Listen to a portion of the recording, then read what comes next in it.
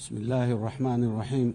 Your Excellency, Antonio Guterres, the UN Secretary General, Your Excellencies, Heads of States and Governments, ladies and gentlemen, it is a great honor and privilege to address the 80th UN General Assembly today at a time when our world is at a critical juncture.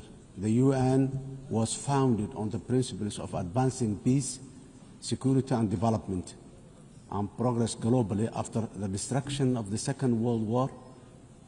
The UN is the embodiment of our common aspiration for a global governance anchored in international law, fairness, and equality. 8 years on, since the first UN General Assembly, we should have already been better together, not seeking to justify why we can't be better together today. Global challenges across the world, people and indeed humanity as a whole is challenged with existential obstacles and threats that we can resolve through dialogue, cooperation, unity and shared purpose. Yet, instead of seeking to strengthen existing and future partnerships and enhancing social solidarity, to achieve this, we are in a world of adverse competition and increasing governance uncertainty. Where we once strived to ask what is right under the international law, today we are witnessing the unapologetic rise of national might to settle disputes. This is a truly dark and dangerous path that threatens the hard-won, rules-based international order we collectively agreed on as UN member states. Excellencies, ladies and gentlemen, while we should be focused strategically on accomplishing the Sustainable Development Goals and leaving no one behind by 2030, the number of fragile states and populations living in poverty is increasing globally. Over 30 member states of the UN today, including my country, Somalia, are classified as a fragile, conflict-affected because of both conflict and social and institutional fragility. When you add the vulnerability stemming from climate change, this number is frightening higher. In addition to this, urbanization is rising at the fastest rate in the human history because of conflict, climate, and lack of economic opportunities in rural communities. Furthermore, food security remains a persistent, deadly challenge affecting billions. According to the World Food Programme, 319 million people are facing acute hunger in 67 countries today. These stark and startling facts must give us all pause for reflection and thought. If we, as a community of nations, are serious about achieving common progress and prosperity for all, as envisioned in the Sustainable Development Goals, we must redouble efforts to strengthen multilateralism, solidarity, and shared action for all our people and planet. Excellencies, ladies and gentlemen, Somalia, as a broad non-permanent member of the United Nations Security Council, is working tirelessly to promote the ideals and the values of peace, stability, and shared opportunities across the world. We are actively working with all Security Council members and the wider UN membership to find solutions for peace in the Middle East, Africa, and Europe. Somalia remains deeply concerned by the continued suffering of the Palestinian people. The ongoing violence, displacement, and deprivation faced in the occupied territories, including Gaza, demand our collective conscience and urgent action. We call for an immediate and lasting ceasefire, unhindered humanitarian access, and renewed commitment towards the two-state solution as the only viable path for a just and lasting peace in the Middle East today.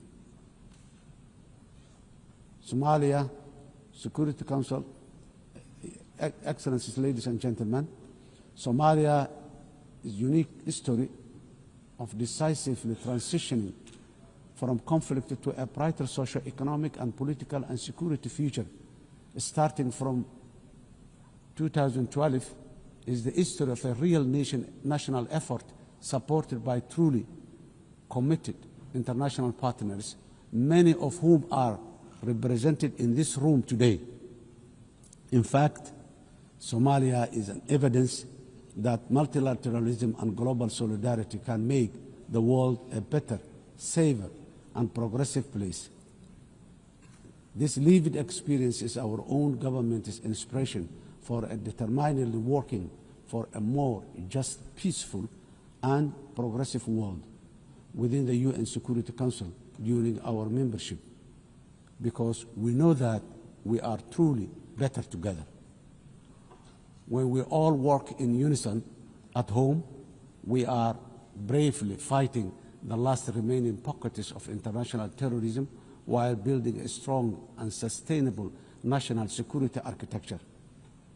We are working closely with all our valuable international partners in defeating the violence, extremism, ideology, falsehoods, and illicit financial systems that facilitate global terrorism. As a result of our efforts in Somalia, our people and citizens across the world are safe today.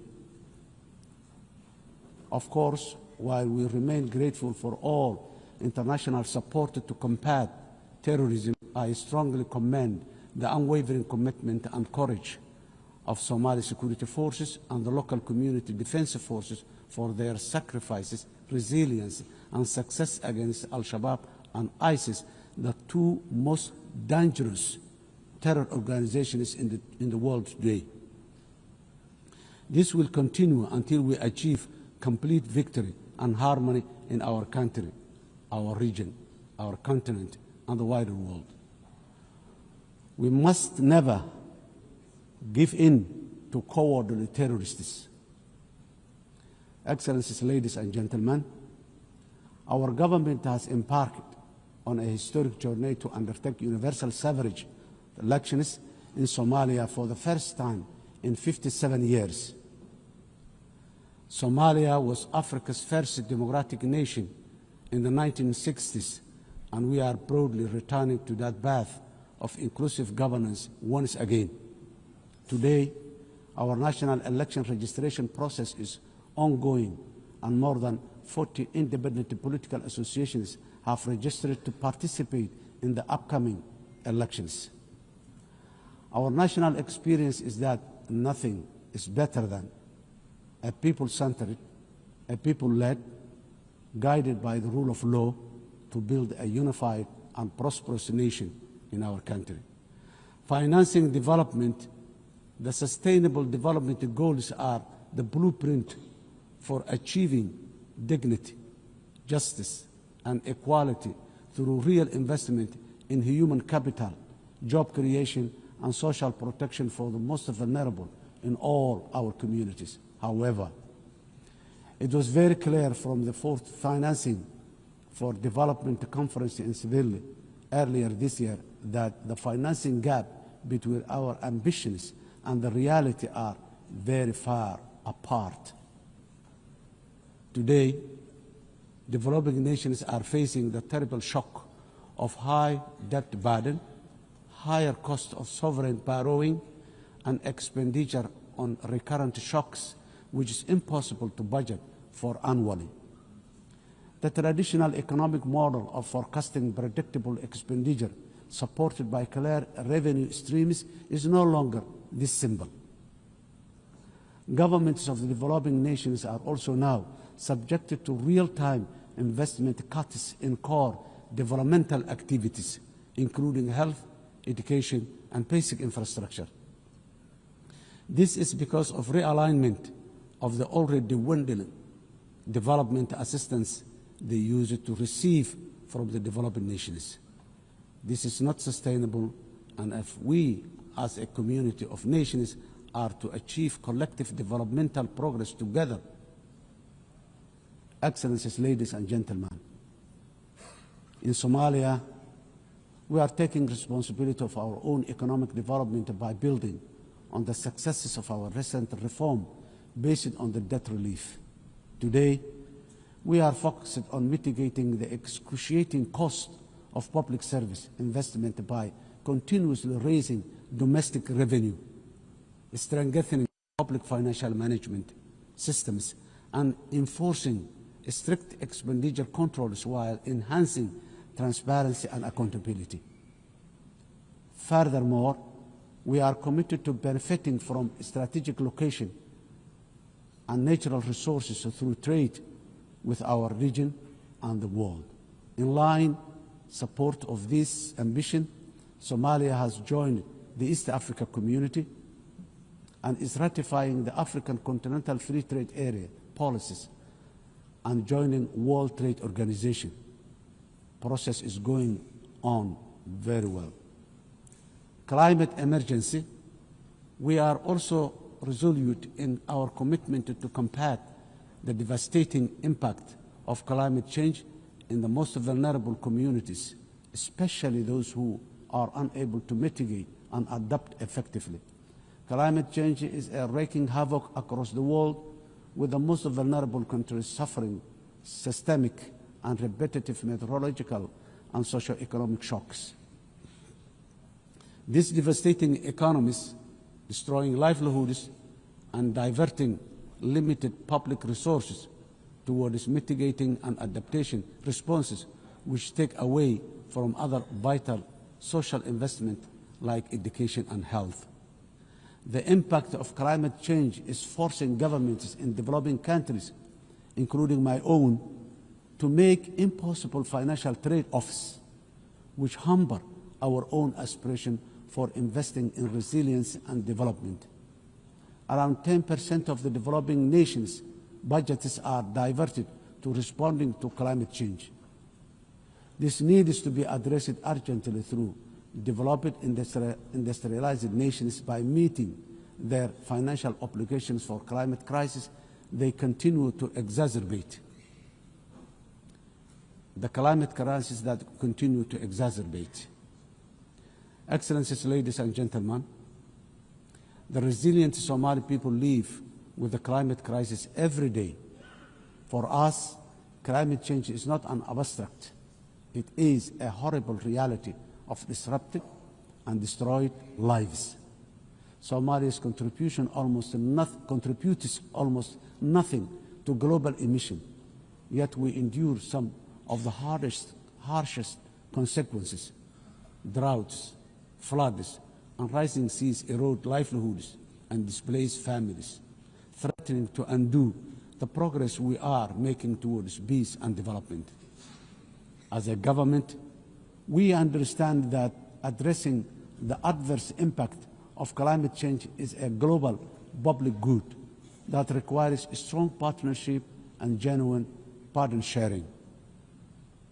On our part, Somalia has adopted the national climate change policy, updated our national determined contribution, and is preparing its first biennial transparency report.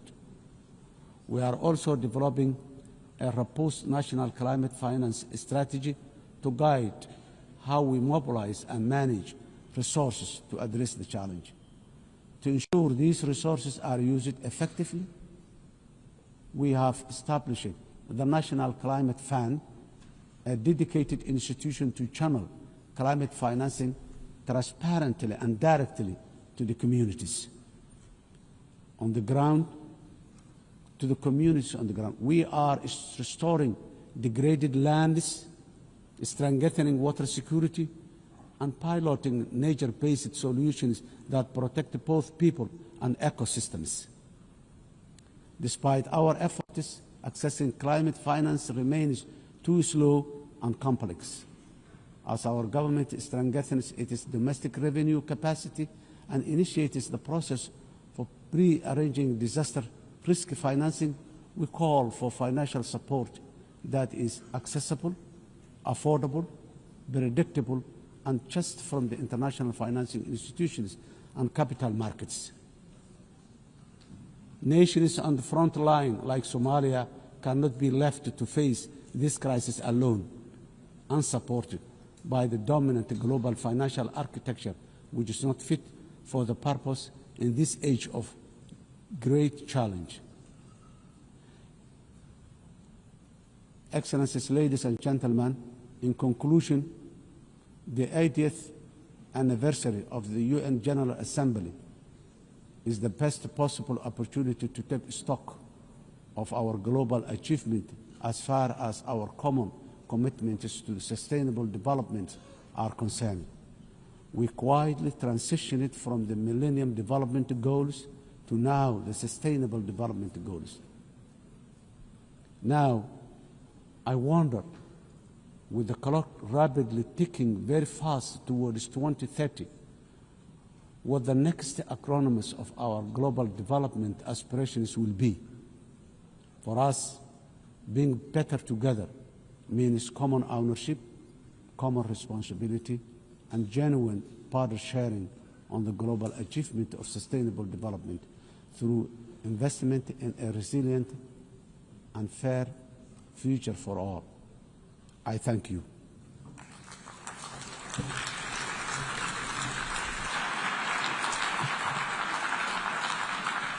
On behalf of the Assembly, I wish to thank the President of the Federal Republic of Somalia.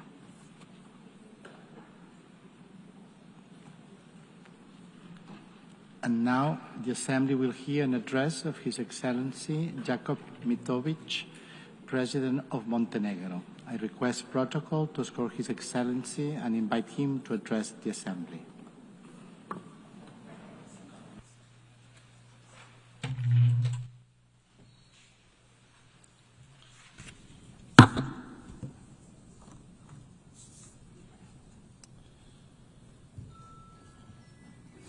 Mr. Speaker, Excellencies, ladies and gentlemen, allow me to convey my warmest congratulations to Her Excellency Annalena Baerbock on her election as the President of the 80th session of the General Assembly.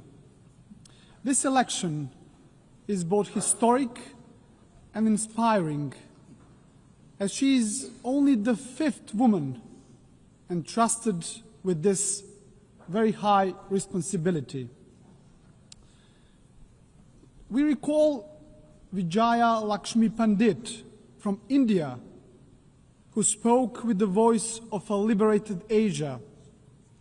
Angie Brooks, a Liberian diplomat and a judge who championed the rights of small states and women in Africa. Haya Rashid Al Khalifa from Bahrain, who brought a message of dialogue and international law from the heart of the Middle East.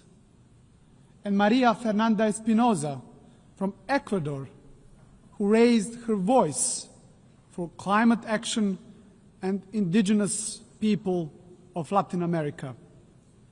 And each of them left a mark of their time. So this election gives Europe the opportunity to embody the principles of the unwavering defense of human rights and multilateralism. Dear colleagues, this year, as we commemorate 80 years since the founding of the United Nations, we reflect on the remarkable journey of this great organization that was created as a mission of global peace. Born from the ashes of the Second World War, the United Nations emerged as a beacon of hope for humanity. Dear colleagues, imagine the devastated cities throughout the world back in 1945. Warsaw, reduced to ashes. St. Petersburg, shattered after the years of the siege. Berlin, in ruins. Hiroshima and Nagasaki struck by the unimaginable horror. And my hometown and the current capital of Montenegro, Podgorica, was also in the bombings virtually razed to the ground. And imagine at the same time the world leaders gathered who, despite their wounds, looked to the future. And at that very moment, when the trenches between nations still existed and the graves of the loved ones were still fresh, the Organization of the United Nations was born. The idea that light could emerge from darkness and that solidarity could triumph over despair. Despite the unprecedented destruction, the idea of peace and unity triumphed over division and hostility. The leaders of that time understood the urgent need for a strong global organization capable of preventing all future wars and fostering cooperation among nations. As part of the former Yugoslavia, Montenegro was among the founding nations of the United Nations. We have so far established an international system that promotes peace, upholds rules-based global order, safeguards human rights, and fosters sustainable development. Dear colleagues, without the United Nations, much of our collective progress would have remained just a distant dream. Yet, even after 8 decades, we must also acknowledge a sobering truth. The absence of the World War has not always meant the presence of genuine peace and prosperity in the world.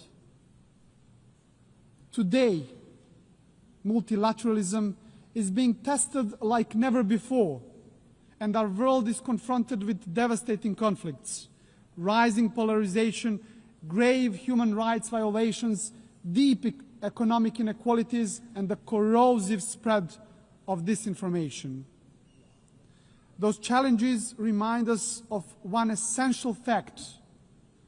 We cannot afford the marginalization of the United Nations, nor the silencing of the international law. Dear colleagues, now more than ever, we need to renew our commitment to the founding principles of the UN Charter. And despite its imperfections, the United Nations remains the only global organization where every nation has a seat and a voice, and where international law remains the basis for international legitimacy. And that makes the United Nations indispensable. Ladies and gentlemen, since regaining our independence back in 2006, Montenegro worked hand in hand with the United Nations to advance reforms in sustainable development, human rights and good governance, and in line with our European Union membership aspirations. Next year, we will proudly mark 2 decades of regaining our independence, as well as 2 decades of our UN membership. So over the past 20 years, Montenegro has evolved into a modern democracy. This transformation is also reflected in our economy, which has grown steadily, driven by key sectors such as tourism and energy. Our resilience has been tested by many global crises.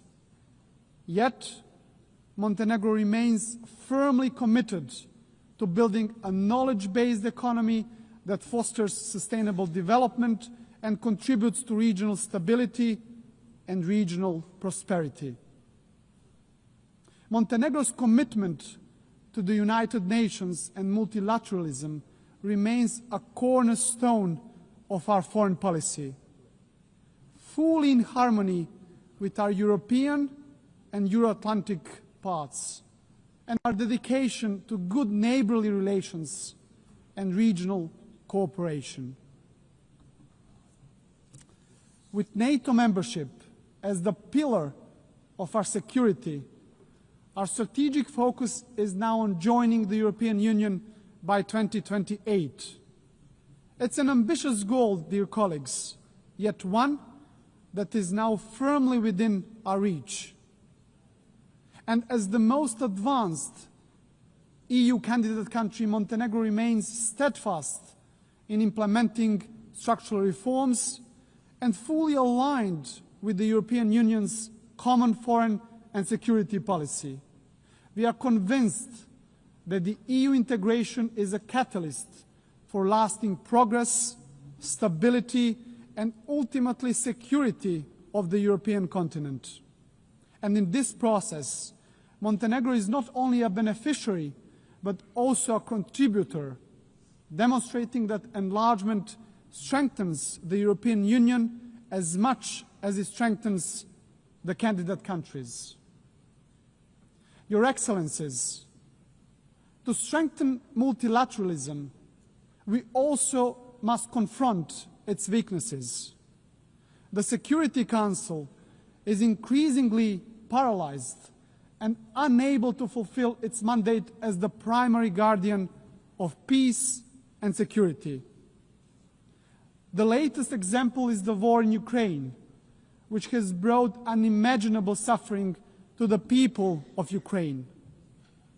And Montenegro welcomes recent diplomatic efforts of the international community led by the United States aimed at achieving a just and lasting peace. And we sincerely hope that these efforts will succeed. At the same time, Montenegro is deeply concerned about the unfolding humanitarian suffering of the Palestinian people in Gaza, and we call for an immediate ceasefire. Montenegro also strongly condemned the horrific terrorist attack by Hamas on October the 7th, 2023, and calls for unconditional release of all hostages. Montenegro has consistently supported a peaceful resolution of the Israeli-Palestinian conflict based on the two-state solution in full accordance with international law and relevant United Nations resolutions. And this is why we also endorsed the New York Declaration on the peaceful settlement of the question of Palestine and the implementation of the two-state solution. Dear colleagues, dear delegates, Montenegro fully supports the implementation of the UN Pact for the Future, as well as the Seville Compromise, a renewed global commitment for financing sustainable development, as important steps in strengthening our collective capacity to respond to global challenges. And we also believe that the upcoming second World Summit for Social Development must move decisively beyond reflection and analysis and deliver concrete, tangible solutions that will improve lives of people across the globe. Ladies and gentlemen, back in 1991, Montenegro proudly became the world's first ecological state, a milestone that proclaimed our commitment to the highest principles of environmental protection, the preservation of nature, and the pursuit of sustainable development. UN Agenda 2030 remains our guiding light for sustainable development, and Montenegro takes pride in being among the first countries in the world to integrate all the SDGs into its national framework almost a decade ago. A further important step in advancing the implementation of the 2030 Agenda was the creation of the SDG Acceleration Fund, a powerful mechanism for financing SDG goals. Ladies and gentlemen, for Montenegro, the priority is clear, which is to create conditions that will enable our young people to build their future at home, offering them equal opportunities to thrive. And by insisting on the value of knowledge and ensuring equal access to education, we strive to reduce inequalities and empower our citizens to reach their full potential. Ladies and gentlemen, climate change must be tackled globally and urgently. And it is no longer just warnings from the scientists. It is floods that swallow villages and cities, fires that destroy forests, fields, and homes, and delaying a more decisive action on the international scale means gambling with the lives of those who live today, but also of the future generations. Dear colleagues, rapid technological change, and particularly the rise of the artificial intelligence, must be harnessed in a safe, responsible, and inclusive manner. Technology should be an evolutionary gift to humanity, developed, founded, and guided with social responsibility, serving the greater good. Ladies and gentlemen, globally, human rights and fundamental freedoms continue to face serious challenges. And while significant progress has been achieved in advancing women's rights since the adoption of the Beijing Declaration, much remains to be done. In this regard, Montenegro is fully committed to gender equality. We have harmonized national policies with the best international standards, strengthened our institutions dedicated to the protection of women's rights, and promoted women's leadership in all spheres of our society.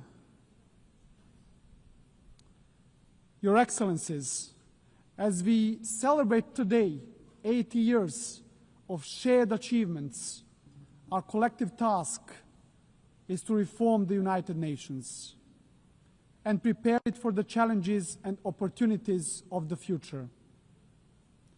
Criticism of the UN reflects not just on the organization itself, but on all of us as member states. For it is we who have created it, who guide it, and who bear responsibility to strengthen it. This is why Montenegro strongly supports the Secretary General's reform initiative, UN80. It must not be seen as a mere bureaucratic exercise, but embraced as a commitment, a solemn commitment that the United Nations of tomorrow will be more agile and more efficient. And at the heart of these efforts must remain the UN's three key pillars: peace and security, sustainable development, and human rights, as the bedrock of all United Nations action. To conclude, dear friends, Montenegro is firm in its conviction that the United Nations must remain the cornerstone of peace, international law must prevail over force, and the rule-based order must be further strengthened. For without these principles, there can be no trust among nations, no true security, and no hope for a just and lasting peace in the world. And let me, at the end, quote the most famous writer from our part of the world and the Nobel Prize laureate, Ivo Andrić, who wrote in his masterpiece, The Bridge on the River Drina, of everything that man erects and builds in his urge for living, nothing is, in my eyes, better and more valuable than bridges. They are more important than houses, more sacred than temples, for they belong to all and are equal for everyone. Dear colleagues, this timeless truth reminds us that bridges are not only structures of stone, but structures of peace. It is a dialogue that builds bridges, and it is only through bridges that nations can walk towards peace. So our task is not to be passive heirs of history, but active builders of a better legacy. So let the next 80 years of the United Nations be not years of hesitation, but of courage and solidarity. So guided by these values, Montenegro will continue to build bridges, strengthen dialogue, and work tirelessly towards a future of stability, future of progress, and future of common success, fully aligned with the very spirit and mission of the United Nations. Thank you very much for your attention.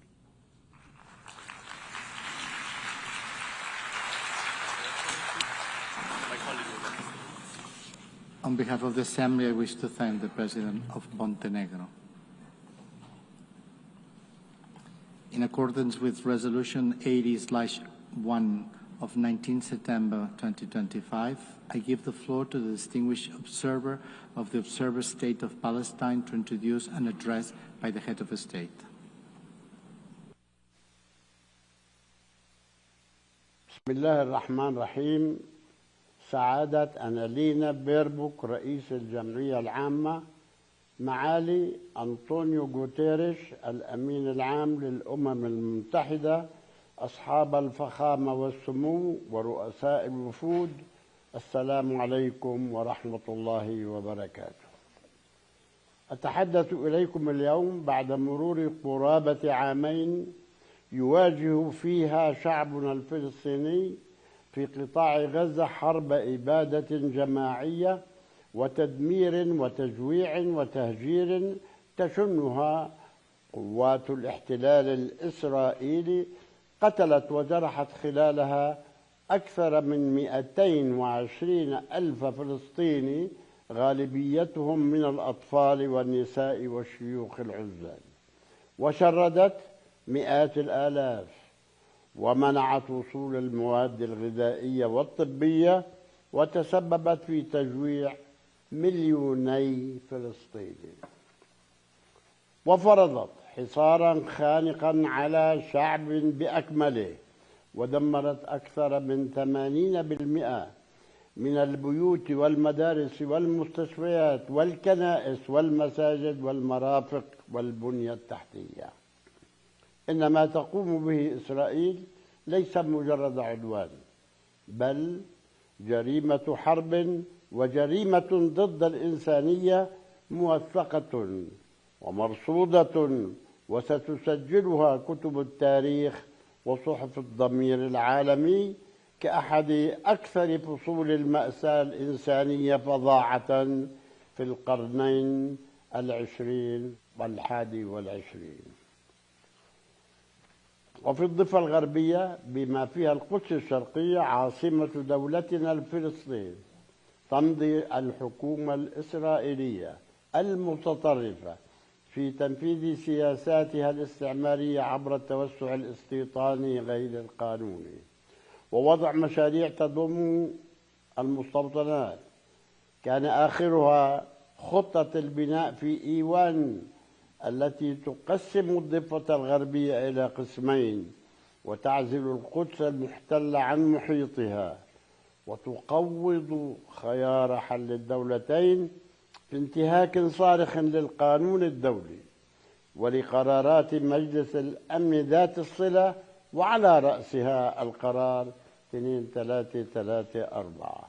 هذا علاوة على إعلان رئيس الوزراء الإسرائيلي عن خطة ما يسميه إسرائيل الكبرى التي نرفضها ونستنكرها أشد الاستنكار، والتي تشمل التوسع في دول عربية ذات سيادة، فضلا عن الهجوم الغاشم على دولة قطر الشقيقة، والذي ندينه ونعتبره تصعيدا في غاية الخطورة وانتهاكا صارخا للقانون الدولي، ويتطلب تدخلا حاسما وإجراءات رادعة لمثل هذه المخططات التوسعية.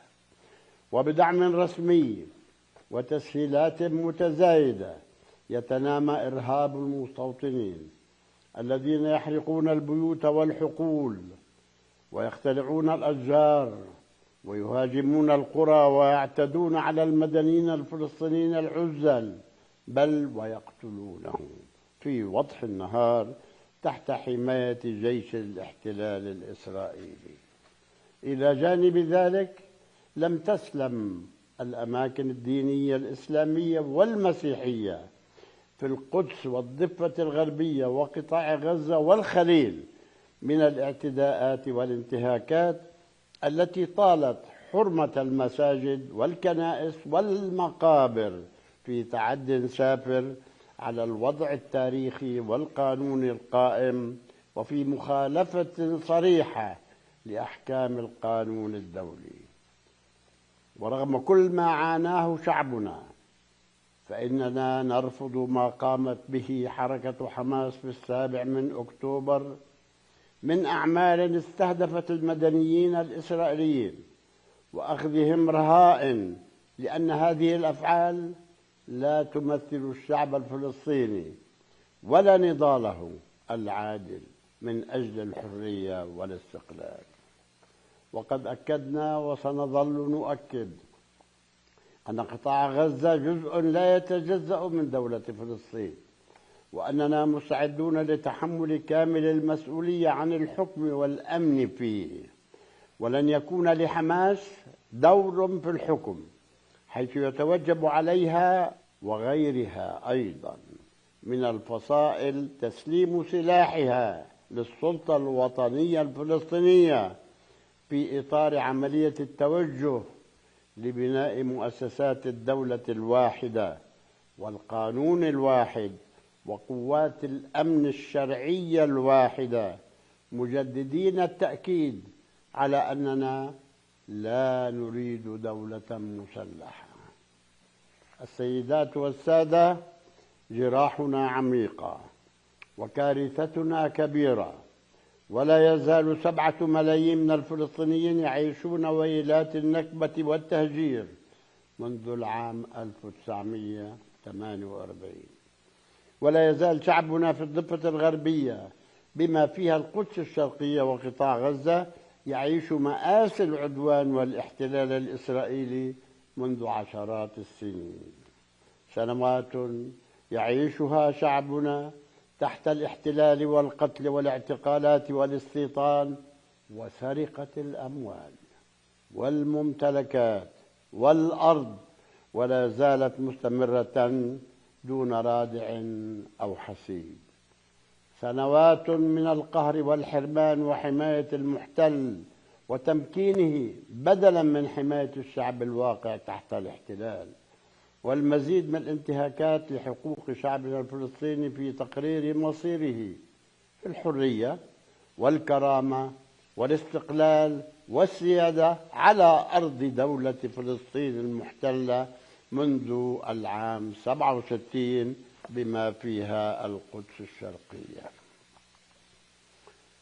أكثر من 1000 قرار في الأمم المتحدة لم ينفذ واحد منها، والعديد من الجهود والمبادرات الدولية دون الوصول إلى نهاية لهذا الوضع المأساوي الذي يعيشه الشعب الفلسطيني تحت نير الاحتلال. وفي العام 1993 وقعنا اتفاق أوسلو والتزمنا بكل بنوده، واعترفنا بدولة إسرائيل، واعترفت إسرائيل في ذلك الوقت بمنظمة التحرير الفلسطينية ممثلا شرعيا ووحيدا للشعب الفلسطيني. بناء على هذا أعدنا هيكلة مؤسساتنا، وعدلنا ميثاقنا الوطني، ونبذنا العنف والإرهاب، واعتمدنا ثقافة السلام، وبذلنا كل جهد لبناء مؤسسات دولة فلسطينية عصرية تعيش جنبا إلى جنب في أمن وسلام مع دولة إسرائيل. ولكن إسرائيل لم تلتزم بالاتفاقات الموقعة، وعملت بشكل ممنهج على تقويضها. السيدات والسادة، قبل 3 أيام فقط اجتمعنا في مؤتمر دولي رفيع المستوى في نيويورك تحت الرئاسة المشتركة لفرنسا والمملكة العربية السعودية، وبحضور دولي واسع ومواقف موحدة عبرت عن إرادة دولية حقيقية لوضع حد لهذا الصراع التاريخي عبر الاعتراف بدولة فلسطين وإنهاء الاحتلال وإعادة الأمل للشعبين الفلسطيني والإسرائيلي. وأود هنا أن أعبر باسم الشعب الفلسطيني عن بالغ التقدير والعرفان لجميع الدول التي اعترفت مؤخرا بدولة فلسطين، وتلك التي تنوي الاعتراف في وقت قريب.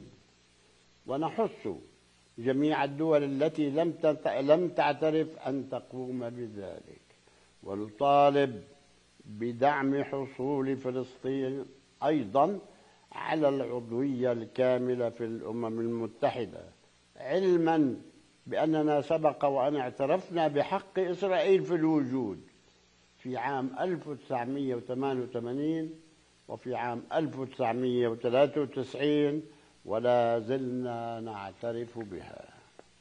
وفي هذا الصدد نشكر كل من فرنسا وبريطانيا وكندا وأستراليا وبلجيكا والبرتغال واللوكسمبورغ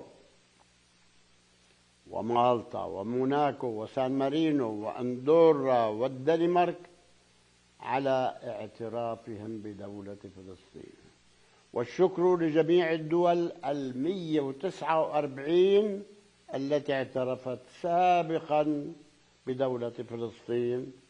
شعبنا لن ينسى لكم هذا الموقف النبيل. كما نشيد بالدور الكبير لرئاسة المؤتمر المملكة العربية السعودية وفرنسا وكذلك بريطانيا. والشكر موصول لجميع الدول التي ترأست مجموعات العمل وتلك التي شاركت وتشارك في التحالف الدولي من أجل السلام.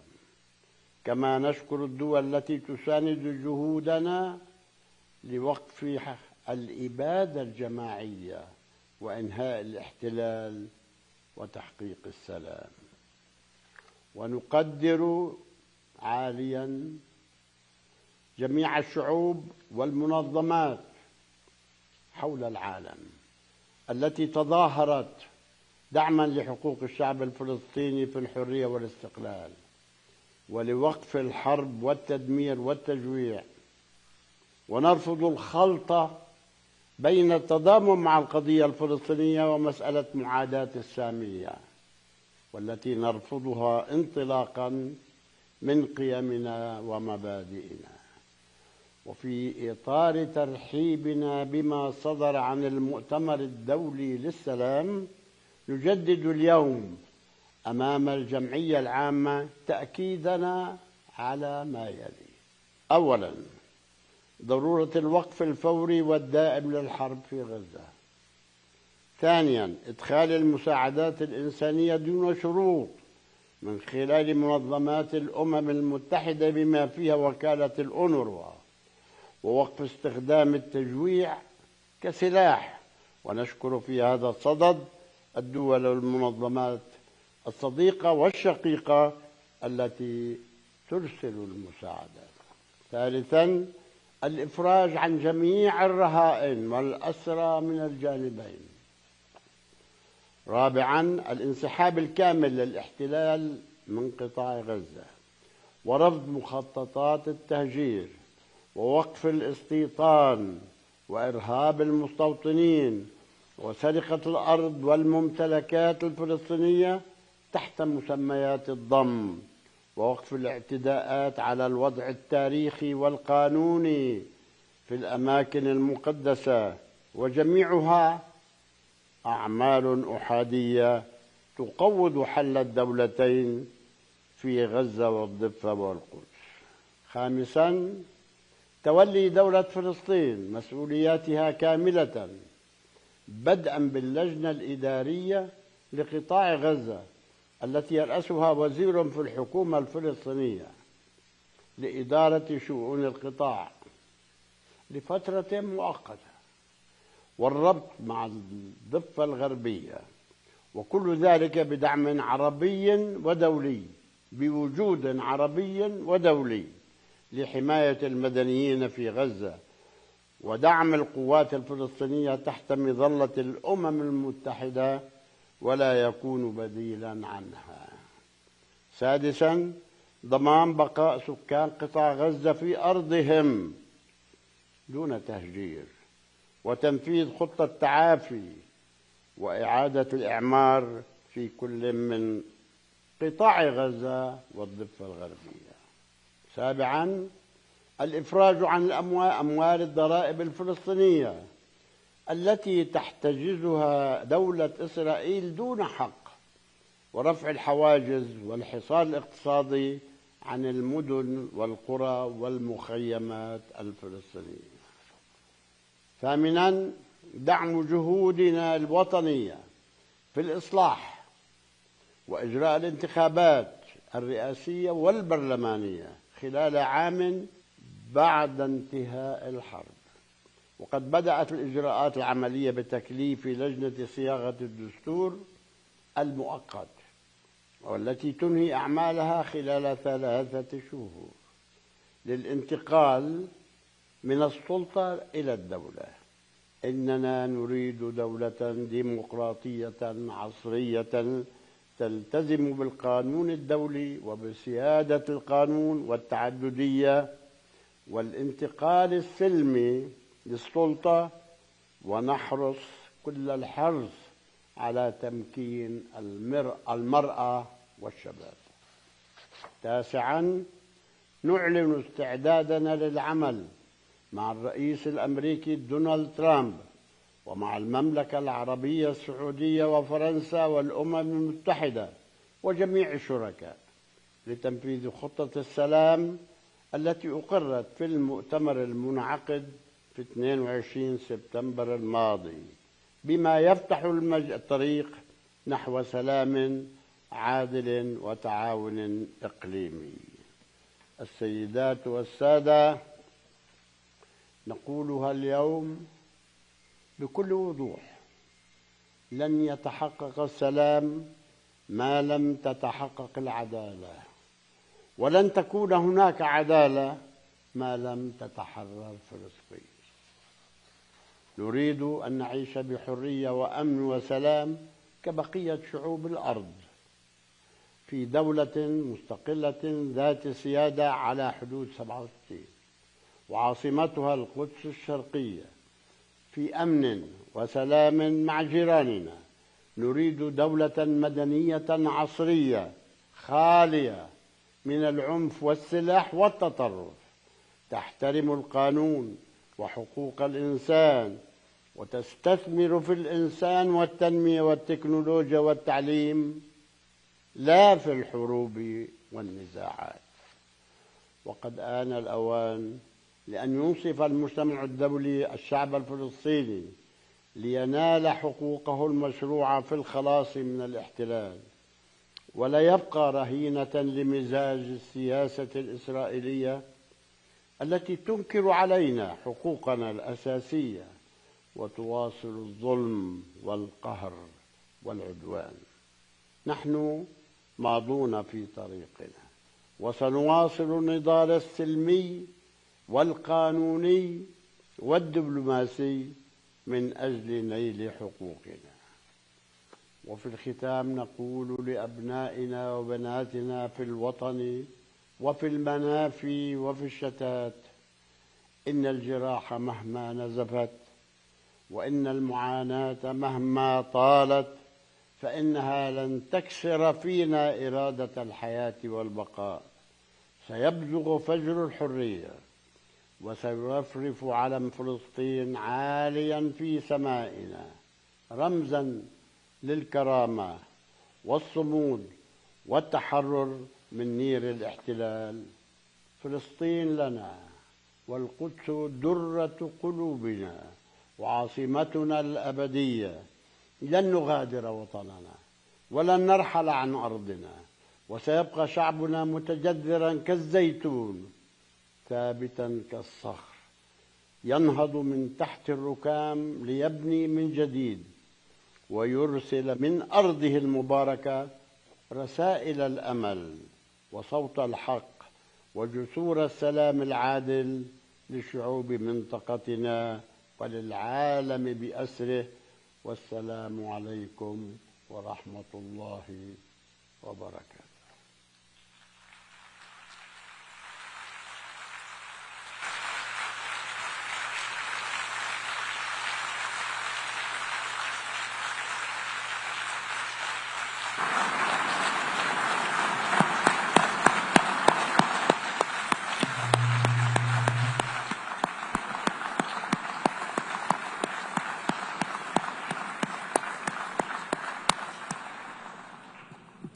On behalf of the Assembly, I wish to thank His Excellency Mahmoud Abbas, President of the State of Palestine.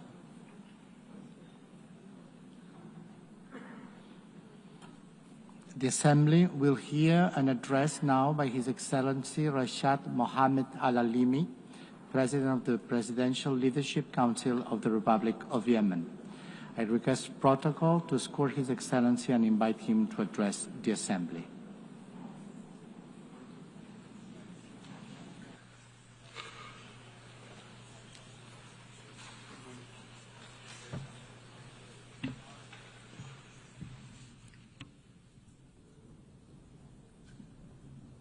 بسم الله الرحمن الرحيم.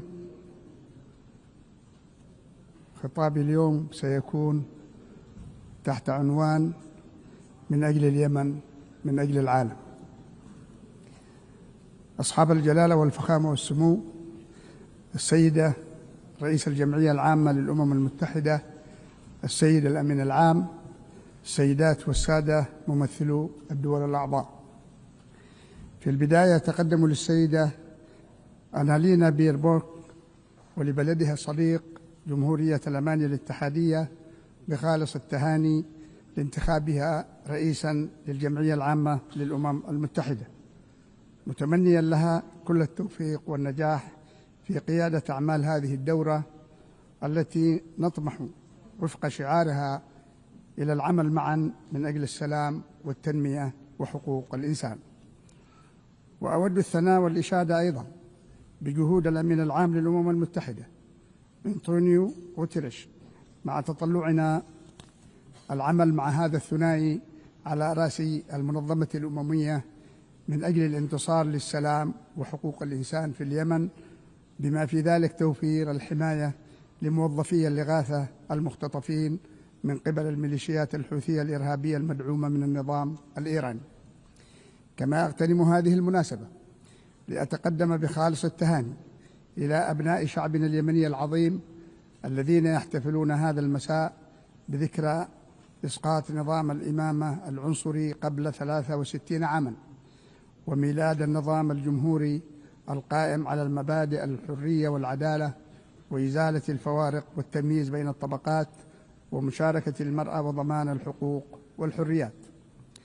السيدات والسادة، في إطار هذه المؤسسة التي جاءت على أنقاض حرب مروعة تعهدت البشرية قبل 8 عقود ألا يترك شعب وحيدا أمام الاستبداد أو الفوضى أو المجاعة دون سند من المجتمع الدولي. تعهدتم وتعهدنا معا أن تكون هذه المؤسسة أمينة على الكرامة الإنسانية وحق الشعوب في العيش الكريم والأمن والتنمية والسلام. واليوم وبعد كل تلك السنوات نحمل إليكم السؤال المصيري ذاته من الشعب اليمني حول ما إذا كانت تلك القيم ما تزال حية أم لا، وإلا ماذا يعني أن يترك بلدنا رهينة لمشروع النظام الإيراني التوسعي وميليشياته التي تستخدم الجوع كسلاح والدين كأداة والممرات البحرية كوسيلة ابتزاز؟ ماذا يعني أن يتحول هذا البلد العريق إلى إحدى أخطر بؤر الإرهاب العابر للحدود في العالم؟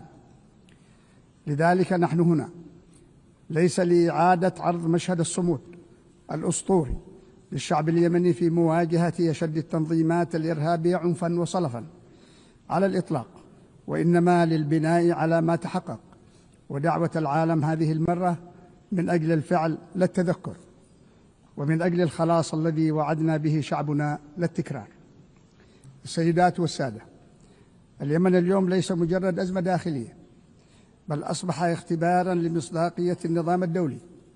فبعد أكثر من عقد على انقلاب الميليشيات الحوثية على التوافق الوطني بدعم من النظام الإيراني، يعيش شعبنا إحدى أكبر الأزمات الإنسانية، ويواجه تهديدات أمنية تتجاوز حدوده إلى الإقليم والعالم بأسره.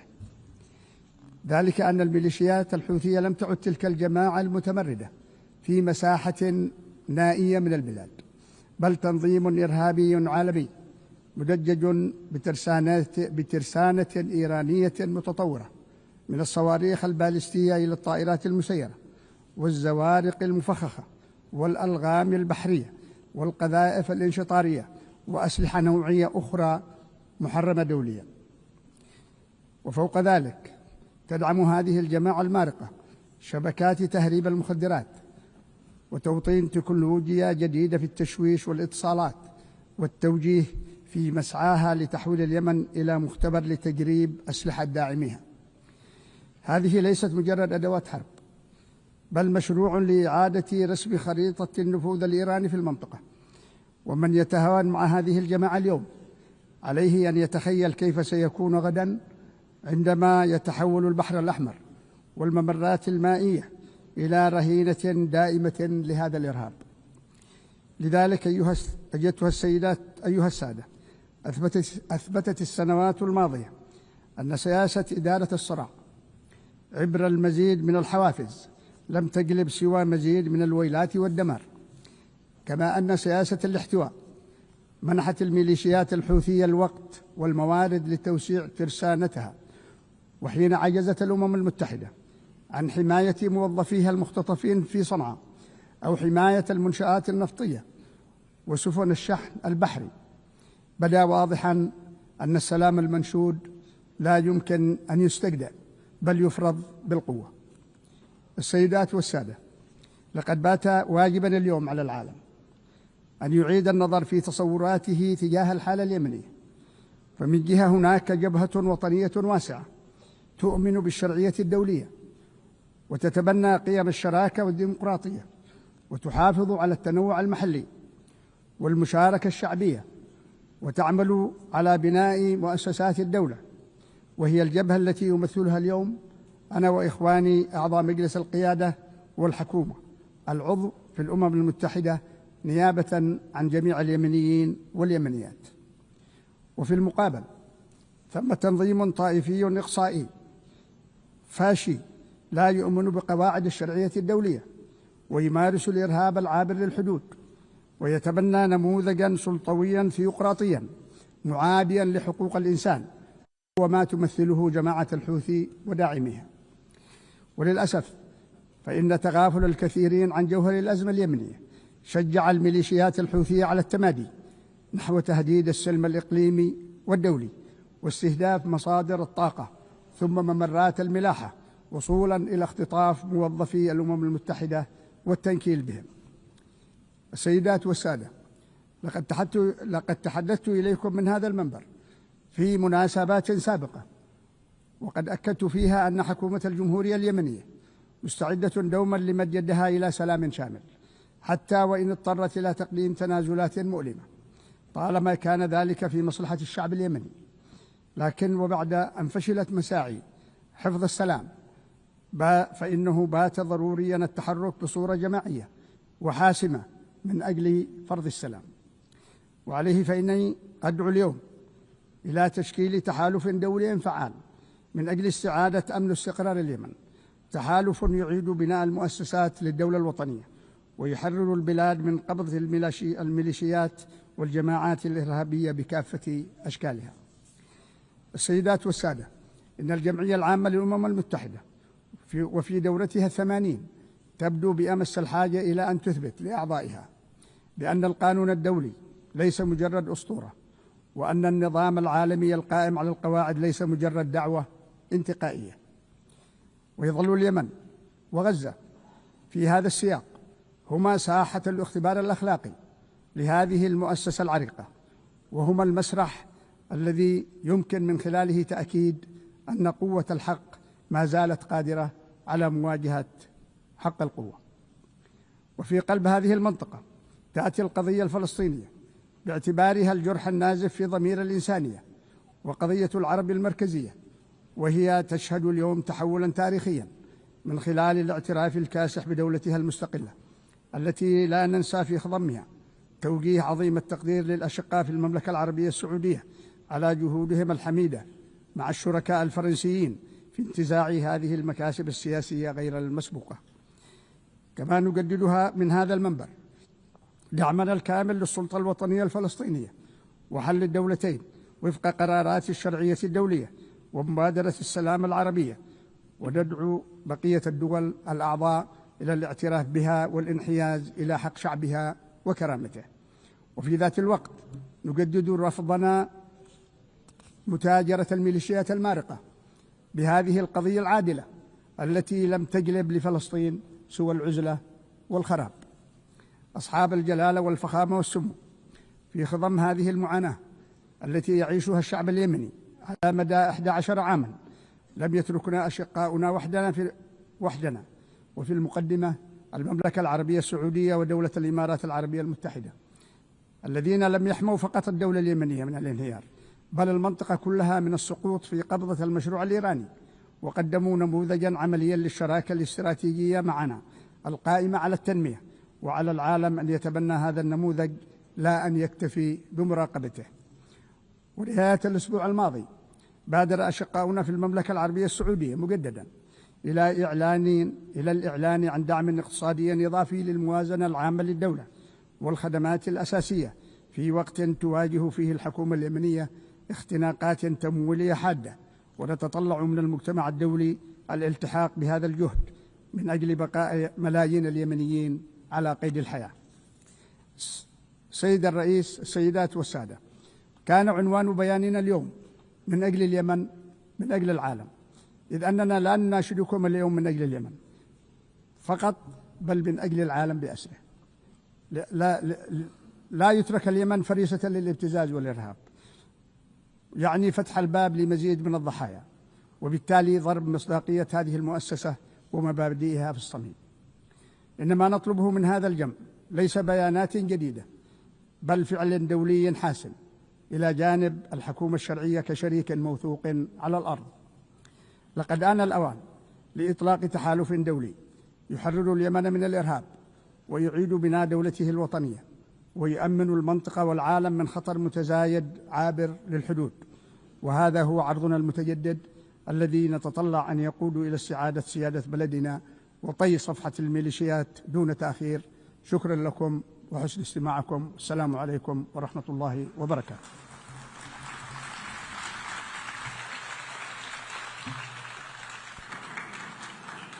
On behalf of the Assembly, I wish to thank the President of the Presidential Leadership Council of the Republic of Yemen. The Assembly will hear now an address by Her Excellency Gordana Dzidzanovska-Davkova, President of the Republic of North Macedonia. I request protocol to escort Her Excellency and invite her to address the Assembly.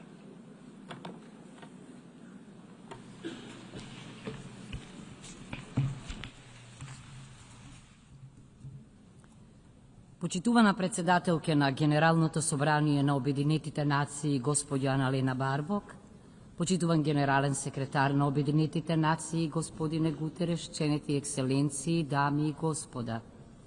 Како темел на меѓународното право и мултилатерализмот, Обединетите нации спречија нова светска војна, превенираа бројни конфликти и ги ублажија последиците од многу хуманитарни кризи. Им помогнаа на повеќе народи да го изодат патот до суверена еднаквост, издигнаа милиони луѓе од екстремна сиромаштија, описменија цели генерации. Го потикнаа глобалното движење за права и слободи, за социјална правда и еднаквост. Ја пробудија совеста за заштита на животната средина и го мобилизираа човештвото во борбата со климатските промени. За овие и многу други постигнувања, Обединетите нации и нејзините агенции и лидери добија дури 12 Нобелови награди за мир. Но, Обединетите нации денес се соочуваат со геополитички и геоекономски земјотрес, што ги тресе самите темели на поредокот изграден по Втората светска војна. Денешните кризи се последици на длабоки тектонски поместувања, што ги подриваат принципите што го обликуваа светот изминативе 80 години. Пред наши очи започнува нова геополитичка ера. Наместо заедно да одговориме на ургентните предизвици, како што се мирот и безбедноста, климатските промени и уништувањето на животната средина, вештачката интелигенција и растечките нееднаквости, се чини дека одиме кон пост-хопсовска состојба на војна на сите против самите себе. Наместо еден меѓународен поредок, како да никнуваат паралелни поредоци, секој со своји правила, вредности и интереси, што неретко се насочени едни против други. Парализирани и изолирани, баш кога се најпотребни, се прашувам дали може би Обединетите нации се претвараат во Лигата на народите. Знаците се насекаде околу нас. Наместо да создаваме свест за споделена иднина, човештвото се соочува со војни и со губење на хуманоста. Со се почестото игнорирање на меѓународното хуманитарно право, гладот станува оружје, а хуманитарните работници мета. Во амбиент на секојдневно насилство, светот осцилира меѓу нихилистички песимизам и хедонистички ескепизам, меѓу безнадежно ламентирање и бездушна индиферентност, како во првите децении на 20 век. Потресите на меѓународниот поредок отворија длабоки геополитички раседи. Еден од најактивните е во Украина, каде веќе 3,5 децении, 3,5 години бесна е војна. Руската агресија е флагрантно кршење на повелбата на Обединетите нации и директно ги загрозува меѓународниот мир и безбедноста. Изразуваме силна загриженост и за неодамнешните нарушувања на воздушниот простор на Полска, Романија и Естонија, земји членки на НАТО. Ја поддржавме заедничката изјава од 12 септември и повикуваме на итна деескалација, доследно почитување на меѓународното право и примена на превентивната дипломатија за намалување на тензиите и зачувување на мирот. Ваши екселенции, геополитичката раседна линија минува и низ регионот на Западен Балкан. Процесот на македонското пристапување кон Европската Унија веќе 20 години е континуирано попречуван, но не врз основа на објективните копенхагенски критериуми, туку поради субјективни националистички причини. Најновиот ЕУ услов за почеток на нашите преговори е нова наметната промена на Уставот. Уставот, како лекс супериор и општествен договор меѓу граѓаните во Русова смисла на зборот, е највнатрешното прашање на секоја држава.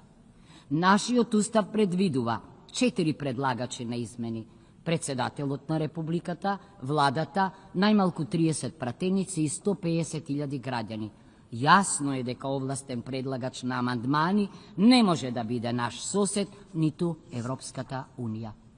Укажувам дека условувањето на почетокот на преговорите со нови уставни измени повторно ги отвара прашањата за историјата, културата и јазикот, за кои бевме убедувани дека се затворени со Преспанскиот договор со Грција.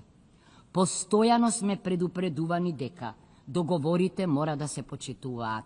Пакта сунт серванда. Се согласувам, но напоменувам дека во договорот за пријателство, добрососедство и соработка со Бугарија нема одредби за уставни измени. Конечно, со конститутивните акти ЕУ себе си се дефинира како единство на различности и се обврзува да ги почитува културната и јазичната различност, националниот и културниот идентитет, дигнитетот и интегритетот.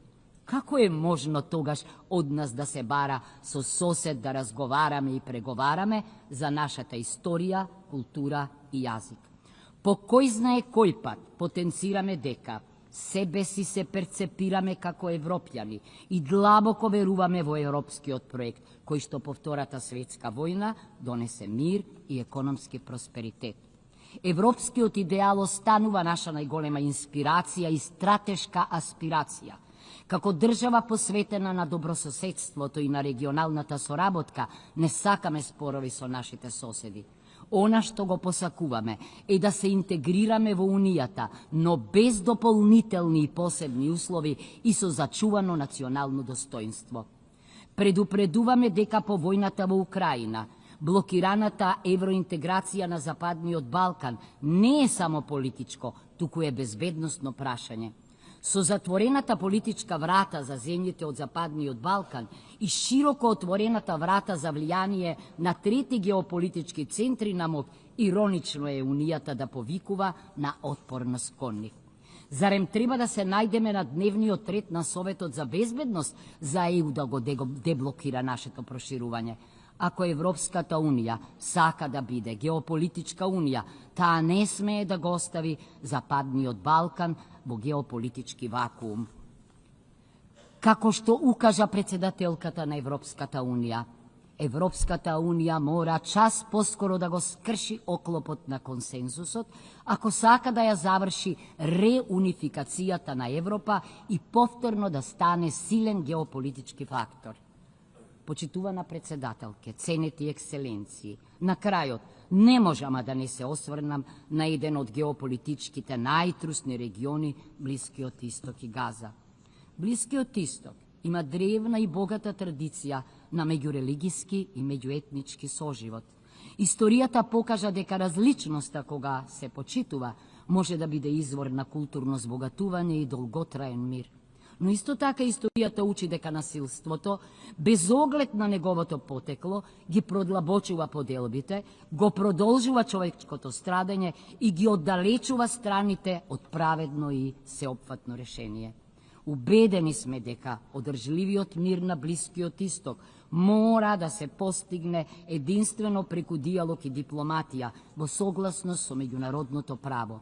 Неприкосновеноста на човечкиот живот и достоинство мора да се почитуваат дури и за време на војна во согласност со меѓународното хуманитарно право.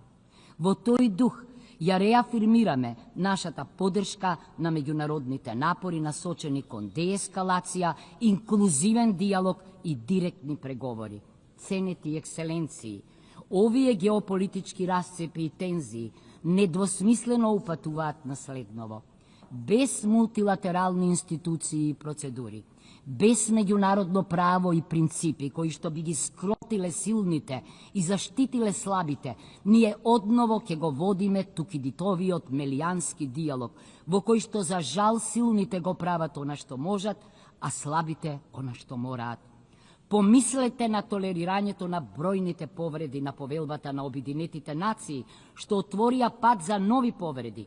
Сетете се на неимплементираните резолуции на Генералното собрание, на неспроведените пресуди и игнорираните мислења на Меѓународниот суд на правдата, на мировните напори блокирани во Советот за безбедност.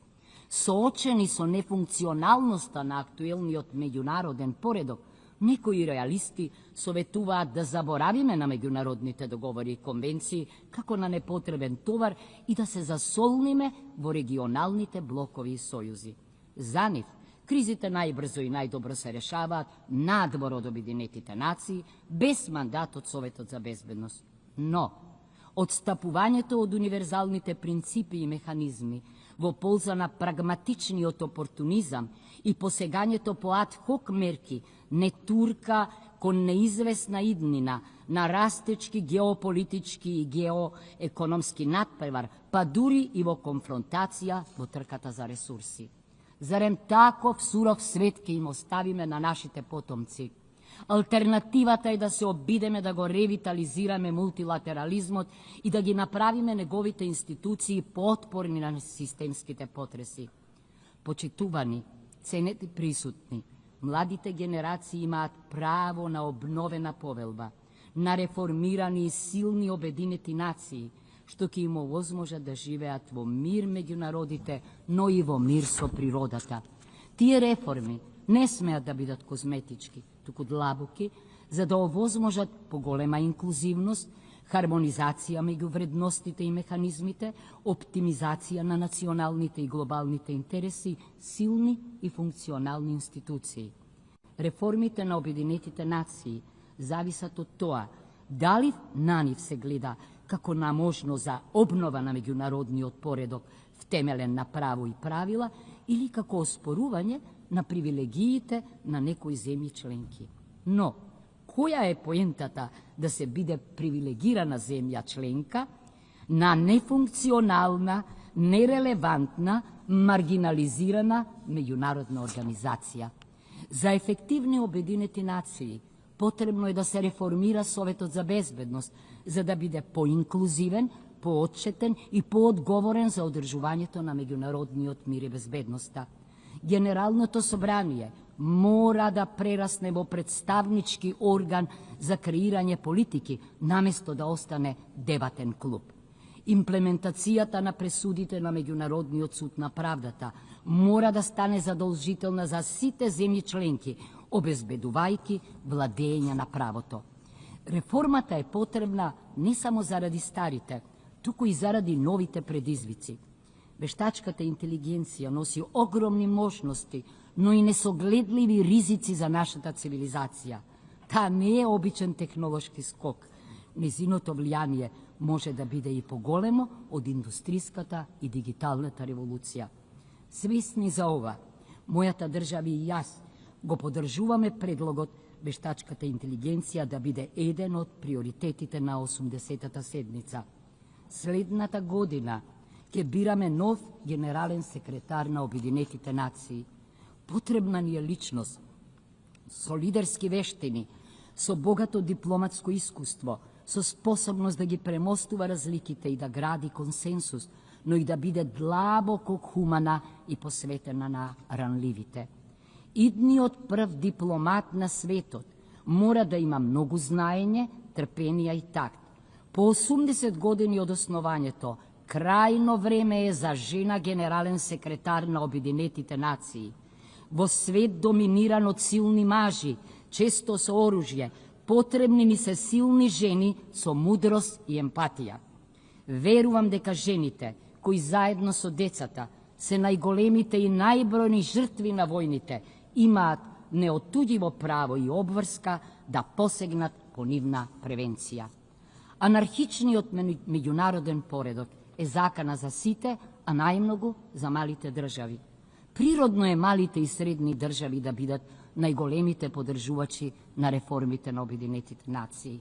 Ценети екселенции, дозволете да споделам што правиме ние на овој план. Го поддржавме усвојувањето на пактот за иднината како нов глобален општествен договор. Живеејќи во еден од климатски најранливите региони во светот, Медитеранот, македонските граѓани веќе ги чувствуваат последиците од климатската криза, како што се екстремните временски услови. Затоа на КОП-29 во Баку го поддржавме спроведувањето на Парискиот договор. Ја поддржавме обврската од Севилја за финансирање на развојот и ги интегриравме целите за одржлив развој во нашата национална развојна стратегија 2024-2044. На третата конференција на Обединетите нации за океанот во Ница се заложивме за силно меѓународно управување со океаните, поддржувајќи го акцијскиот план.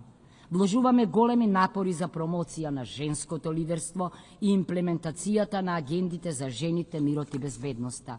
Ја потпишавме новата рамка за соработка со Обединетите нации 2026-2030 заради обезбедување на инклузивен, социјален и човечки развој, одржлива економија и достојна работа, отпорно и зелено општество и екосистеми, владење на правото и добро управување. Почитувани, пред голем испит сме, или ќе го гарантираме меѓународниот поредок врз визионерски принципи, или ќе итаме кон катастрофа со несогледливи размери за човештвото. Поранешниот генерален секретар Даг Хамершелд подсети дека Обединетите нации не се формирани за да не однесат во рајот, туку за да не спасат од пеколот. Треба да ги препознаеме Обединетите нации за она што се, навистина несовршен, но неопходен инструмент на нациите во работењето за мирна еволуција кон поправеден и побезбеден светски поредок. Да им ја дадеме таа шанса. Благодарам.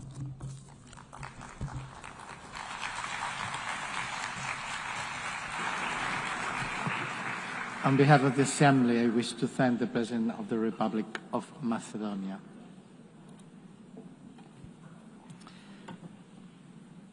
L'Assemblée va entendre l'allocution de son Excellent Monsieur Anthony Frank Laurent Saint-Cyr, président du Conseil présidentiel de transition de la République d'Haïti. Je prie le protocole de vouloir l'accompagner, son Excellence, qui j'invite à prendre la parole devant l'Assemblée.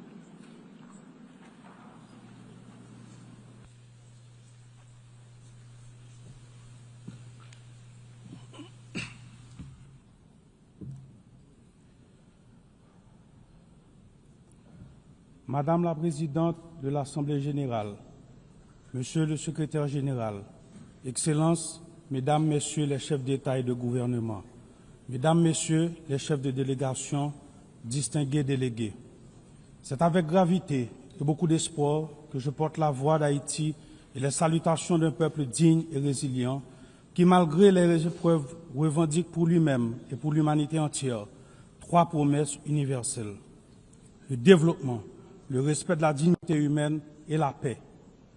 La paix qui est aujourd'hui l'urgence absolue du peuple haïtien. Au nom de ce peuple, je vous adresse, Madame la Présidente, mes plus sincères félicitations pour votre élection à la tête de cette Assemblée. J'exprime également ma gratitude au Secrétaire général Antonio Guterres pour son engagement indéfectible en faveur de notre organisation et son soutien constant et multiforme à la République d'Haïti. Mesdames, Messieurs, le thème de cette session, Mieux ensemble, 80 ans et plus pour la paix, le développement et les droits de l'homme, honore l'œuvre remarquable accomplie au fil des décennies. Il rappelle aussi l'impératif de rester unis et résilients face aux crises sans précédent qui menacent l'avenir de la planète, la paix et la sécurité internationale. Aujourd'hui, la faim menace des millions de vies, les conflits armés se multiplient et l'extrême pauvreté s'intensifie, provoquant des migrations forcées qui ébranlent la stabilité internationale et qui mettent à l'épreuve la solidarité des nations. À ces défis s'ajoutent les changements climatiques, la montée du terrorisme, les atrocités de masse, la criminalité transfrontalière, le recul des droits humains, la désinformation. On ne peut fermer les yeux sur l'urgence de renforcer le système de santé, d'assurer une transition énergétique juste et de promouvoir l'égalité de genre, l'inclusion des jeunes. Ces enjeux appellent nous, les leaders mondiaux, à assumer notre responsabilité de bâtir une organisation des Nations Unies mieux adaptée aux défis d'aujourd'hui et aux espoirs de demain. Nous devons veiller à ce que toutes nos actions, y compris les avancées technologiques comme l'intelligence artificielle, servent à la paix, le développement et la dignité humaine. Mesdames et messieurs, à seulement 4 heures de vol d'ici se joue une tragédie humaine, l'une des plus graves de notre hémisphère. Chaque jour, des vies innocentes s'éteignent sous les balles, le feu, la peur. Des quartiers entiers disparaissent, forçant plus d'1 million de personnes à l'exil intérieur et réduisant à néant souvenirs, investissements, infrastructures. Des milliers d'enfants sont privés de leur droit fondamental à l'éducation. Des milliers de jeunes sont condamnés au désespoir. Des centaines de filles et de femmes violées portent à jamais dans leur chair et dans leur âme les stigmates de la violence. Près de la moitié de la population est confrontée à une insécurité alimentaire aiguë. Le système sanitaire s'effondre. Les hôpitaux sont vandalisés, incendiés ou contraints de fermer leurs portes. Les médecins fuient, des vies sont sacrifiées, faute de soins. Même la prise en charge des personnes vivant avec le VIH ou la tuberculose est menacée. Voilà le visage d'Haïti aujourd'hui, un pays en guerre, un Guernica contemporain, une tragédie humaine aux portes de l'Amérique, à seulement 4 heures de vol d'ici. Il faut le dire, en Haïti, c'est une guerre qui se joue, une guerre entre des criminels qui veulent imposer la violence comme ordre social et une population désarmée qui lutte pour préserver la dignité humaine et la liberté. La riposte doit être ferme et résolue. Aujourd'hui, la communauté internationale doit, aux côtés d'Haïti, déployer les grands moyens, pas de demi-mesure, mais une action forte, coordonnée et immédiate. Le silence ou l'inaction n'est pas une option. Il faut agir vite pour protéger des vies, rendre l'innocence à des enfants, offrir un avenir à des jeunes et permettre à des citoyens et citoyennes de décider de leur avenir par les urnes. Chaque minute perdue se traduit en vies humaines sacrifiées et en recul de la démocratie. Haïti veut la paix. Haïti attend la paix. Haïti a droit à la paix. Oui, mesdames et messieurs, la paix aujourd'hui, le besoin le plus urgent du peuple haïtien, elle est la raison d'être du combat sans relâche que mènent nos forces de l'ordre et la mission multinationale d'appui à la sécurité.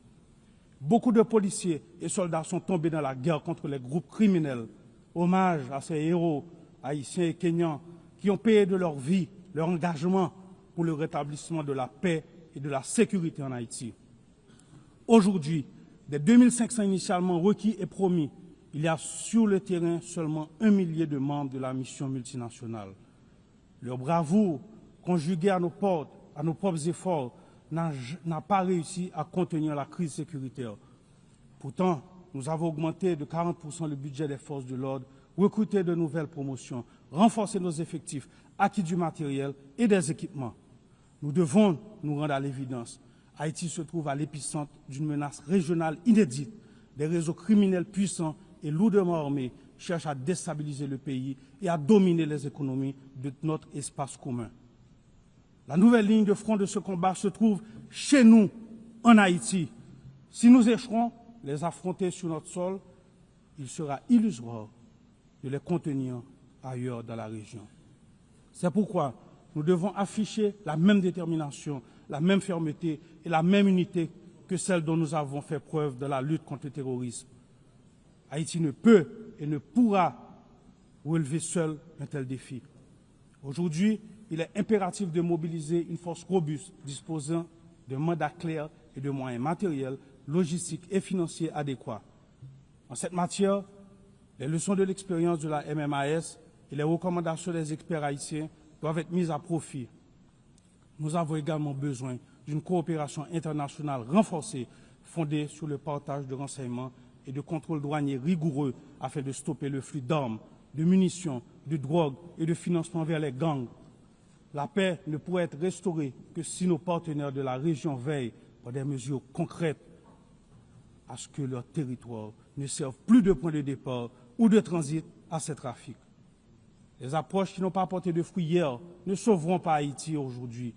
Il est impératif d'écouter la voix du peuple haïtien, d'oser des solutions nouvelles, fortes et adaptées aux réalités du terrain.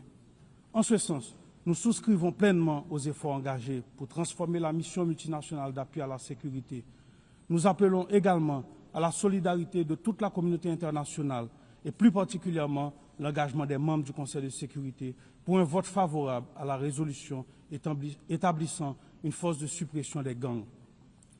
C'est pourquoi je veux exprimer, au nom du peuple haïtien, ma profonde gratitude aux États-Unis d'Amérique et au Panama pour cette initiative, dont la concrétisation marquera un tournant décisif dans la lutte contre l'insécurité qui étouffe notre nation.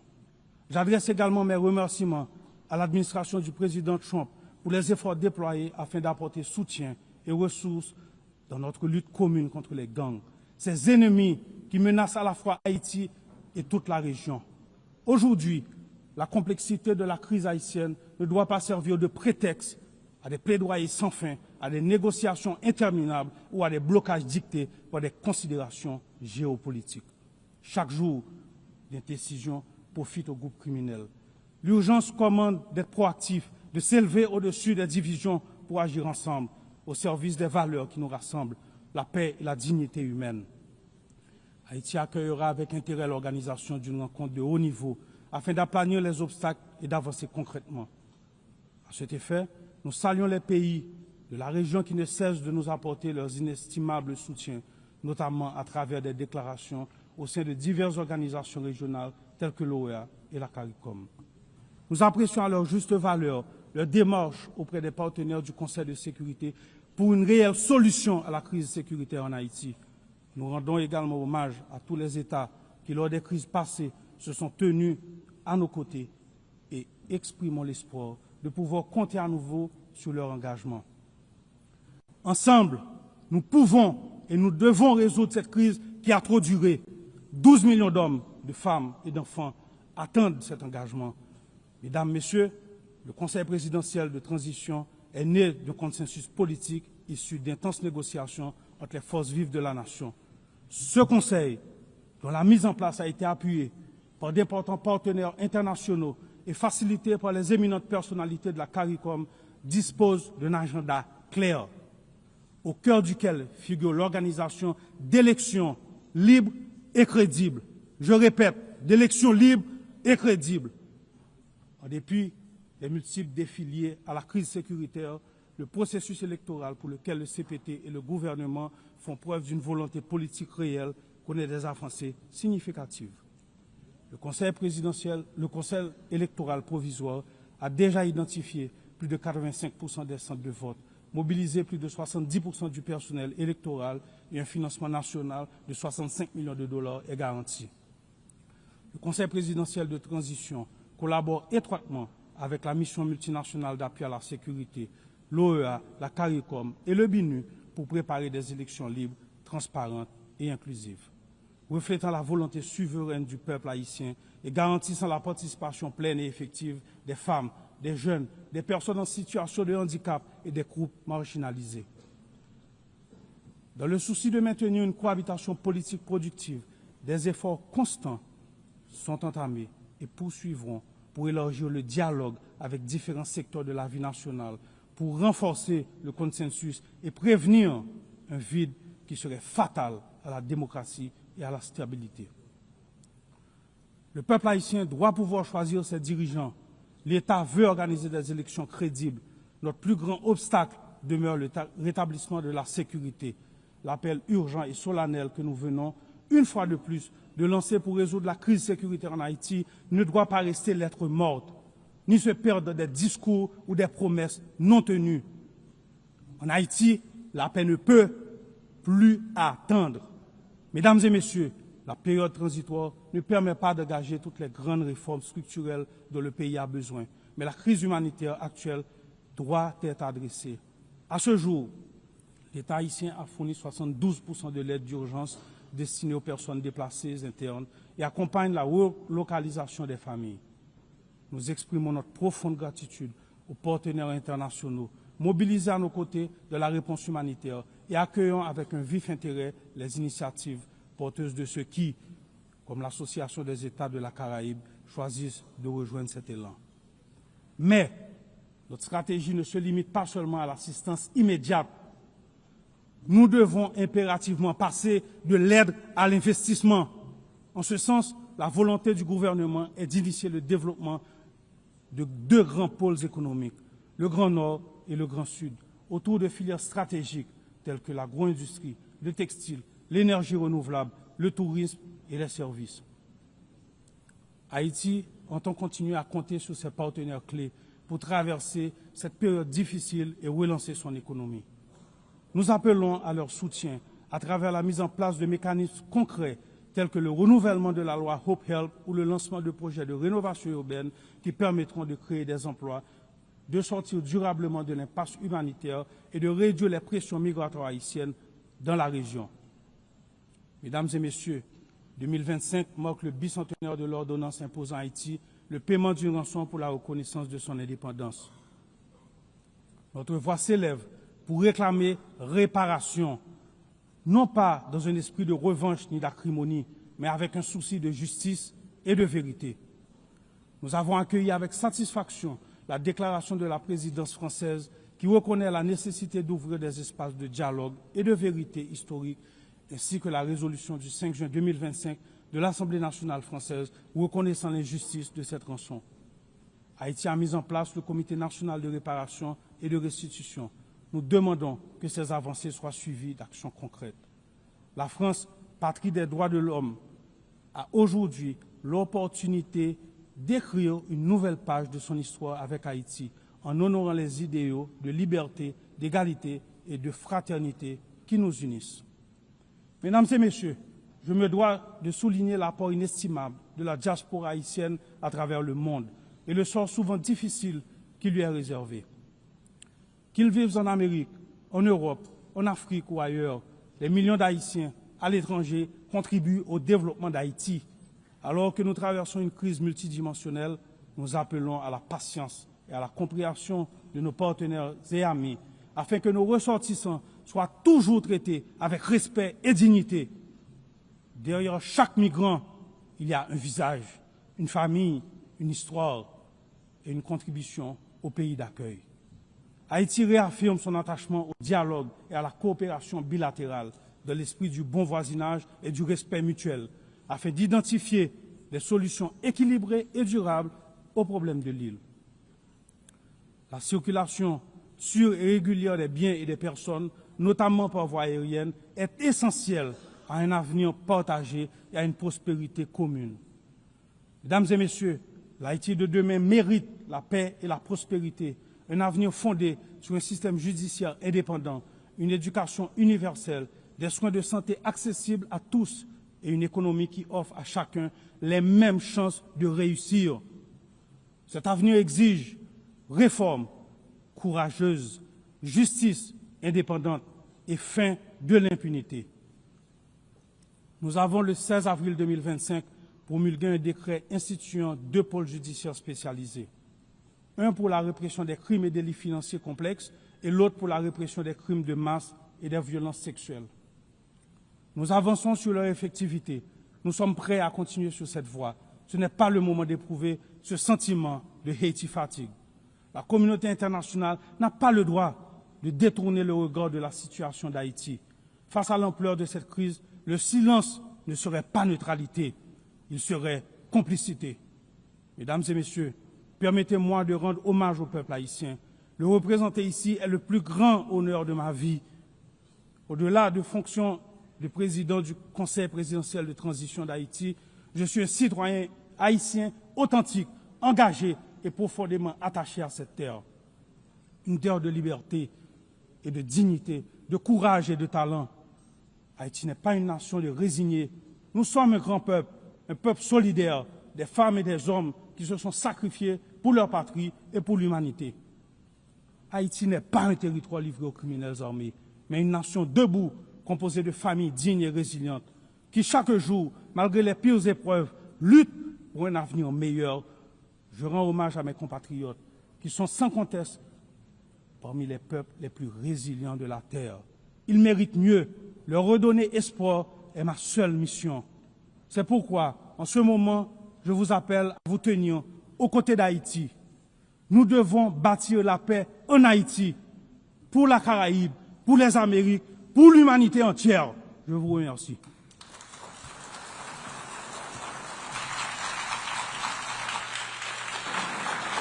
Au nom de l'Assemblée générale, je tiens à remercier le président du Conseil présidentiel de transition de la République d'Haïti. The Assembly will hear an address by His Excellency Mikhail Kabalashvili, President of Georgia. I request protocol to escort His Excellency and invite him to address the Assembly. I can see it here. Yeah.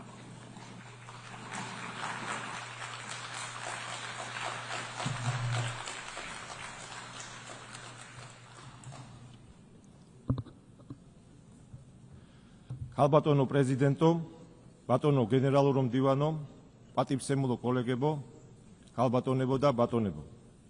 მე წარმოვადგენ 3000 წლოვანი ისტორიის მქონე ქვეყანას, სოფლიოს ერთ-ერთი უძველესი ცივილიზაციის აკვანს და მამაც ქართველ ერს, რომელიც სიამაყით და ღირსებით ახსავსია.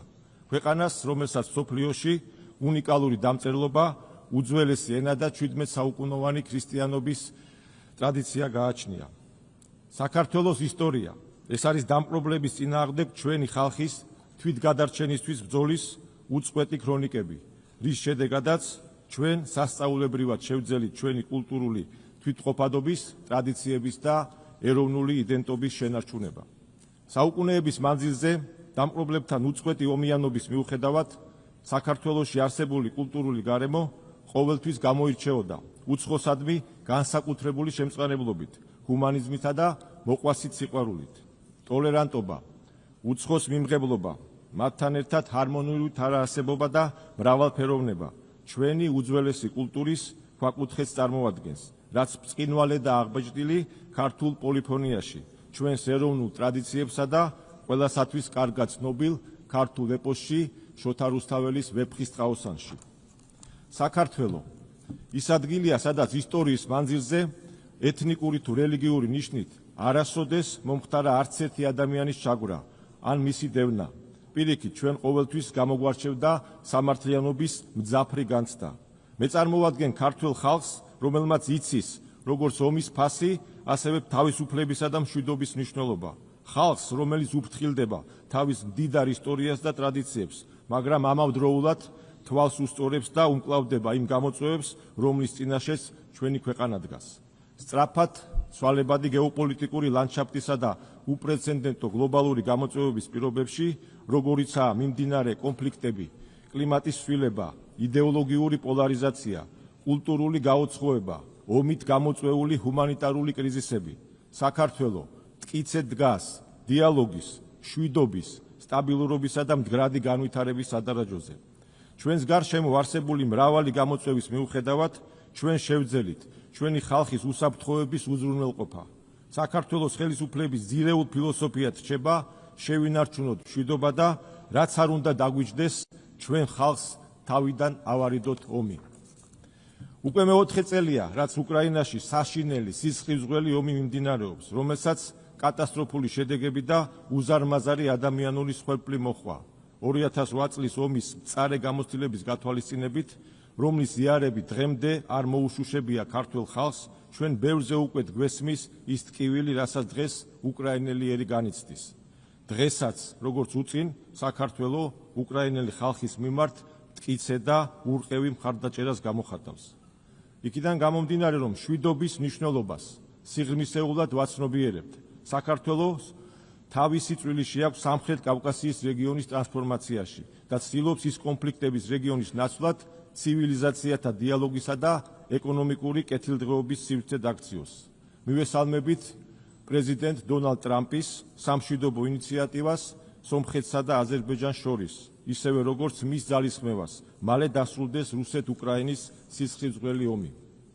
საქართველო ყოველთვის მხარს უჭერდა და აქტიურად იღვწოდა სამხრეთ კავკასიის რეგიონში მდგრადი და გრძელვადიანი მშვიდობის დასამყარებლად, ისევე როგორც მეზობლებს შორის ურთიერთობისა და თანამშრომლობის გასაღრმავებლად. საუკუნეების მანძილზე ჩვენი ქვეყანა ცივილიზაცია და გზაჯვარედინსა და განსხვავებულ კულტურათა დიალოგის სივრცეს წარმოადგენდა. დღეს საქართველო იბრუნებს თავის ისტორიულ ფუნქციას. სამხრეთ კავკასიისა და ცენტრალური აზიის ქვეყნებთან მჭიდრო ურთიერთობები, ევროკავშირთან არსებული შეთანხმებები და შუა დერეფანში საქართველოს საკვანძო პოზიცია ჩვენი ქვეყნის როლს როგორც რეგიონში, ასევე ევრაზიის კონტინენტზე განსაკუთრებულ მნიშვნელობას ანიჭებს. საქართველო უმოკლესი დამაკავშირებელი გზა და ბუნებრივი ხიდია ევროპასა და აზიას, დასავლეთსა და აღმოსავლეთ შორის. ჩვენი გეოგრაფიული მდებარეობისა და პრაგმატული საგარეო პოლიტიკის წყალობით საქართველო მრავალგანზომილებიან და მულტიფუნქციურ რეგიონულ ჰაბად ყალიბდება, როგორც ვაჭრობის, ასევე ენერგოტრანზიტის მიმართულებით. საქართველოს მნიშვნელოვანი წვლილი შეაქვს შუა დერეფნის სტრატეგიული მარშრუტის განვითარებაში და ყველაფერს აკეთებს იმისთვის, რომ დერეფანი აღმოსავლეთსა და დასავლეთ შორის ყველაზე უსაფრთხო, სანდო და სტაბილურ გამაკავშირებელ მარშრუტად იქცეს. ჩვენ აქტიურად მუშაობთ საერთაშორისო ინვესტორებთან, ვავითარებთ ინფრასტრუქტურას და ხელს ვუწყობთ ახალი ენერგო-სატრანზიტო გზების ჩამოყალიბებას. ეს ყველაფერი კი საბოლოო ჯამში აზიური და ევროპული ბაზრის დაკავშირებადობის ხარისხს ზრდის. შუა დერეფნის განვითარების ფარგლებში საქართველომ სტრატეგიული მნიშვნელობის პროექტები წამოიწყო, რომლებიც სარკინიგზო, საზღვაო და საჰაერო ტრანსპორტირების მოცულობისა და ინტენსივობის გაზრდას ემსახურება. მათ შორის რკინიგზის მოდერნიზაციის პროექტი უკვე დასრულებულია, ხოლო ანაკლიის ღრმაწყლოვანი პორტის, თბილისის ახალი საერთაშორისო აეროპორტისა და შავი ზღვის წყალქვეშა კაბელის პროექტებზე აქტიურად მიმდინარეობს მუშაობა. აღნიშნული პროექტები ერთი მხრივ შუა აზიისა და სამხრეთ კავკასიის ზღვაზე გასასვლელი არმქონე ქვეყნების დანარჩენ მსოფლიოსთან საზღვაო კავშირს უზრუნველყოფს, ხოლო მეორე მხრივ ჩვენ მიერ განხორციელებული პროექტები ხელს უწყობს ენერგომარშრუტების დივერსიფიკაციას, რითაც მნიშვნელოვნად გააძლიერებს ევროპისა და სამხრეთ კავკასიის რეგიონების უსაფრთხოებას. შუა დერეფნის განვითარებისა და ორი უდიდესი ბაზრის, აზიისა და ევროპის დაკავშირებადობის გაუმჯობესების მიზნით უკვე მერვე წელია, რაც საქართველო თბილისის აბრეშუმის გზის ფორუმს მასპინძლობს. ეს არის საერთაშორისო დიალოგისა და ახალი შესაძლებლობების პლატფორმა, რომელსაც 60-მდე ქვეყნის 2000-მდე დელეგატი ესწრება. ჩვენი ამოცანაა კონსტრუქციული, ურთიერთპატივისცემასა და ურთიერთსარგებლობაზე დაფუძნებული ურთიერთობები განავითაროთ ისეთ ძლიერ ეკონომიკებთან, როგორიცაა ამერიკის შეერთებული შტატები, ჩინეთი, ევროკავშირი თუ სხვა. ჩვენ ღია ვართ ნებისმიერი დიალოგისა და თანამშრომლობისთვის, მაგრამ ამავდროულად ვითხოვთ სამართლიან და ღირსეულ დამოკიდებულებას, რასაც ქართველი ხალხი არ შეეგუება, ესაა ულტიმატუმების, შანტაჟისა და დაშინების ენით საუბარი. საქართველო გაეროს დეკლარაციის ფუნდამენტური პრინციპებისა და ღირებულებების ერთგული და საერთაშორისო საზოგადოების ღირსეული და პასუხისმგებლობით აღსავსე წევრია, რაც იმითაც დასტურდება, თუ რამხელა ძალისხმევა გაიღო საქართველოს მოქმედმა ხელისუფლებამ ადამიანის უფლებების დაცვის ხარისხის გაუმჯობესების კუთხით. სწორედ ხელისუფლების პრაგმატული და რაციონალური პოლიტიკის დამსახურებაა, რომ შევინარჩუნეთ მშვიდობა და ეკონომიკური ზრდა, რითაც ჩვენი მოქალაქეების ცხოვრების ხარისხი მნიშვნელოვნად გავაუმჯობესეთ. გასულ წლებში უამრავი გამოწვევის მიუხედავად საქართველომ გარე შოკების მიმართ შთამბეჭდავი მედეგობა გამოვავლინა. საქართველოს განვითარების პოზიტიური დინამიკა ასახულია და დასტურდება მსოფლიოს ავტორიტეტული ორგანიზაციების საერთაშორისო რეიტინგებით და პარამეტრებით. მიუხედავად იმისა, რომ საქართველოს ტერიტორიების 20% ოკუპაციის ქვეშ რჩება, ჩვენ დიდი ენერგიითა და შემართებით ვაგრძელებთ განვითარებასა და წინსვლას. ჩვენ გვაკისრია მისია, რომ ჩვენმა შვილებმა უფრო ძლიერ, ღირსეულ საქართველოში და მშვიდობიან მსოფლიოში იცხოვრონ. ახლა კი მინდა მივმართო საოკუპაციო ხაზის მეორე მხარეს ყოფ ჩვენ აფხაზ და ოს ძმებსა და დებს.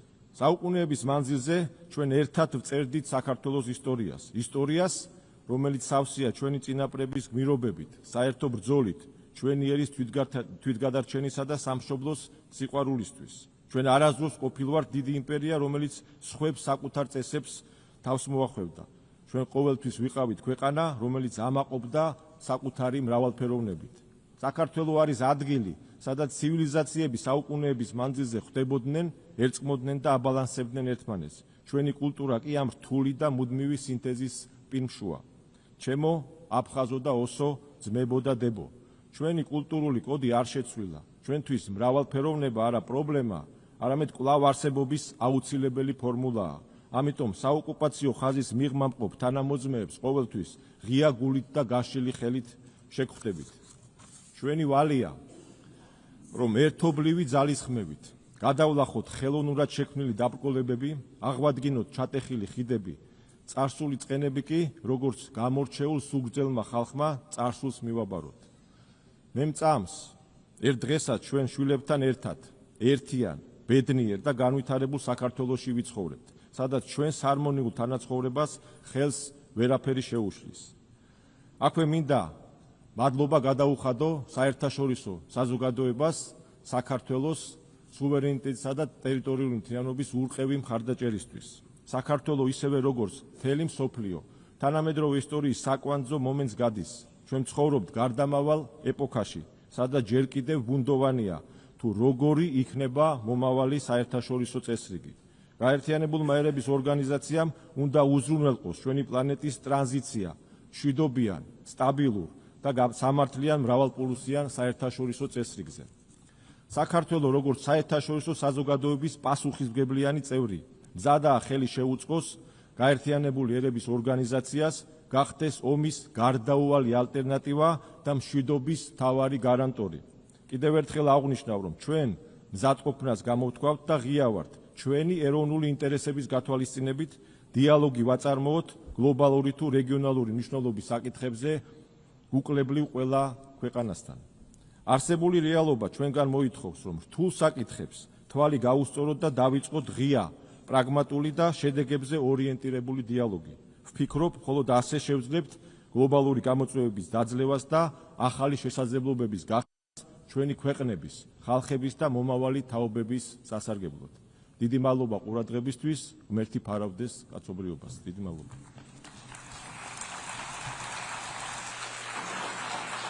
On behalf of the Assembly, I wish to thank the President of Georgia.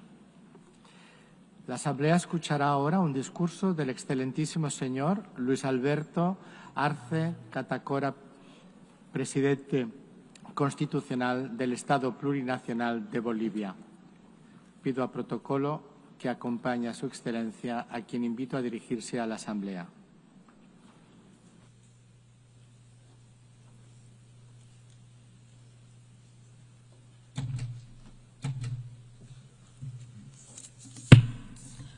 Muy buenos días a todas y a todos. En primer lugar, permítanme expresar un fraternal saludo a la Presidenta de la Asamblea General de Naciones Unidas, Annalena Baerbock, y por su intermedio a toda la Asamblea. El 80º periodo de sesiones no es un dato cualquiera, es un espacio de un momento histórico que nos invita a detenernos y mirar hacia atrás para recordar por qué nació esta organización y se dio los resultados que la humanidad esperaba después de 2 guerras mundiales en las que la lucha por la riqueza y las áreas de influencia dejó millones de muertos, desplazados y heridos. Vivimos con una verdadera lacerante que pretendemos ignorar. En 8 décadas se han desarrollado en el concierto de las naciones narrativas que, usando la habilidad de las potencias con larga experiencia en el derecho internacional, han camuflado heridas profundas y recuerdos desgarradores de la humanidad.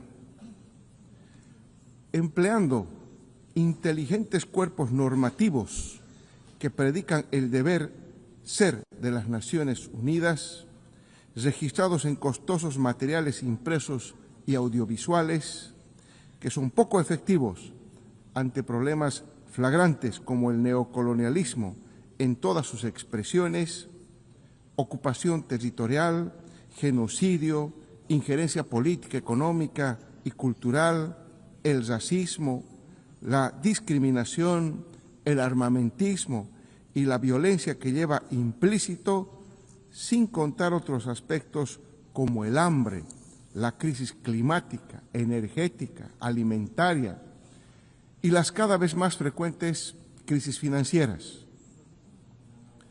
Los efectos de esta realidad son claros: confrontación y discursos que promueven el odio y la división entre naciones hermanas, inequidad, exclusión, pobreza y desigualdades e injusticia producidas aún en instituciones creadas para resguardar los derechos de los más débiles. Ya ni hablar de los derechos económicos, sociales y culturales de los pueblos, y más si se tratan de los pueblos indígenas.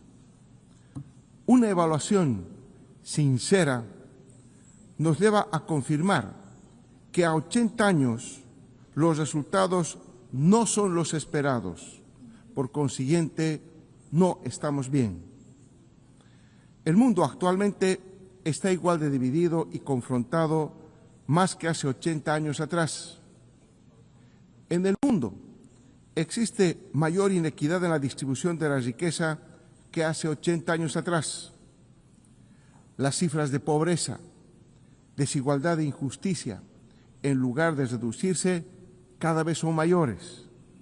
El riesgo de que la paz que aún exista desaparezca y que una tercera guerra mundial de nuevo tipo enlute el planeta es muy cercano si no reaccionamos a tiempo.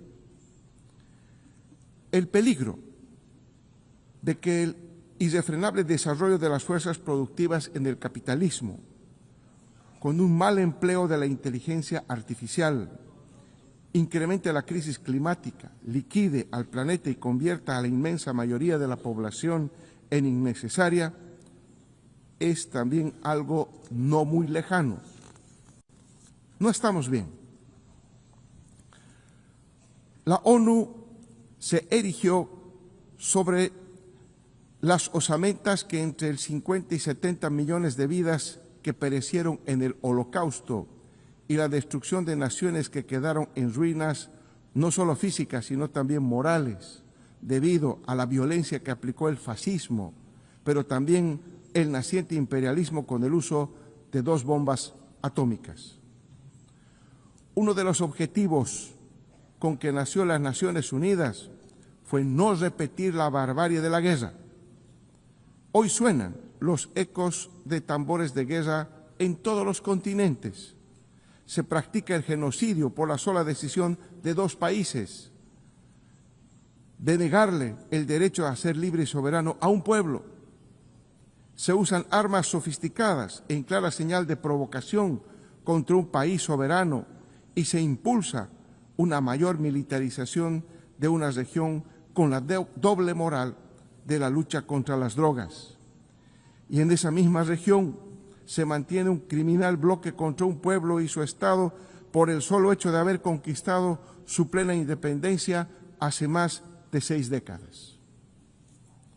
Las guerras no son las mismas de hace 80 años.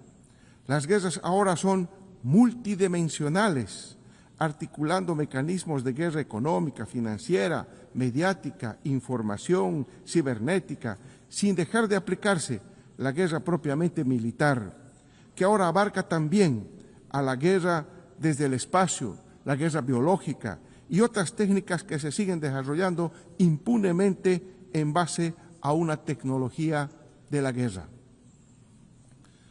No será una novedad encontrarnos con guerras climáticas energéticas que impacten sobre la soberanía y seguridad alimentaria, poniendo también en riesgo recursos estratégicos como el agua. Se está poniendo en riesgo la supervivencia del ser humano sobre la Tierra y de la vida misma sobre el planeta. Es hora de quitar la máscara al origen de esta suma de tragedias. La causa de esta lógica destructora no es otra que el dominio salvaje del sistema capitalista que coloca a la acumulación, la ganancia y el lucro de pocos sobre los derechos y la vida de las mayorías planetarias. La causa es el actual desarrollo capitalista que trata de resolver su crisis irresuelta, retornando a las formas originarias de acumulación y revirtiendo la tendencia decreciente de la tasa de ganancia.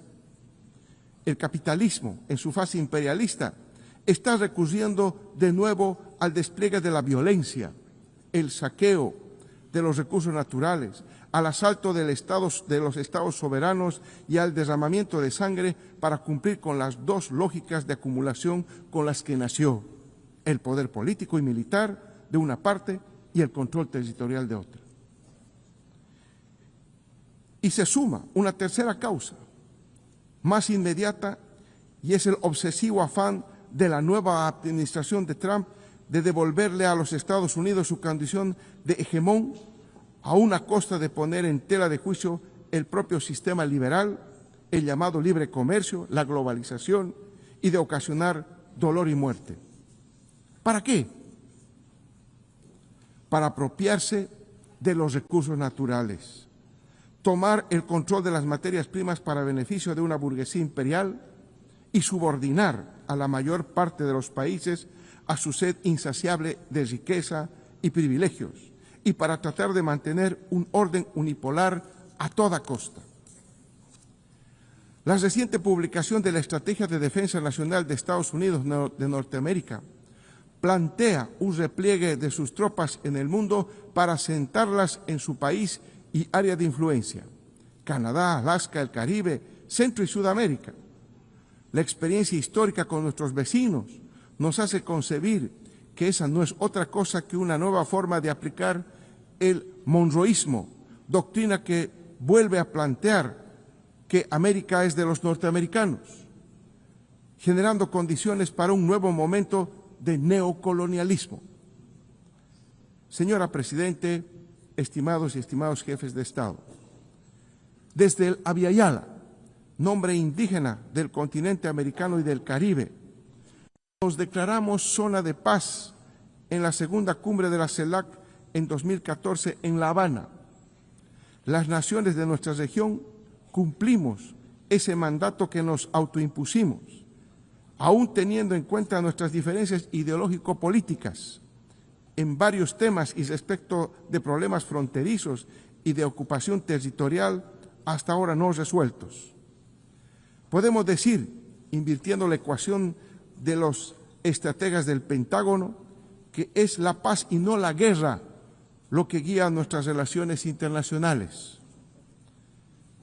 A la impronta de esa declaración, desde 2022, en este mismo lugar, he venido haciendo un llamado a las Naciones Unidas para que una Asamblea General como la que nos cobija declare al mundo como territorio de paz.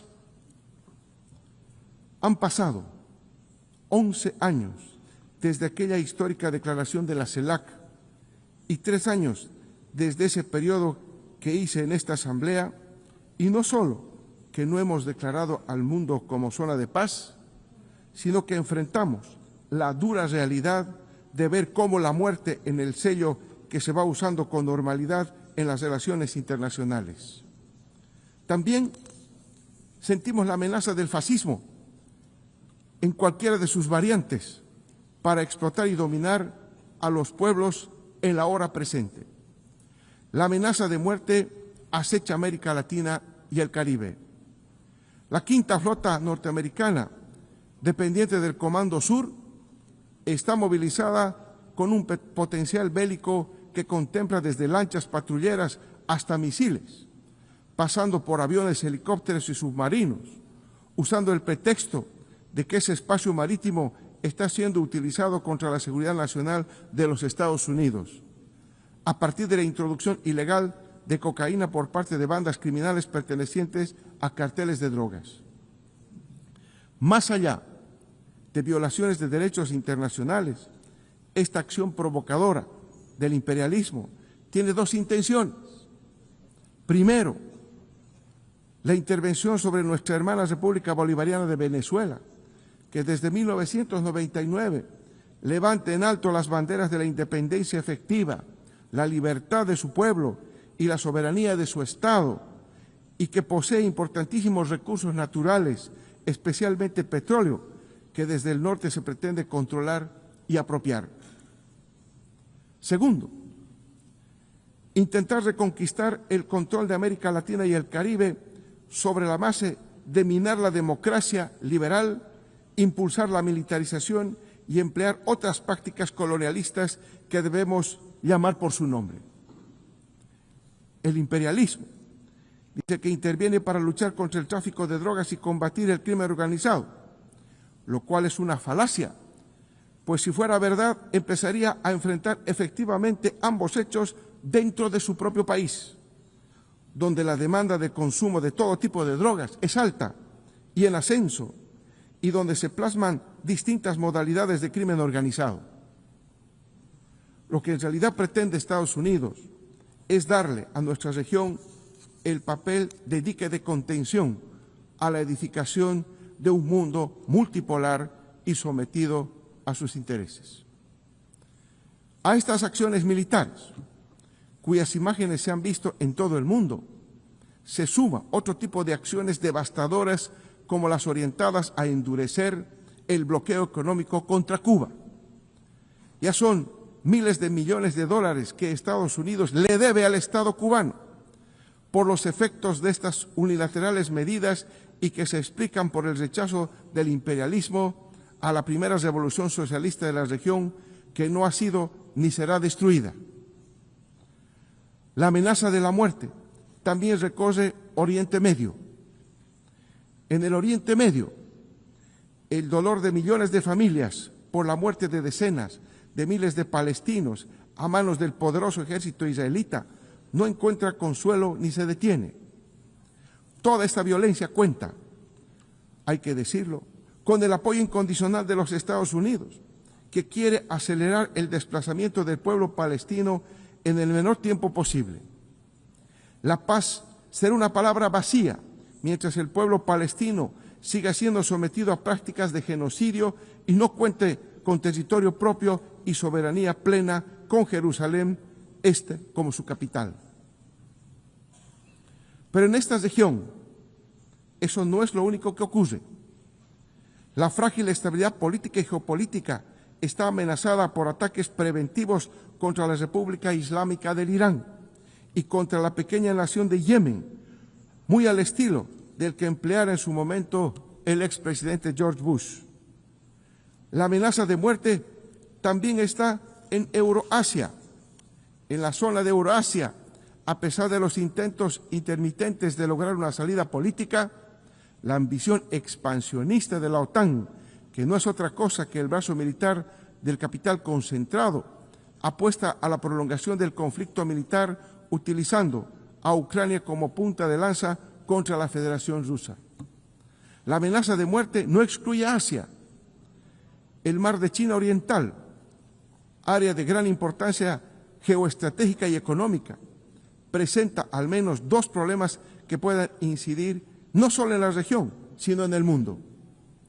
El alejamiento de Taiwán de la soberanía de la República Popular China, como otro ejemplo de neocolonialismo explícito o alentado por Estados Unidos, así como la controversia en torno a las islas Senkaku, cuya soberanía es disputada entre Japón, Taiwán y la República Popular China. Islas desiertas que en sustrato aparentemente se encuentran importantes recursos hidrocarburíferos. Por otra parte, la constante tensión entre Corea del Norte y Corea del Sur puede convertirse en un problema que no solo afecta a estos dos países, sino a la seguridad del mundo. Señoras y señores jefes de Estado, me he referido a todo este cuadro mundial para advertir a que esta nueva etapa de intervencionista imperialista se le debe llamar por su nombre, neocolonialismo. ¿Qué hacer? Recurro a esta pregunta que se formulara uno de los estrategas más brillantes de la lucha por la emancipación del trabajo frente al capital, que hoy también, en siglo XXI, es de la vida contra la muerte, para proponer a ustedes lo siguiente. Primero, la creación de una comisión de reparaciones por la esclavitud, el apartheid, el genocidio y el colonialismo en los países del sur global. Para eso, las Naciones Unidas deben encontrar la forma para que los señores de la guerra y la muerte más bien destinen esos miles de millones de dólares en su carrera armamentista a un fondo de reparaciones. Que esta tribuna, la más alta del concierto internacional, sirva también para hacer un llamamiento y reconocer que el colonialismo y el neocolonialismo fue y es un error histórico que trajo y sigue trayendo consigo lacras sociales sobre la población que hace víctima. Lo que fue con las sociedades indígenas especialmente y hoy afecta a conjuntos sociales más amplios aún, en nombre de la construcción de un futuro justo, hoy debemos condenar el impacto devastador del colonialismo en el pasado y el presente.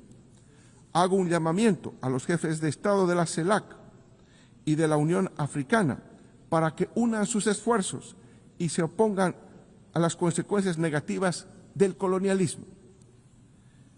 Dicha comisión deberá crear mecanismos eficaces para establecer la justicia histórica en los siguientes ámbitos: reparaciones, derecho a la tierra, recuperación del ecosistema destruido por las acciones de los colonizadores y las corporaciones transnacionales, disculpas por el pasado colonial por parte de las antiguas metrópolis, restitución de los bienes culturales de los pueblos indígenas arrebatados por los colonizadores durante el proceso de expansión y genocidio, prevención de prácticas neocoloniales, programas para el desarrollo de los pueblos indígenas y la preservación de su cultura e identidad, indemnización a los pueblos que resisten la ocupación militar en sus territorios y los que padecen de bloqueos económicos y sanciones unilaterales. Segundo, convertir a la Asamblea General de las Naciones Unidas en un órgano vinculante para que sea la voz efectiva de todos los pueblos y no el espacio de realización de la voluntad de los poderosos. Necesitamos que este foro sea un núcleo ético, el corazón político y alma viva de una nueva era dirigida por la cultura de la vida.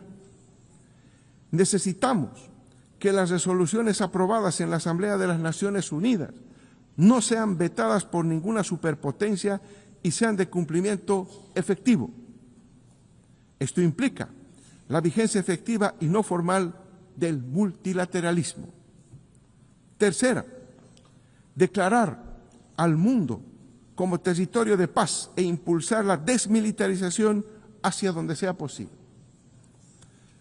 La inmensa mayoría de la población del mundo se niega a aceptar que la revitalización o la salida de las crisis cíclicas del capital tengan que hacerse sobre la base de la inversión de miles de millones de dólares para la fabricación de todo tipo de armas, convencionales y no convencionales. Con la tercera parte del gasto militar global, tendríamos mayor y mejor educación, salud y vivienda garantizada para todas y todos. Naciones Unidas tiene que convertirse en un pacto por la paz y la vida, como el destino compartido de todo lo que sostiene la vida común. Cuarto, una reforma profunda del Consejo de Seguridad que impida que uno de los dos países tenga secuestrada la estabilidad mundial. Esta reforma es una necesidad y un planteamiento que las naciones del sur global están insistiendo desde hace varios años.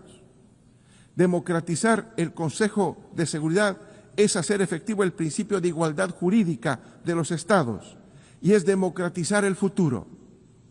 Es asegurar que las voces de África, América Latina y el Caribe, Asia y de los pueblos históricamente marginados también cuenten.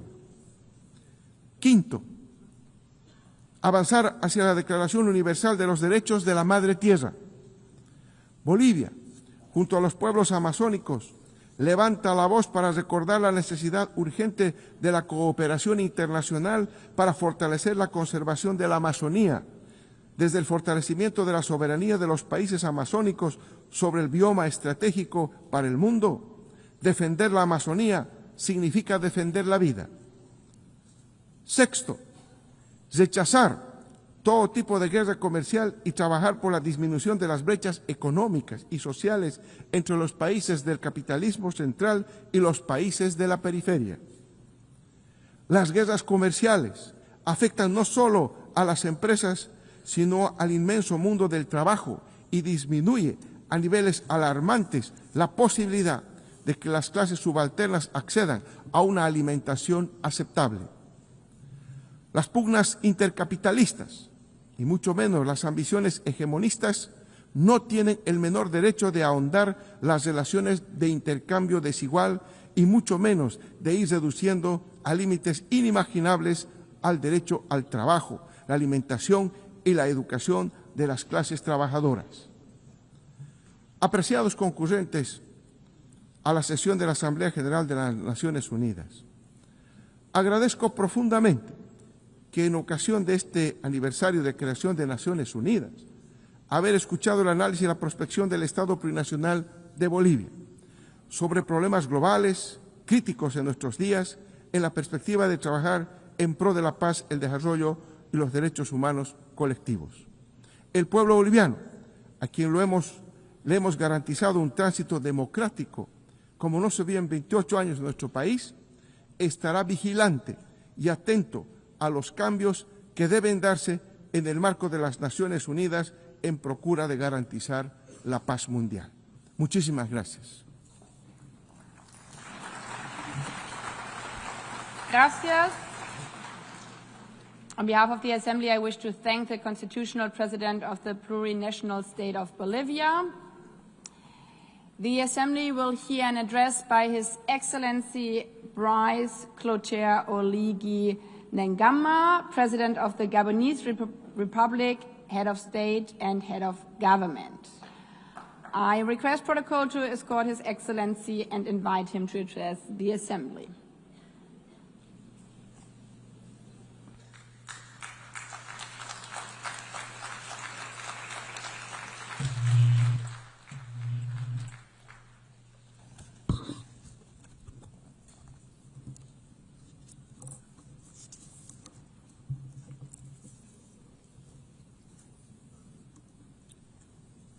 Madame la Présidente de l'Assemblée générale, Mesdames et Messieurs les chefs d'État et de gouvernement, Monsieur le Secrétaire général des Nations unies, distingués délégués, Mesdames et Messieurs, à l'entame de mon propos, il me plaît d'adresser mes plus sincères et chaleureuses félicitations à Son Excellence, Madame Annalena Baerbock, pour son élection à la présidence de cette 80e session de l'Assemblée générale des Nations unies.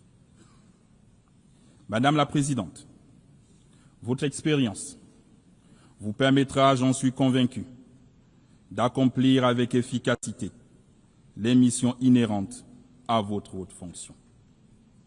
Soyez assurés de l'entière coopération de mon pays. À Son Excellence, Monsieur Philemon Yang, votre prédécesseur, j'adresse mes compliments pour le remarquable travail accompli durant son mandat. Enfin, je voudrais saluer à nouveau l'action de Son Excellence, Monsieur Antonio Guterres, secrétaire général de notre organisation, pour tous les efforts qu'il ne cesse de déployer depuis sa prise de fonction.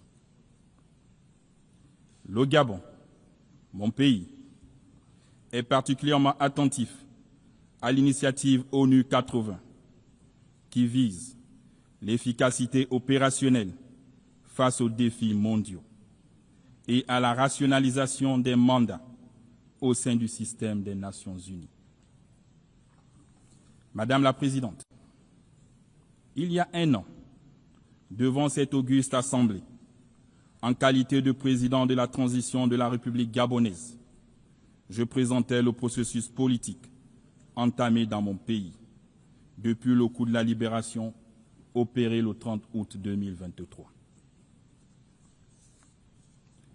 Au terme de l'élection présidentielle du 12 avril 2025, dont le processus et les résultats ont été unanimement salués par la communauté internationale, cette transition s'est achevée par mon investiture le 3 mai 2025, en qualité de premier président élu de la République gabonaise, établissant ainsi les bases de l'ordre démocratique.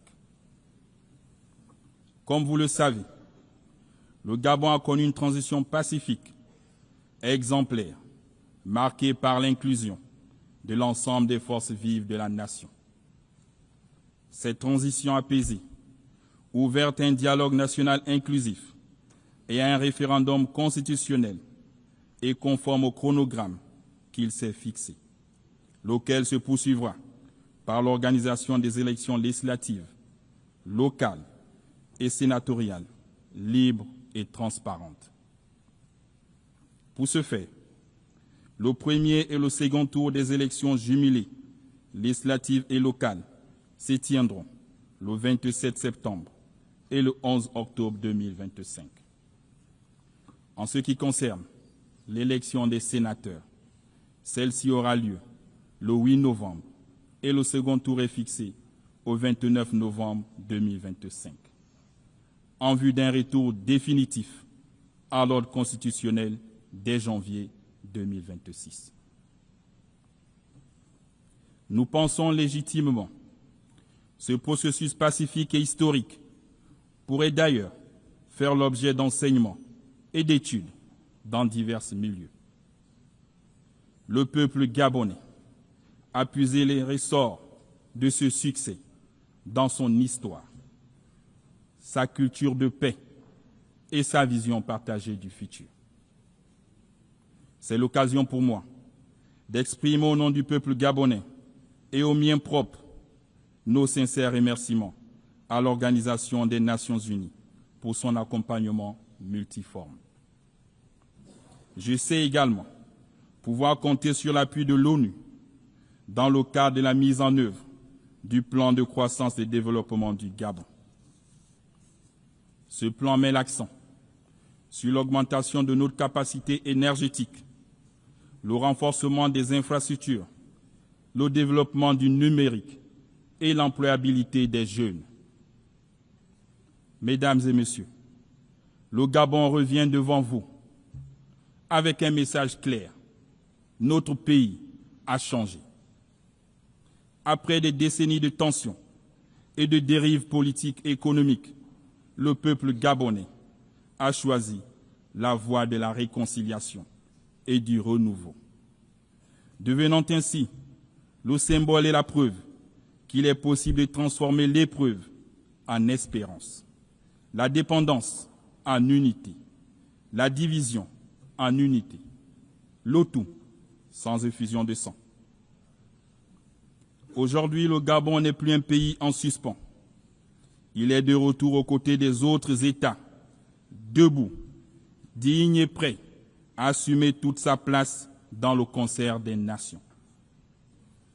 Le Gabon nouveau, digne d'envie, que mes compatriotes appellent de tous leurs vœux, signifie aussi que l'État gabonais doit désormais être au service de son peuple.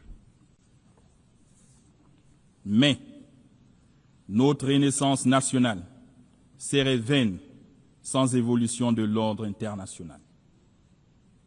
Il n'est plus acceptable que les nations africaines restent cantonnées dans le rôle de pourvoyeuses de matières premières, dont d'autres fixent les prix et en tirent profit.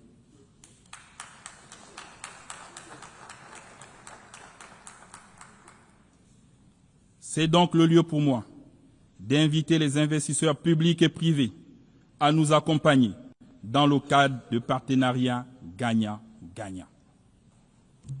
Nous avons décidé de transformer nos ressources sur place, de créer des emplois chez nous, développer des filières industrielles africaines et dialoguer avec le monde sur des bases d'équité, de probité et de respect mutuel pour notre essor vers la félicité.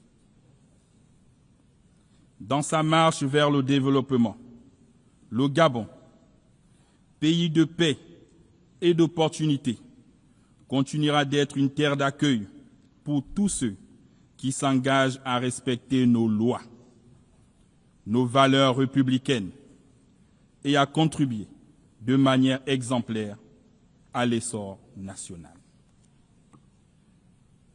Distingués délégués, Mesdames et Messieurs, cette 80e session de l'Assemblée générale ayant pour thème « Mieux ensemble, plus de 80 ans et plus pour la paix, le développement et les droits humains » se tient dans un contexte international marqué par des crises économiques, environnementales et sécuritaires qui appellent à un engagement collectif plus soutenu et plus ferme. Ceci est une invitation urgente à faire face à ces préoccupations, conformément à l'esprit et à la valeur de la Charte des Nations Unies. Mesdames et Messieurs, le monde offre aujourd'hui un visage profondément différent. alors que l'humanité n'a jamais disposé d'autant de moyens technologiques pour assurer son bien-être. Jamais la paix et la sécurité internationale n'ont paru si fragiles et si menacées. Il est plus que temps que la paix règne sur la terre, et particulièrement en Afrique, si meurtrie par des conflits dont les donneurs d'ordre et financiers se trouvent hors du continent. Que les âmes se taisent en République démocratique du Congo, au Soudan, dans la Corne de l'Afrique et au Sahel. À cet égard, plutôt que de toujours stigmatiser et condamner les États du Sahel, la communauté internationale gagnerait à les soutenir dans leur lutte contre l'hydre terroriste. Mesdames et messieurs, le 12 décembre 1988, le Gabon reconnaissait officiellement l'État de la Palestine. Hier comme aujourd'hui, nous soutenons la solution à 2 États, seule voie, conforme aux résolutions des Nations Unies, pour garantir une paix juste et durable entre Israéliens et Palestiniens, autant que la sécurité internationale. De même, le Gabon ne peut que réitérer sa position en faveur de la levée de l'embargo imposé à Cuba, en raison de son impact négatif sur le bien-être des populations. Nous réaffirmons solennellement notre plein appui aux efforts internationaux menés à travers le monde pour parvenir à la paix. Ces efforts devraient être centrés sur l'humain, notamment les femmes et les jeunes. Dans le cadre du pacte pour l'avenir de 2024, l'ONU doit continuer à encourager et appuyer l'action cruciale des femmes, résultant de la déclaration et du programme d'action de Beijing, dont nous célébrons les 30 ans cette année. Madame la Présidente de l'Assemblée générale, Monsieur le Secrétaire général des Nations unies, la triple crise planétaire, des changements climatiques, de l'appauvrissement de la biodiversité et de la pollution est une menace existentielle pour l'humanité. Pourtant, les efforts de la communauté internationale face à ces défis restent dramatiquement insuffisants. Le traité de la biodiversité, au-delà des juridictions nationales que nous venons de ratifier, vient combler un vide juridique et offre un cadre ambitieux pour une gouvernance équitable et durable dans la biodiversité. Ensemble, nous avons une réelle opportunité de faire de ce traité un véritable levier de transformation pour les générations présentes et futures. Le Gabon est le gardien d'une partie du bassin du Congo, 2e poumon vert de la planète. Ce patrimoine exceptionnel ne sera pas sacrifié aux appétits financiers. Nous demandons un partenariat mondial équitable où la protection de nos forêts s'accompagne d'une juste rémunération pour les services écologiques rendus à l'humanité. Mesdames et messieurs, le nouveau ordre mondial est en marche. Les mutations en cours dans nos sociétés sont inévitables et ne peuvent pas continuer d'être ignorées. La paix et la justice internationale ne seront garanties que par un multilatéralisme revitalisé, notamment par la réforme du Conseil de sécurité, tenant compte des exigences africaines exprimées à travers la déclaration de Sirte et le consensus des Unis, auquel le Gabon est fermement attaché. En souhaitant plein succès à nos travaux, je formule mes vœux d'heureux anniversaire à notre organisation. Je vous remercie.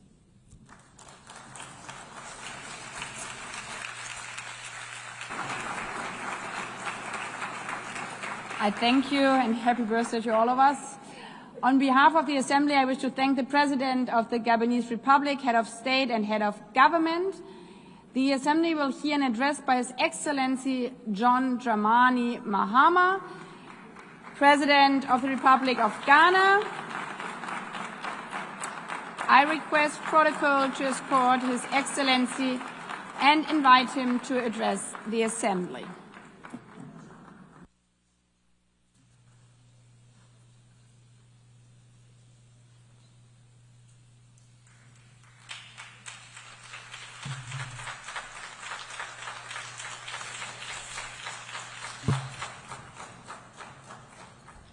Thank you, Madam President, Mr. Secretary General, Excellencies, ladies and gentlemen.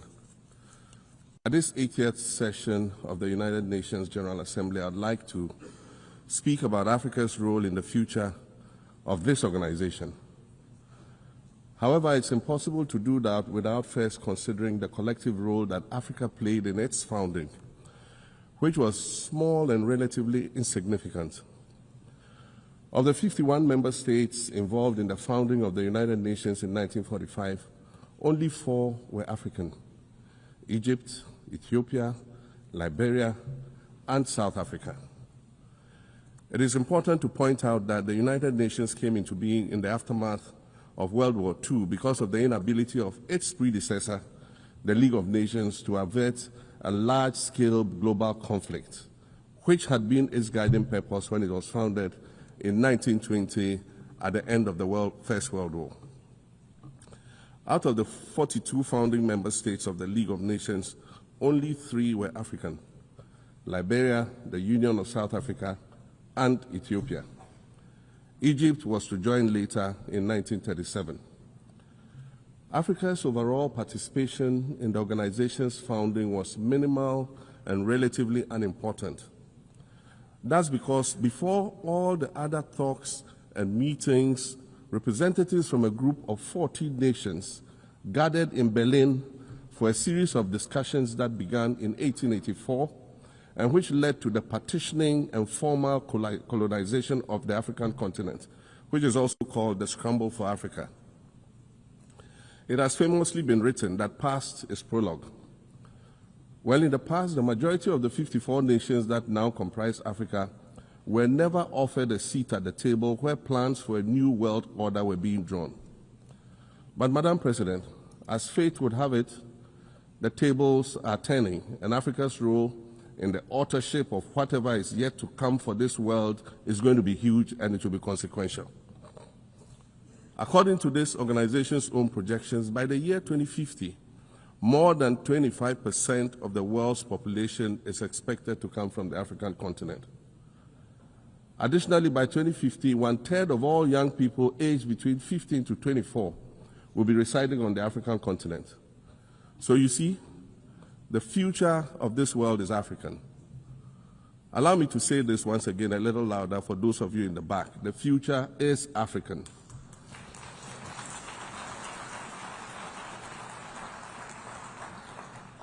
Already today, Africa is a catalyst for human potential and development, as well as for economic reform and ecological stability. Africa is a catalyst for systemic change. If this reality, which is fact-based and straightforward, seems provocative or unsettling, perhaps it's because you are viewing it through the lens of centuries of filters, colonialism and imperialism, and the resulting implicit bias. Maybe you are unaware of the resilience of African nations or their remarkable ability to make a strong comeback just when you think it's safe to count them out. That is what is happening right now in my own country, Ghana. Our constitution limits leaders to 2 4-year terms. In January, I was sworn in for a second term, which, let me point out, was non-consecutive with my first term. Our currency, the Ghana cedi, was rapidly depreciating. Faced with rising inflation, a huge debt burden, and low morale amongst our citizens, my new administration settled down quickly and embarked on an ambitious program of comprehensive transformation designed to restructure Ghana's economic foundation and enhance our competitive standing globally. We refer to this process of recalibration as our reset agenda. In just 8 months, we have achieved significant reduction in inflation from 23.8% in December 2024 to 11.5% in August 2025, restoring price stability for our citizens. Additionally, our currency, the Ghana cedi, has appreciated considerably against other currencies, with Bloomberg reporting it as the best performing currency in the world at one point. Our improved sovereign credit rating reflects increasing investor confidence in our economy, and our 24-hour economy initiative promises to transform our economy.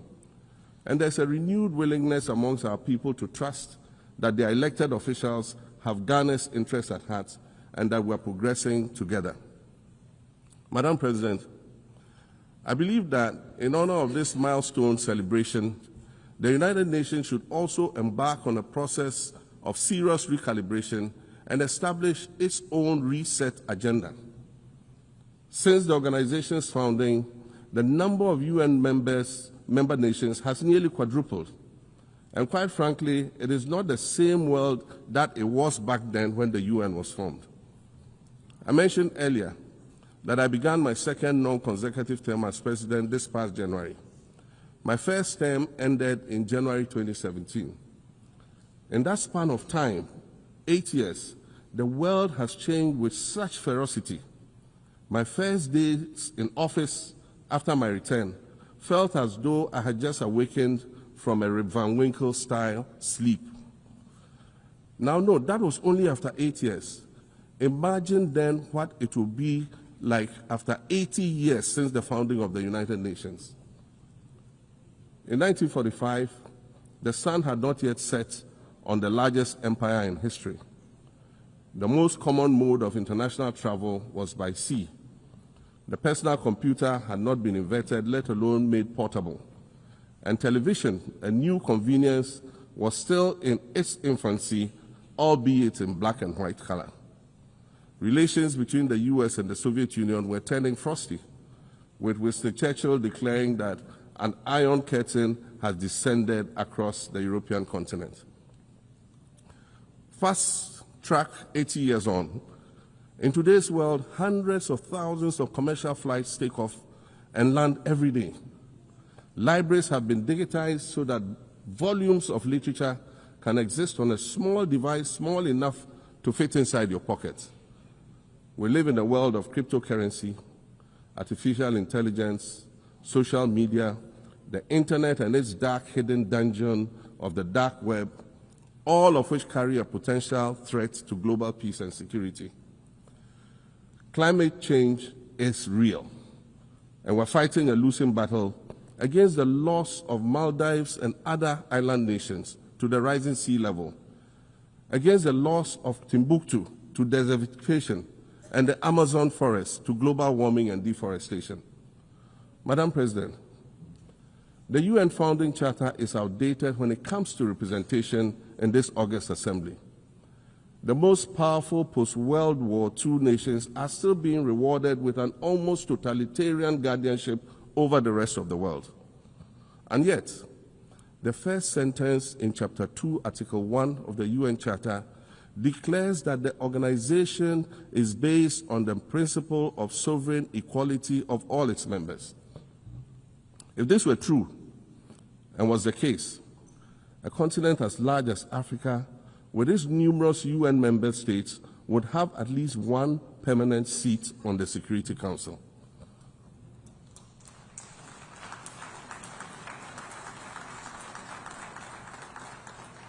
Furthermore, we believe that veto power should not be restricted to only 5 nations, nor should it be absolute. There must be a mechanism in this House for the General Assembly to challenge a veto. No single nation should be able to exercise an absolute veto to serve its own interests in a dispute.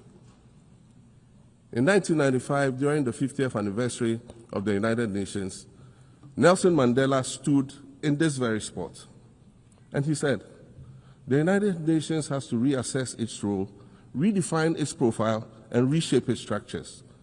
It should truly reflect the diversity of our universe and ensure equity among the nations in the exercise of power within the system of international relations in general and the Security Council in particular. I close quotations. 30 years later, we African leaders are still making the same simple request for a permanent seat on the Security Council with the power of a veto. So today, Madam President, I stand here in this exact spot and ask the world, if not now, then when? We demand not only a reform of the Security Council, but also a reset of the global financial architecture, which is currently rigged against Africa. Africa must have a greater say in the world's multilateral financial institutions. And while I'm making requests, I'd like to call for the removal of the blockade on Cuba. As Dr. Kwame Nkrumah, our nation's founder, famously said, we seek to be friends with all and enemies to none. The Cuban people shed their blood on African soil in the fight against apartheid. And indeed, Cuba has been and continues to be a faithful friend of Africa. You see, the very fact that I can stand here and ask these things and say these things, and the fact that all nations can ostensibly gather here to address critical global issues, air our grievances, and express our concerns, that is what makes the survival of this organization so important. In every old city or village, you will find a town square, or a courtyard, or a plaza that once served as a gathering space for the citizens of the community and their leaders. Meetings and celebrations were held there, as were trials and elections. And these were spaces that brought people together and held them together as a community. Sadly, time and technology have eroded these spaces. Madam President, in many ways, the United Nations is the proverbial town square of our modern global village. And it has never been more critical for us to protect this one space that brings and holds the world nations together as a community. The internet, social media platforms, and artificial intelligence offer us the illusion of connectivity, when in fact what they do is reinforce isolation by using algorithms that ensure that we do not receive new ideas and perspectives, but rather more of the same content.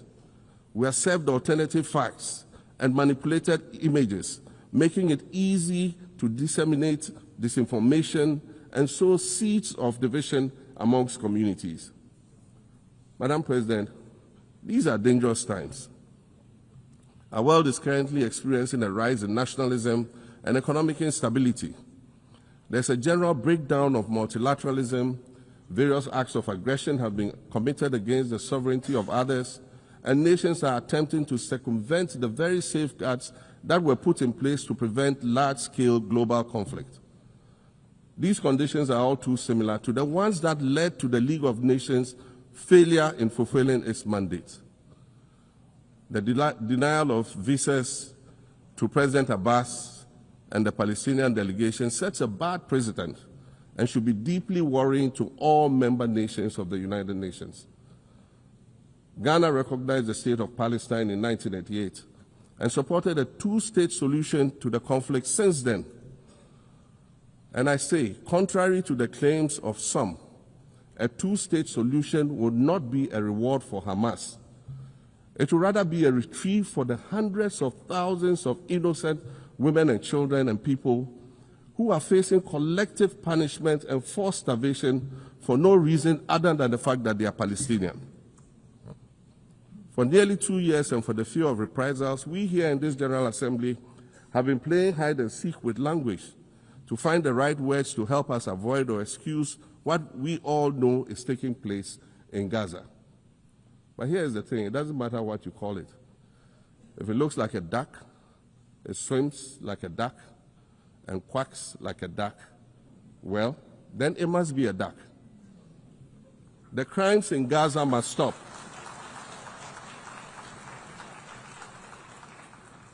The crimes in Gaza must stop. Madam President, I also want to draw particular attention to the conflict in Sudan, which this body has described as the world's largest humanitarian crisis. 12 million people have had to flee their homes. And when we speak of migration, we refer to the 12 million new Sudanese refugees, whom we as a global community should be willing to assist in much the same way that many member nations readily assisted new refugees coming out of Ukraine. Let's dispense with the euphemisms and dog whistles and speak frankly. It is not a mystery that when leaders of Western nations complain of their migration problems, they are often referring to immigrants from the global south. But many of those immigrants are climate refugees.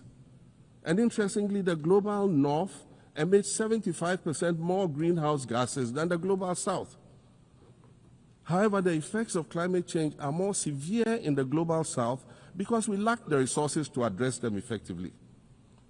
And so when the desert encroaches on our villages and towns and they become unlivable, we are forced to flee.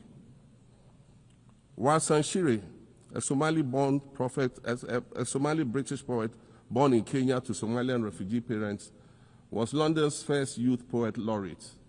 She writes in her poem titled Home. And it says, you have to understand that no one puts their children in a boat unless the water is safer than the land. No one bends their palms under trains beneath carriages. No one spends days and nights in the stomach of a truck feeding on newspaper unless the miles traveled mean something more than just a journey. Madam President, we cannot normalize cruelty. We cannot normalize hatred. We cannot normalize xenophobia and racism. If we're going to tell a story, let's not tell its slant. Let's tell all the truth. When we speak of migrants, we speak of Mami Ewusi Mensah Frimpong, a judge on the U.S. District Court for the Central District of California. She's the first black female judge on any of California's 4 federal district courts. She was born here in America to immigrant parents from Ghana. We speak of Peter Bosman, a medical doctor in Ghana who moved to the town of Piran in Slovenia in the 1980s and later became the first black mayor of Piran, the first black mayor in Slovenia and in the whole of Eastern Europe. We speak of T. Michael, the iconic Ghanaian Norwegian artist and designer. And of course, we speak of the late Kofi Annan, former United Nations Secretary General.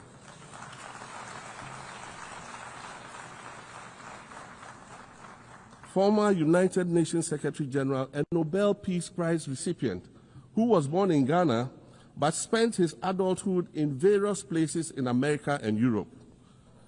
These are people who have brought great distinction to the countries that they decided to call home. Just as the migrants and the children of migrants before them did, I dare say these are not invaders. These are not criminals. Madam President, the slave trade must be recognized as the greatest crime against humanity. As the African champion on reparations, Ghana intends to introduce a motion in this August body to that effect. More than 12.5 million Africans were forcibly taken against their will and transported to create wealth for the powerful Western nations. We must demand reparations for the enslavement of our people and the colonization of our land that resulted in the theft of our natural resources, as well as the looting of artifacts and other items of cultural heritage that have yet to be returned in total. We recognize the value of our land and the value of our lives, as did our colonizers, as well as the governments that happily paid reparations to former slave owners as compensation for the loss of their property, in quotes, and that property for which they received compensation was paid referred to enslaved people who had been freed. Madam President, an increasingly insecure world is witnessing upward spending on defense budgets of bilateral partners and steep cuts in official development assistance. Since July 2024, it is estimated that there's been a 40% drop in humanitarian aid globally. In this era of global uncertainty, Africa must exercise sovereignty over its natural resources to raise the necessary funds to ensure the well-being of its citizens. The days of parceling out vast concession areas to foreign interests for exploitation must come to an end. We'll continue to welcome foreign investment, but we must negotiate better for a bigger share of the natural resources that belong to us. And we must insist on value addition to these resources. We're tired of the continued image of poverty-stricken, disease-ridden rural communities living at the periphery of huge foreign-controlled natural resource concession areas. We're tired of having people extract the most they can from us and in return offer us the very least by way of respect, consideration, and dignity. We're tired of not being represented in ways that reveal the richness and complexity of our history or acknowledge all that we have overcome to arrive here in this liminal space of untold possibilities. Allow me to echo the Indian-American writer Arundhati Roy, who wrote, "Another world is not only possible, she is on her way. On a quiet day, I can hear her briefing."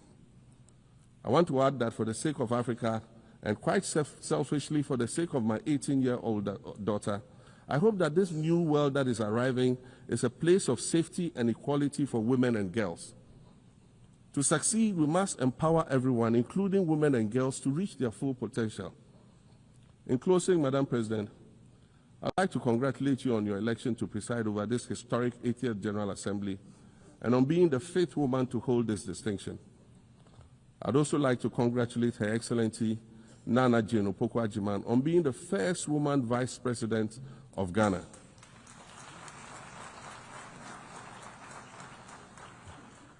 Now every Ghanaian girl knows the heights to which she can ascend. Words matter, but issues of representation matter even more, which is why Ghana looks forward to the appointment of a woman as Secretary General of this organization in the near future. Madam President, Your Excellencies, I thank you for your kind attention.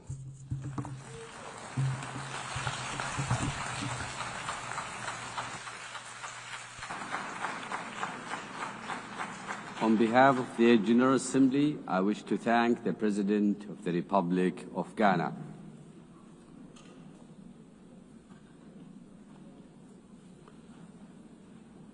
The Assembly will hear an address by His Excellency Omaho O.C. Sokang Embalo, President of the Republic of Guinea-Bissau. I request protocol to escort His Excellency and invite him to address the Assembly.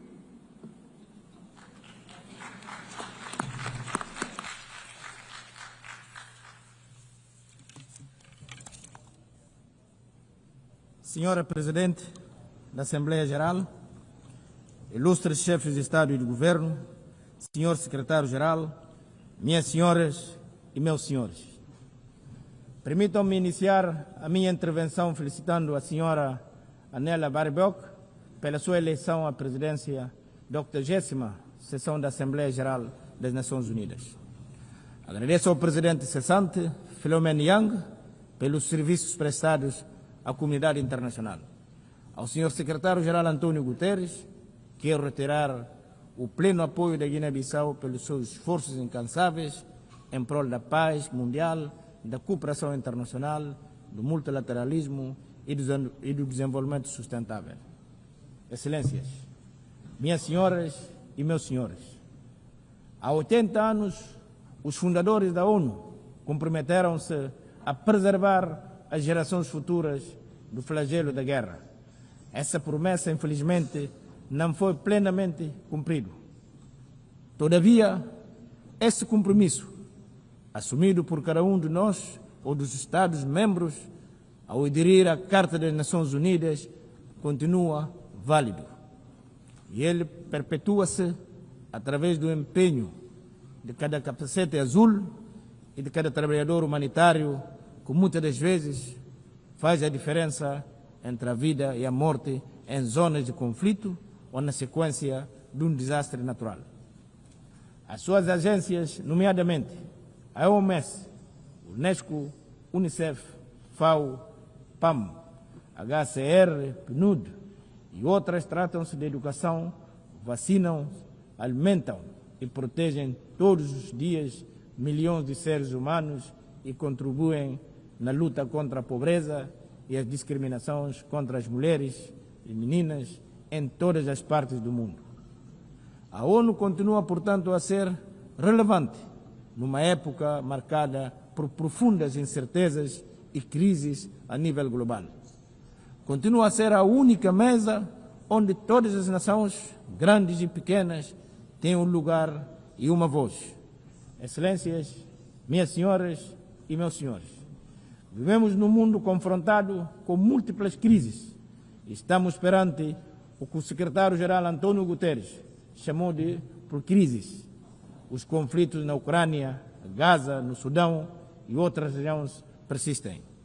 Estamos confrontados com as desigualdades socioeconômicas, choques ambientais, políticos e humanitários que mais afetam os países em desenvolvimento, com maior impacto nos pequenos estados insulares. O progresso em direção à realização dos Objetivos de Desenvolvimento Sustentável tem diminuído significativamente ou mesmo estagnado. O custo da dívida soberana dos países pobres aumenta enquanto a ajuda ao desenvolvimento diminuiu. A Guiné-Bissau sauda a iniciativa das Nações Unidas 80, UN80. Esperamos que contribua para o fortalecimento da organização, particularmente em prol da paz, da segurança internacional e da realização dos Objetivos do Desenvolvimento Sustentável. O Pacto para o Futuro oferece-nos um roteiro, um plano de ação que não deve ficar nas gavetas.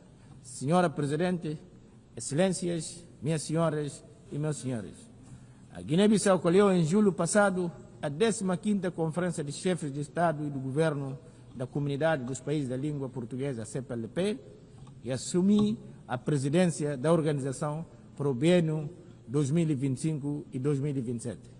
A CPLP considera importante a sua cooperação com a ONU e as suas agências especializadas.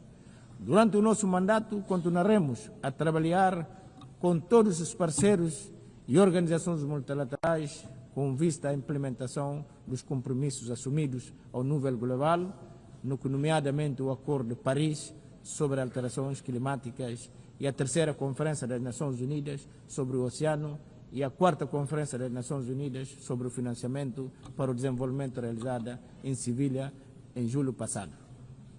Estamos convictos de que os 2 encontros internacionais previstos no próximo mês de novembro, nomeadamente a COP30, a realizar-se em Belém, no Brasil, bem como a 2ª Cimeira Mundial para o Desenvolvimento Social, que terá lugar em Doha, no Catar, constituem plataforma e oportunidades para reforço da nossa cooperação com vista à realização dos nossos objetivos. Senhora Presidente, Excelências, minhas senhoras e meus senhores, a Guiné-Bissau tem eleições presidenciais e legislativas marcadas para o dia 23 de novembro do ano em curso. Estão a ser criadas todas as condições necessárias para a realização, na data indicada, de um pleito eleitoral pacífico, livre, transparente e credível. Durante os últimos 5 anos, tenho primado pelo diálogo, a inclusão, a estabilidade política e a consolidação do Estado de Direito e democrático. Estou convicto de que as próximas eleições vão confirmar o caráter irreversível da cidadania e dos valores democráticos na Guiné-Bissau. Senhora Presidente, minhas senhoras e meus senhores, permitam-me concluir: no mundo cada vez mais interdependente, precisamos mais do que nunca de ordem mundial assenta nos princípios sagrados da Carta das Nações Unidas, no respeito ao direito internacional e na consistência pacífica. A este respeito, a Guiné-Bissau reitera o seu apelo para pôr fim ao embargo econômico e outros tipos de restrição impostas contra Cuba e a Venezuela. 80 anos depois da criação da ONU, o mundo mudou. E hoje somos mais de 51 Estados signatários da Carta das Nações Unidas. Em 1945, hoje as Nações Unidas, como nós, todos nós, os 193 Estados membros, mas os Estados observadores, a ONGs, Organização da Sociedade Civil e outras entidades presentes nesta magna Assembleia. Para estar à altura dos desafios do século XXI, a ONU deve proceder a reformas urgentes, reformas que refletem as realidades geopolíticas atuais e os equilíbrios mundiais, reforma no sentido do alargamento e da democratização do Conselho da Segurança. Reformas que deem lugar e voz ao Sul Global. Reformas que restaurem a confiança no multilateralismo e na cooperação internacional. A ONU continua a ser esse espaço multilateral e único onde o diálogo ainda é possível, mesmo quando a diplomacia e os bons ofícios falham nos outros fóruns e circunstâncias. A legitimidade da força e o futuro da ONU residem na inclusão plena, participação de todos nós nas deliberações tomadas de decisão. Os ideais fundamentais da paz, dignidade e igualdade, luta contra a pobreza, cooperação e resolução pacífica dos conflitos continuam vivos a inspirar os propósitos e a marcha da humanidade. Thank you very much. Muchas gracias. Ahlan wa sahlan. Muito obrigado.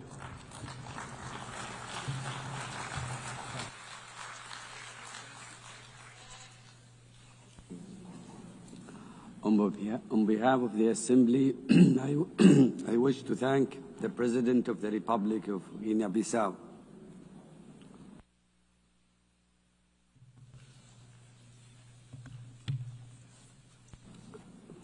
The Assembly will hear an address by His Majesty King Musawati III, Head of the State of the Kingdom of Eswatini.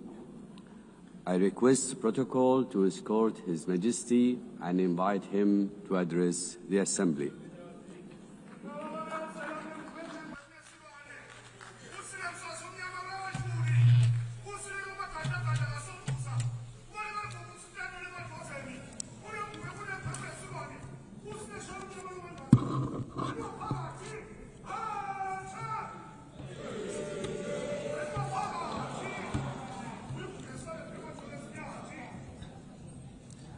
Your Excellency, Madam President of the General Assembly, Your Majesties, Excellencies, Heads of State and Government, UN Secretary General, distinguished delegates, ladies and gentlemen, it is a great pleasure to address the 80th session of the United Nations General Assembly under the theme Better Together, 80 years and more for peace, development, and human rights. At the outset, we wish to assure you, Madam President, of Eswatini's unwavering support during your tenure. We also commend the UN Secretary General and the Secretariat for their steadfast leadership in navigating our world through unprecedented challenges. As we gather today, mankind is confronted with many challenges, including conflicts around the world. We must remind ourselves that when the United Nations was established in 1945, it was during a time of widespread global strife. Its founding fathers resolved that no country or people should endure suffering due to conflict. The UN Charter and structure were designed to be clear and resolute. Now is the time to ask ourselves what has gone wrong and what steps must be taken to correct these challenges and restore the UN's mission of fostering peace. The question we must ask ourselves further is, what is the UN doing to address these issues effectively? I propose that the United Nations establishes ad hoc committees to tackle global conflicts and promote peace. These committees should have equitable representation in dealing with the relative conflicts in the diverse regions of hotspots, including Africa, the Middle East, Europe, and beyond. ensuring that all affected nations have a voice. Supported by the Secretariat of the United Nations, these ad hoc committees would visit conflict zones, engage with local communities, and work towards peaceful resolutions. For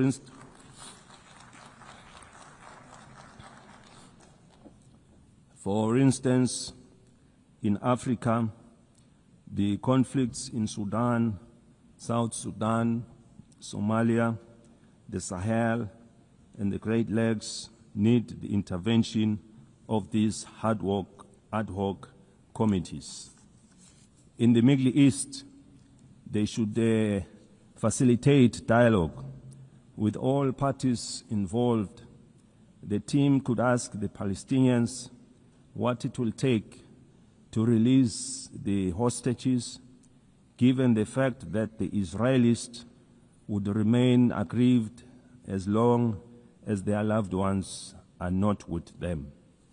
Similarly, the ad hoc committee should engage the Israelis to ascertain what it will also take for them to stop the bombardment, to avoid loss of more innocent lives, widespread destruction of property, and a growing refugee crisis. By engaging directly with the affected communities, these communities could help broker solutions that address the concerns of all sides to reduce tensions, suffering, and foster stability. In the conflict between Russia and Ukraine, these ad hoc committees could mediate discussions to identify pathways to peace. Their role would be to engage in meaningful dialogue and report back to the United Nations with actionable recommendations on what it would take to end the war. In Eswatini, we encourage that yield positive outcomes proving that dialogue is the cornerstone in nation building. We thank those countries already making means in finding solutions. This suggested approach is not meant to undermine their efforts, but it would complement them as they are already working towards peaceful resolutions. We must avoid actions that could escalate tensions further and instead focus on saving innocent lives. Millions of lives have already been lost during the COVID-19 pandemic. We therefore cannot afford to lose any more to conflict.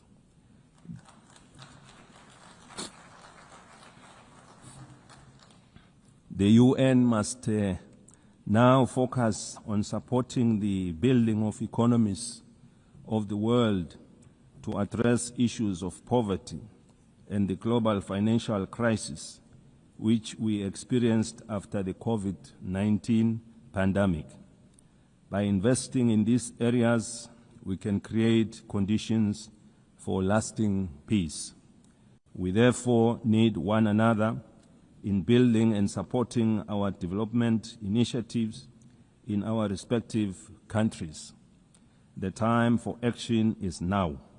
The UN was established in pursuit of international law and peace, and its mandate dates back decades. In 2025 and onwards, we must renew our commitment to this mission.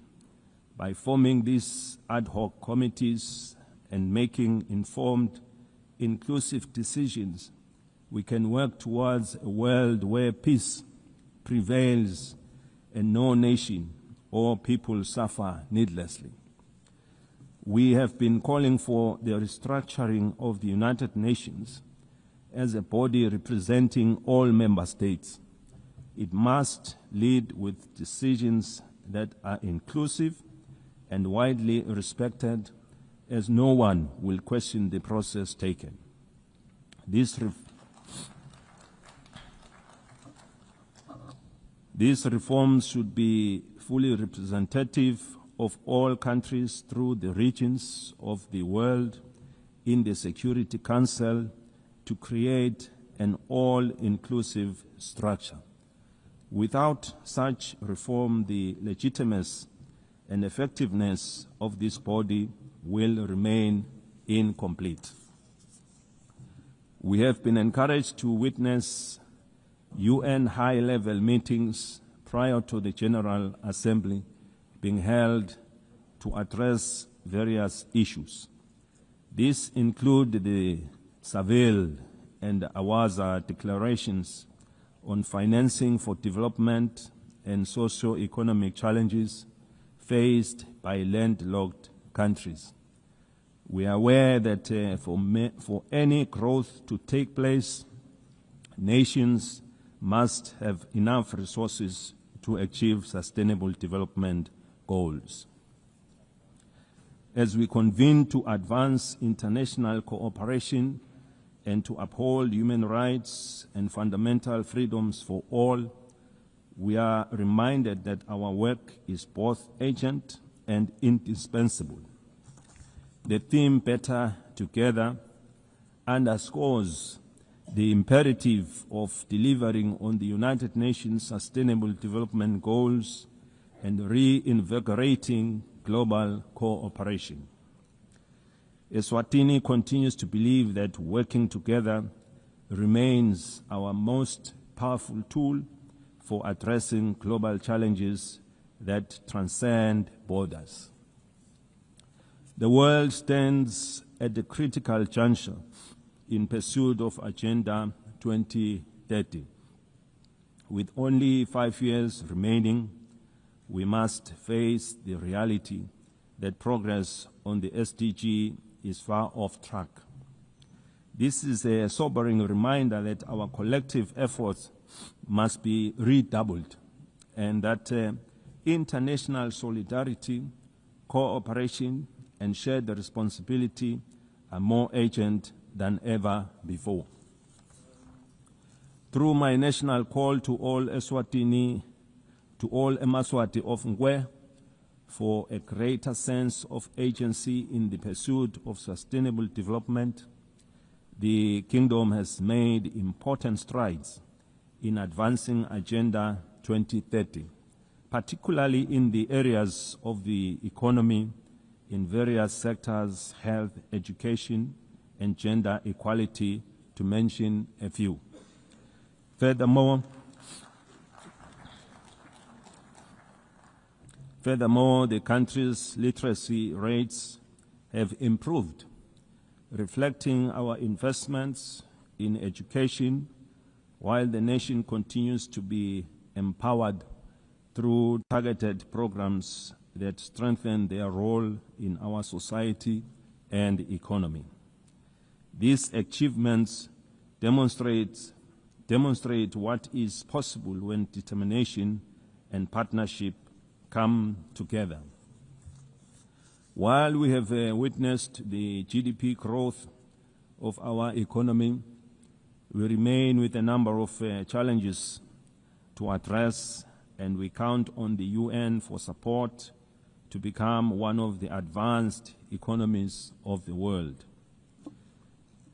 We have implemented initiatives to grow our economy and attract new investments by opening trade opportunities with other countries that give access to regional and international markets. Your Excellencies, the global economy remains fragile. Persistent inflation resulting in rising food and energy prices, as well as tightening financial conditions, have eroded physical space for many developing nations. Across sub-Saharan Africa, countries spend on average 12% of government revenues on debt servicing, diverting resources urgently needed for social cohesion programs. Eswatini also advocates for trade facilitation and economic diversification, simplifying customs procedures, reducing regulatory barriers, and enabling greater participation in regional and global value chains. In this regard, the African Continental Free Trade Area has the potential to boost intra-Africa trade by up to 52%, drive industrialization, and create millions of jobs. For countries like Eswatini, the AfTA offers more than market access. It provides a pathway to overcome geographic constraints through regional integration, cooperation, and efficient trade corridors. In an increasingly connected world, the Kingdom of Eswatini is actively striving for digital transformation as a catalyst for sustainable development. Eswatini is open for business in technology and looks forward to partnering and sharing experiences with other developed countries in advancing our technologies. Eswatini is proud of the significant progress achieved under Sustainable Development Goal 3. We welcome the progress made in the ratification of the Pandemic Treaty. This landmark agreement is essential for strengthening preparedness and resilience against future health emergencies, fostering effective and equitable cooperation. We remain deeply concerned about the decline in bilateral and multilateral support for global health priorities. Weakening our joint efforts threatens to erode decades of progress in this sector, as health is a global security. The Kingdom of Eswatini recognizes that the increasing frequencies and intensity of natural disasters, emergencies, and protracted crises highlight the urgent need for integrated responses that bridge humanitarian relief, long-term development, and peace building. We urgently need to strengthen disaster preparedness, build resilient communities, and integrate emergency responses with sustainable development. Eswatini, like other countries in the region, has many young and marginalized groups who face unemployment and inequality in various sectors. Ensuring empowerment, capacity building, and employment is our priority, and with the support of the UN programs, we are taking deliberate steps to provide a more enabling environment to guarantee their future. We equally recognize the rights and potential of persons with disabilities who continue to face disproportionate barriers to education, employment, and social participation so that they can fully contribute to and benefit from national development. The United Nations General Assembly Resolution 2758, adopted in 1971, did not address the issue of Taiwan's representation in the United Nations, and it does not preclude their participation in the UN system. The United Nations must seek suitable ways of including Taiwan so that she can better contribute to realizing the UN Sustainable Development Goals. In that way, this will fulfill the UN mandate to ensure that no country is left behind.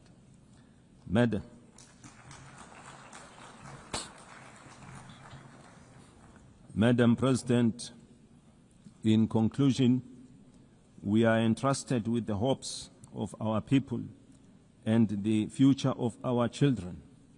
Let us not leave this assembly without reaffirming our commitment to justice, peace, and sustainable progress for all.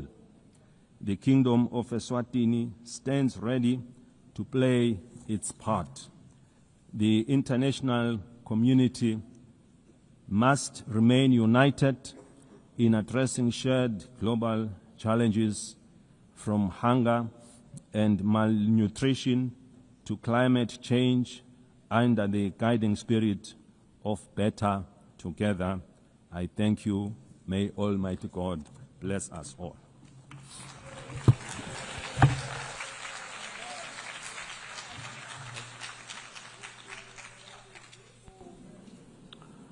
On behalf of the Assembly, I wish to thank the head of the state of the Kingdom of Eswatini.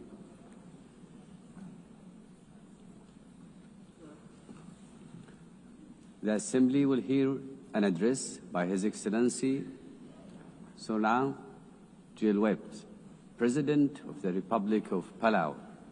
I request protocol to escort His Excellency and invite him to address the Assembly.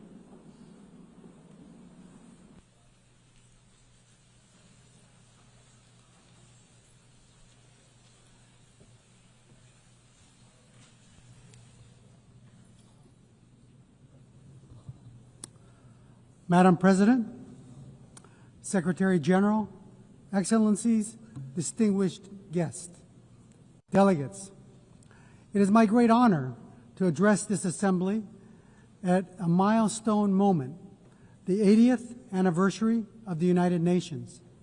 80 years ago, nations scarred by war came together to say, never again. They built this organization on the belief that cooperation, not conflict, could guide humanity forward. Today, as we reflect on that founding vision, let us remember the United Nations was not built for the powerful, but for all nations, large and small. In Palau, we have a saying, "Ndisan son embrari akloes."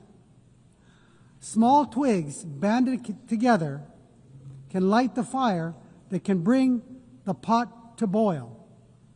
This wisdom reminds us that even the smallest among us, when united and determined, can drive meaningful change. The recent International Court of Justice advisory opinion affirms this truth, that our voice, though often overlooked, carries the weight of justice. We thank Vanuatu for their leadership and recognize the Pacific youth who co-led this charge. The advisory opinion confirmed that what we have always known, 1.5 degrees is not optional.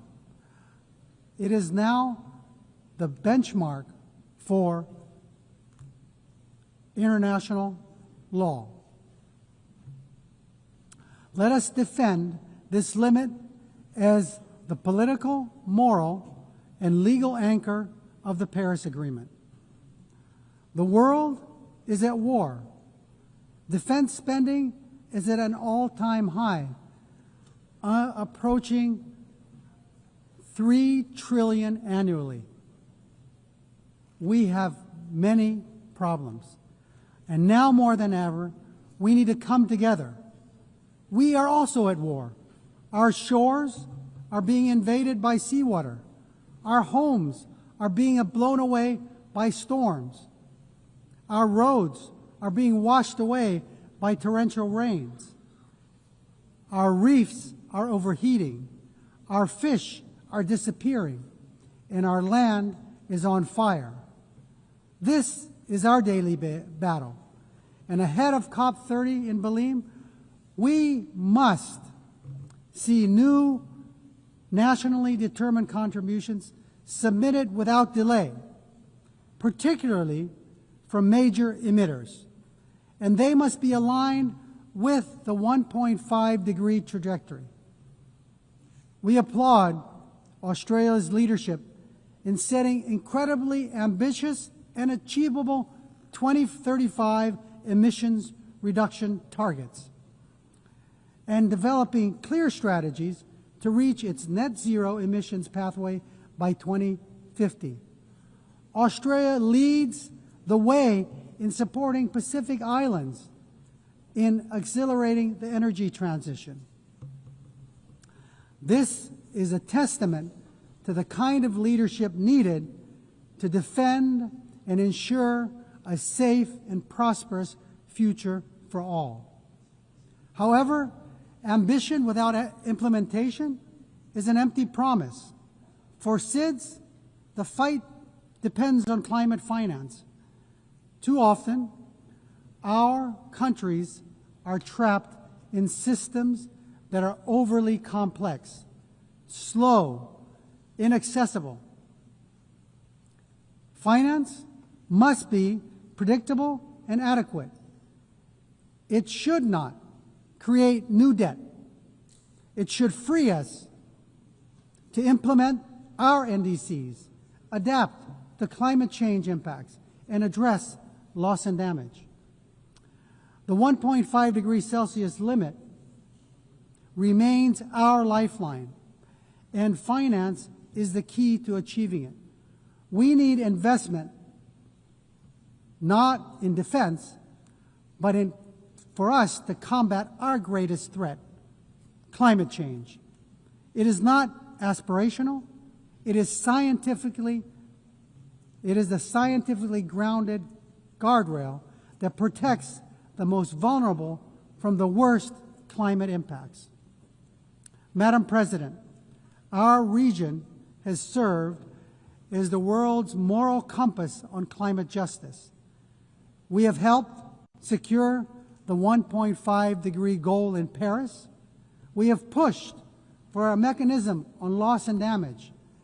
If the world is serious about 1.5, we urge you to come to our region, to see with your own eyes what the Pacific is facing, and be moved to act. That is why COP31 must be a Pacific COP, hosted by Australia, shaped in partnership with the Pacific. Madam President, on the issue of climate solutions, deep-sea mining has been incorrectly promoted as the silver bullet for the climate crisis. If we rush forward without understanding the consequences, we risk inflicting irreparable harm.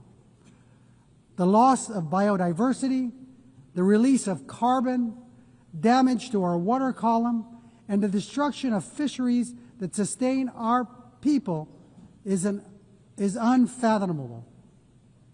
At UNOC 3, 38 countries, including Palau, came together to support a moratorium, and our message is clear. We must let science guide before we exploit the deep sea. The historic BBNJ agreement enters into force in January. And while Palau is proud to be the first ratifier, we couldn't have lit this fire alone. Like the Palauan proverb of the twigs, crossing the collective effort of over 60 countries demonstrates that we are better together. While we celebrate this achievement, we need even more nations to join this commitment to truly safeguard our ocean's future.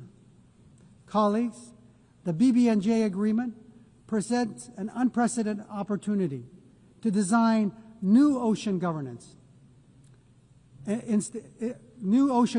institutions where SIDS have a voice from the start. We are big ocean states, and we call on our partners, including the EU, to support a SIDS seat in the BBNJ governance structure.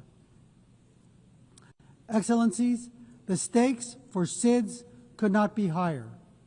Our economies are small, our vulnerabilities are acute, and our physical space is painfully narrow. The Antigua and Barbuda agenda for SIDS gives us a blueprint for resilient prosperity, but it cannot stand without tools. That is why the Seville commitment matters. The world has finally recognized that the financial system cannot be fair if it measures only income and ignores vulnerability. Multilateralism is our only shield, yet too often it is sidelined, blacklisted, and cut off from finance and boxed in by rules we did not write. We demand a seat not as bystanders, but as equal architects of our shared future. We call for the full and immediate integration of the multi-dimensional vulnerability index into the policies and frameworks of international financial institutions, multilateral development banks, and international organizations. It is time that we move the MVI from theory to practice. As we commemorate 80 years of this United Nations, we must look honestly at the strengths and its shortcomings. We welcome the Secretary General's UN 80 initiative, but let me be clear, reform cannot be cosmetic. This UN must be more responsive, more equitable, and more focused on delivery. Madam President, Palau knows too well the heavy cost of war, having endured the devastation of World War II on our islands. That history reminds us not only of the suffering left in the wake of conflict, but also the sacred value of peace. Palau has always stood for dignity of every human life and for the peaceful resolution of disputes through dialogue and respect for international law. Our positions, whether in support or restraint, are always guided by a deeper purpose, the pursuit of peace that is just, lasting, and stable. We believe that a durable solution, one that envisions two peoples, Israelis and Palestinians living in two democratic states, side by side, in peace and in dignity and security, within mutually recognized borders, is essential for lasting peace. Russia's unprovoked war against Ukraine is a stark reminder that when international law is disregarded, peace everywhere is placed at risk. It is only through respect for the rules-based order that all nations, large and small, can live securely. Continuing in that spirit of respect for life and stability, I must raise an important issue of principle. Years ago, China wrongly interpreted UNGA Resolution 2758. And today, it continues to claim that Taiwan is a part of the People's Republic. The end result has been Taiwan been silenced. The 23 million people's voices have been kept unheard, keeping Taiwan out of fully participating in the UN system and contributing to the world. Palau believes that inclusivity, which includes Taiwan, strengthens the United Nations, and that no community should be barred from contributing to the solutions of our world that it so desperately needs. Madam President, let me close with another Palauan proverb. It's about tides, dol raidis. An incoming tide should lift everyone. The choices we make together are about lifting all of us, ensuring the next generation inherits a world that sustains them just as it has sustained us. As we face today's greatest challenges, climate change, ocean decline, debt, inequality, wars, and conflict, no nation can carry the weight alone. But together, guided by the spirit of the UN's founding and strengthened by 80 years of hard-learned lessons, we can turn the tide. Let this assembly be remembered not only for the words we speak, but for the actions we take and for the resilience we build, the justice we uphold, and the future we secure for the generations yet to be born. We are better together. God bless you. Sulang, thank you.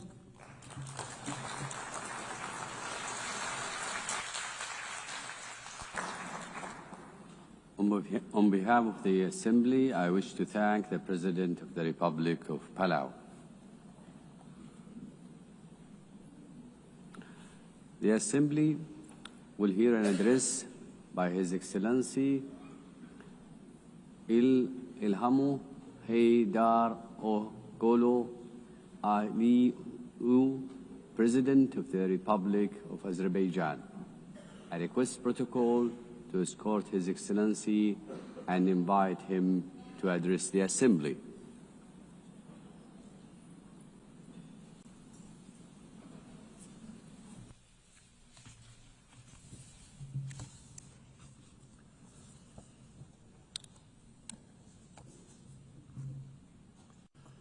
Ladies and gentlemen, for many years I spoke from this tribune about tragedies of aggression, occupation and injustice experienced by Azerbaijan.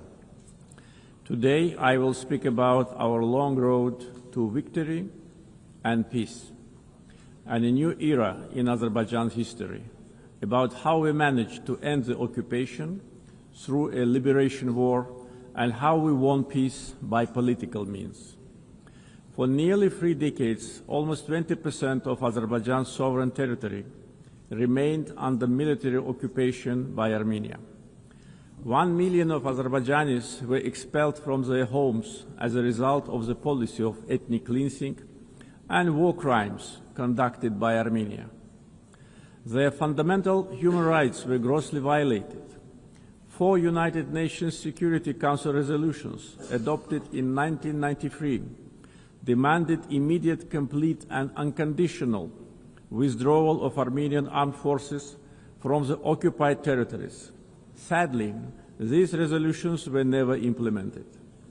Armenia demonstratively ignored them because no sanctions were imposed on it by international community. The OSCE Minsk Group, established in 1992 to facilitate a settlement, has failed in its mission. Instead of enforcing the norms and principles of international law, its co-chairs sought to preserve the status quo and keep the conflict frozen. In 2020, after almost 30 years of ineffective negotiations, Azerbaijan was forced to exercise its legitimate right to self-defense under Article 51 of the UN Charter.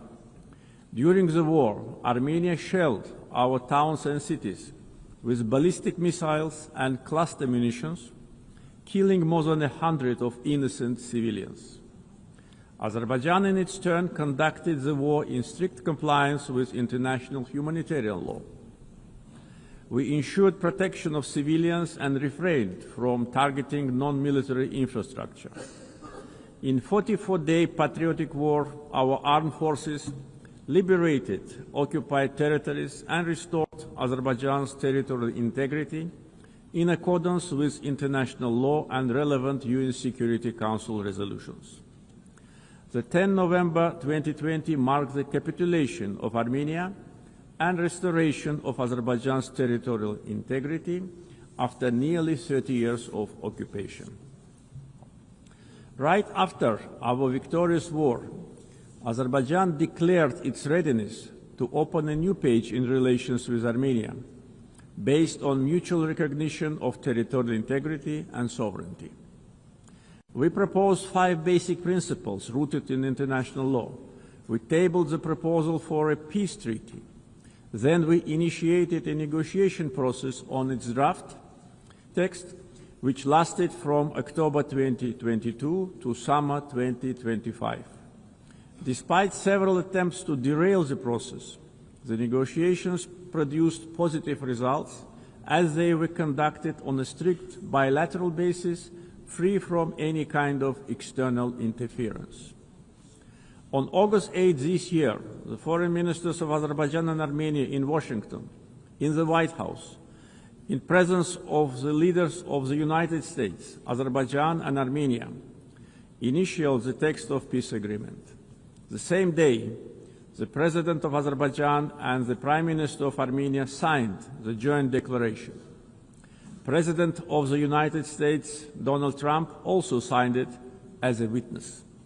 Moreover, Azerbaijan and Armenia jointly appealed for the closure of the OSCE Minsk Group and related structures as an obsolete mechanism no longer relevant to the peace process.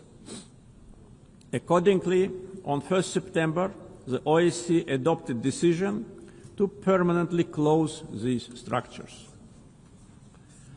Regional connectivity has been at the core of our vision for lasting peace.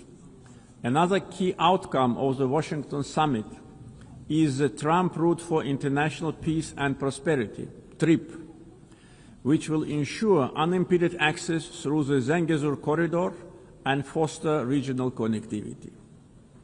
The recent Washington summit has also signaled a new phase in Azerbaijan-US relationship. Together with President Trump, we signed the Memorandum of Understanding between the two governments regarding the establishment of a strategic working group to develop a charter on strategic partnership between Azerbaijan and the United States. It opens new horizons for partnership in political, economic, energy, regional connectivity, defense, security, and other fields. The waiver by President Trump of the sanctions imposed on Azerbaijan in 1992 in the form of the Section 907 of the Freedom Support Act is a historic step as well.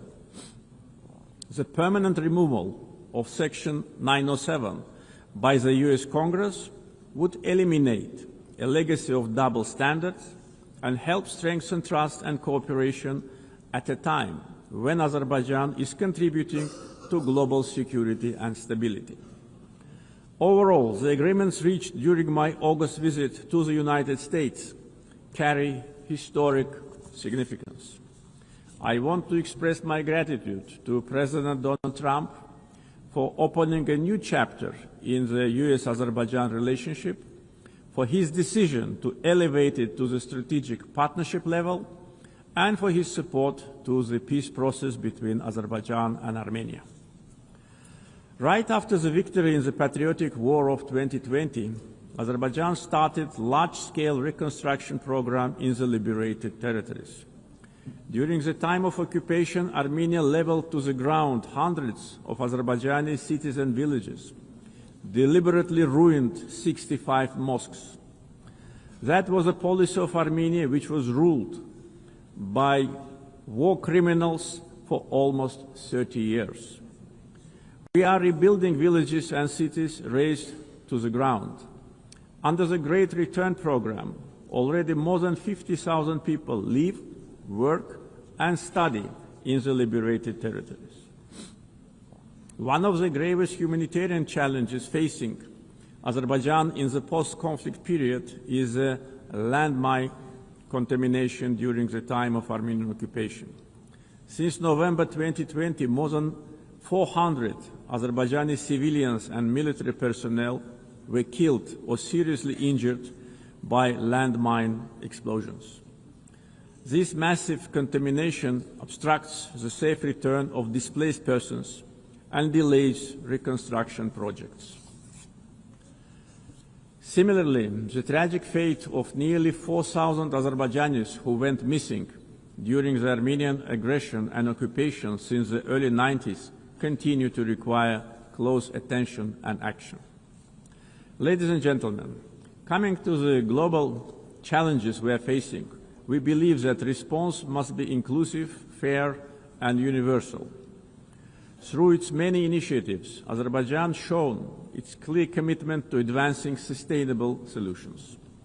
Azerbaijan is proud to have hosted COP29 last year, where we achieved important outcomes in advancing climate action, the green transition, and equitable access to financing. As a host of COP29, we guided negotiations towards ambitious and balanced outcomes, ensuring that all voices, particularly those of the developing world, were heard. The adoption of the new collective quantified goal at COP29, also known as Baku Finance Goal, is a historic milestone in global climate finance. This commitment brings previous $100 billion annual climate finance goal to at least $300 billion per year through 2035 from public sources in developed countries to developing countries. Azerbaijan also successfully finalized the long-awaited framework for carbon markets under Article 6 of the Paris Agreement, making the Paris Agreement fully operational 9 years after its adoption. Several key agreements were signed at COP29 to make the Loss and Damage Fund fully operational, providing critical support for vulnerable communities impacted by climate change. Being strongly committed to the green transition, we at the same time should not put unrealistic targets in front of us. The world cannot live without fossil fuels today and in foreseeable future. Energy security is closely linked to peace, regional connectivity, and economic development. Azerbaijan continues to play a proactive role in advancing these objectives globally. Azerbaijan has established itself as a reliable and indispensable partner in providing energy security to many countries. We play a strategic role connecting the Caspian region with international markets through diversified oil and gas pipeline systems. As of today, we are supplying natural gas to 14 countries.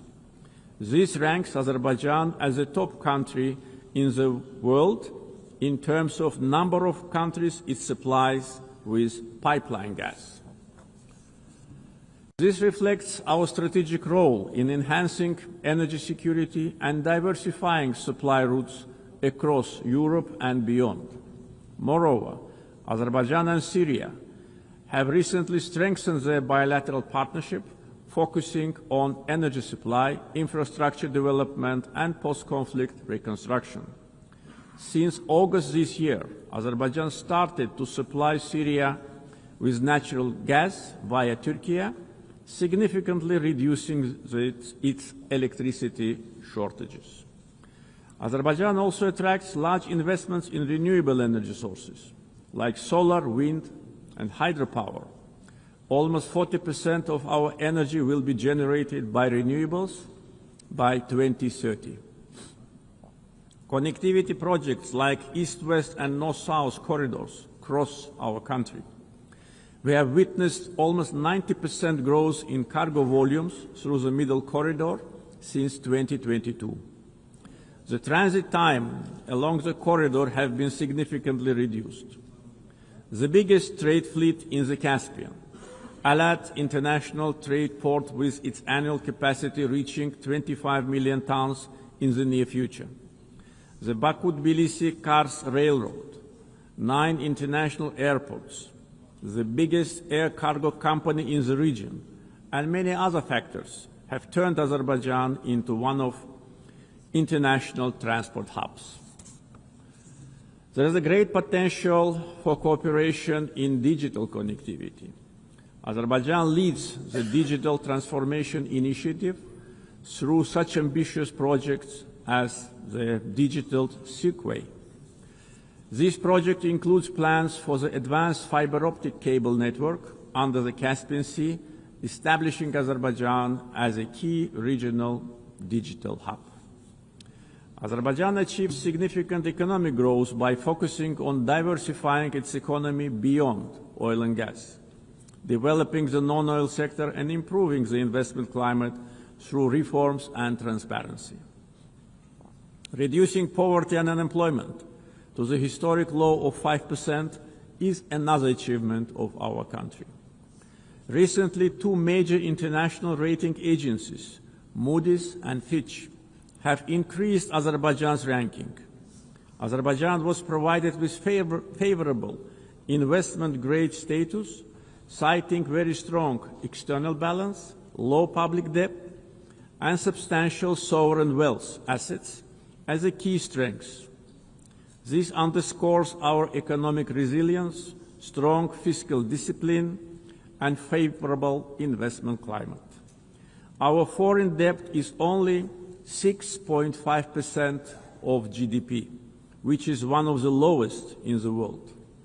Azerbaijan's foreign exchange reserves exceed its foreign debt almost 16 times. Back in 2022, at the summit of the Caspian littoral states, I raised the issue of environmental degradation of the Caspian Sea. Today's situation is much worse. Caspian Sea is shrinking rapidly. The main reason is not climate change. Joint efforts of littoral states are needed to stop ecological catastrophe with unpredictable consequences. Azerbaijan is also ready to cooperate closely with the UN to tackle this problem. Ladies and gentlemen, Azerbaijan is proud of its global humanitarian assistance efforts. We are providing aid to countries affected by natural disasters, conflicts, and public health emergencies. Azerbaijan contributed to the COVID-19 response, donating financing, protective equipment, medical devices, and vaccines to more than 80 countries in need. Azerbaijan has entered a new era. We won both war and peace. We ended the occupation and started reconstruction. Justice has triumphed.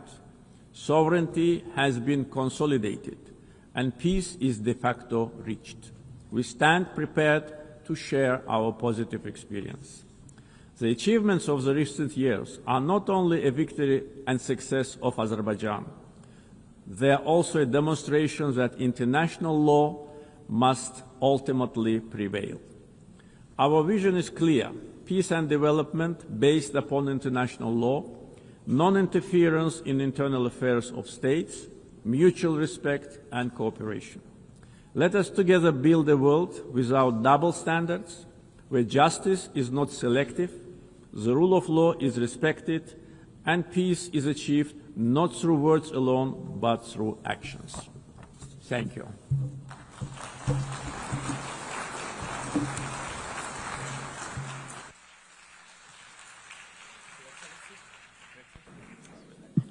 On behalf of the Assembly, I wish to thank the President of the Republic of Azerbaijan.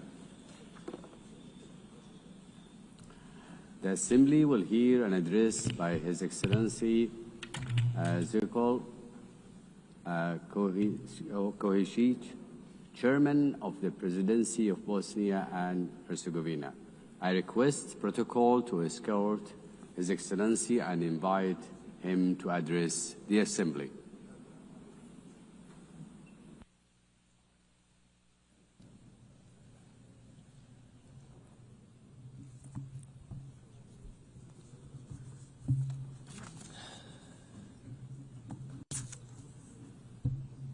Gospodine predsjedavajući, gospodine generalni sekretaru,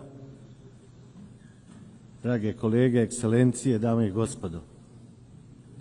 Polazeći od teme ovogodišnjeg zasjedanja Generalne skupštine Ujedinjenih nacija koja glasi bolje zajedno, 80 godina za mir, razvoj i ljudska prava, dozvolite mi da sa ovog značajnog mjesta u ime Bosne i Hercegovine i svih njenih građana izrazim čestitke Organizaciji Ujedinjenih nacija koja obilježava 80 godina od svog osnivanja, ali istovremeno i 80 godina neprekidnog rada na onome što je temeljni cilj ove organizacije, a to je obezbeđivanje i održavanje mira u svijetu.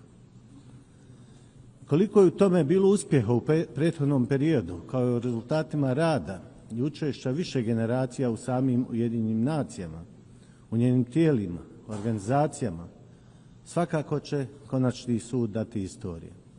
Ali istovremeno smatram da je važno da se i danas jasno iskaže naš zajednički stav da mir u svakom dijelu svijeta nema alternativu i da na tome moramo i trebamo nastaviti zajedno uporno raditi. Želio bih vjerovati da svi dijelimo isto pozitivno mišljenje da moramo zaštititi mir u svakom dijelu svijeta.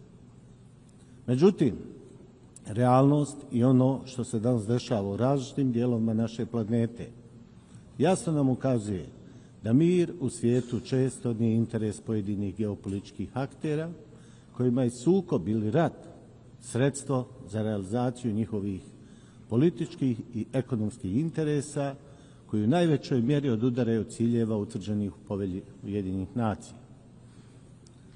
Ako tome pridodamo i to da se putem oružane sile nastoje mijenjati granice država u svijetu na način koji je suprotan Povelji Ujedinjenih nacija, onda možemo izvesti jednostavan zaključak da se međunarodno pravo ne primjenjuje istovjetno prema svim državama, subjektima tog istog međunarodnog prava.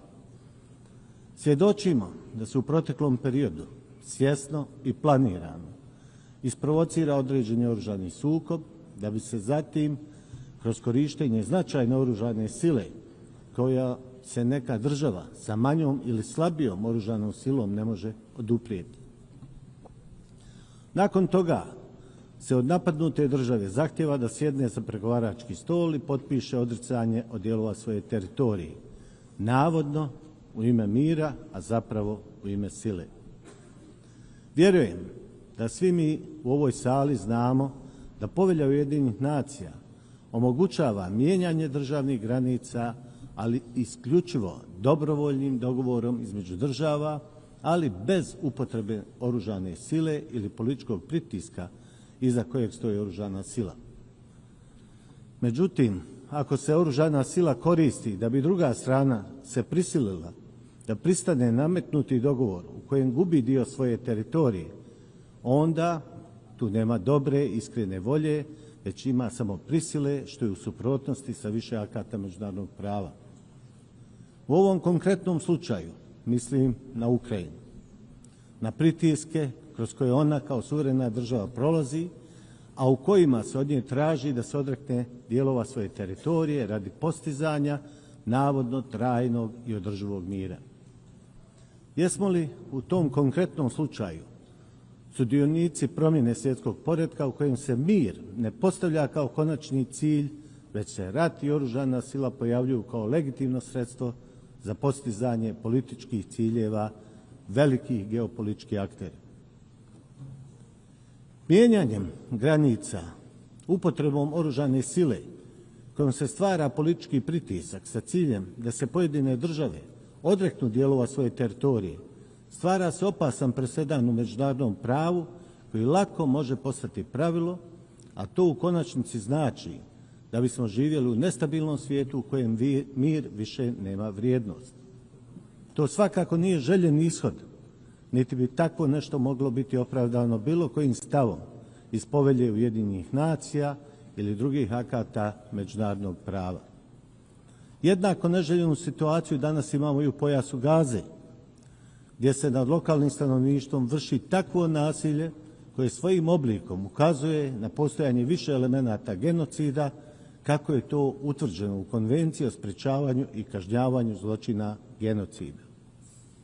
Radi podsjećanja potrebno je istaći da genocid, osim što predstavlja fizičku likvidaciju ili uklanjanje nacionalne, etničke, rasne ili religijske skupine sa određenog teritorija, može biti počinjen i u slučaju da se toj istoj nacionalnoj, etničkoj, rasnoj ili religijskoj skupini svjesno nameću tako teški uslovi života koji prijete da je na određenoj teritoriji u konačnici potpuno uništi.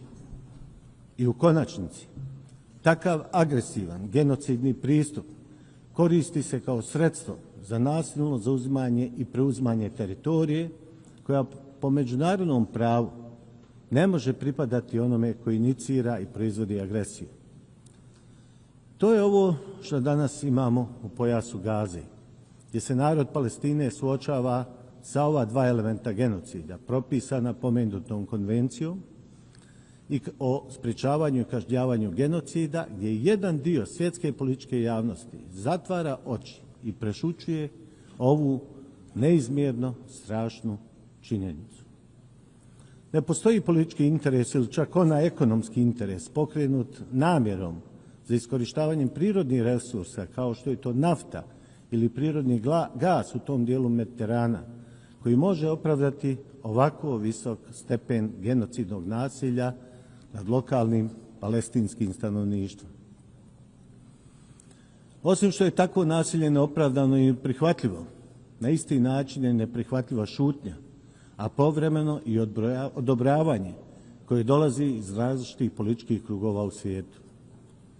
O kakvom miru, razvoju ili zaštiti ljudskih prava možemo uopšte govoriti ako se dozvoljava ovako nasilje sa oblicima genocida nad palestinskim narodom?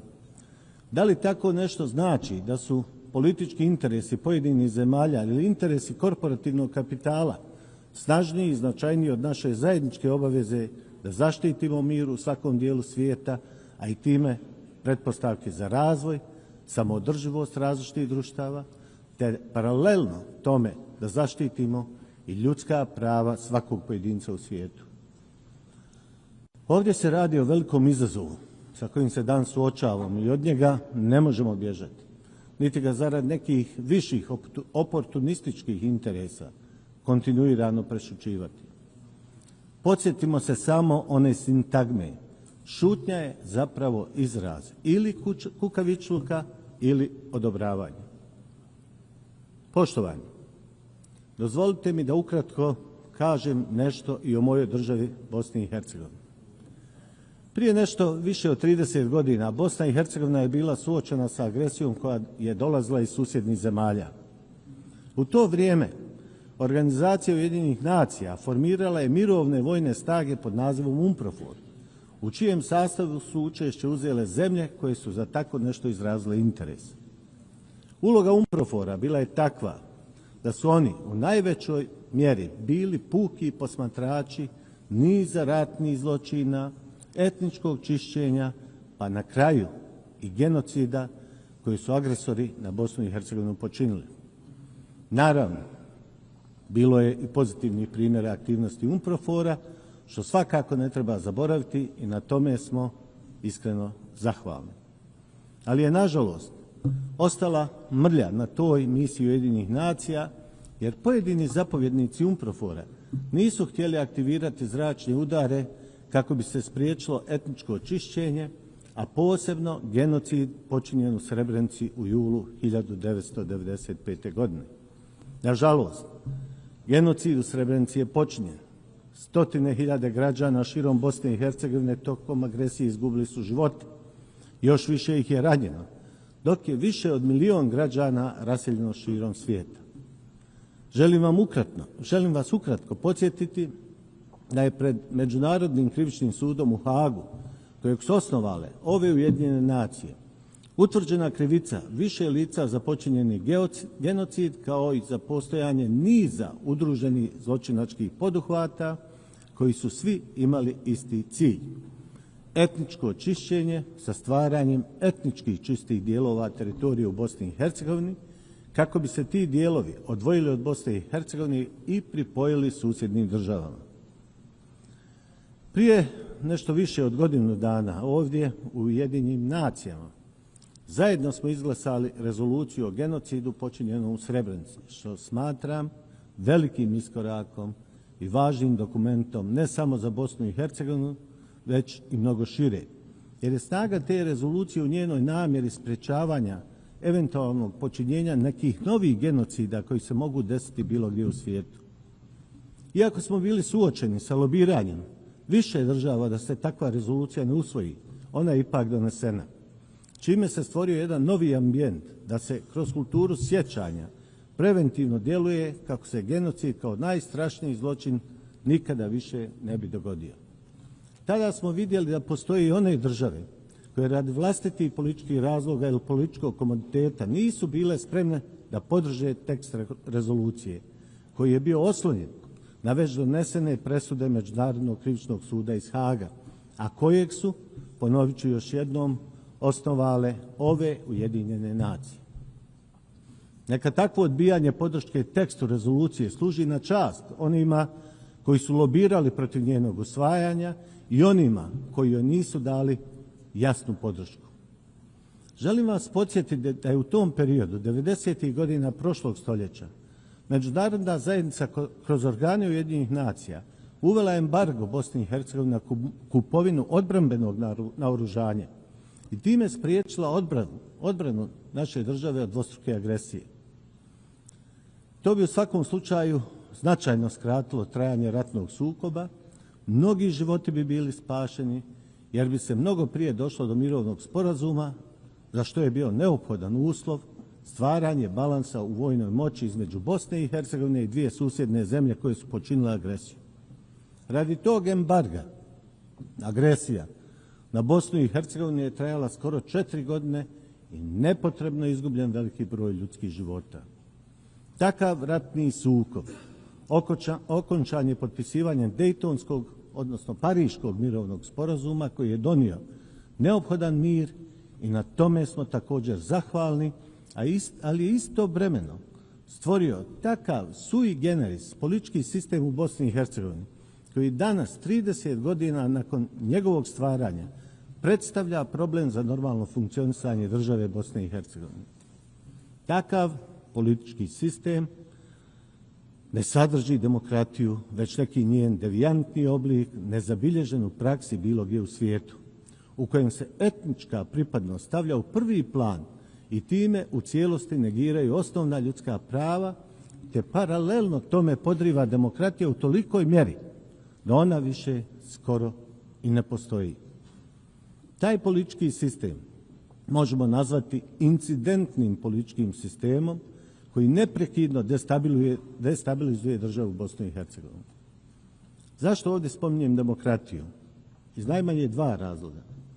Prvi je da one države koje su se opredijelile za demokratiju i njene principe trebale bi imati mogućnost da tu demokratiju u cijelosti primijene u svom okrilju, potpuno svjesni da postoji jedan broj država koje iz njihovih razloga, bili oni istorijski, kulturološki, religijski, ne žele demokratiju i njene principe. Bosna i Hercegovina se jasno opredijelila za demokratiju i tranziciju iz prethodnog političkog sistema u neki novi demokratski politički sistem, ali nam se to kroz elemente političkog sistema koji živimo, koji je utvrđen Dejtonskim Pariškim sporazumom, u stvarnosti kontinuirano onemogućava. Drugi razlog odnosi se na to da nakon što smo bili suočeni sa embargom na uvoz odbrambenog oružja tokom 90. godina prošlog stoljeća, u ovo današnje vrijeme Bosna i Hercegovina se suočava sa embargom na demokratiju, što svojim političkim i diplomatskim aktivnostima nastoje obezbijediti čak pojedini akteri iz međunarodne zajednice. Dakle, nakon što smo imali embargo da se branimo, Danas imamo embargo na demokratiju i demokratski razvoj. Jer kako drugačije objasniti takvu aktivnost tog dijela međunarodne zajednice koja na različite načine nastoji obezbijediti ovaj incidentni politički sistem u kojem manjina upravlja većinom, rušeći jedan od temeljnih principa demokratije koji nalaže da takav sistem u kojem bi zapravo politička većina trebala upravljati svojom državom zapravo ne postoji u Bosni i Hercegovini. Iako takvi akteri to opisuju kao navodnu raspodjelu političke moći između etničkih zajednica u Bosni i Hercegovini, to u svom korijenu toliko podriva demokratiju da ona u mojoj državi skoro više ne postoji, jer postoji nešto što se jednostavno zove etnokratija u kojoj politička manjina upravlja državom, jer joj to ovaj sadašnji devijantni politički sistem omogućava. Da li takvi akteri međunarodne zajednice nastoje zabraniti ili uvesti embargo na demokratiju u Bosni i Hercegovini radi njene demografske slike ili nastoje proizvesti takvu situaciju da se ponovo otvore razgovori o Bosni i Hercegovini sa neizvjesnim ishodom za njeno postojanje u sadašnjim granicama, ostaju otvorena pitanja. Podsjetit ću ovdje kako bez demokratije nema ni vladavine prava, a bez vladavine prava nema ni zaštite individualnih ljudskih prava. Kao argument za takvo postupanje dijela međunarodne zajednice može se pokazati takozvani predmet Kovačević pred Europskim sudom za ljudska prava. Predmet koji vama je nepoznat, možda i nebitan, ali nama u Bosni i Hercegovini je iznimno važan. To je predmet u kojem je apelant tražio jednostavnu, opravdanu i logičnu zaštitu svog aktivnog biračkog prava koje mu je onemogućeno. Predmet je u prvostepenom postupku riješen u korist apelanta uz utvrđeno postojanje etnoteritorijalne diskriminacije, što je onda dio međunarodne zajednice, ulažući enormne diplomatske i financijske napore, nastoje anulirati u drugostepenom postupku. Jedna od zemalja, što je potpuno neshvatljivo i neprihvatljivo, dala je financijsku donaciju Europskom sudu za ljudska prava i pojavila se kasnije u tom istom predmetu kao zainteresovana strana, što je klasični izraz političke korupcije. Zato se ovdje postavlja logično pitanje, da li se presude međunarodnih sudova mogu kupiti? U obaranju te presude aktivno je učestvovao i visoki predstavnik međunarodne zajednice u Bosni i Hercegovini, iako mu to nisu ovlaštenja data Dejtonskim Pariškim sporazumom, ulažući također enormna financijska sredstva iz nepoznatih izvora, za čije korištenje nije imao potrebnu saglasnost Vijeća za implementaciju mira. Dakle, desila se potpuno istovjetna situacija kao i kod donošenja rezolucije o genocidu u Srebrenici, gdje su pojedine zemlje lobiranjem protiv rezolucije nastojali negirati presude Međunarodnog krivičnog suda u Hagu, dok su u predmetu koji navodim kao primjer neke druge zemlje nastojale još uvijek nastoje poništiti presudu kroz njihovo lobiranje i širu diplomatsku aktivnost. Što nas onda dovodi do zaključka da postoji dio međunarodne zajednice koja ne dozvoljava demokratiju u Bosni i Hercegovini. Jučer embargo na oružje je neophodno za odbranu zemlje, danas embargo na demokratiju i ljudska prava. Zbog toga želim vas ukratko podsjetiti na još jedan dokument Ujedinjenih nacija pod nazivom Međunarodni pakt o građanskim i političkim pravima, kojim se između ostalog garantuje birati i biti biran na periodičnim izborima koji se održavaju sa opštim i jednakim pravom glasa, tajnim glasanjem, uz jamstvo slobodnog izražavanja volje svakog birača, što se, nažalost, u Bosni i Hercegovini ne dozvoljava, uz velike napore međunarodne zajednice koja nastoji da sačuva diskriminaciju, negira demokratiju, a što za posljedicu ima nedostatak vladavine prava i u konačnici nedovoljnu i skoro nikakvu zaštitu individualnih ljudskih prava. Kao logičan zaključak nameće se takva zamisao da je demokratija kao i pravo na odbranu zemlje privilegija čiju primjenu određuju i omogućuju političke elite iz većih i bogatih zemalja, dok se one male i siromašnije zemlje mogu nadati da će dobiti demokratiju samo onoliko koliko im to veći i bogati dozvoli. To svakako nije izraz jednakosti niti ravnopravnosti kojem svi zajedno danas treba težiti. Poštovani, ovdje dolazimo i do pitanja ljudskih prava, odnosno preciznije jednakosti svakog pojedinca u svakoj zemlji pa i šire, a posebno njegovog ili njenog prava da učestvuje jednako i po vlastitoj želji u svakom aspektu društvenog života u svojoj zemlji. Imamo cijeli niz dokumenata i akata međunarodnog prava koji tako nešto garantuju, pa se onda i ovdje postavlja otvoreno pitanje da li smo spremni biti konzistentni ili uporni na zaštiti individualnih ljudskih prava u bilo kojem dijelu svijeta, koristeći alate koje nam ti međunarodni dokumenti pružaju. Svakako, pitanje zaštite ljudskih prava počinje sa borbom protiv diskriminacije ili svakog oblika nejednakosti pojedinaca u svim njihovim pravima koji im garantuju dokumenti međunarodnog prava, a kao logičan nastavak su i dokumenti ili zakoni u različitim državama. Diskriminacija u bilo kojem obliku je zabranjena aktima međunarodnog prava, ali nažalost veoma se često susrećemo sa situacijama u kojima se diskriminacija prešućuje, a nakon šutnje čak i ohrabruje. Govoreći iz ugla Bosne i Hercegovine imamo 5 presuda Europskog suda za ljudska prava u kojima je utvrđeno postojanje diskriminacije građana na osnovu njihovog etničkog porijekla ili mjesta gdje žive. Dio političke elita u Bosni i Hercegovini kao i dio međunarodne zajednice prisutne u Bosni i Hercegovini to neće da prihvati i kroz izmjenu Ustava implementiraju. Uz neprovođenje navedenih 5 presuda Europskog suda za ljudska prava, ova 6. presuda u predmetu koju se traži odbacivanje etno-teritorijalne diskriminacije, koja je oborena zahvaljujući pritisku, donacijama i sličnim djelovanjima od strane pojedinih zemalja, kao i od osobe koja je mirovnim ugovorom ovlaštena da taj ugovor realizuje i da štiti sve aspekte tog ugovora, i uključujući i sve akte međunarodnog prava koji govore o ljudskim pravima, dovede nas do teških pitanja, ali još težih odgovora. Da li su ljudska prava i njihova zaštita privilegija većih, bogatijih društava i država, dok se manji i siromašniji svjesno ili namjerno zaobilaze u zaštiti ljudskih prava, počevši od prava na život pa sve do prava na jednakost i demokratiju. Na kraju, dozvolite da istaknem da je na sva 3 otvorena pitanja koje su tema zasjedanja Generalne skupštine Ujedinjenih nacija, možemo ih gledati i možemo odgovoriti samo kroz konzistentnost i principijelno insistiranje zaštiti mira, kako bismo stvorili uslove za nesmetan razvoj društava u državama članicama Ujedinjenih nacija, a da se u konačnici zajedno pojavimo kao aktivni zaštitnici ljudskih prava u bilo kojem dijelu svijeta. Bez te konzistentnosti u ovim pitanjima bit ćemo još jednom samo skupina koja izražava zabrinutost nad devijantnim pojavama u svijetu, kao što su to ratovi, nasilno mijenjanje granica, genocid, ratni zločini, negiranje ljudskih prava, a da zapravo nećemo učiniti ništa više od izražavanja zabrinutosti. Konzistentnost na koju se referiram znači potpunu odlučnost da se suprotstavimo različitim devijantnim pojavama u svijetu kroz alate koje nam pruža međunarodno pravo.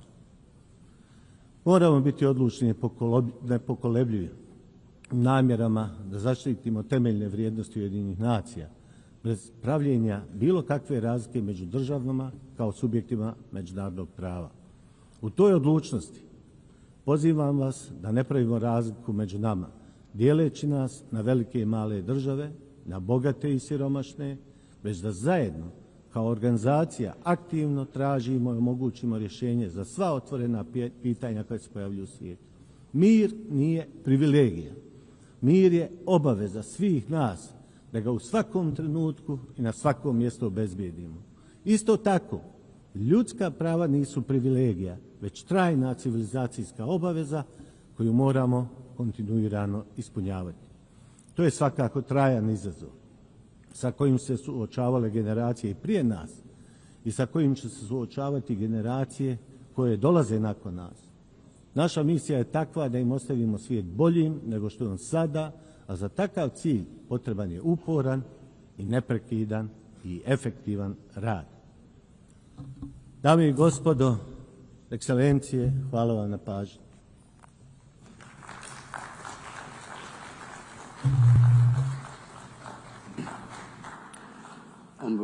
On behalf of the Assembly, I wish to thank the Chairman of the Presidency of Bosnia and Herzegovina. We shall now continue the general debate.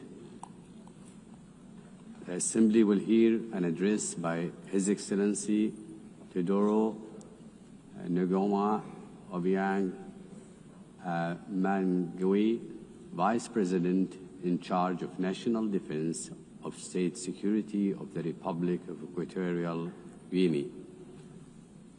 I request protocol to escort His Excellency and invite him to address the Assembly.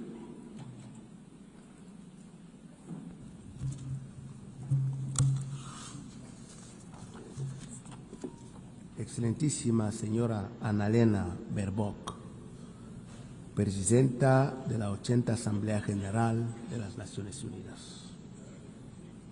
Excelencias, jefe de Estado y de Gobierno y jefes de delegaciones. Excelentísimo señor Antonio Guterres, Secretario General de las Naciones Unidas. Señoras y señores, me honra tomar la palabra en nombre de Su Excelencia Obiang Mbasogo, Presidente de la República de Guinea Ecuatorial, para expresar la firme posición de mi país en esta 80 Asamblea General, en un momento en el que el mundo reclama un sistema internacional más justo, equitativo y eficaz. Señora Presidenta, hace 80 años, los estados fundadores establecieron esta organización con la aspiración de construir un sistema multilateral basado en la cooperación, el respeto al derecho internacional y la dignidad de toda persona. Ese compromiso quedó asentado en la Carta de las Naciones Unidas, que continúa siendo un referente esencial para la acción colectiva de los Estados.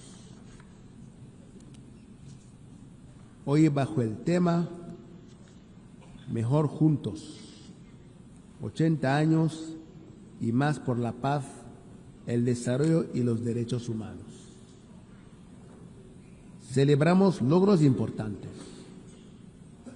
La ONU ha sido, a lo largo de estas décadas, un foro universal de diálogo y un espacio para la cooperación internacional.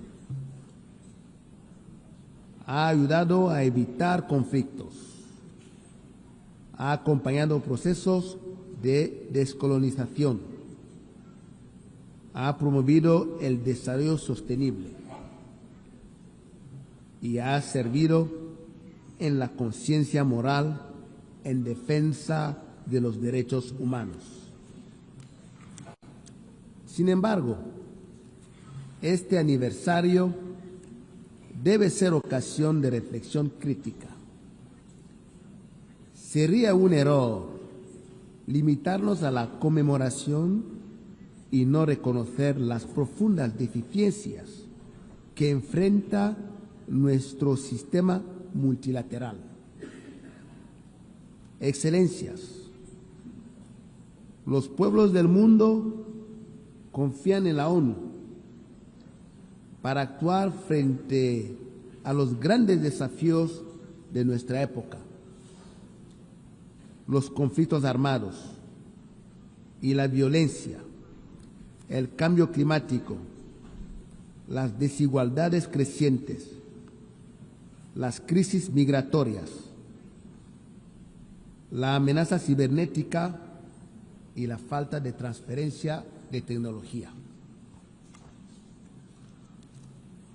Pero con demasiada frecuencia, la respuesta ha sido insuficiente, paralizada por intereses particulares y atrapada en una plataforma institucional que ya no refleja la realidad del mundo contemporáneo. Hablar de no dejar a nadie atrás carece de sentido si millones siguen marginados en sistemas de dependencia y exclusión. El Consejo de Seguridad, órgano encargado de la paz y la seguridad internacional, es quizás el ejemplo más claro de este desajuste. 8 décadas después de su creación, su composición sigue anclada en la geopolítica de 1945 y no en la del siglo XXI. En consecuencia, su legitimidad y representatividad se ven con razón cuestionadas. La reforma del Consejo de Seguridad es una necesidad urgente. Sin ella, seguirá siendo percibido como un club exclusivo de privilegios históricos, incapaz de responder con legitimidad a los retos actuales. África demanda lo que le corresponde por derecho, una representación plena y permanente en el órgano de seguridad más importante del planeta. Queremos una gobernanza internacional que sirve a todos, no a unos pocos. Demandamos un Consejo de Seguridad que represente al mundo de hoy, no al de ayer. Demos pasos reales hacia una acción colectiva más democrática, equitativa y eficaz. O nos arriesgamos a que la ONU se vea cada vez más marginada y debilitada en los asuntos internacionales. Nuestro compromiso con esta organización permanece intacto. Creemos en la ONU, creemos en la fuerza del derecho internacional, creemos en la cooperación internacional como único camino para enfrentar desafíos que ninguna nación, por poderosa que sea, puede resolver sola. Pues nuestro compromiso no es ciego, sino es exigente a los resultados, reformas y adaptación a los tiempos. En este aniversario debemos recordar que la paz, el desarrollo y los derechos humanos son pilares inseparables. La paz no es sostenible sin desarrollo y el desarrollo no es real si no se basa en la dignidad y en los derechos de cada persona. Por ello, reafirmamos nuestra apuesta por la Agenda 2030, aún reconociendo retrasos y dificultades. La Agenda 2030 es un compromiso colectivo que refleja nuestra voluntad de construir un mundo sin pobreza, sin hambre y con dignidad para todos.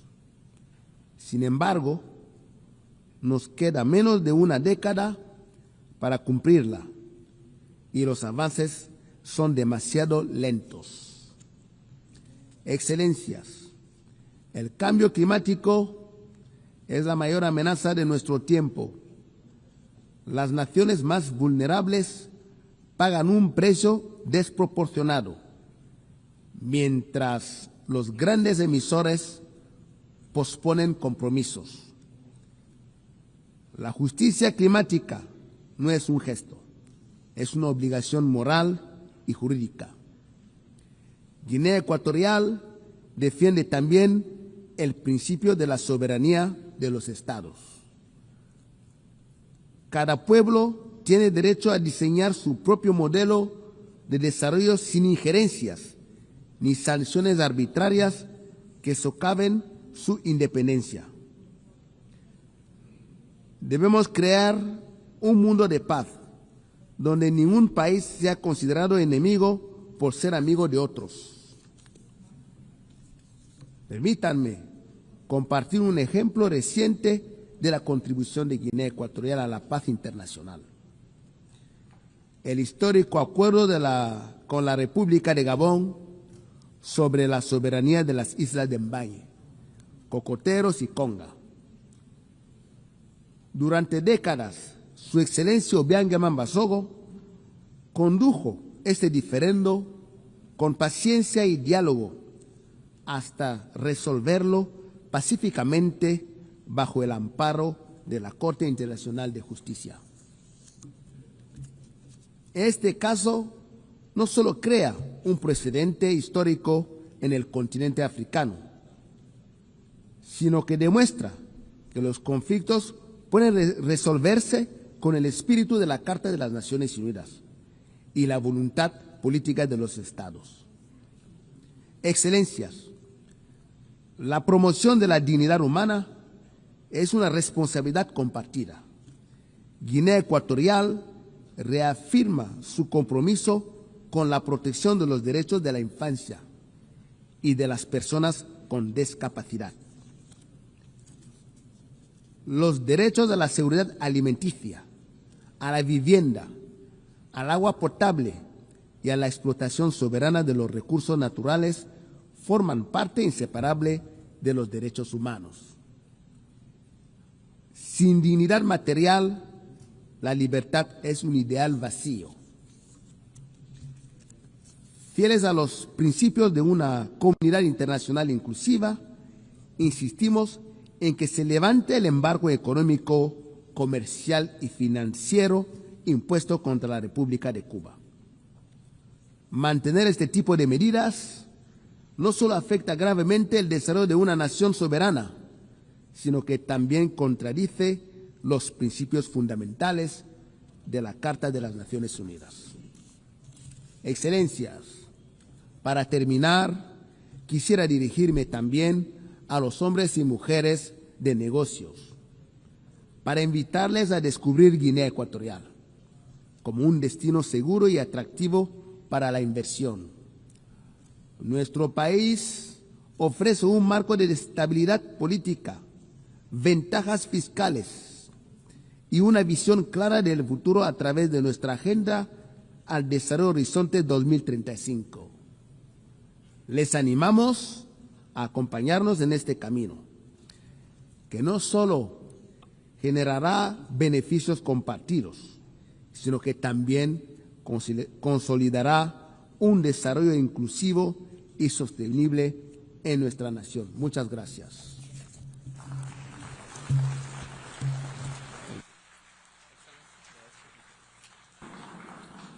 On behalf of the Assembly, I wish to thank the Vice President in charge of National Defense and State Security of the Republic of Equatorial Guinea.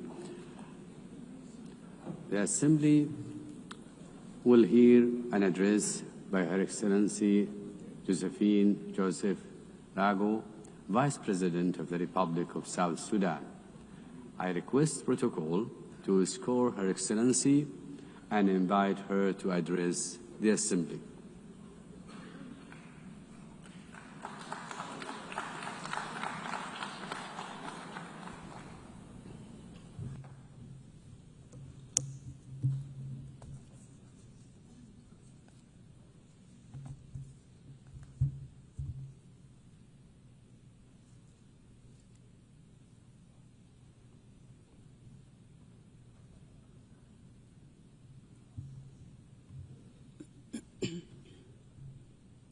Madam President, Excellencies, Heads of States and Government, distinguished delegates, ladies and gentlemen. I bring you warm greetings and best wishes from my President, His Excellency Salva Kiir Mayardit, the President of the Republic of South Sudan. I also bring you greetings from the government and the people of South Sudan, a message of peace, unity, development, and unwavering commitment to global partnership. I wish to extend my sincere congratulations to you, Madam President, on your election to preside over the 80th session of this esteemed Assembly. I also express appreciation to the General Secretary, Antonio Guterres, for his steadfast commitment to advancing the principles and objectives of the United Nations. The theme of this year's session, Better Together, 80 years and more, for peace, development, and human rights, resonates with the objectives and aspirations of our country. South Sudan is the youngest country in the world and the 193rd member of the United Nations. After 50 years of brutal armed liberation struggle, it gained independence in 2011. Unfortunately, 2 years later, the country descended into an internal civil war. With the support of regional and international community, a peace agreement was signed between the warring parties in 2018, known as the Revitalized Agreement for the Resolution of the Conflict in South Sudan. This led to the formation of the current revitalized transitional government of national unity, a coalition government comprising the warring parties, other peace partners, and stakeholders. The peace agreement has provisions on governance structure, security sector reforms, transitional justice mechanism, economic sector reforms, and Truth and Reconciliation Commission. The agreement also stipulates 35% affirmative action on women representation at the national, state, as well as local government levels. The presidency consists of a president and 5 vice presidents, 2 of whom are female, thus achieving 40% of female representation at the highest level of government. In the first phase, the unified forces have been trained, some of the forces have been deployed, and the rest are waiting deployment. The second phase of the security sector reforms is due to start imminently this October 2025. This will complete the second phase of the second protocol of the agreement. Other protocols, including public finance management reforms, are ongoing. Transitional justice mechanisms are in progress, and the Truth and Reconciliation Commission will be established under the auspices of the African Union. Although the implementation of the peace agreement has been slower than we would have wanted due to financial constraints, some of the members of the international community have been contributing in kind. On the whole, the implementation of the peace agreement is about 60% executed. The agreement has held for 7 years, and a relative peace has been attained, thus giving hope to our people. Many South Sudanese have returned from the neighboring countries and the diaspora and are rebuilding their lives and contributing to national development. Work is ongoing, including preparations for general elections in December 2026. Until recently, the permanent cessation of hostilities was observed and relative peace attained throughout the country. Climate change and environmental sustainability. South Sudan is one of the countries adversely affected by the impact of climate change, despite contributing minimally to global emissions. For the last 5 years, our country has suffered recurrent floods on the one hand and prolonged droughts on the other, thus contributing to crop failures, biodiversity loss, and mass displacement. These challenges intensify food insecurity, undermine livelihood support, and threaten social stability. In this regard, the government of the Republic of South Sudan calls on equitable and predictable climate financing to strengthen adaptation and resilience. The Paris Agreement and subsequent COP summits made commitments which must be honored. South Sudan requires support in technology transfer, capacity building, and foreign direct investment in national frameworks such as the South Sudan Development Plan, nationally determined contribution, and national adaptation plan. This support is essential to address the intertwined challenges of development and environmental stability. The global community cannot afford to ignore climate injustice. Collective action is imperative for these challenges which transcend national borders to be addressed effectively. South Sudan has embarked on planting of 100 million trees by 2030, expanding renewable energy generation and strengthening water infrastructure with women, youth, and people with disabilities at the center of these efforts. Our commitments to sustainable development goals. At independence, South Sudan inherited rudimentary state structures and hardly any infrastructures such as roads, electricity. We inherited poor health care, inadequate educational infrastructure, abject poverty, and food insecurity. The SDGs are aligned to our national priorities. For example, each vice president is in charge of a cluster which includes governance cluster, economic cluster, service delivery cluster, infrastructure cluster, and gender, youth, and humanitarian cluster. Madam President, the 2030 Agenda remains a vital framework for peace and prosperity. South Sudan has made some remarkable progress in agricultural transformation, including commercialization and value addition, which will create jobs for women and youth, including in crop production, livestock, and fisheries. This will enable people to produce their own food rather than relying on imported foods.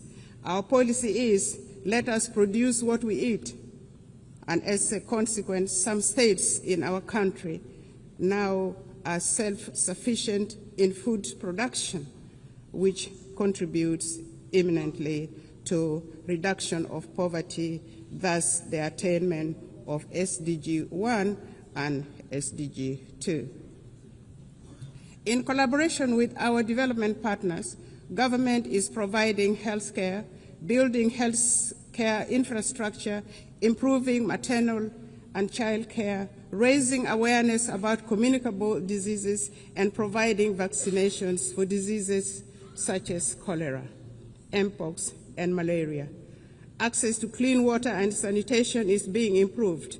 As part of the health sector transformation program, we aim to attain universal health care for all in South Sudan.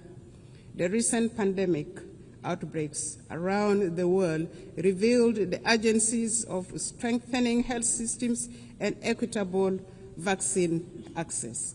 South Sudan advocates for global health framework that prioritizes preparedness for pandemics and embraces health as a universal human right. In his latest statement to Parliament in June 2025, His Excellency President Salva Kiir Mayardit identified education as a key priority area for the government. There is improved enrollment in primary schools and secondary schools, and many young people are aspiring now to go to universities and colleges. Enrollment has risen from 300,000 to 2.1 million children, with gender parity in primary schools nearly achieved. This is a remarkable national achievement. There is focus on teacher education to improve the overall quality of education. Despite these efforts and achievements, 2.8 million of our children are still out of school. South Sudan has expanded programs to promote girls' enrollment and retention in schools while investing in technical and vocational skills training for women and youth.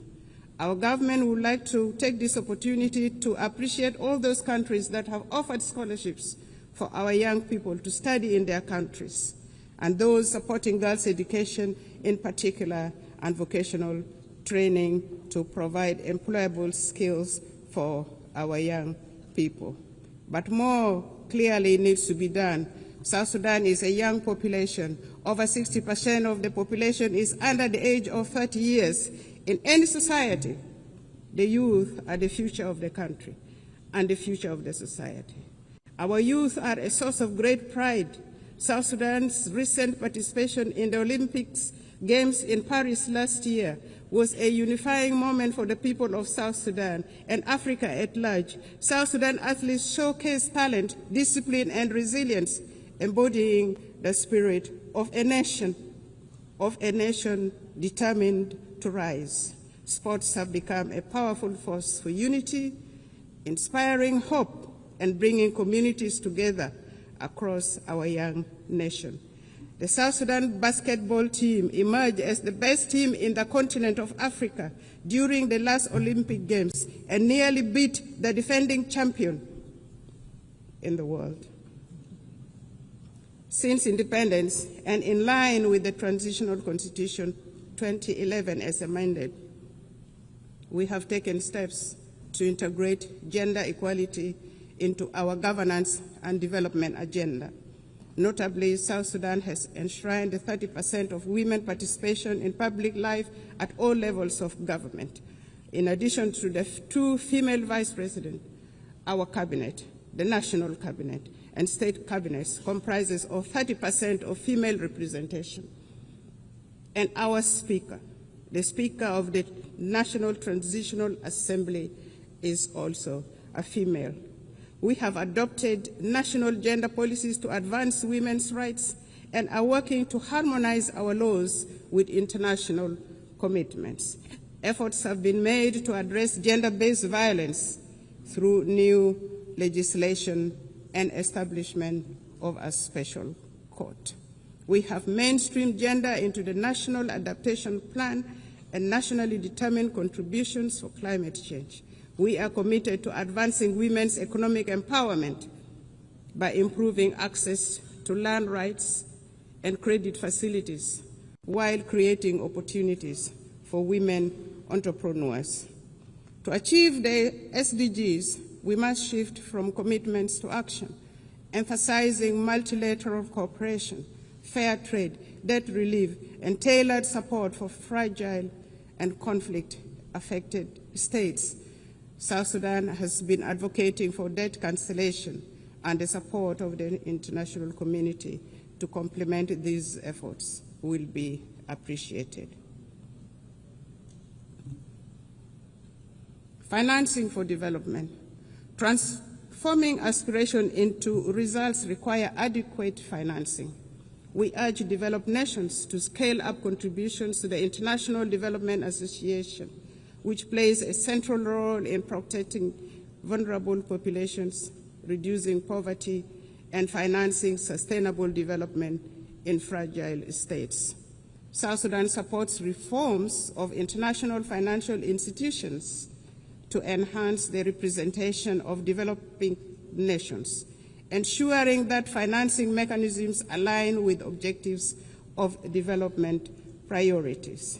Together, we can build a more inclusive and just global financial system. Internal peace and security. We acknowledge the delays in implementation of the revitalized peace agreement. However, the government has renewed its political will and is accelerating key benchmarks, including the deployment of the unified forces,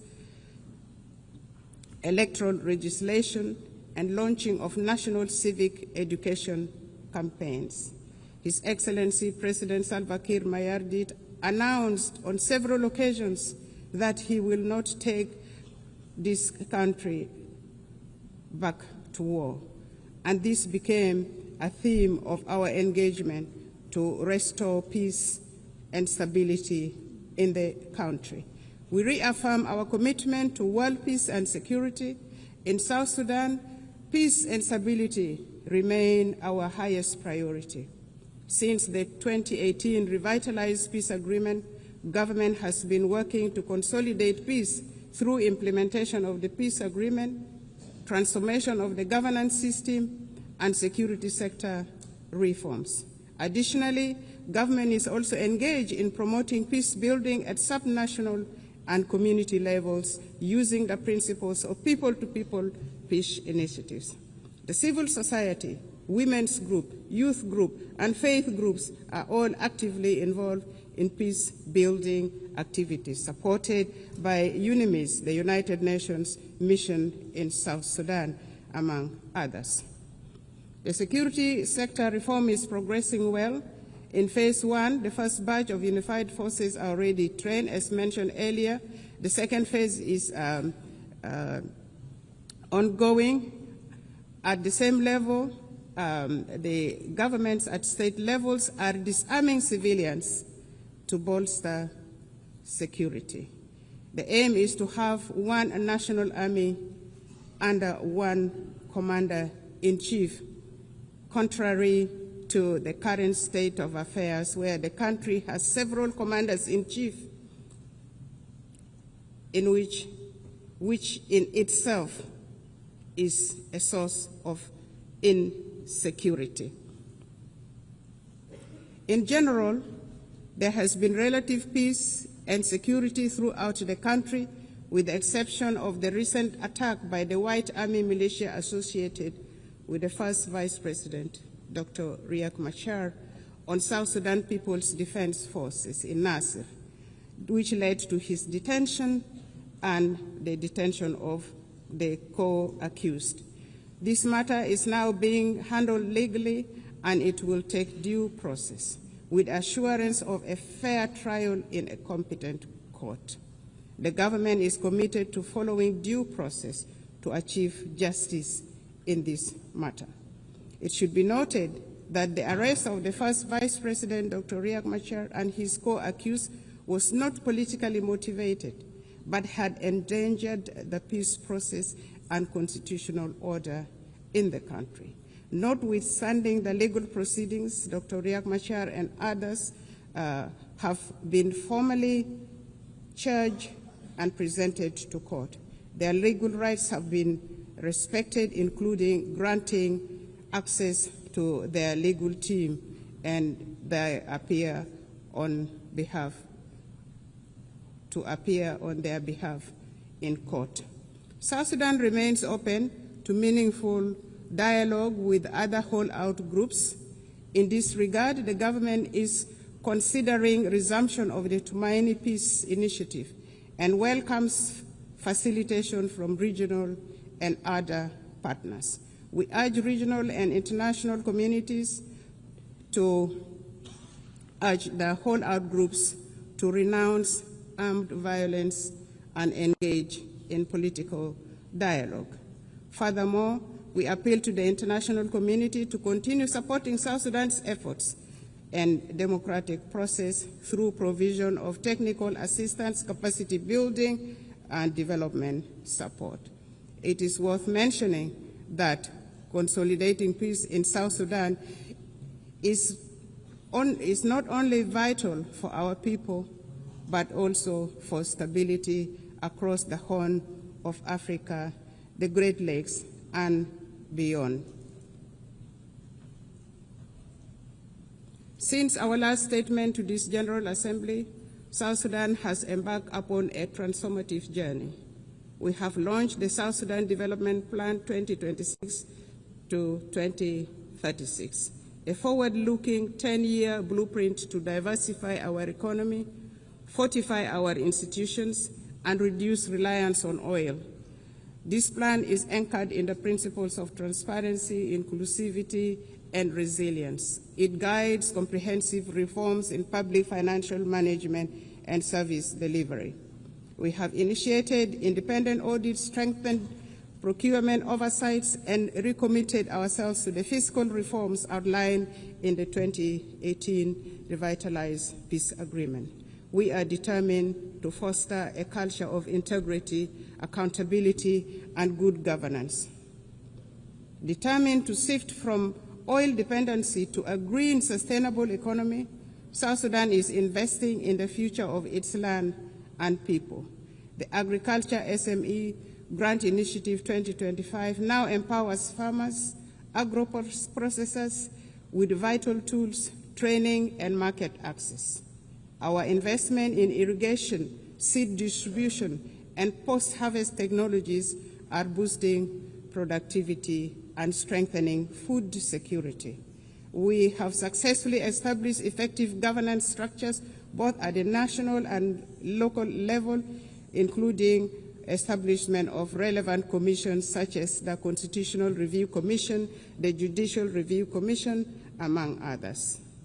The constitutional making process is in progress. Civic education and voter rights training have commenced and are progressing well. The National Bureau of Statistics will advise on options available for elections. The Political Parties Council has been established and has started registering political parties intended to contest in elections.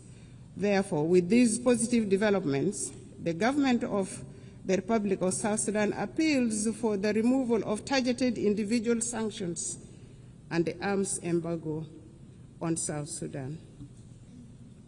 Elections.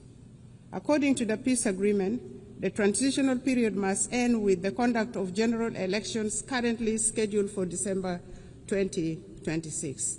This will enable the people of South Sudan to democratically elect their leaders for the first time in the history of this young nation. His Excellency President Salva Kiir has reaffirmed the government's determination to deliver credible, inclusive, and peaceful elections. The establishment of electoral institutions, namely the National Election Commission, the Political Parties Council for registration of political parties, and voters' right education have been established. The Bureau of Statistics has been restructured to deal with the issues of census. The restructured Permanent Constitution Review Commission has been actively working to ensure that the country has a new permanent constitution by the time of the general election in December 2026. Civil society groups are being facilitated and have started civic education of the general public, especially among women and the youth. South Sudan is committed to promoting and protecting human rights. We are strengthening national institutions, promoting accountability, empowering women and youth. We have taken steps to integrate gender equality into our governance and development agenda, not forgetting the people with disability. Civil society is actively engaged in the promotion of human rights and civic education. We believe constructive engagement and dialogue are the best path for building resilient and just institutions. Some regional concerns. Madam President, South Sudan and Sudan share deep historical and economic ties, as well as the longest border in the region. For instance, South Sudan's oil is at the moment being transported through Sudan. Developments in Sudan directly affects development in South Sudan. Since the outbreak of conflict in Sudan in 2023, South Sudan has opened its doors for Sudanese refugees and returnees from Sudan. In partnership with the international aid agencies, we are providing humanitarian assistance, and we have also gone further and given plots of land for refugees to cultivate and produce their own food, thus integrating them into our local communities. However, there are still outstanding issues with respect to the Comprehensive Peace Agreement 2005. Among these are issues of border demarcation and final status of Abyei, including the status of the Ngok Dinka of Abyei, which remains unresolved. We are committed to working with the government of Sudan to amicably resolve these outstanding issues. Furthermore, the current composition of the Security Council no longer, in our view, adequately reflects the realities of today. And for this reason, South Sudan supports the call for the expansion of the permanent membership to include African representation. Furthermore, we advocate for the removal of sanctions and arms embargo on South Sudan and other sisterly countries. Madam President, at independent South Sudan inherited rudimentary state structures, hardly any infrastructures.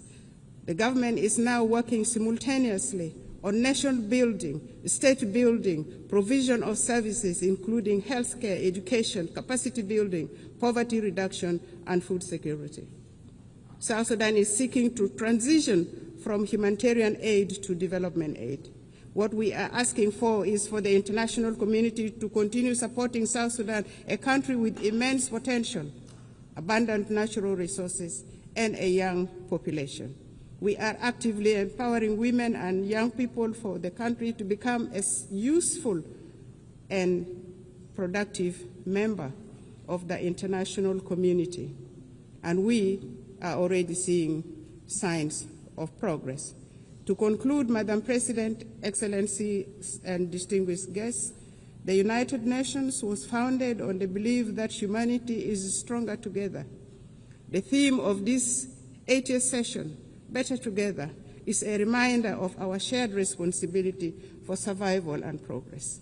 Notwithstanding the challenges, South Sudan, with the resilience of its people under the leadership of His Excellency President Salva Kiir Mayardit, remains committed to a multilateral solidarity and partnership with an aim of building a fairer, safer, and more prosperous world for all, for us in South Sudan. It is, a more prosperous world for all. And for us in South Sudan, we all know that it is better together. It is better together for us nationally. It is better together for us globally. Permit me in closing to reaffirm our unwavering faith in the principles of the United Nations and the possibility of a better world, built upon solidarity and shared purpose. May God bless the people of South Sudan. May God bless the nations of the world. I thank you for listening. Thank you.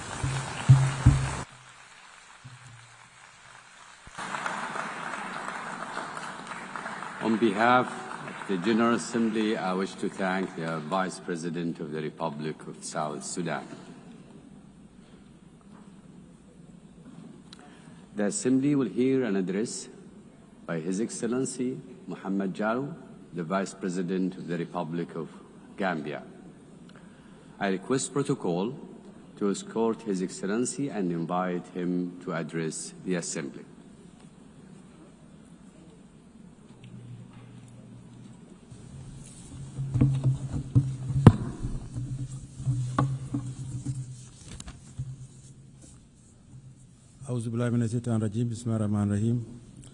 Your Excellency Annalena Baerbock, President of the 80th Session of the United Nations General Assembly, His Excellency Antonio Guterres, Secretary General of the United Nations, Your Majesties, Excellencies, Heads of State and Government, Heads of Delegation, distinguished delegates, ladies and gentlemen.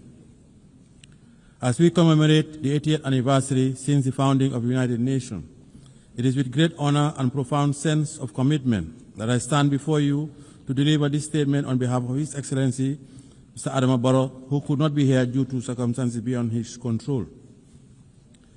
At the outset, allow me to convey warm greetings and best wishes for a successful session from His Excellency, Mr. Adama Barrow, the President of the Republic of the Gambia, and government and people of the Gambia.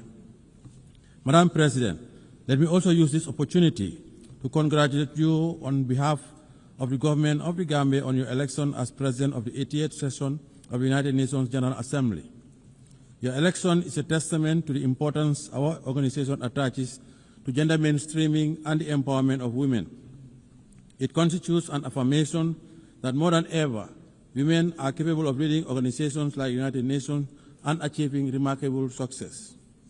The Gambia, therefore, assures you of its unwavering support and continued cooperation in the discharge of your duties while reaffirming our faith in the relevance of multilateralism and the sacrosanct foundational principles of the United Nations Charter. Allow me to seize this moment to also thank and congratulate Mr. Philomen Yang, President of the 79th session of the General Assembly, for his leadership and for competently guiding the work of the Assembly during his tenure. The 80th session of the General Assembly is being held at a very pivotal moment for the international community. The enormity of the challenges of managing and resolving various wars, conflicts, and ongoing threats to international peace and security require all member states to reaffirm their collective commitment to abiding by the noble principles stipulated in the United Nations Charter. The Charter, crafted with great optimism and anchored in the ideals of maintaining and promoting world peace, security, human rights, and development, promise a new age and a new world. A world that comes together to reverse the hurdles of the past and define a common destiny premised on our shared humanity. Let us rekindle the ethos of solidarity through more multilateral engagement with all states, small or big, developed or developing, fight poverty and address climate change. Madam President, the 80th session of the General Assembly conveys a profound symbolism for the Gambia. Our long-standing commitment to the United Nations and our election as chair of the second committee during this session is not only historic, but speaks to the great strides we have been making towards shaping a stable and prosperous multilateral global order. Let me assure you that the Gambia will continue its active participation in the work of the Assembly. We remain committed to supporting optimal ways in the search for innovative and timely solutions to the common challenges facing us, and would collaborate with all member states as we address these pressing global challenges. Madam President, in 1945, the world stood united with a deep sense of solidarity, strong commitment, and an enduring hope to establish the United Nations to save the succeeding generation from the scourge of war. The creation of the United Nations served as a driving force for multilateralism by reaffirming our collective faith in the sanctity of human rights while guaranteeing international peace and security to all peoples around the world. Our collective security arrangements were rooted in multilateralism. Our commemoration of the founding of the United Nations this year is a clarion call to the future, a reaffirmation of its fundamental role as a premier global institution entrusted with the destiny of humanity towards prosperity, peace, security, and human rights. Madam President, last year our Assembly adopted the Pact of the Future to revive multilateral engagement and rekindle global solidarity. We must do more to fulfill the commitments that we assured under the Pact. 80 years on, the world is still encountering the challenges of protracted conflicts and geopolitical fragmentation, including the threat to the spirit of multilateralism under the United Nations. As the world continues to grapple with complex and unprecedented challenges on different fronts, the peace and security landscape of our world is becoming increasingly fragile. Amid the changing nature of conflicts, we are also witnessing a serious disregard for the principle of international humanitarian law in conflict zones. What is even more profound is that the rules-based international order is under enormous stress, losing its momentum, relevance, and moral underpinnings. Today, we live in a world that is undergoing profound geopolitical transformation, presenting unique emerging challenges and reflecting an international community that is still trying to find answers to the challenges it faces in the 21st century. However, despite the challenges we are confronting, the Gambia believes that the United Nations' enduring relevance and structural institutions contributed to significant historic achievements in the past, particularly for countries in the global south. The United Nations holds forth the hope for global stability and good governance by translating ambitions into actions and championing issues of immense international importance. In the case of the Gambia, the United Nations used its convening power and preventive diplomacy through the Peace-Building Commission to support a democratically elected government that assumed power in 2017. The support was key to upholding the will of the Gambian people as they ushered in the present government and launched our transitional justice system to promote the rule of law and respect for human rights. Madam President, as we assemble and reflect on this important and timely theme for this 80th session, Better Together, 80 years and more for peace, development, and human rights, we must admit that the daunting challenges we are facing today require us to deliberately invest in sustainable development, climate action, peace, and security. We must equally continue to foster resilience and growth for the realization of inclusive development and shared prosperity for all. Since the change of government in 2017, the administration of His Excellency President Adam Barrow had strived towards a path of development, peace, and respect for fundamental rights and freedoms. 8 years ago, we set out to build a stable and viable country, making sure that the needs of our people are placed high on our national development agenda. With our current reform agenda that is inclusive, the Gambia is eyeing a future without the realm of immense potential and possibility. By addressing the grievances of the past through the implementation of recommendation of the Truth, Reconciliation and Reparations Commission. In the past 8 years, the government has also organized several elections in a credible, impartial and transparent manner, in line with domestic laws and international norms and standards, and plans are on for holding presidential elections next year. We are committed to consolidating participatory democracy, sustainable development and good governance, as we have done for the past 8 years. Madam President, in our drive for greater reform, the government of the Gambia will continue to take the appropriate people-driven and informed policy decisions to strengthen institutions and design processes aimed at promoting and protecting human rights as well as addressing past violations. As we look forward to consolidating building strong state institutions and reinforce the never again principle, the government is ushering in legislative reforms and expanding the scope of our criminal jurisdiction to prosecute international atrocity crimes. Since reforms include the enactment of the Special Prosecutor's Office, Act 2024, giving that office the mandate to deal with offenses that constitute international crimes and serious rights violations, and for the first time, the enactment of an Anti-Corruption Act, a significant step towards the organization of an Anti-Corruption Commission. These are all part of our national efforts to deliver restorative and transformative justice, build a clear path towards nation building, and lay a foundation for social justice, as well as prevent impunity. Our goal is to consolidate and nurture a more national culture of accountability and respect for human rights in fulfillment of our domestic and international obligations. To support our national development ambitions, as enshrined in our National Development Plan, we continue pursuing a national budgeting mechanism that is grounded on human development, fiscal stability, education, and building critical infrastructure to promote development and investment.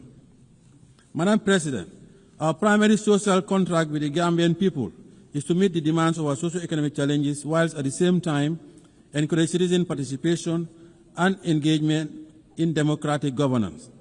This propels us to ensure that our democracy continues to thrive, respect for fundamental rights, robust, expansive, and comprehensive, and the building of institutional mechanisms. In building a peaceful society, we continue to recognize the integral role of women and their representation and participation in political affairs and public life.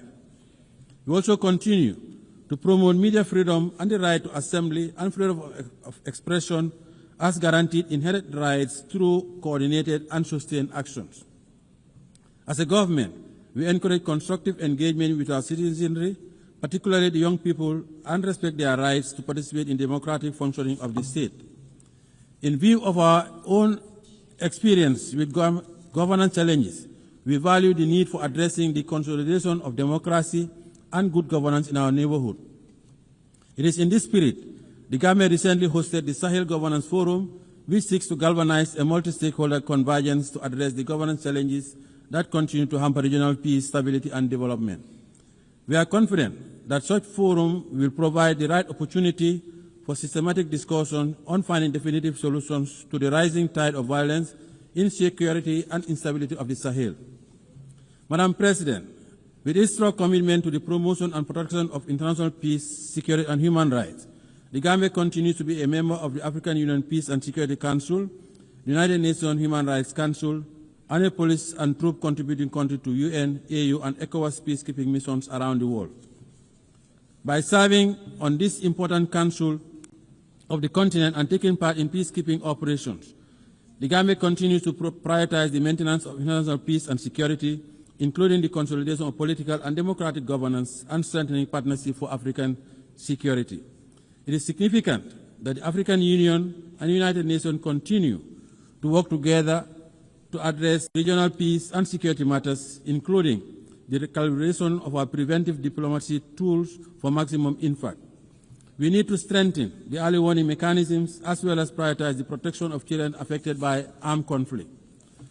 Madam President, by echoing the mantra of the Africa we want and an Africa at peace with itself, the Gambia believes that more needs to be invested towards conflict prevention as part of efforts to respond robustly to challenges of insecurity and underdevelopment, particularly through resilient building. We call on the United Nations Security Council to step up and meet its responsibility towards the resolution of conflicts in Africa and beyond. The rising level of inequalities are indicative of the unequal global economic system, creating huge imbalances for countries in the global south, particularly in Africa, to address poverty, debt, and unemployment. It is indeed disheartening that 5 years towards the end of the targeted Agenda 2030 deadline, much remains to be accomplished and the realization of its goals and ambitions appear to be profoundly remote. Madam President, in 2025, when the world should be forging towards a path of development and prosperity, we are once again confronted with the scourge of more conflict and war. Therefore, the 2025 Peacebuilding Architecture Review presents a unique opportunity to agree on building stronger preventive arrangements and measures for conflict prevention. The ongoing conflicts raging around the world would need to stop immediately. The unnecessary deaths, displacement, and untold suffering of civilians from Palestine to Sudan, Lake Chad Basin, Ukraine to Russia, Haiti, Libya to the Sahel, and in other corners of the world is unacceptable. As members of the United Nations and as conscientious global citizens, we cannot relent on our collective quest for durable peace. We must continue to pursue responsive and purposive actions by exhorting the parties to the conflicts and make progress on key milestones on their journey to political dialogue. We must all assist by putting in necessary security arrangements and frameworks for ending conflicts, including the protection of civilians, particularly women, children, and the elderly. Parties to the conflicts must allow immediate and uninterrupted humanitarian aid to reach the suffering population, and they must commit to ending the hostilities. It is the responsibility of the international community to collectively muster the necessary political will and courage to end intractable conflicts. The bleeding must stop. Madam President, as we celebrate the 80th anniversary of the founding of the United Nations, the plight of the Palestinians remains unresolved, with the people continuing to face alarming difficulties under dire humanitarian conditions. The situation of Palestine continues to be about the core principles of justice, respect for international humanitarian law, and self-determination. The ongoing situation needs to stop. We cannot remain unperturbed by these worsening conditions, and it is imperative that we act urgently and collectively by utilizing our leverage to revitalize the prospects of an inclusive peace process for Israel and Palestine and the region. In this context, we reaffirm our call for the two-state solution to urgently enable the Palestinian people to regain their legitimate national rights as recognized by the international community through its recognition of the state of Palestine within the 1967 borders with Al-Quds al-Sharif as its capital. We also support the membership of the Palestine in the United Nations. In this spirit, we express our appreciation to the Kingdom of Saudi Arabia and France for the recently concluded high-level conference on the question of Palestine. Madam President, as part of our call for proactive engagement towards the resolution of global conflicts, the Gambia affirms its support for the efforts undertaken by UN Secretary General in launching the roundtable process in the Moroccan Sahara to achieve a realistic, pragmatic, and sustainable political solution to the regional dispute over the Moroccan Sahara. The Gambia welcomes Morocco's commitment to the ceasefire, full cooperation with NISRO, and relaunching the political process based on the parameters of Resolution 2756 of 2024. In this regard, we call on Polisario to abandon its unilateral withdrawal from the ceasefire, lift restrictions imposed on the freedom of movement and the provision of supply to MINUSRO, and urge all parties, Morocco, Algeria, Mauritania, Polisario, to work towards a realistic, pragmatic, and sustainable political solution based on compromise. The positive impact of the Moroccan Autonomy Initiative, a realistic, credible, and serious effort for the settlement of this regional dispute is already well recognized, and the people of the region continue to enjoy peace and development and protection of their human rights, thanks to the government of the Kingdom of Morocco's new development model for the Moroccan Sahara region.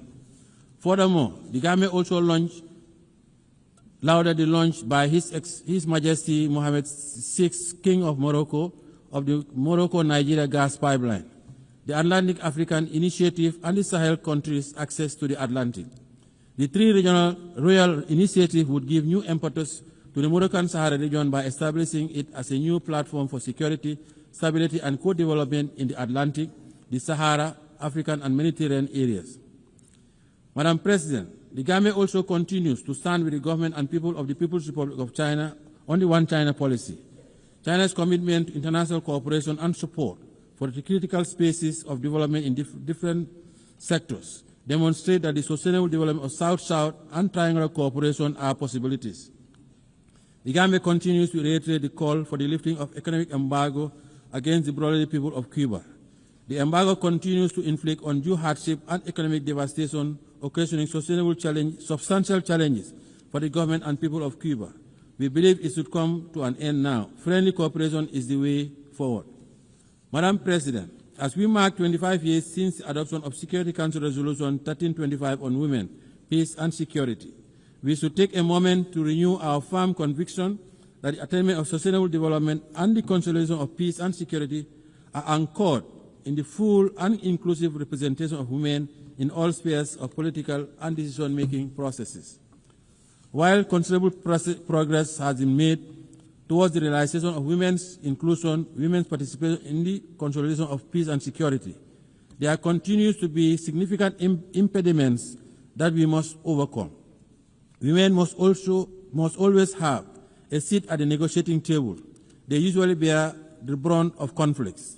Therefore, as we prepare for the Fourth World Conference of Women, and as nations sharing the same destiny, we have a moral obligation and a collective responsibility to act swiftly to address all issues hampering the empowerment of women, including institutional advancement and their contribution to the consolidation of peace and security.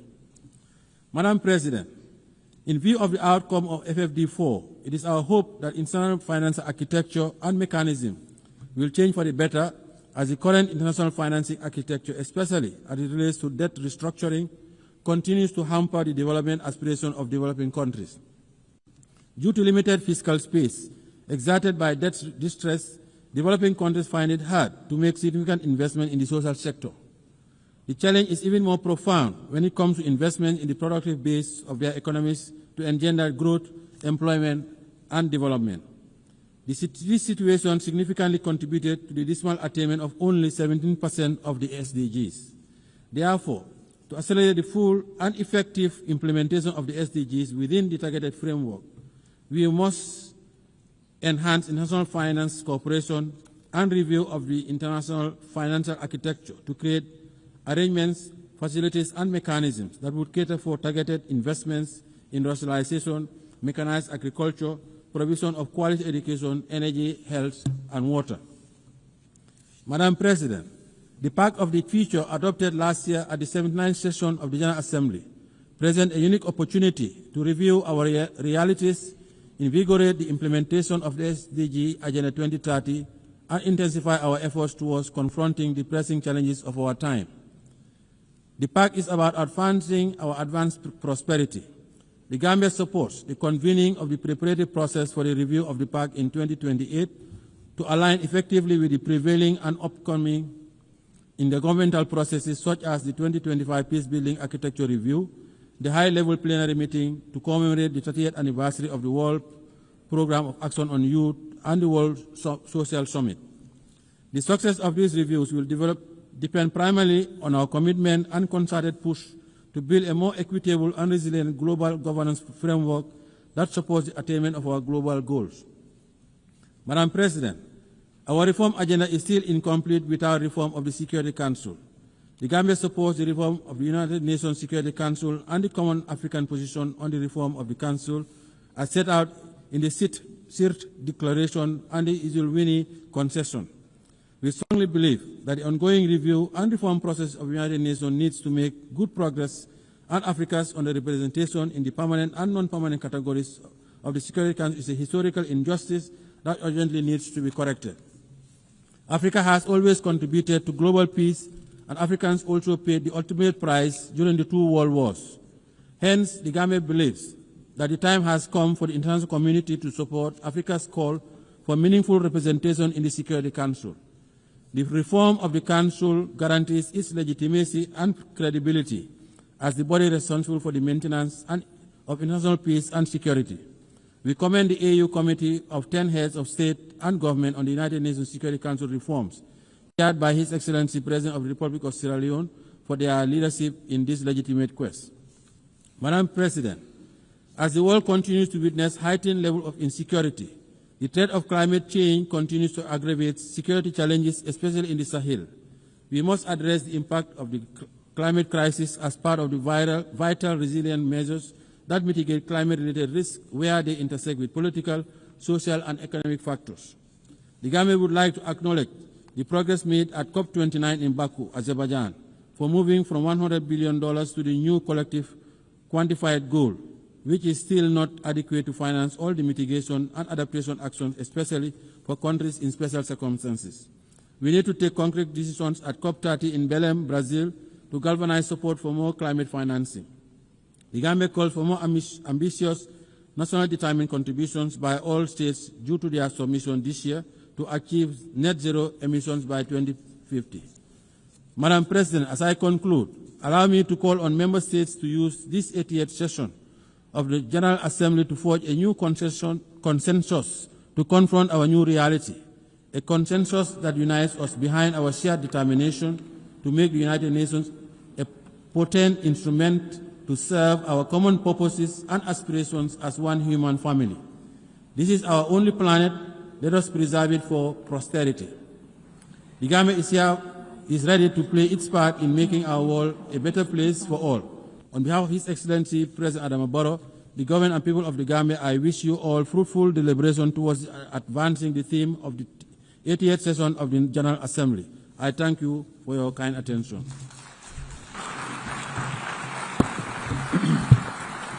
En nombre de la Asamblea agradezco al Vicepresidente de la República de Gambia.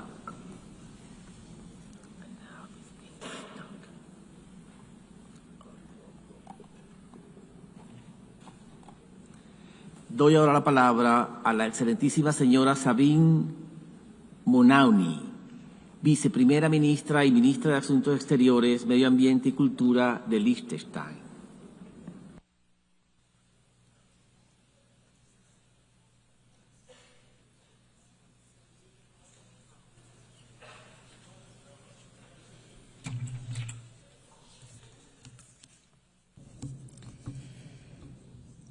President, ladies and gentlemen, let me begin by saying how happy I am to see a woman preside over this assembly. For only the 5th time in the history of the United Nations, and for the first time by a woman from our region. It is my hope that this is also a good sign for the selection process of the next Secretary General, a position in which no woman has ever served over 8 decades, and which will be conducted under your leadership. It is a distinct honor and pleasure for me to address this assembly for the first time as a foreign minister, continuing a very long tradition of female foreign ministers in Liechtenstein. The United Nations is a key building block of our foreign policy, which is guided by a strong belief in international law, cooperation and multilateralism. We are gathering at a landmark moment in the history of the United Nations. For over 80 years, this has been the place where nations have come together, where international law has been developed, where human rights have been codified, where we have agreed on common development goals.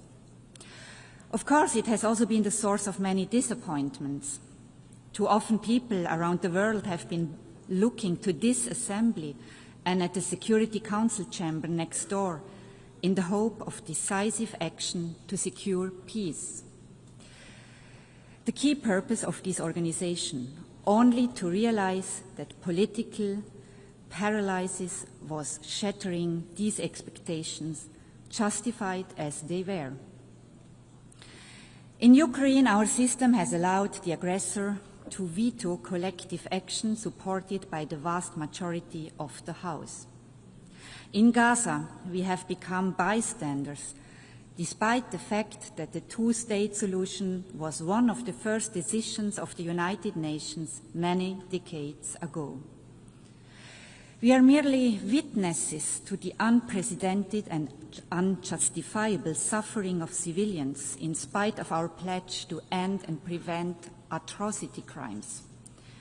The people of Sudan must have concluded that indifference is the guiding principle of our rare discussions, and that the outrage over a cynical veto wears off after a few weeks, if not days.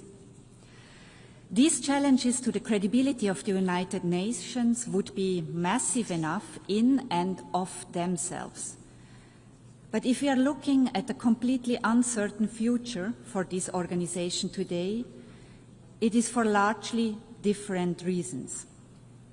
The very foundations of the United Nations are being challenged in a way we have not seen before.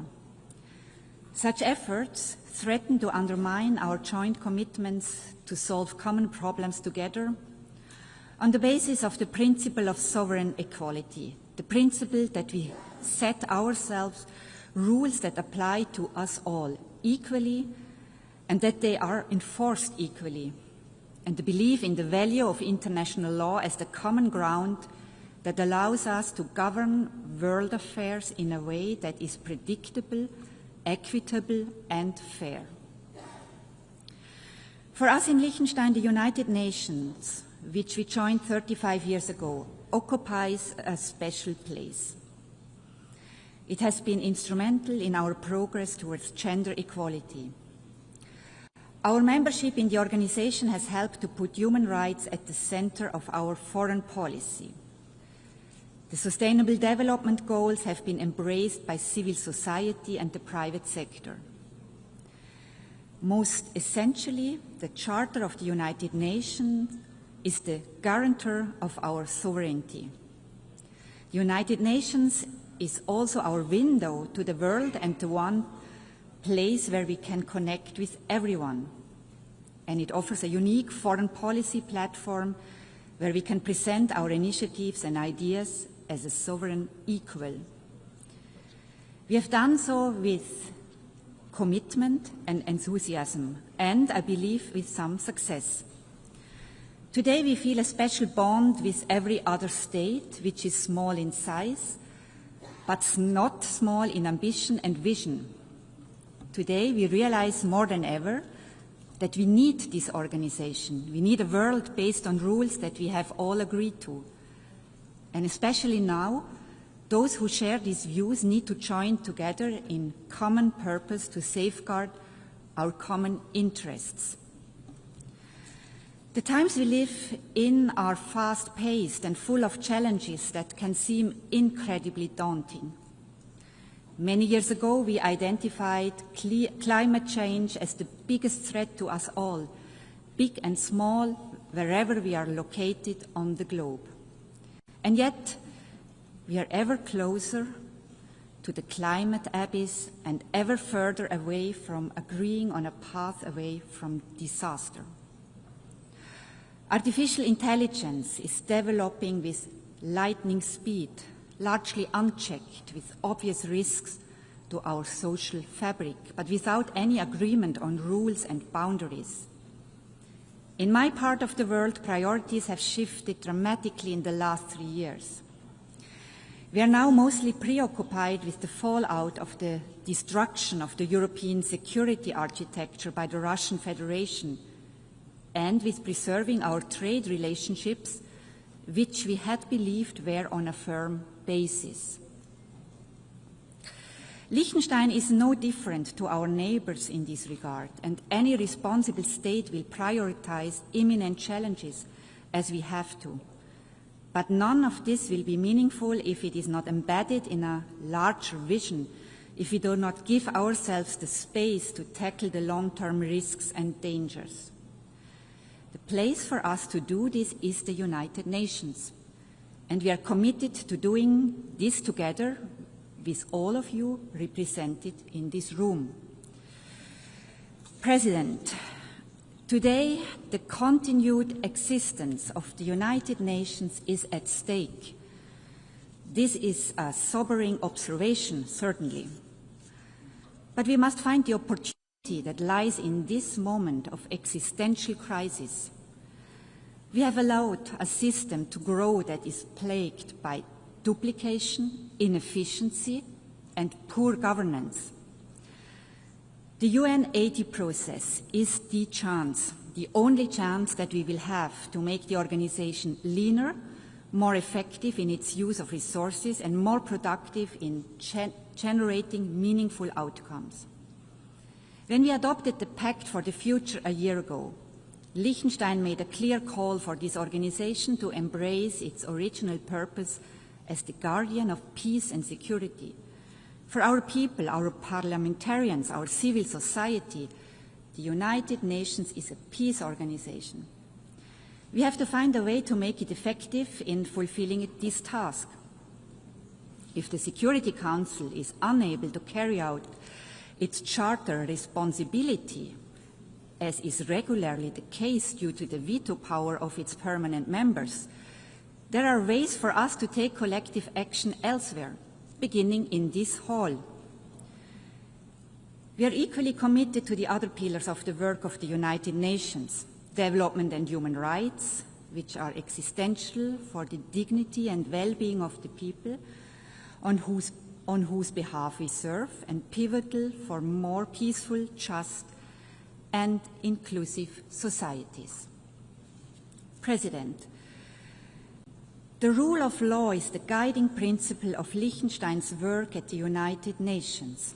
This can come as no surprise for one of the smallest members of the organization that does not have armed forces and is not member of a military alliance. Our sovereignty is protected by respect for international law and by its enforcement through accountability where the law is violated. Naturally, we are strong supporters of international courts, the indispensable enforcement mechanism of international law. Key amongst them is the International Court of Justice, which Liechtenstein joined decades before becoming a member of the United Nations. Liechtenstein has been an active participant in the court's proceedings.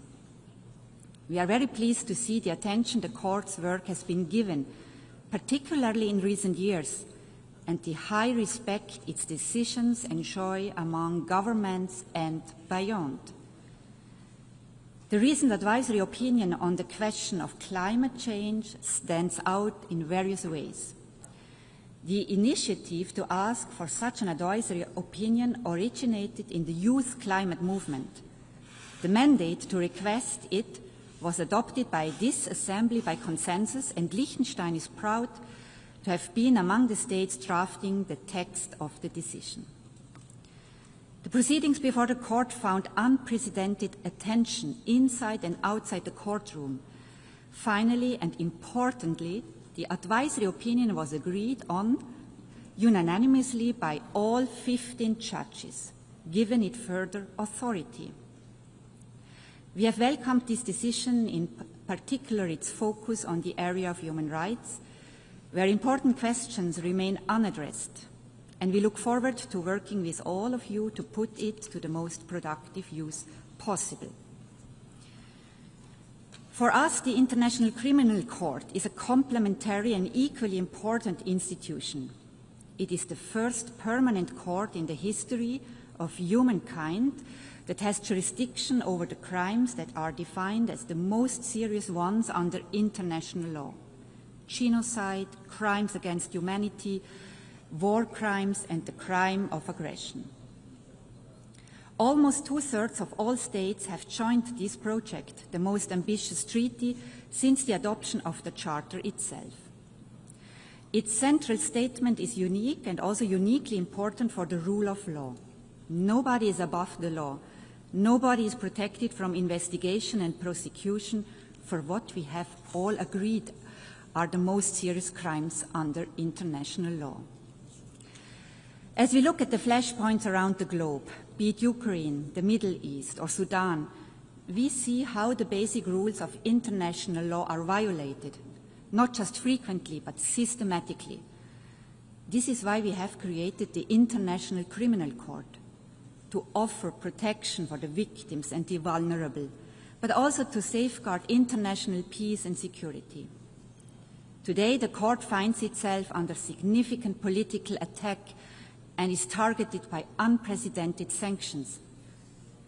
This is the moment for us to protect this unique institution, one of the most powerful statements we can make to express our commitment to international law. President, the most among many worrying trends with regard to the respect for the United Nations Charter is the rapid erosion of the rules governing the use of force. Instances of the blatantly illegal use of force without any consequences or accountability, the threat of the use of force to solve disputes, and the suggestion that aggression may not only go unpunished, but in fact be rewarded and incentivized as part of a political agreement. These dangerous trends can set us back to a time we all believe we have left behind, and they are an attack on the very core of the Charter of the United Nations. Mitigating the fallout of armed conflict will sadly remain part of our daily work. But it is time that we become serious about our central task: preventing war in the first place, ending war where it takes place, and ensuring accountability for illegal war-making. The International Criminal Court, the only institution with jurisdiction over the crime of aggression, is therefore key to enforcing the UN Charter, and thus deserves the support of all states, including those who have yet to join it.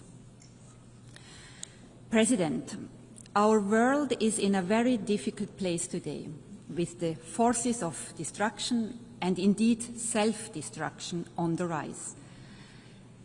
If we are to have a chance to be successful in our fight against them, to safeguard our planet for future generations, we need this place, a stronger, better United Nations that we can shape together. I thank you.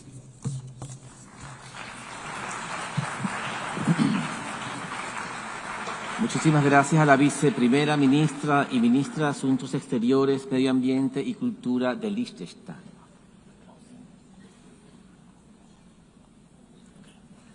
Hemos escuchado la última intervención en el debate general de esta sesión. La próxima sesión plenaria para continuar el debate general comenzará a las 15 horas. Se levanta la sesión.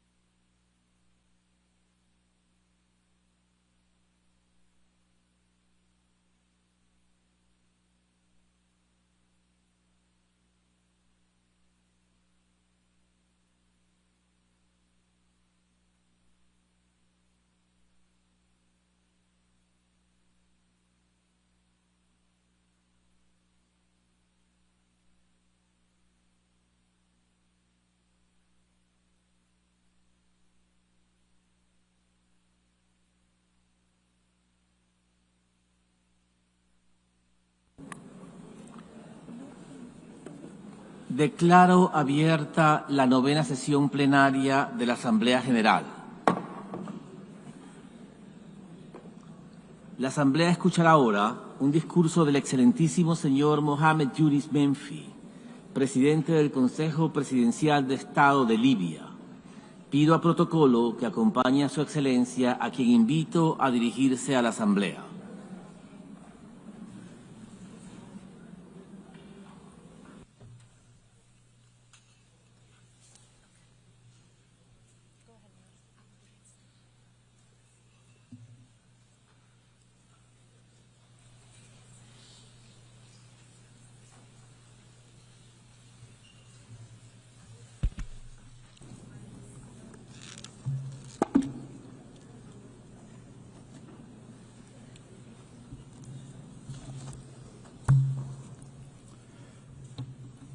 معالي السيدة أنيلينا بيربوك رئيسة الدورة 80 للجمعية العامة للأمم المتحدة، معالي السيد أنطونيو غوتيريش الأمين العام للأمم المتحدة، أصحاب الجلالة والفخامة والسمو، السيدات والسادة، باسم الشعب الليبي أهنئكم بمناسبة الذكرى 80 لتأسيس منظمة الأمم المتحدة التي تبقى إحدى أعظم ركائز النظام الدولي ومن أبرز منارات العمل المتعدد الأطراف في تاريخ الإنسانية.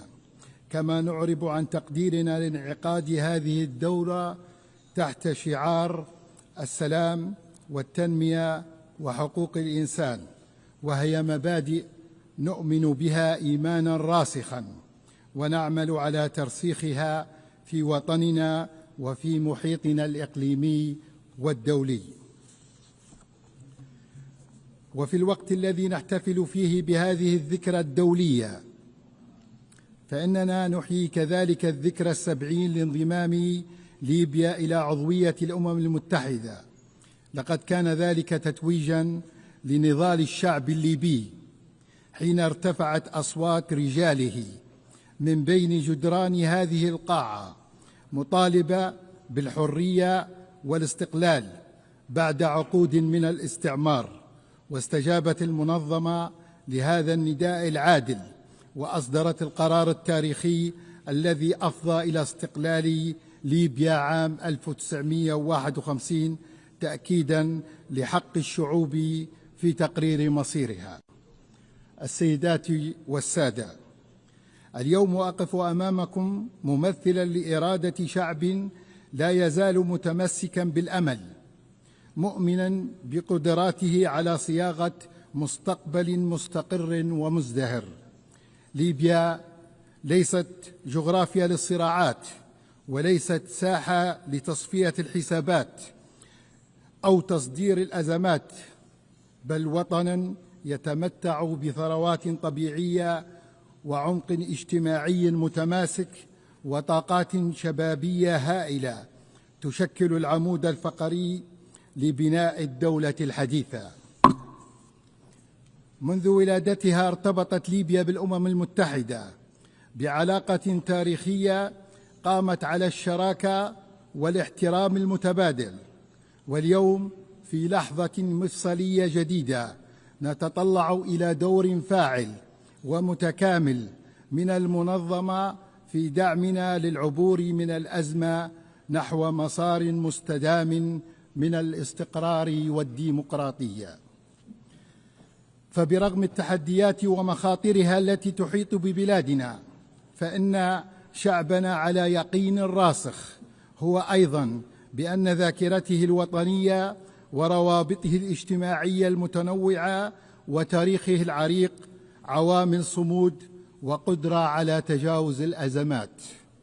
لكن دعوني أكون صريحا معكم، لقد استهلكت في ليبيا العديد من النماذج والآليات التقليدية التي لم تواكب تعقيد المشهد السياسي والاجتماعي، وأثرت سلبا على ثقة الليبيين في المسارات المقترحة، وهو ما يحمل الجميع مسؤولية مشتركة لمراجعة الأساليب السابقة وتجنب الحلول المؤقتة والتفاهمات الضيقة التي لم تؤدي سوى إلى إطالة أمد الأزمة. نحن نؤمن إيمانا قاطعا أن أي حل لا يعيد ملكية المسار السياسي إلى الشعب الليبي ولا ينبع من إرادته الحرة هو حل معرض للتكرار العقيم والتجارب الفاشلة. وفي هذا السياق نطرح اليوم أمامكم رؤيتنا السياسية الواضحة والمبنية على 4 ركائز أساسية. أولاً، استعادة السيادة الوطنية الكاملة ورفض كل أشكال التدخل الأجنبي أياً كانت صيغته أو مبرراته. ثانياً، للوصول إلى توافق وطني جامع أدعو إلى عقد حوار وطني صادق وشامل يعقد داخل ليبيا بمشاركة كل الأطراف الفاعلة دون إقصاء. ثالثاً، توحيد المؤسسات السيادية وعلى رأسها مؤسسات الأمن والدفاع والمالية وفق آليات مهنية لا تخضع للاستقطاب أو المحاصصة. رابعاً، إنهاء المرحلة الانتقالية عبر قاعدة دستورية واضحة وانتخابات حرة وشفافة يختار فيها الليبيون من يحكمهم بإرادتهم دون وصاية أو فرض خارجي. السيدات والسادة، إننا وانطلاقا من مسؤوليتنا السياسية ورغم التحديات استطعنا الحفاظ على أعلى درجات الاستقرار وتفادي الانزلاق نحو العنف والتأكيد على أن دماء الليبيين خط أحمر وأن وحدة التراب الليبي وسيادته ونسيجه الاجتماعي ليست محل مساومة. وقد التزمنا بتطبيق اتفاق وقف إطلاق النار الموقع في أكتوبر 2020 وأنشأنا لجنة الترتيبات الأمنية في العاصمة طرابلس تحت إشراف المباشر، مما أسهم في تعزيز الاستقرار الأمني وجعل المرحلة الراهنة من أكثر الفترات هدوءا منذ سنوات. الحضور الكريم، الاقتصاد الليبي رغم ما يواجهه من تحديات يمتلك من المقومات ما يمكنه من لعب دور محوري في نهضة البلاد. لقد شكل غياب ميزانية موحدة والانقسام المؤسساتي عوائق حقيقية أمام التنمية، لذلك نؤكد دعمنا للمسار الاقتصادي عبر اللجنة المالية العليا بهدف توحيد الإنفاق العام وتعزيز مبادئ الشفافية والمساءلة وتكريس عدالة توزيع الثروة. السيدات والسادة، الهجرة غير الشرعية ليست مجرد قضية أمنية، بل هي تحدي إنساني ذو جذور اقتصادية عميقة. إننا نناشد المجتمع الدولي باتخاذ نهج تنموي شامل يرتكز على دعم البنية التحتية وخلق فرص عمل في دول المصدر بالشراكة مع الاتحاد الأفريقي بدلاً من المقاربات الأمنية الضيقة التي أثبتت فشلها. وقد عملنا في هذا الإطار على دعم مشاريع الربط الاقتصادي بين شمال أفريقيا وعمقها الجنوبي سعياً إلى خلق بيئة تنموية تغني الشباب عن الهجرة وتعيد التوازن الديمغرافي والاقتصادي في القارة الأفريقية. السيدات والسادة، إن موقفنا الثابت من القضية الفلسطينية ينبع من مبادئنا الإنسانية وعمقنا العربي والإسلامي، وبهذا ندين بأشر العبارات مواقف بعض الدول التي لا تزال تختبي خلف حياد غير أخلاقي اتجاه ما يتعرض له الشعب الفلسطيني، لا سيما في قطاع غزة، من جرائم إبادة وانتهاك صارخ للقانون الدولي. لقد مرت 8 عقود على تأسيس الأمم المتحدة ولا يزال الشعب الفلسطيني يرزح تحت الاحتلال، ونحن نطالب بتحرك دولي مسؤول ينهي الاحتلال ويضمن الحقوق المشروعة للشعب الفلسطيني.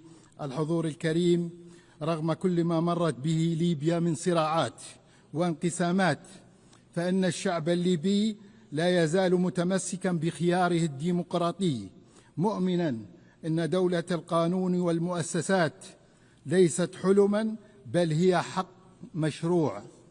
لقد آن الأوان بأن ينظر العالم إلى ليبيا كقصة صمود وإرادة وطن يمتلك كل مقومات النجاح: تاريخا مشرفا، مجتمعا متماسكا، موارد واعدة، وشعبا حرا طامحا للسلام والديمقراطية والازدهار. فكما أن الديمقراطية خيار لنا، فالسلام والمصالحة قدرا محتوما في وجداننا، وهذا ما تؤكده تجاربنا التاريخية، أن قدرة شعبنا على الصفح والتسامح والإنصاف مثبتة تاريخيا، ففرص تجاوز الماضي وطي صفحاته فرص واسعة في ليبيا. والمصالحة الوطنية قبل أن تكون ضرورة لبناء الدولة هي إرث وطني نحتز به، وإننا نرى ليبيا المستقبل دولة مستقرة ذات سيادة، موحدة المؤسسات، قوية بشعبها، متصالحة مع ذاتها، منفتحة على العالم، وشريكا فاعلا في كل من محيطها الإقليمي والدولي. عاشت ليبيا واحدة مستقلة، وعاش شعبها حرا كريما. والسلام عليكم ورحمة الله وبركاته.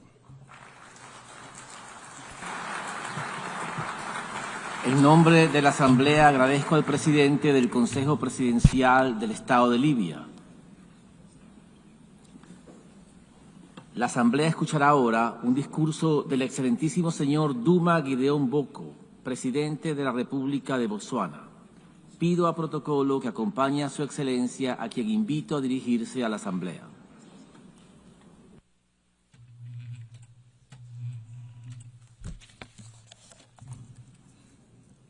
Madam President, Secretary General, Excellencies, ladies and gentlemen, we meet here today and this whole week in these hallowed precincts to remember the overwhelming gravity of the circumstances that gave birth to the United Nations, the ruins of war, a world poised to descend into further mayhem if courageous choices were not made. Leaders of great vision and courage stepped up. They realized that the charms and allurements of our unity trumped any tendencies to divide us, and from their conviction that humanity is better together, this institution was born. Their courage and fortitude merit our recurrent admiration. So I stand on this enchanted spot today to express my thanks and the gratitude of the people of Botswana to our forerunners and to all of you. We must recommit ourselves to the vision, peace, development, and human rights for all people in all nations. I stand here today in the composite capacity of citizen of Botswana and as an African. Yes, I am an African, stamp and root. For Botswana, the ideals of the United Nations are not abstractions. They are the foundation of our identity. Since our independence, we've sought to embody democratic governance, respect for the rule of law, including an international rule-based normative order, and the dignity of every human being. We reaffirm today our commitment to the Universal Declaration of Human Rights and to advancing equality, including the protection of indigenous peoples, women and youth within our borders and across our region. Yet we also acknowledge that the pursuit of justice is an arduous journey. My administration has pledged to reform and strengthen institutions, enhance transparency, and root out corruption. We do so not for accolades, but because our citizens deserve governments that serve them with integrity. We are on a quest for integrity in African leadership. Excellencies, Botswana has been blessed with the gift of diamonds. For decades, this resource has financed schools, hospitals, and infrastructure. But today, we confront the fragility of that reliance. Diamond markets fluctuate. Our people's needs do not recede. Our vision is clear: to diversify our economy, empower our people, and create resilience. We invite global partners to invest in renewable energy, technology, sustainable agriculture, and value-added industries. We extend an open hand to businesses, innovators, and institutions ready to work with us on this journey of transformation. Botswana is a semi-arid country. Our people know the meaning of drought. We know the anxiety of scarce water, of crops that wilt and wither under a relentless sun, of livelihoods eroded by forces beyond our control. Climate change is not a distant threat, it is a present reality. That is why I've joined the Global Center for Adaptation, because adaptation must be at the center of sustainable development.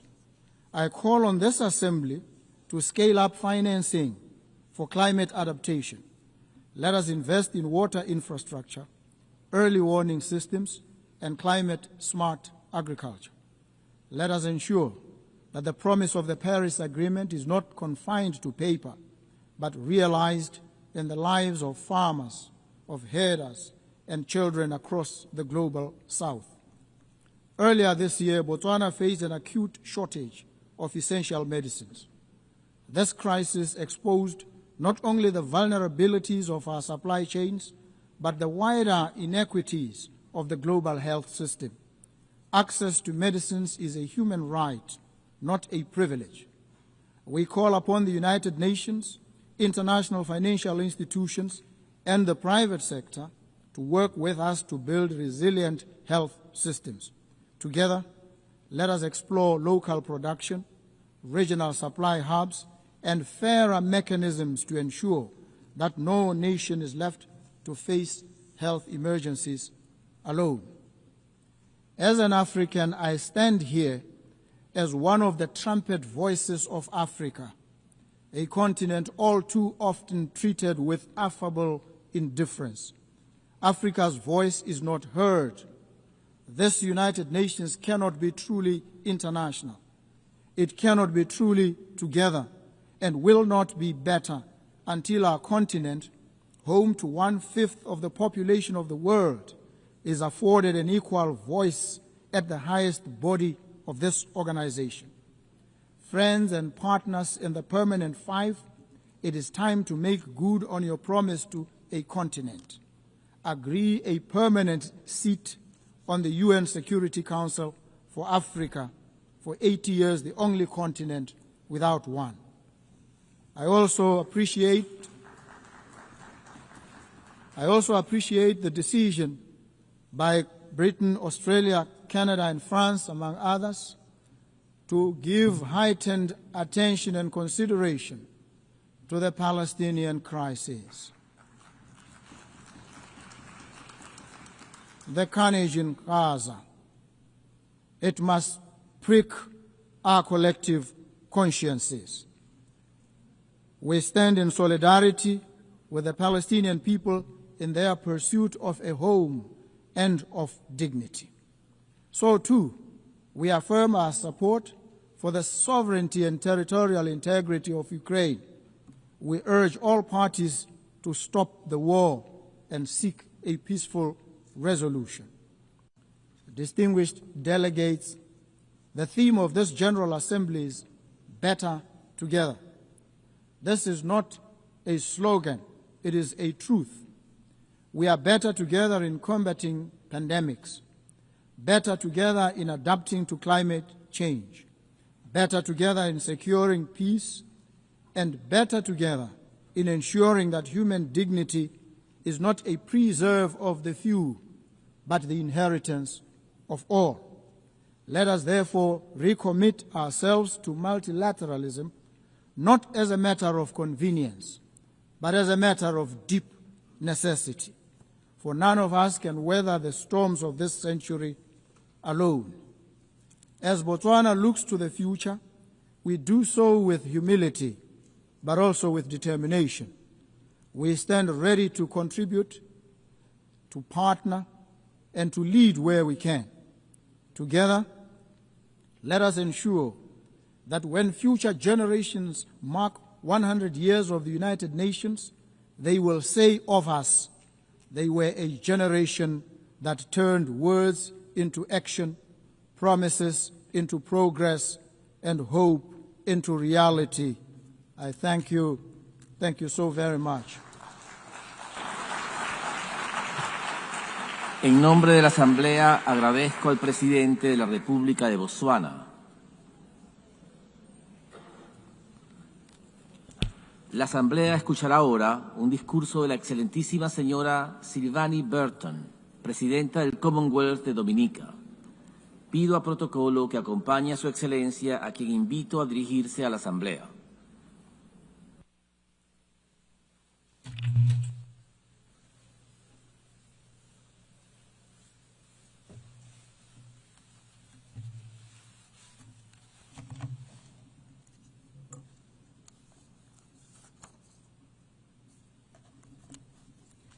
Excellencies, distinguished delegates, ladies and gentlemen, Mabrika, Mabrika, I bring you greetings in my native Kalinago language, the language of the first people of the Caribbean, whom I am proud to call my ancestors. Madam President, on behalf of the government and people of the Commonwealth of Dominica, I am pleased to congratulate you, my fellow woman, on your appointment to guide the affairs of the 80th session of the United Nations General Assembly, a responsibility for which you are eminently qualified. We wish you every success in your new role. Excellencies, I address you at a pivotal time in the history of this organization, and indeed of this world. I am reminded of the words of the famous British novelist Charles Dickens in his acclaimed novel, and I quote, "A Tale of Two Cities," end of quote. A novel set in a time of social upheaval, division, and transformation. I quote, "It was the best of times. It was the worst of times," end of quote.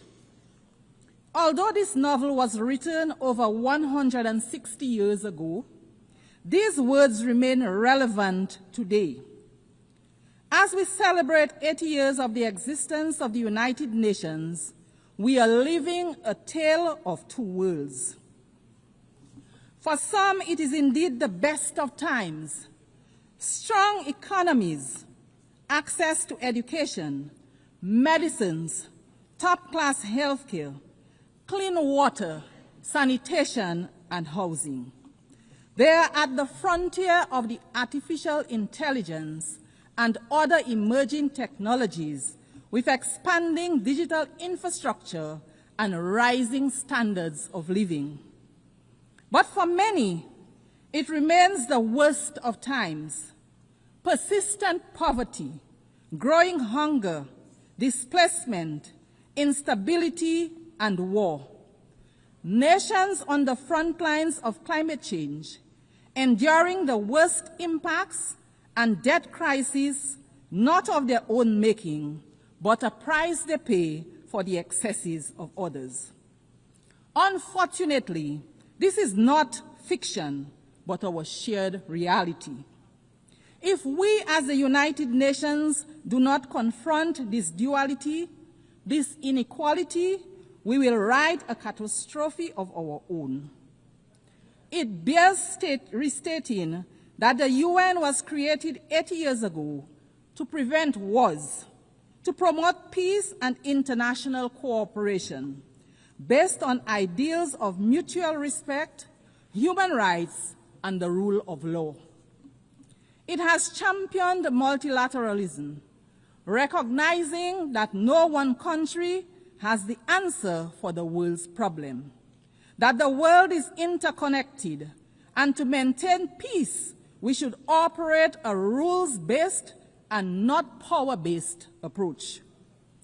A Tale of Two Cities portrayed a society where the powerful live in luxury and the oppressed suffer in silence. We can take heed of the warning that we glean from Dickens' work, that injustice should not be ignored, that when powerful nations impose their will on the less powerful without accountability or regard for the rule of law, they plant seeds of discord and future unrest. What have the lessons taught us? What should we ask ourselves as we gather year after year in this chamber? Are we truly listening to the nations that take the podium every year to decry poverty, inequality, climate change, underdevelopment, and conflict? Do we have a system where resources and decision-making are truly being equitably shared, or are we instead operating a system where power protects itself? I am reminded of the old African proverb, and I quote, "When elephants fight, the grass gets trampled," end of quote. We, the small island developing states, we are the grass. In today's geopolitical landscape, we feel the brunt of the impact when global powers engage in political, economic, or military confrontation. Economic sanctions, trade restrictions, aid conditionalities, conflict, and wars, to name a few, affect global supply and the affordability, availability, and transportation of goods and materials. This significantly increases the cost of doing business and the prices of basic foods on our supermarket shelves, putting several goods out of the price range of many. Madam President, we have come here time and time again to advocate for fairness, to advocate for understanding, to advocate for change in respect of matters that concern our very viability as small nations, on matters that affect our very lives and livelihoods. A major area for us is the devastating impact of climate change on our nations. Yet, in climate negotiations, powerful nations still drag their feet. Polluters enjoy protection, and adaptation and mitigation efforts are underfunded.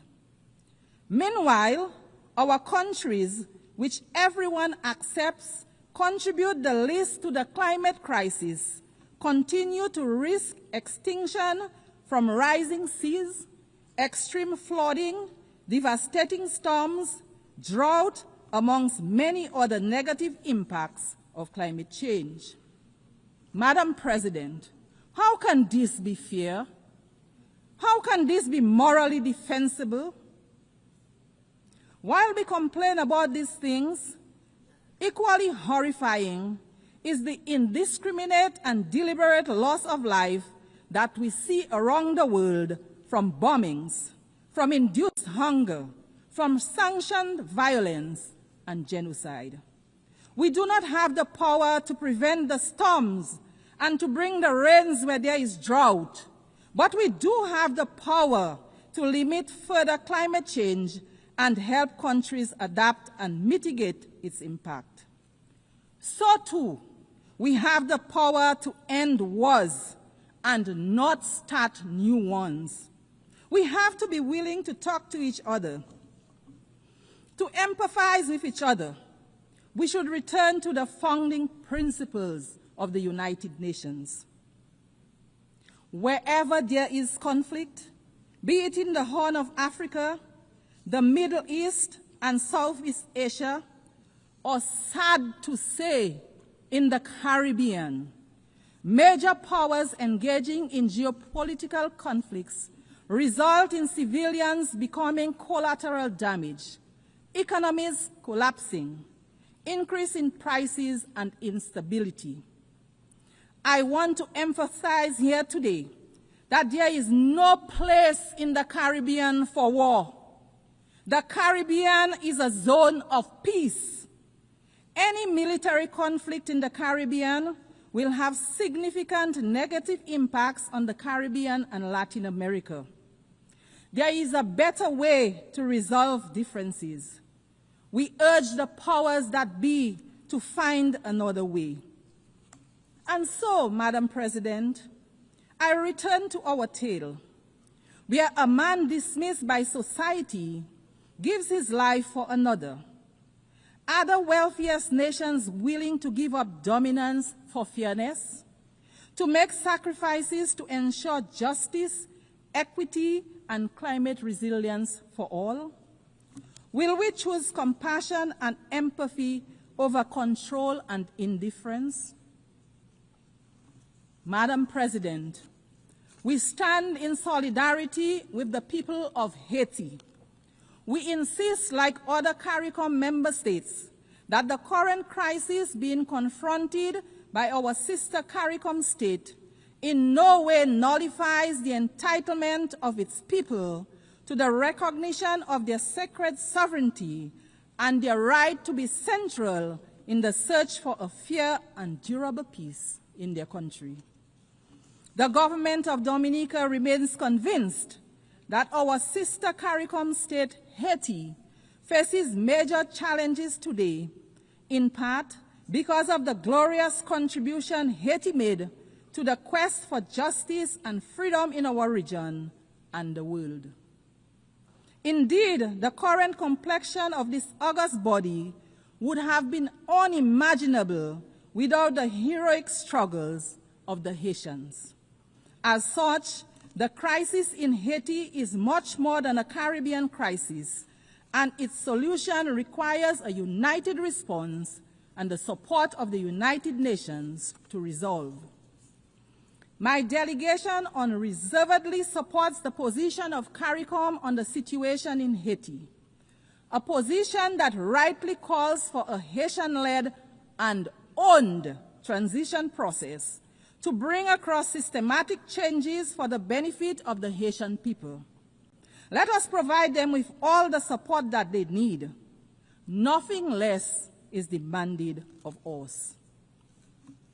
Madam President, the Commonwealth of Dominica is keen to underscore its commitment to advocating for unity, justice, peace, and the sustainable human development that they foster. In this regard, we continue to urge that the long-running, unjust, and illegal economic embargo against the people of Cuba be revoked. Maintaining this embargo is harmful, not only to the long-suffering people of Cuba, but also to the image and profile of its sponsors.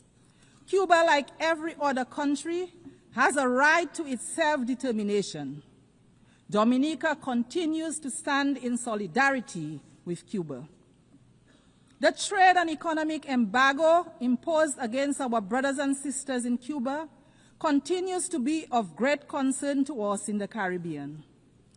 Its lifting grows increasingly urgent.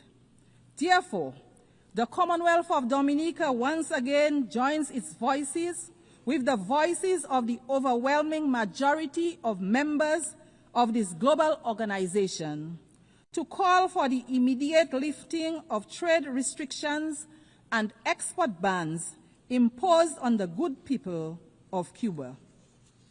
They are unjustified. They are unjustifiable. They belong to a bygone era. They should cease to exist. They fall, in our view, within the grand narrative of yet another Caribbean people's struggle for liberation. It is for these reasons that the government of Dominica strongly urges a radical reconsideration of these actions.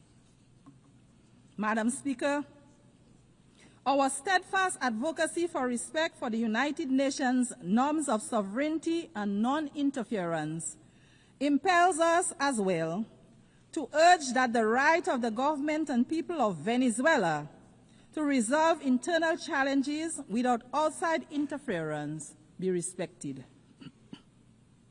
We renew our condemnation of the imposition of sanctions on Venezuela. The resulting hardship forced upon the people of Venezuela needs an immediate and complete end. We also call for restrained and strict adherence to the rule of law as it relates to the presence of U.S. military assets in the blue waters of the Caribbean Sea. The solution to conflict, to challenges, should never be aggression and war. We urge that all diplomatic efforts be pursued to respect the sovereignty of states, preserve the dignity of human life, and promote peace. Madam President, as we celebrate this 80th year of these United Nations under the theme, and I quote, 80 years and more for peace, development, and human rights, end of quote, let it not be just mere words. Let it instead be a call for respect and adherence to a rules-based order that applies to all nations equally, weak and strong, not just when it is convenient to the most powerful. The UN arose out of the ashes of a world torn by devastating wars. Let us not return to those dark days, but instead be guided by law, diplomacy, and shared values. Let us reform the system where small and developing nations have a real seat at the table, that we may have the opportunity to influence decisions that shape global climate policy, security, and economic well-being for all. Let it be where we build solidarity and cooperation, and where power is exercised with humility, compassion, and restraint.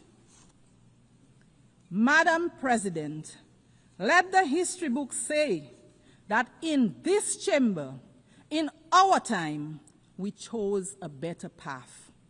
In the words of Charles Dickens, and I quote, "It is a far, far better thing that I do than I have ever done," end of quote.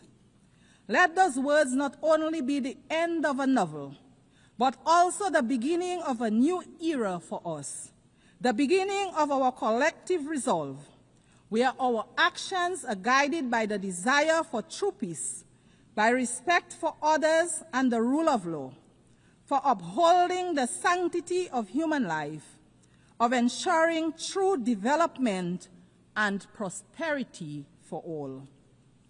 Let us judge the strength of our global system, not by how loudly the elephants roar, but by how well we protect the grass beneath them. Excellencies, the challenges before us are too great and complex for any one nation to solve alone. We all need each other. So let us leave this hall committed to action, committed to partnership, and committed to each other. Because the truth is simple, yet profound. We are always stronger, wiser, and better together. Madam President, I look forward to the day when a woman leads this great institution as Secretary General, which to my mind would be a symbol of true equality.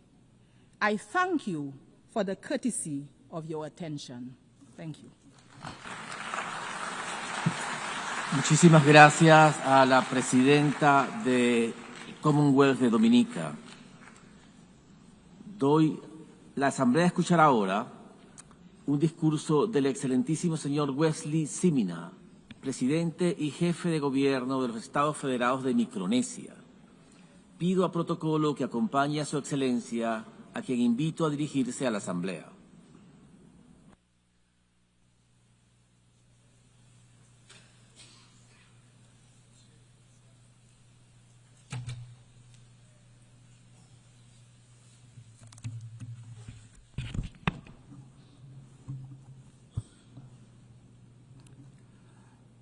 Madam President, Mr. Secretary General, Excellencies, ladies and gentlemen, on behalf of my people of the Federated States of Micronesia, I am honored to extend our heartfelt national greeting and camaraderie to you on this momentous celebration of the 80th session of the General Assembly.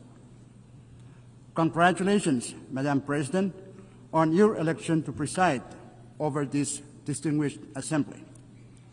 Your leadership and insights will guide us moving forward. I also wish to commend the leadership of our outgoing president. At this time, I also want to express my gratitude to the Secretary General for his tireless and unwavering commitment in guiding our collective work. We are grateful for your dedication and efforts in keeping hope and cooperation alive across our global community. Madam President, Micronesia joins the United Nations in commemorating its 80th anniversary. This milestone calls on us to renew our collective commitment to strengthen multilateralism for the challenges ahead.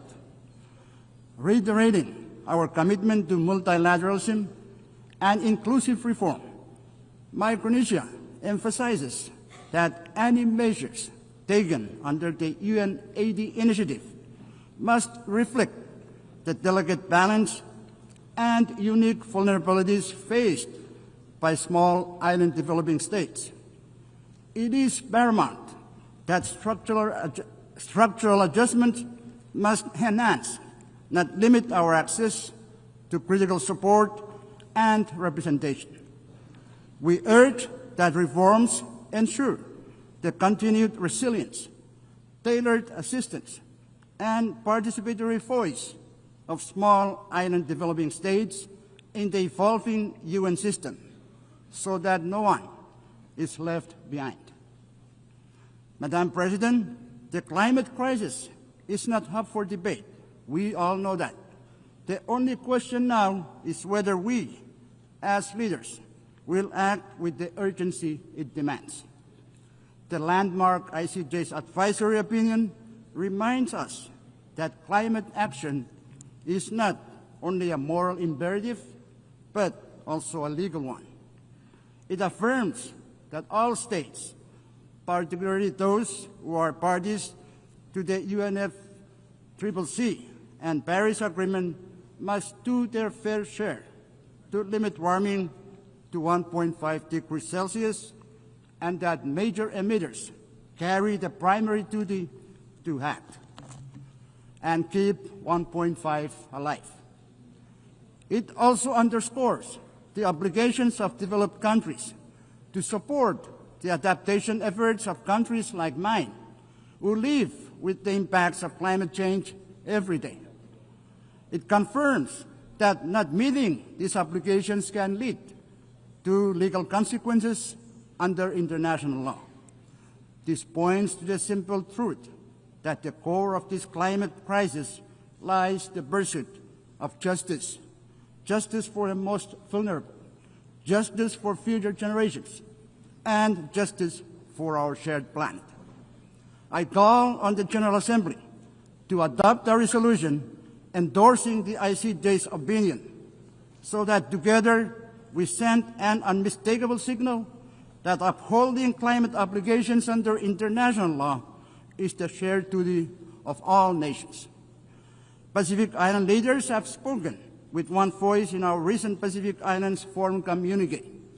Methane mitigation must be a global priority, and methane mitigation across all sectors must be a core objective of every country.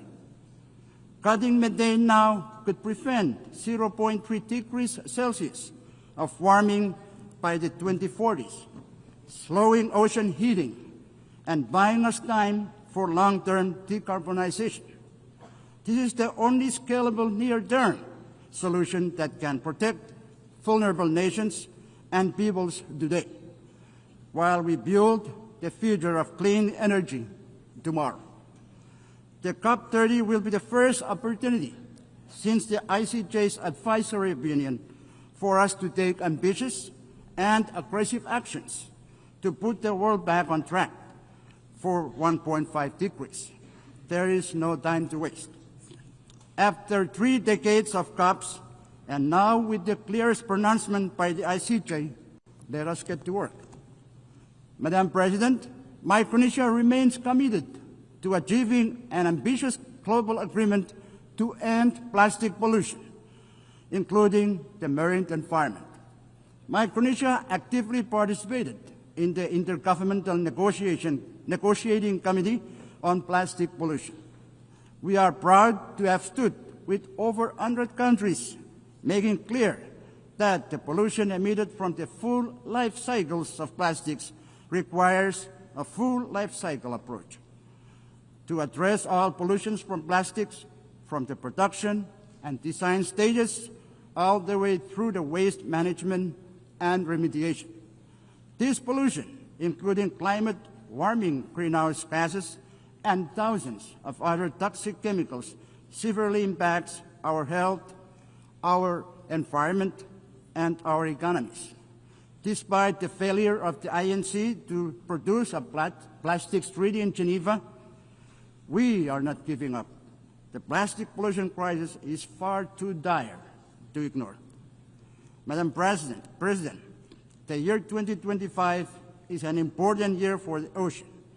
In June this year, the UN Ocean Conference adopted the Nice Ocean Action Agenda, a forward-looking document to guide us all. Also, as of today, there are 145 countries that have signed the PB&J agreement and 70 that have ratified. With this development, we are pleased that PB&J agreement will enter into force in 4 months. Micronesia is also participating in the related and critical work of the International Seabed Authority. Micronesia is following a precautionary approach to deep-sea mining. We emphasize the necessity of consolidating comprehensive knowledge, data, and scientific understanding of the marine environment and the impacts of deep-sea mining before any exploitation takes place. Additionally, it is crucial that all stakeholders, including adjacent coastal states, indigenous peoples, and local communities in the Pacific, are consulted and their perspectives considered before any exploitation occurs. In Micronesia, we have taken steps in preparation for exploration and possible exploitation in a responsible manner. We urge the ISA to finalize without further delay all relevant regulations, standards, and guidelines for its mining code prior to any exploitation, as failure to do so risks countries turning to alternative measures. Madam President, small island developing states face unique and heightened vulnerabilities to climate change shaped by geography and scale. Disaster risk reduction and resilience strategies must reflect these realities. That is why the multidimensional vulnerability index is so vital to us.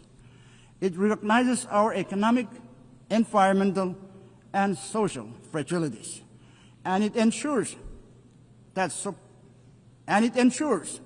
support reflects genuine need, not just income levels. The MVI provides a fairer framework for allocating resources. Development partners must base their decisions or aid decisions on it, pairing it with traditional measures to better target climate and disaster support. Going forward, implementation demands three things: adoption by international bodies, continuous technical refinement, and strong commitment from partners to align financial and policy support with the vulnerabilities the MFI reveals. Only then can this tool deliver the resilience our small islands urgently need. Madam President, Micronesia continues to confront a high prevalence of non-communicable diseases, the persistence of emerging and re-emerging infectious diseases, and rising mental health concern. In response, we are reorienting our health systems around primary health care as the foundation for universal health coverage. We are investing in the rehabilitation of primary health care clinics, the development of our health workforce, and the use of telehealth to extend essential services to our most vulnerable and hard-to-reach populations. However, to realize the goal of universal health coverage, additional financial and technical support from the international community is indispensable. Madam President, gender equality and social inclusion are equally central to our development agenda. Our strategic development plan places this at its core, with the objective of ensuring equal access to services, equitable participation, and opportunities for all our citizens to thrive. Madam President, peace and unity are the foundation of our nation.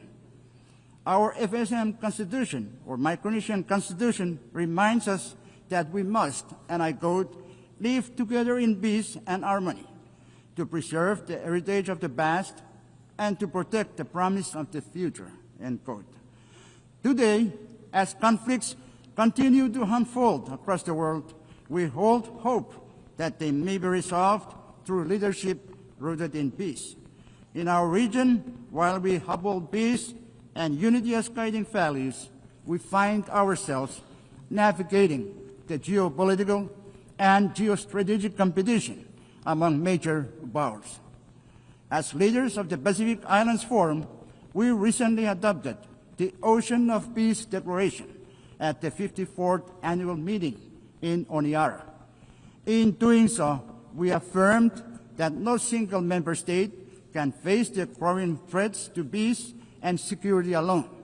We must act together as one Pacific family. Madam President, Micronesia co-sponsored the first ever UN resolution on AI alongside 120 member states. While AI holds great promise for economic development, it also carries the risk that must be carefully managed. The inclusive and constructive dialogue that shaped this resolution offers a model for future discussions, including those on peace, security, and the responsible military use of AI. As the digital world advances at an unprecedented pace, global cooperation is essential to ensure that AI systems remain safe, secure, and trustworthy. Micronesia, through our own cybersecurity efforts, is committed to developing national strategies and policies to safeguard our digital data and mitigate the risk of malicious attacks. Madam President, food and water security remain pressing challenges for Micronesia, as fragile freshwater sources and climate extremes undermine agriculture, marine ecosystems, reduce yields of traditional crops, and increase reliance on costly, less nutritious imports. Compounding these challenges, just days ago, I was compelled to declare a national state of emergency due to an ongoing oil leak from a World War II sunken vessel in Chuk Lagoon. This ship, together with more than 60 other wartime wrecks, has rested in our waters for nearly 80 years since the war's end. But now, these remnants of conflict pose new dangers as toxic oil seeps into our ocean, threatening our fisheries, coastal communities, and livelihoods. The scale of this crisis far exceeds Micronesia's capacity to address alone. As we mark the 80th anniversary of the war's end, we appeal to the international community to work with us in transforming this legacy of war into an opportunity for cooperation. Madam President, Micronesia again emphasizes the urgent need to address the current structure of the United Nations Security Council, which fails to represent the geopolitical realities of the 21st century. The exclusive nature of its permanent membership creates inequities and hampers effective responses to global crises. To enhance legitimacy and accountability, we must restructure the Council to include underrepresented voices, including Japan, India, Germany, Brazil, and the African continent. Such reforms would better reflect modern international dynamics and strengthen the Council's role in promoting peace and security. Madam President, 8 years ago, the United Nations was founded on a simple but enduring truth. Every nation, big or small, has a voice, a vote, and a role to play in shaping the world we share. Micronesia may be small, but our voice, our vote, and our place within the international community is committed to choosing that we are, in fact, better together. That truth must guide us still, because, big or small, every nation has the power to choose peace over conflict. Big or small, every nation has the power to choose peace over conflict. Big or small, every nation has the duty to protect our planet from harm. Big or small, every nation has the responsibility to defend justice and human dignity. Big or small, we always have been and always will be better together. I thank you. Muchísimas gracias al presidente y jefe de gobierno de los Estados Federados de Micronesia. La Asamblea escuchará un discurso del excelentísimo señor Taye Selassie Amde, presidente de la República Democrática Federal de Etiopía. Pido a protocolo que acompañe a su excelencia, a quien invito a dirigirse a la Asamblea.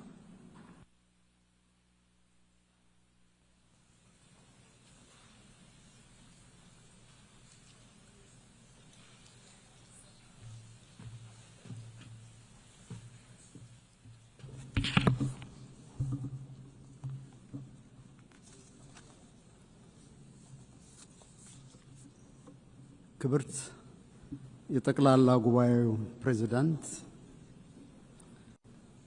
የተከበሩ የተባበሩት መንግስታት ድርጅት ዋና ጸሐፊ አንቶኒዮ ጉተሬሽ፣ ክቡራትና ክቡራን፣ ክብርት ፕሬዝዳንት አናሊና ቤርቦክ የ80ኛው ጠቅላላ ጉባኤ ፕሬዝዳንት ሆነው ስለተመረጡ ለርሶና ለአገሮ ጀርመን ደስታዬን እየገለጽኩ ውጤታማ የሥራ ዘመን እንዲሆንልዎት እመኛለሁ። በተጨማሪም 79ኛው ጠቅላላ ጉባኤ ፕሬዝዳንት ክቡር ፊሊሞን ያንግ ስላሳዩት ከፍ ያለ አመራር ምስጋና አቀርብላቸዋለሁ። የተባበሩት መንግስታት መስራች የሆነችውን አገሬ ኢትዮጵያን ወክዬ በዚህ ታሪካዊና የተባበሩት መንግስታት ድርጅት 8ኛ 10 ዓመት መታሰቢያ በሆነው ጉባኤ ንግግር በማድረጌ የተሰማኝን ከፍ ያለ ክብር ለመግለጽ እወዳለሁ። Madam President, looking back on the 80 years of its existence, the United Nations has considerable achievement to celebrate. Our sacrifice for decolonization has left a lasting legacy on the global body, making it truly universal with the admission of newly independent states. Armed conflicts are prevented, humanitarian catastrophes are averted, and deadly pandemics successfully contained. Global cooperation under the framework of the Millennium and Sustainable Development Goals has resulted in a reduction of extreme poverty and paved the way for climate action. These achievements, however, could not conceal the outstanding need for reform and revitalization. The most glaring one is the inequitable representation of states in the global security, political, and financial architecture. The United Nations must also overcome the systemic problems it suffers from a lack of impartiality, selectivity, and double standards. The emerging controversy over the fundamentals of the international system and the principles of the United Nations Charter is risking the very foundation of international cooperation. These trends should not be normalized or serve as a baseline in the determination of our standards and targets. We are also deeply concerned by isolationist policies, unprecedented military buildup, arms race, and the disturbing trend of retraction from development and climate commitments.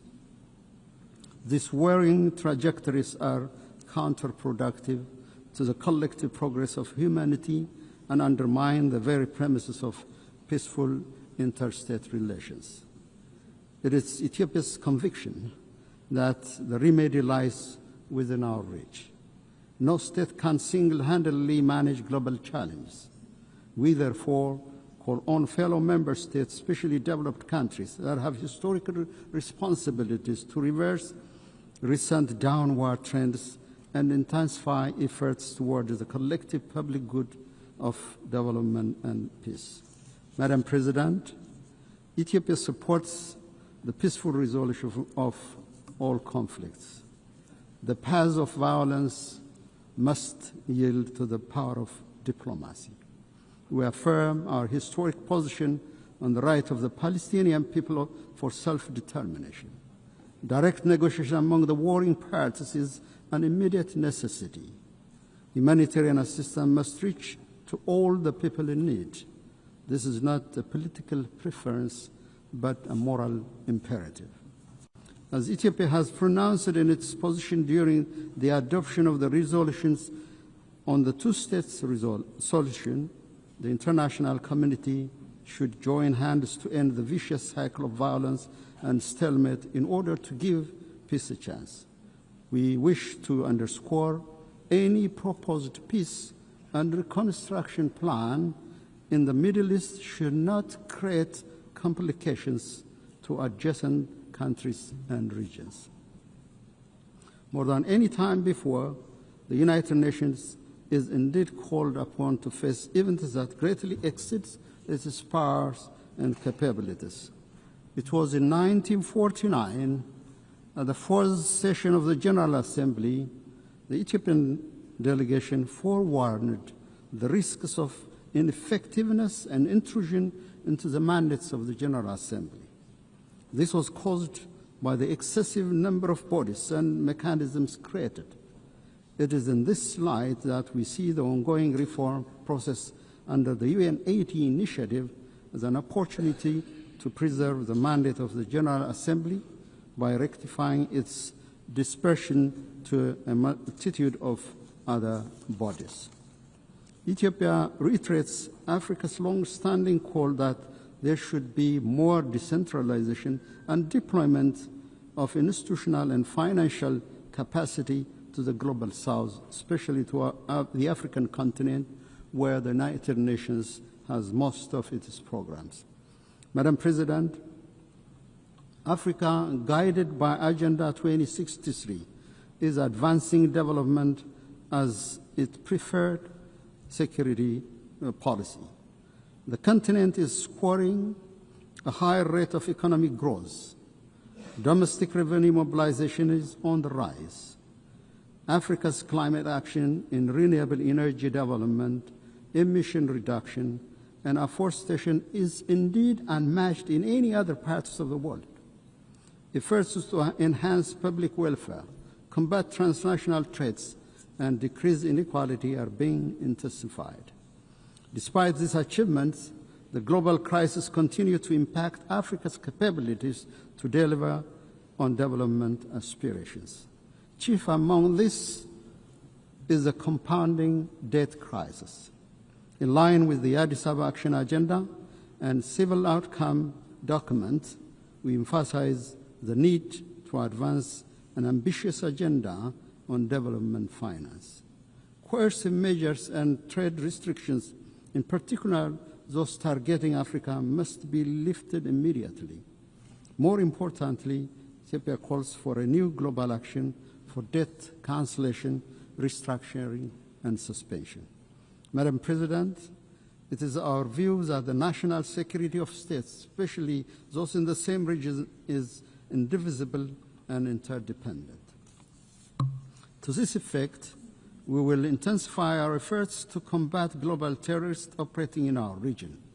We call on the international community to extend the required support to the African Union peace missions, in particular the African Union Support and Stabilization Mission in Somalia. Now is not the time to retreat from global action in combating terrorism. Furthermore, we reiterate our call for urgent action to reform the United Nations Security Council. Africa's representation in both categories of membership of the Council must be given priority. There is no shortcut or half solution to this long-standing pursuit for justice. Distinguished delegates, excellencies, I have the distinct pleasure to share with this august assembly recent milestones of great significance achieved by the people of the Nile River Basin. With entry into force of the Agreement on the Nile River Basin Cooperative Framework, the Entebbe-based Nile River Basin Commission is nearing establishment. This year, we also celebrated another milestone. On the eve of the Ethiopian New Year, Ethiopia commissioned the Grand Ethiopian Renaissance Dam, which transforms Ethiopia's renewable energy generation capacity. The Grand Ethiopian Renaissance Dam, with an installed capacity of over 5,000 megawatts, signifies our commitment to clean energy for all. Its true meaning is found in the lives it transforms. The Renaissance Dam brings light to 60 million Ethiopians who currently lack access to any form of clean energy. It promises power to Ethiopia's energy demand, which grows by more than 20% every year. It is a symbol of liberation of millions of Ethiopian women and girls, freeing them from the back-breaking search for firewood. The dam will be instrumental in the attainment of all of the Sustainable Development Goals. It boosts our capability to provide clean water to our people who live under chronic shortage, create employment to our youth, and ensure food security. GERD also enhances regional connectivity. The overwhelming support and solidarity we received on the occasion of the inauguration inspired greater efforts to forge cooperation among the riparian countries of the Nile River Basin. Madam President, our Pan-African aspiration to break the vicious cycle of underdevelopment should bring our countries together to realize initiatives that will transform the lives of our people. The time is now to work towards Africa's true independence, driven by African agency and guided by the common destiny of our people. Ethiopia, with its second largest population in Africa and significant maritime trade, places high importance on the safety and security of maritime navigation in the Red Sea and the Indian Ocean. We concur with the Secretary General's statement during the Awaza conference that no state should be locked out of opportunities for growth, finance, and technology due to geographical circumstance. The international law maxim that defines the high seas as a common heritage of mankind and guarantees equal right of access and use to all states must be brought to reality. In collaboration with other states, Ethiopia will work towards a comprehensive approach to ensure equal development and security for all states along the Red Sea and the Indian Ocean. Ethiopia will also keep on advancing this legitimate policy objective through diplomacy and peaceful engagement. Madam President, in conclusion, I'm convinced the spirit, genius, and competence of humanity towards unity, justice, and collective well-being will triumph over the current atmosphere of rivalry and hopelessness. For its part, Ethiopia is firmly committed to upholding multilateralism centered on the Charter of the United Nations and to contributing to the maintenance of collective security and sustainable development. I thank you, Madam President.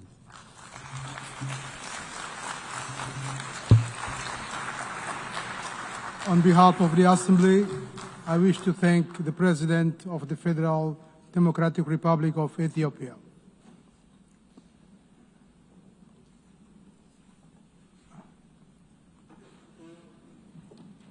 We shall now continue the general debate.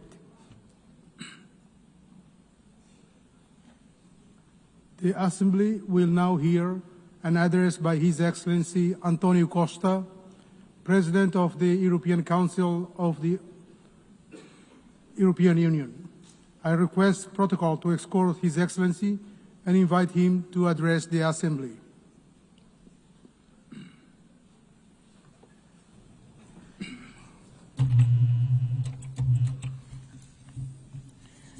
Senhor Presidente, Excellencies, ladies and gentlemen, the world faces a crucial choice. Do you want a rules-based international order that upholds multilateralism and the United Nations Charter, or a chaotic world based on unilateralism, violence, and disruption? The European Union knows where it stands. We are a project of peace, of reconciliation, of social justice. We are and will remain a steadfast defender of multilateralism, of the rules international-based order, and of the United Nations Charter. The alternative to this international rules-based order is a chaotic and violent world. As seen in Sudan, an unreported and devastating conflict with destruction of huge proportions, as seen in Gaza, as seen in Ukraine. In Gaza, where we witness an unimaginable suffering, children starving, families shattered, a humanitarian catastrophe that shocks the world's conscience. The use of starvation as a weapon of war is immoral and one that defies words. The European Union condemns terrorism in all its forms. The horrific attacks by Hamas cannot be forgotten. And we stand with Israel's right to security. Every country, every people have the right to live in security. The hostage must be released immediately. The Palestinian people have also the same right to security and to live in a viable state. A negotiated two-state solution is the only path to peace. Security for both peoples, dignity for both peoples, this is the solution we seek. The European Union has been an indispensable partner in the region. We are the largest provider of humanitarian aid to Palestinians. European funding has kept hospitals, schools, and institutions running. We have been, over the years, the largest supporter of the Palestinian Authority, supporting them in their reform agenda and in their efforts to ensure effective control of all the territory of Palestine. Dear friends, the European Union fully assumes its responsibilities, but we alone cannot stop this humanitarian catastrophe.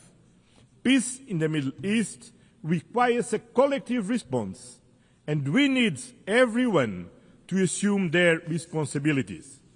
We must act together and demand the unconditional release of all hostages, an immediate ceasefire, full and unimpeded humanitarian access, an end to illegal settlements, a renewed, credible commitment to a two-state solution.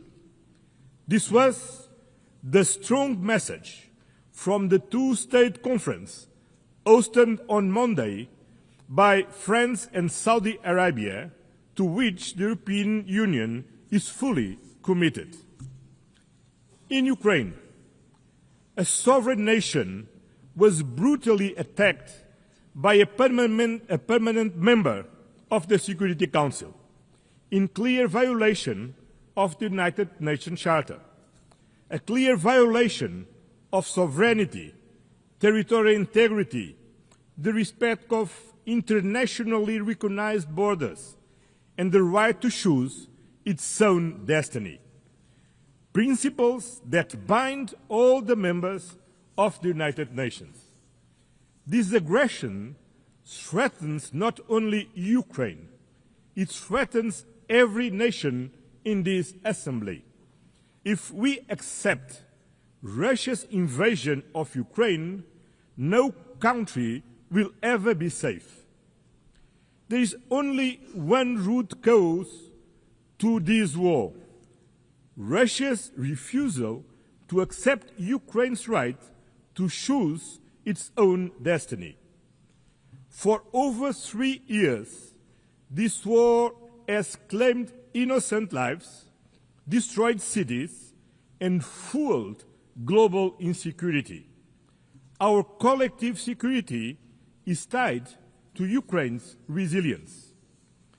The European Union stands firm in supporting Ukraine in their fight for a just and lasting peace, in their efforts to bring an end to the killing and Russia to the negotiation table, in their future reconstruction, in providing security guarantees to prevent future attacks, in their path to full membership in the European Union. We will continue to apply pressure on Russia to end this war. We call for meaningful negotiations and an immediate ceasefire and a just and lasting peace. This is not Ukraine's fight alone.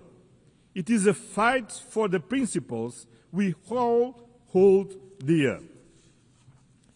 Excellences, l'Union européenne est déterminée à bâtir un monde fondé sur les valeurs fondamentales que nous partageons avec les Nations unies: la paix, les droits de l'homme et le développement durable. Les droits de l'homme sont le socle de la paix et de la stabilité mondiale. La protection sociale, le travail décent, l'égalité entre hommes et femmes, ainsi que la lutte contre la pauvreté ne sont pas facultatifs. Ce sont des garanties de la dignité humaine, de la stabilité sociale et d'une paix durable entre les nations. L'Union européenne défend la liberté, la démocratie et les droits de l'homme, des valeurs d'aujourd'hui menacées par la désinformation et l'utilisation abusive des technologies numériques. Nous avons besoin de normes mondiales, de transparence et de mécanismes de responsabilisation qui soient aussi dynamiques que les technologies que nous cherchons à encadrer, pour faire en sorte que les technologies numériques donne des moyens d'action aux citoyens et non aux autocrates ni aux nouveaux oligarques de la technologie. L'Union européenne défend une approche de l'intelligence artificielle centrée sur l'humain. Nous sommes à l'avant-garde du premier cadre réglementaire global pour une intelligence artificielle responsable. Et nous appelons à un niveau d'ambition équivalent à l'échelle internationale. En nous appuyant sur nos valeurs fondamentales, la dignité, la démocratie et l'état de droit. Excelencias, el cambio climático no son fake news. Es un hecho contrastado científicamente que afecta a nuestro presente y a nuestro futuro. La destrucción y los muertos provocados por incendios, inundaciones y huracanes no son invento, son algo muy real. Además, invertir en la descarbonización es clave para la soberanía energética de cada país, para la innovación y la competitividad de nuestras economías. Por eso, la Unión Europea asume plenamente los compromisos del Acuerdo de París. La reducción de las emisiones en un 55% de aquí a 2030 y la consecución de la neutralidad climática de aquí a 2050. Seguiremos fomentando de forma activa la protección de nuestros océanos, pulmones y salvavidas de nuestro planeta. Celebramos la ratificación del Tratado de Naciones Unidas sobre alta mar para salvaguardar la biodiversidad más allá de las jurisdicciones nacionales. El desarrollo sostenible también significa construir alianzas, no dependencias. Estamos a la cabeza de la lucha contra el cambio climático. A través del programa Global Gateway, la Unión Europea está movilizando 300.000 millones de euros de aquí hasta 2027 en inversiones sostenibles y de conectividad en todo el mundo. Una contribución decisiva para alcanzar los objetivos del desarrollo sostenible. Además, la Unión Europea, junto con sus Estados miembros, representa el 42% de la ayuda mundial al desarrollo. Somos los principales donantes de la Organización Mundial de la Salud, de UNICEF y del Programa de Naciones Unidas para el Desarrollo. Lideramos y seguiremos liderando la solidaridad global, incluso en estos momentos de grandes restricciones financieras que afectan al sistema de Naciones Unidas. Por último, debemos avanzar en la reforma de la arquitectura financiera internacional, en la gestión de la deuda, para que sea más justa, más inclusiva y adaptada a los desafíos actuales, para que nos pueda ayudar también a cerrar la brecha de la financiación para el desarrollo, siguiendo el camino marcado por el compromiso de Sevilla. Excellencies, the European Union is a global partner. The European Union and its member states are staunch political supporters and the largest collective donors to the United Nations. As the pillar of the multilateral system, we are working closely with other regional partners. That is why we are building stronger trade and industrial partnerships across the globe. We are advancing deals with Mercosur, Mexico, India, Indonesia, the Philippines, and Thailand, not just to boost trade, but to increase global predictability and resilience. The trade and investment agenda, based on fairness, sustainability, digital innovation, labor rights, and climate alignment. Because trade deals, not tariffs, deliver real benefits for all countries, companies, and citizens. In the multipolar world, we are building a powerful global network of partnerships with Africa, Latin America, and the Caribbean, United States and Canada, the Arab world, Asia, and the Pacific, as well with our European neighbors. In today's multipolar world, there is no global south or global north. Both are plural. And the European Union will continue to work with all partners in the spirit of global solidarity and meaningful partnership. Because multipolarity needs an effective multilateral system, a rules-based international order under the United Nations Charter. And this commitment stems from our own history. Europe rebuilt itself from the ashes of World War II through peace, through reconciliation, and through integration. We know these principles work because they worked for us.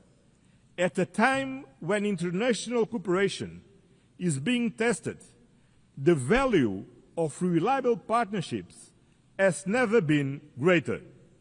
The European Union is a reliable and predictable partner and stands firmly with the United Nations.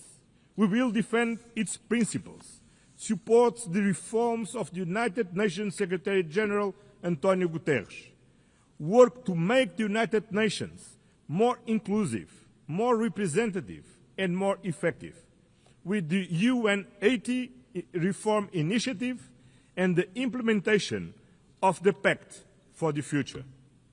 At a time when multilateralism is under threat, let me leave you with one simple promise.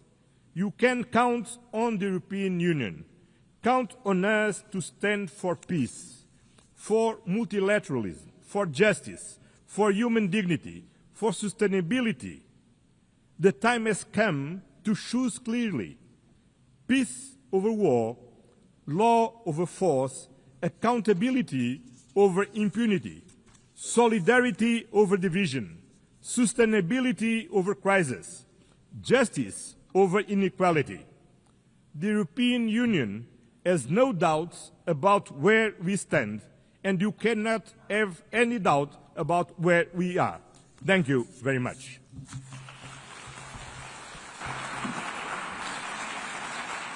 On behalf of the Assembly, I wish to thank the President of the European Council of the European Union.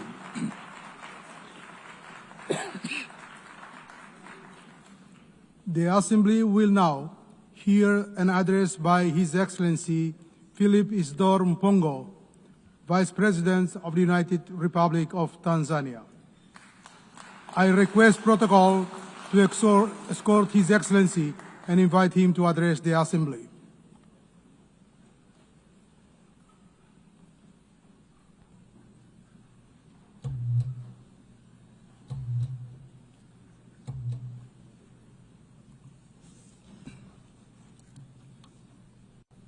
Madam President, Excellencies, distinguished delegates, this year we gather at a historic moment when we are commemorating 80 years since the founding of the UN, but in a somber mood. The theme of this general debate, that is better together, 80 years and more for peace, development and human rights, reminds us that determined cooperation remains our best vehicle for addressing urgent global challenges of this century and beyond. Yet, we are faced with chaos in the form of unilateralism with arrogance, barbaric wars, persistent poverty, injustice, pandemics, as well as an impending climate catastrophe. As we mark 80 years of the UN, we are called to rekindle the vision of its founders, anchored on two pillars. First, Nations can overcome difficulties and accomplish more when they work together in solidarity. Second, peace is humanity's truest desire, which we must seek and pursue relentlessly on the basis of international law. By contrast, war is undesirable. It is a senseless path to resolving conflicts on which everybody loses, and its bitter fruits include unspeakable loss of innocent lives, too many orphans, widows, and refugees, as well as wanton destruction. Yet the United Nations Charter has guided us through many challenges over the past 80 years, reminding us to uphold peace, justice, cooperation, and dialogue to resolve conflicts. Today, as the world faces new tests, we must therefore hold firmly to these same principles, for it is only by respecting and living by the Charter that we can honor the past and build a safer and better future for all of us. Excellencies, the past 8 decades also remind us that change is the only constant in our world. The challenges of today are not the same as those of yesterday, nor will they be the same tomorrow. Thus, for the UN to remain relevant and is true to its noble mission, it must embrace change. Tanzania welcomes the UN 80 reform initiative unveiled in March this year, which seeks to enhance efficiency across the UN system and strengthening effectiveness. My country stresses the importance of upholding the principles of transparency, equity, and objectivity in the process, so as to renew trust and foster inclusive global governance. We thank the Secretary General for engaging member states in this endeavor. Nevertheless, Tanzania reiterates Africa's position on redressing the continent's underrepresentation in the Security Council and calls for admission of at least 2 permanent seats for Africa with veto power, as articulated by the Ezuluini Consensus. Tanzania also joined other countries of the Global South in demanding urgent and comprehensive reform of the global financial system.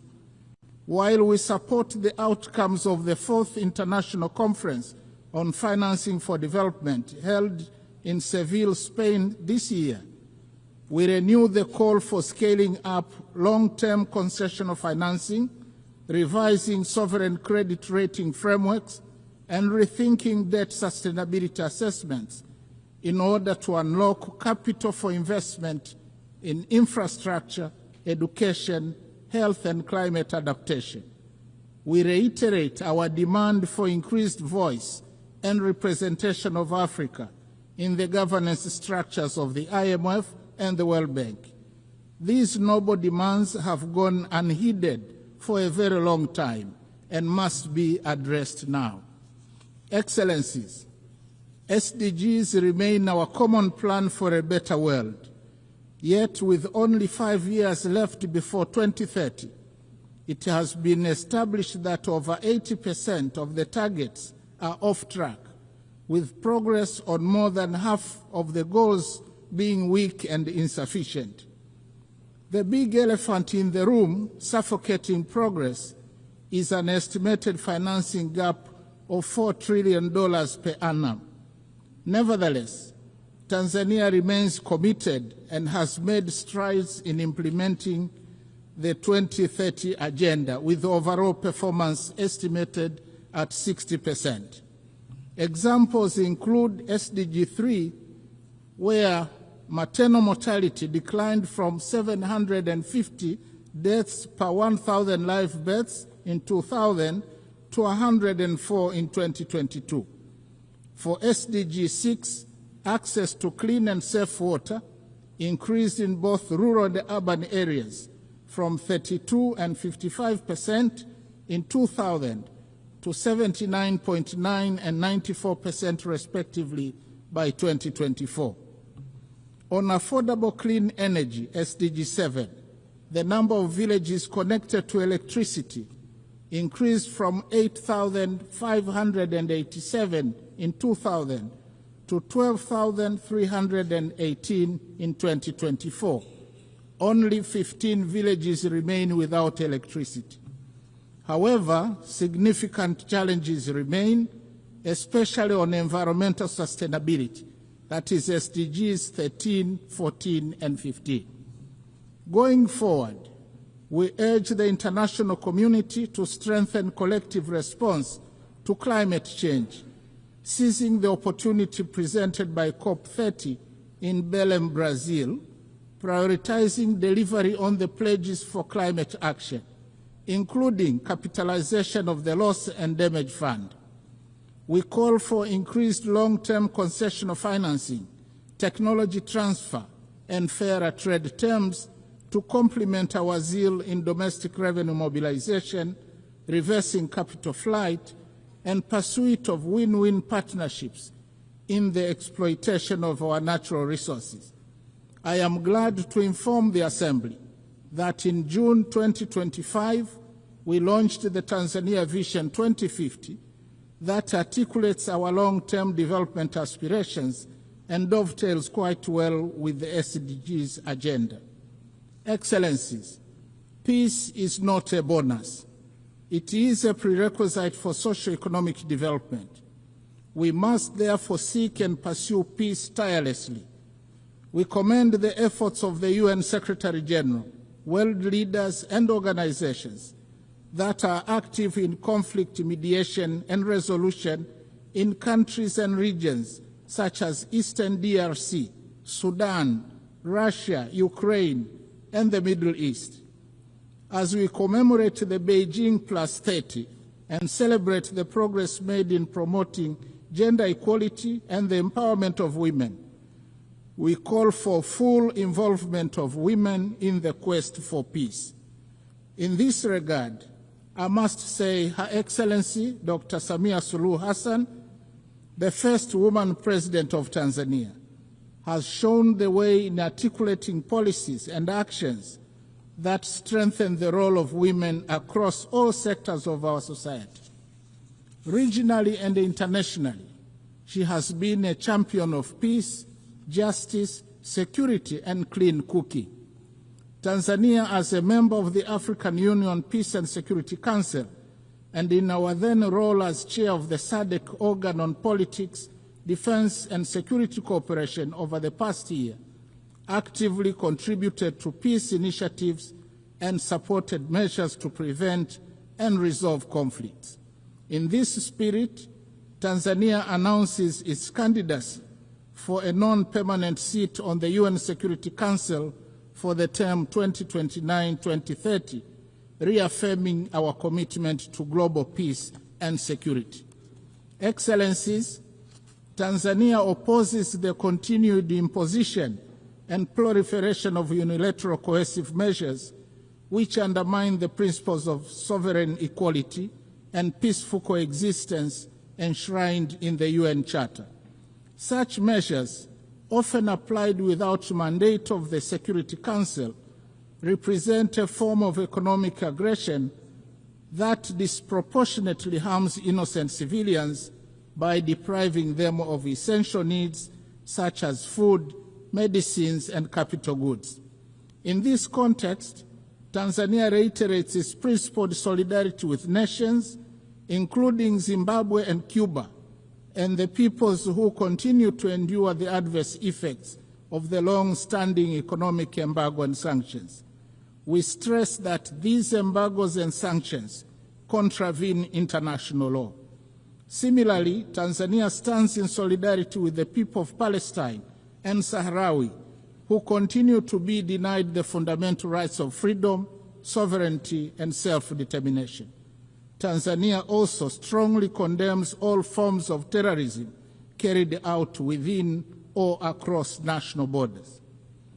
Madam President, Excellencies, and distinguished delegates, In his last speech to the United Nations General Assembly prior to retirement in 1985, Mwalimu Julius Nyerere, the founding president of my country, articulated the principle that, and I quote, "To be silent when we see danger, to refrain from attacking policies which are seen as contrary to the interests of peace and justice, to do these things would be to surrender our freedom and our dignity.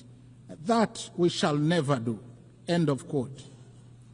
Following the same principle, Tanzania considers unilateralism and misuse of military might, as well as shameful incapacity of the international community and global powers to bring an end to bloodshed and horrific wars raging in many places around the world to be unacceptable.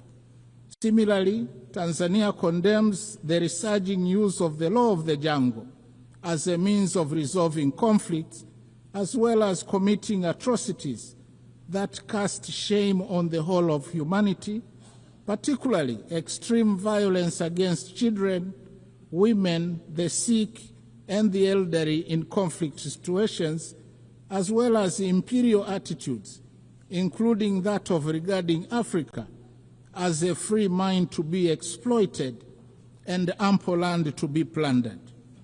The hypocrisy and scandal of international companies, some of which are state-sponsored, to continue to prosper from the exploitation of Africa's natural wealth while causing or supporting conflicts should be brought to an end now. Instead, Africa needs win-win partnerships in the exploitation of our natural wealth. Tanzania also reminds the international community that increased military spending on research and manufacture of weapons for money is tragic and morally wrong. It obstructs the quest for peace in the world and takes away an enormous amount of resources that could have been used to propel sustainable development and prosperity for all humanity. I thank you.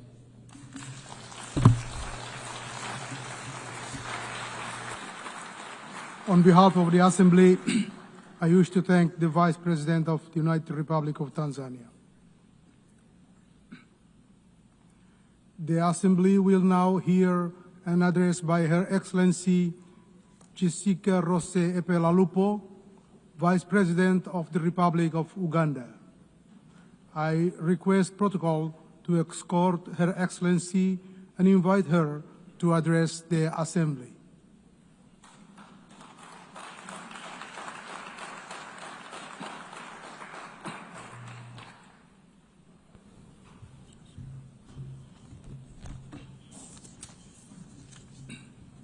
The President of the UN General Assembly, Excellencies, Heads of State and Government, distinguished delegates, ladies and gentlemen, I bring you warm greetings from His Excellency, General Yoweri Kaguta Museveni, who could not be present personally on this and on whose behalf I am privileged to address this 80th session of the UN General Assembly.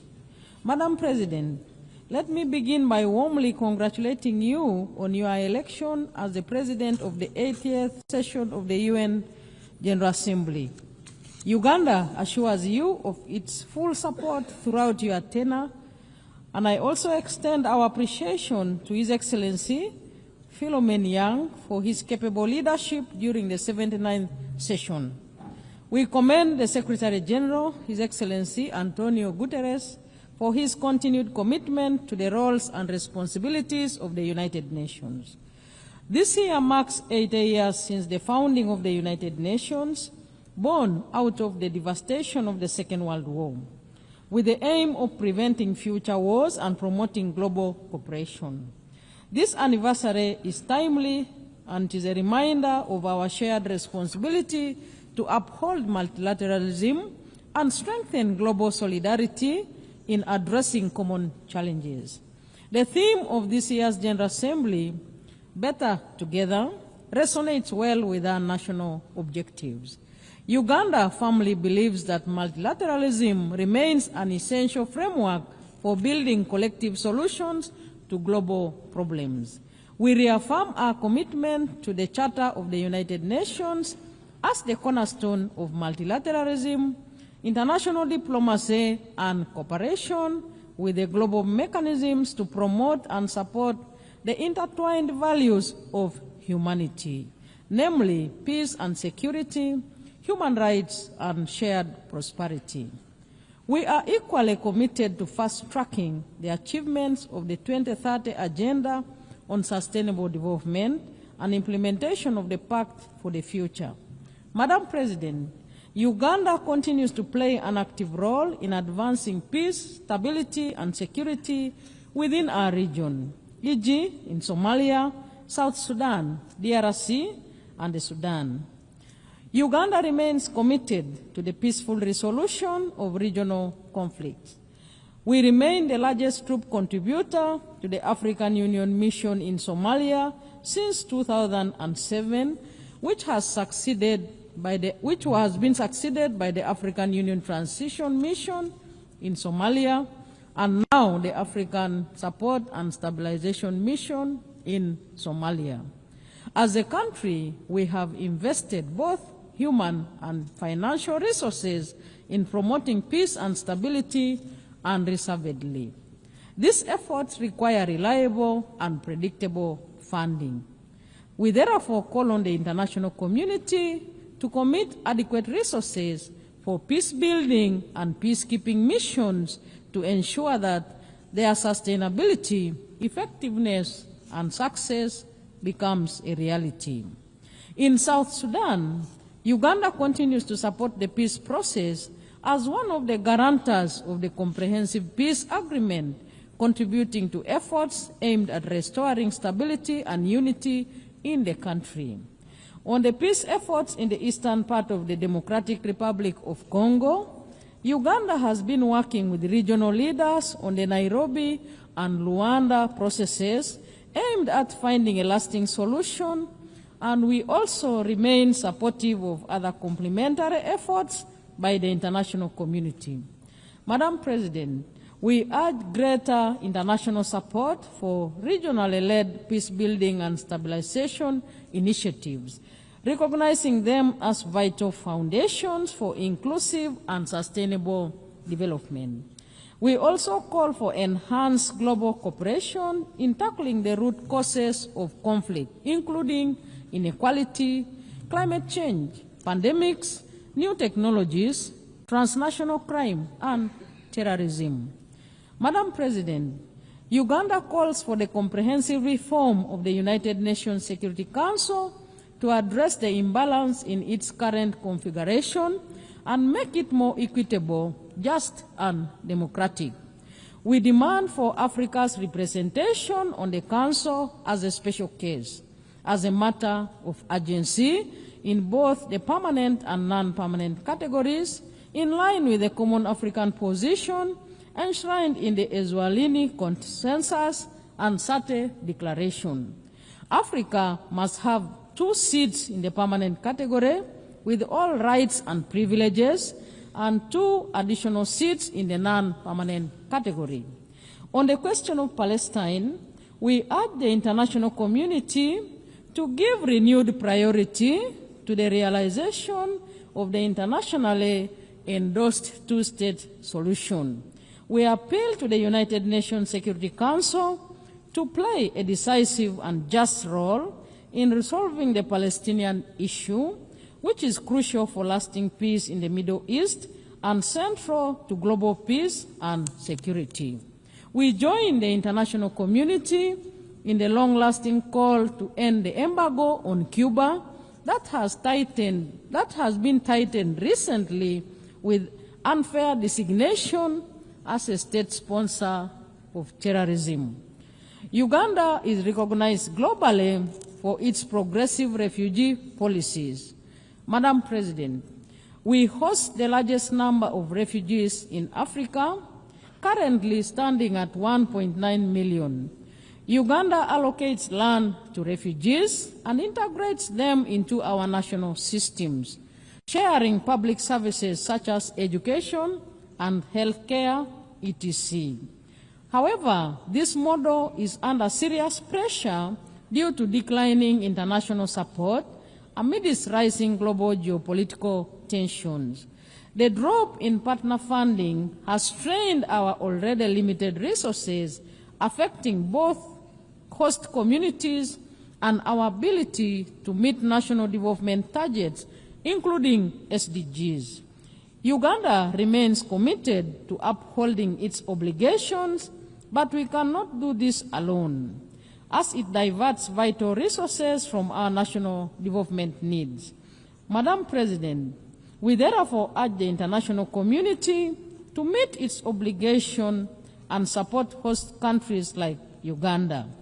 Refugee hosting should not become a debt burden. Uganda should not be expected to borrow money to care for displaced population fleeing conflict. Madam President, with just 5 years remaining to achieve the 2030 Agenda for Sustainable Development, progress in many developing countries remains far off track. Bridging the estimated $4 trillion annual financing gap is crucial. The failure to mobilize adequate resources highlights the shortcomings of current international financial cooperation. We call on the international community to fully implement existing commitments, including the Seville Commitment, the 2015 Addis Ababa Action Agenda, the 208 Doha Declaration, and the 202 Monetary Consensus. These agreements provide a framework for enabling developing countries to expand their physical and policy space and drive balanced and inclusive development. Accelerating the SDGs requires renewed commitment to multilateralism, global solidarity, and the strengthening of international cooperation mechanisms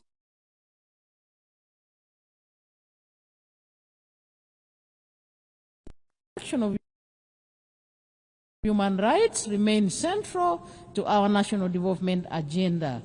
Our Constitution guarantees civil and political rights, freedoms of association, assembly and expression, and the right of every citizen to participate in democratic governance. Since the introduction of multi-party democracy, Ugandans have enjoyed regular, free and fair elections at all levels in Uganda. Madam President, Uganda was the first country in the sub-Saharan Africa to introduce universal free primary education in 1987 and universal free secondary education in 2007, an endeavor which has enabled our children to attain basic education and has improved the literacy and numeracy levels in our country, and all the associated benefits and multiplier effects. Health remains at the core of our development strategy. Uganda is scaling up investments in primary health care and deploying digital health solutions to improve service delivery and accountability. Our HIV/AIDS response remains a global model of political will and community engagement. Under the Presidential Fast Track Initiative, Uganda has reduced HIV prevalence to 5.5%, achieved 96% treatment coverage among those diagnosed, and over 90% viral suppression. Madam President, as the current chair of NAM, Uganda is committed to advancing the principle of unity, peace, and solidarity among its members. We support stronger collaboration between NAM and the UN in promoting the interests of developing countries. In this context, we call for accelerated progress on the adoption of the long overdue Covenant on the Rights to Development. Uganda looks forward to welcoming honorable ministers of NAM member states and observers at the 19th Midterm Ministerial Conference scheduled to take place in Kampala between 15th and 16th October 2025. Madam President, as I conclude, the United Nations has stood as a pillar of development, a pillar of peace and human dignity for the last 8 decades. It remains indispensable. It would be impossible to imagine the world today without the United Nations. Uganda acknowledges the UN's many achievements, its legitimacy, convening power, and normative influence. Madam President, more must be done to adopt and adapt and strengthen multilateralism. We must redouble our efforts to uphold international cooperation and ensure that the United Nations system is reflective of the current realities and capable of addressing the intertwined global challenges of peace and security, human rights, and sustainable development. Let us commit to leaving no one behind. Better together. I thank you. On behalf of the Assembly, I wish to thank the Vice President of the Republic of Uganda.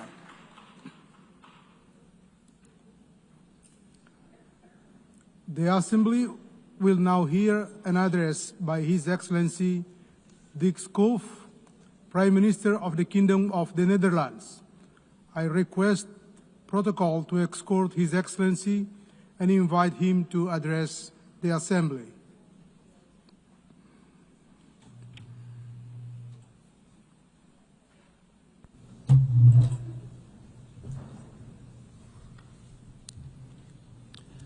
Mr. President, Your Excellencies, ladies and gentlemen, back in 1947, a 7-year-old boy, a Dutch boy called Dirk Salemans, and his father made a long car journey to the German city of Cologne.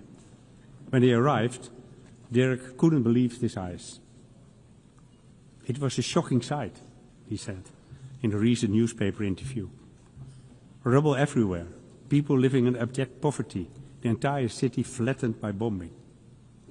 Today, almost 80 years later, those images are still seared in Dirk's memory, and that was precisely his father's intention. He wanted to show me what war can do to a city, Dirk recalled in the interview.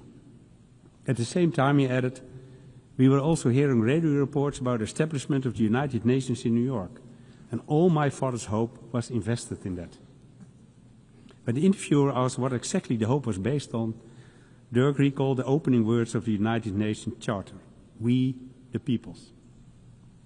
And indeed, it is the peoples of the world, the people, who task their governments with saving them from war, human rights violations, and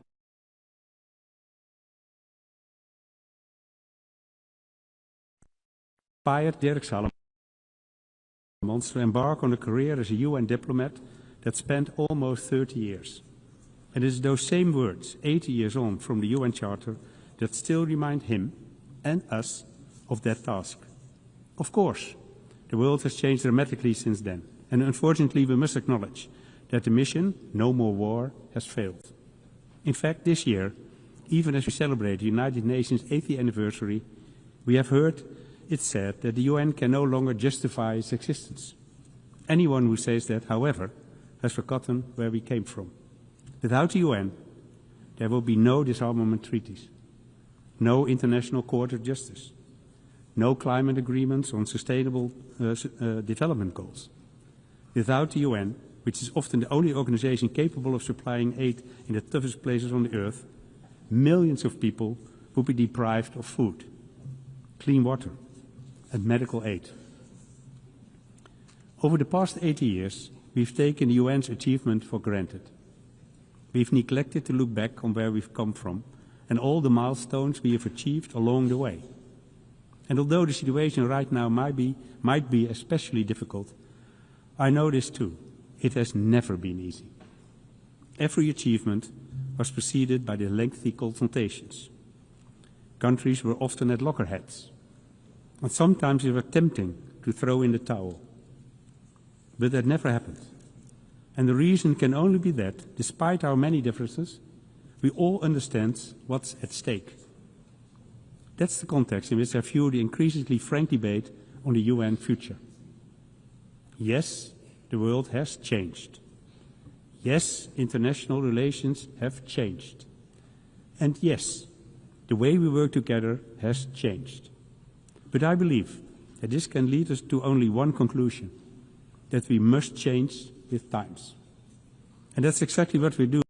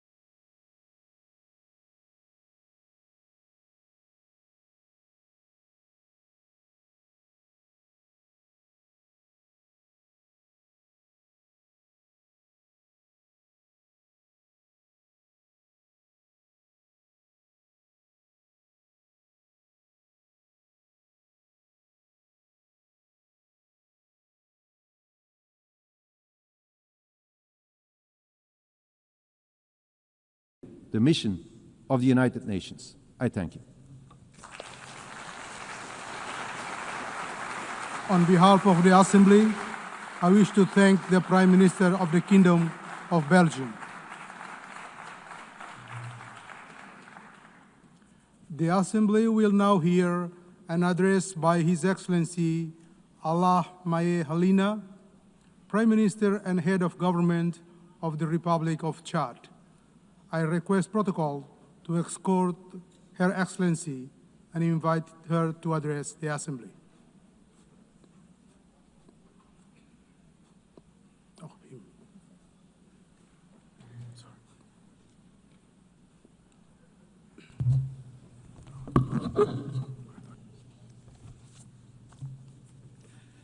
Madame la Présidente de l'Assemblée générale, Mesdames et Messieurs les chefs d'État et de gouvernement, Monsieur le Secrétaire général des Nations unies, en raison des contraintes liées à l'agenda national, le maréchal Mohamed Idriss Déby Itno, président de la République du Tchad et chef de l'État, qui a bien voulu prendre part à ces importantes assises des Nations unies, n'a pu effectuer le déplacement de New York. Il tient à exprimer ses sincères regrets pour cette absence et me charge de vous livrer son message qui réaffirme l'attachement du Tchad au principe du multilatéralisme et de la souveraineté des peuples. J'ai donc l'insigne honneur de donner lecture devant cette auguste assemblée du message du président de la République du Tchad, chef de l'État, et je cite: Madame la Présidente de l'Assemblée générale, Mesdames et Messieurs les chefs d'État et de gouvernement, Monsieur le Secrétaire général des Nations unies, permettez-moi à l'entame de mes propos rendre grâce à Dieu le Tout-Puissant, source de sagesse et de force qui nous a permis de nous réunir dans un esprit de dialogue pour nous pencher sur les défis de notre temps et de notre monde, au premier rang desquels les questions de développement, mais aussi les préoccupations de paix et de sécurité internationale. Je tiens à adresser toutes nos félicitations à Madame Annela Baerbock, présidente de la 80e session de l'Assemblée générale pour son élection, et l'assurer du plein soutien de mon pays dans l'accomplissement de son mandat. De même, je voudrais exprimer nos infinis remerciements à l'ambassadeur Philemon Yang, président sortant, pour sa brillante direction de la session précédente. Aussi, voudrais-je exprimer notre sincère appréciation et tout notre soutien au secrétaire général, M. Antonio Guterres, pour ses efforts inlassables en vue de maintenir haut le flambeau du multilatéralisme incarné par l'ONU, dont la mission, voire la raison d'être, se trouve mise à rude épreuve par de nombreux défis de l'heure qui ne cessent d'assaillir de tous les côtés ce socle commun de l'humanité. Madame la Présidente, Mesdames et Messieurs, je me tiens devant cette auguste assemblée avec le poids de l'histoire et la force d'une conviction profonde. L'Organisation des Nations Unies, 80 ans après sa naissance, dans la douleur de guerre, doit aujourd'hui renaître dans la vérité de nos espoirs. Le thème choisi cette année, Mieux ensemble 80 ans, est pour la paix, le développement et les droits de l'homme, est plus qu'une célébration. Il est une interpellation, une invitation à réexaminer le rôle, la pertinence et surtout la légitimité politique et morale de notre organisation commune. Il serait injuste de nier les mérites historiques de l'ONU. Elle a contribué à préserver la paix mondiale, encadrer la décolonisation, faire progresser les droits humains et offrir un cadre de coopération multilatérale. Néanmoins, il convient de souligner que 80 ans après sa création, l'ONU reste encore loin d'avoir accompli les objectifs qui lui sont assignés par la Charte. En dépit des avancées indéniables relevées si haut, force est de constater que l'ONU n'a jamais autant déçu, notamment en raison de son incapacité à arrêter les conflits meurtriers qui continuent à faire rage dans plusieurs parties du monde. En Afrique, en Asie, en Amérique du Sud, la défiance grandit. Parce que trop souvent, les décisions majeures de cette organisation semblent servir les intérêts de quelques grandes puissances au détriment des aspirations des pays du Sud. Parce que le Conseil de sécurité reste une structure figée, héritée de l'après-guerre, où l'Afrique, berceau de 5e de l'humanité, demeure exclue de toute représentation permanente. Parce que les mécanismes de sanction et d'intervention sont sélectifs et l'indignation semble parfois géographiquement conditionnée. Nous devons avoir le courage de le dire ici, sans détour. Les missions de maintien de la paix de l'ONU ont parfois failli à leurs promesses et à leurs devoirs. Que ce soit en Haïti, en République centrafricaine, en République démocratique du Congo ou encore au Mali, les casques bleus ont été, dans certains cas, accusés d'inaction, voire de comportements contraires aux principes de l'organisation qui l'incarne. Comment comprendre qu'au lieu de protéger, certains aient été complices de violations? Comment expliquer qu'après des décennies de présence, des conflits persistent et même s'aggravent? Ces échecs, parfois tragiques, érodent la légitimité de l'ONU sur le terrain et dans les cœurs. Il est impératif que les opérations de maintien de la paix soient réformées en profondeur, évaluées de façon transparente et recentrées sur leur mission fondamentale, protéger les populations civiles. Madame la Présidente, Mesdames, Messieurs, depuis plus de 7 décennies, le monde assiste impuissant à un drame humain et politique. Je vais parler du conflit israélo-palestinien. La situation à Gaza, marquée par des bombardements indiscriminés, des morts de civils par milliers et la destruction systématique d'infrastructures vitales, constitue un échec collectif de la communauté internationale. Il ne s'agit plus d'un conflit, il s'agit d'un scandale humanitaire et un défi moral sans précédent. La guerre larvée entre Israël et Iran, les tensions régionales et l'incapacité de l'ONU à imposer une solution durable mettent en péril non seulement la stabilité du Moyen-Orient, mais surtout la paix dans le monde. Tant que la justice n'aura pas triomphé à Jérusalem et à Gaza, il n'y aura pas la paix de conscience ici à New York. Tant que le droit international sera bafoué en Palestine, il sera affaibli partout ailleurs.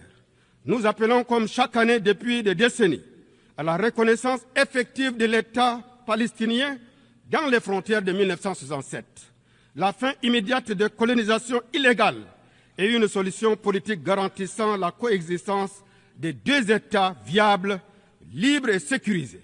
À ce titre, mon pays se félicite de l'adoption à une très large majorité de la déclaration de New York sur la Palestine du 12 septembre 2025, qui constitue une avancée historique et une étape majeure dans la quête d'une paix juste, globale et durable au Proche-Orient. Notre devoir collectif à partir de cet instant est de transformer une forte déclaration en acte concret et faire de l'espérance du peuple palestinien une réalité. Madame la Présidente, Mesdames et Messieurs, dans le monde du développement, l'ONU peine à susciter le grand sursaut collectif indispensable pour matérialiser la mise en œuvre des agendas internationaux, au premier rang desquels le programme 2030. À 5 ans de l'échéance fatidique, il va falloir mobiliser annuellement plus de 4 000 milliards de dollars pour combler le déficit de financement du développement dans les pays pauvres. À cet égard, l'engagement de ces villes constitue, à n'en point douter, la dernière chance pour passer de la parole à l'action en vue d'accélérer la mise en œuvre des ODD. Madame la Présidente, Mesdames et Messieurs, qu'il s'agisse de la paix et de la sécurité internationale et du développement ou de l'action climatique, l'avenir du multilatéralisme auquel nous sommes tous attachés est mis véritablement en jeu.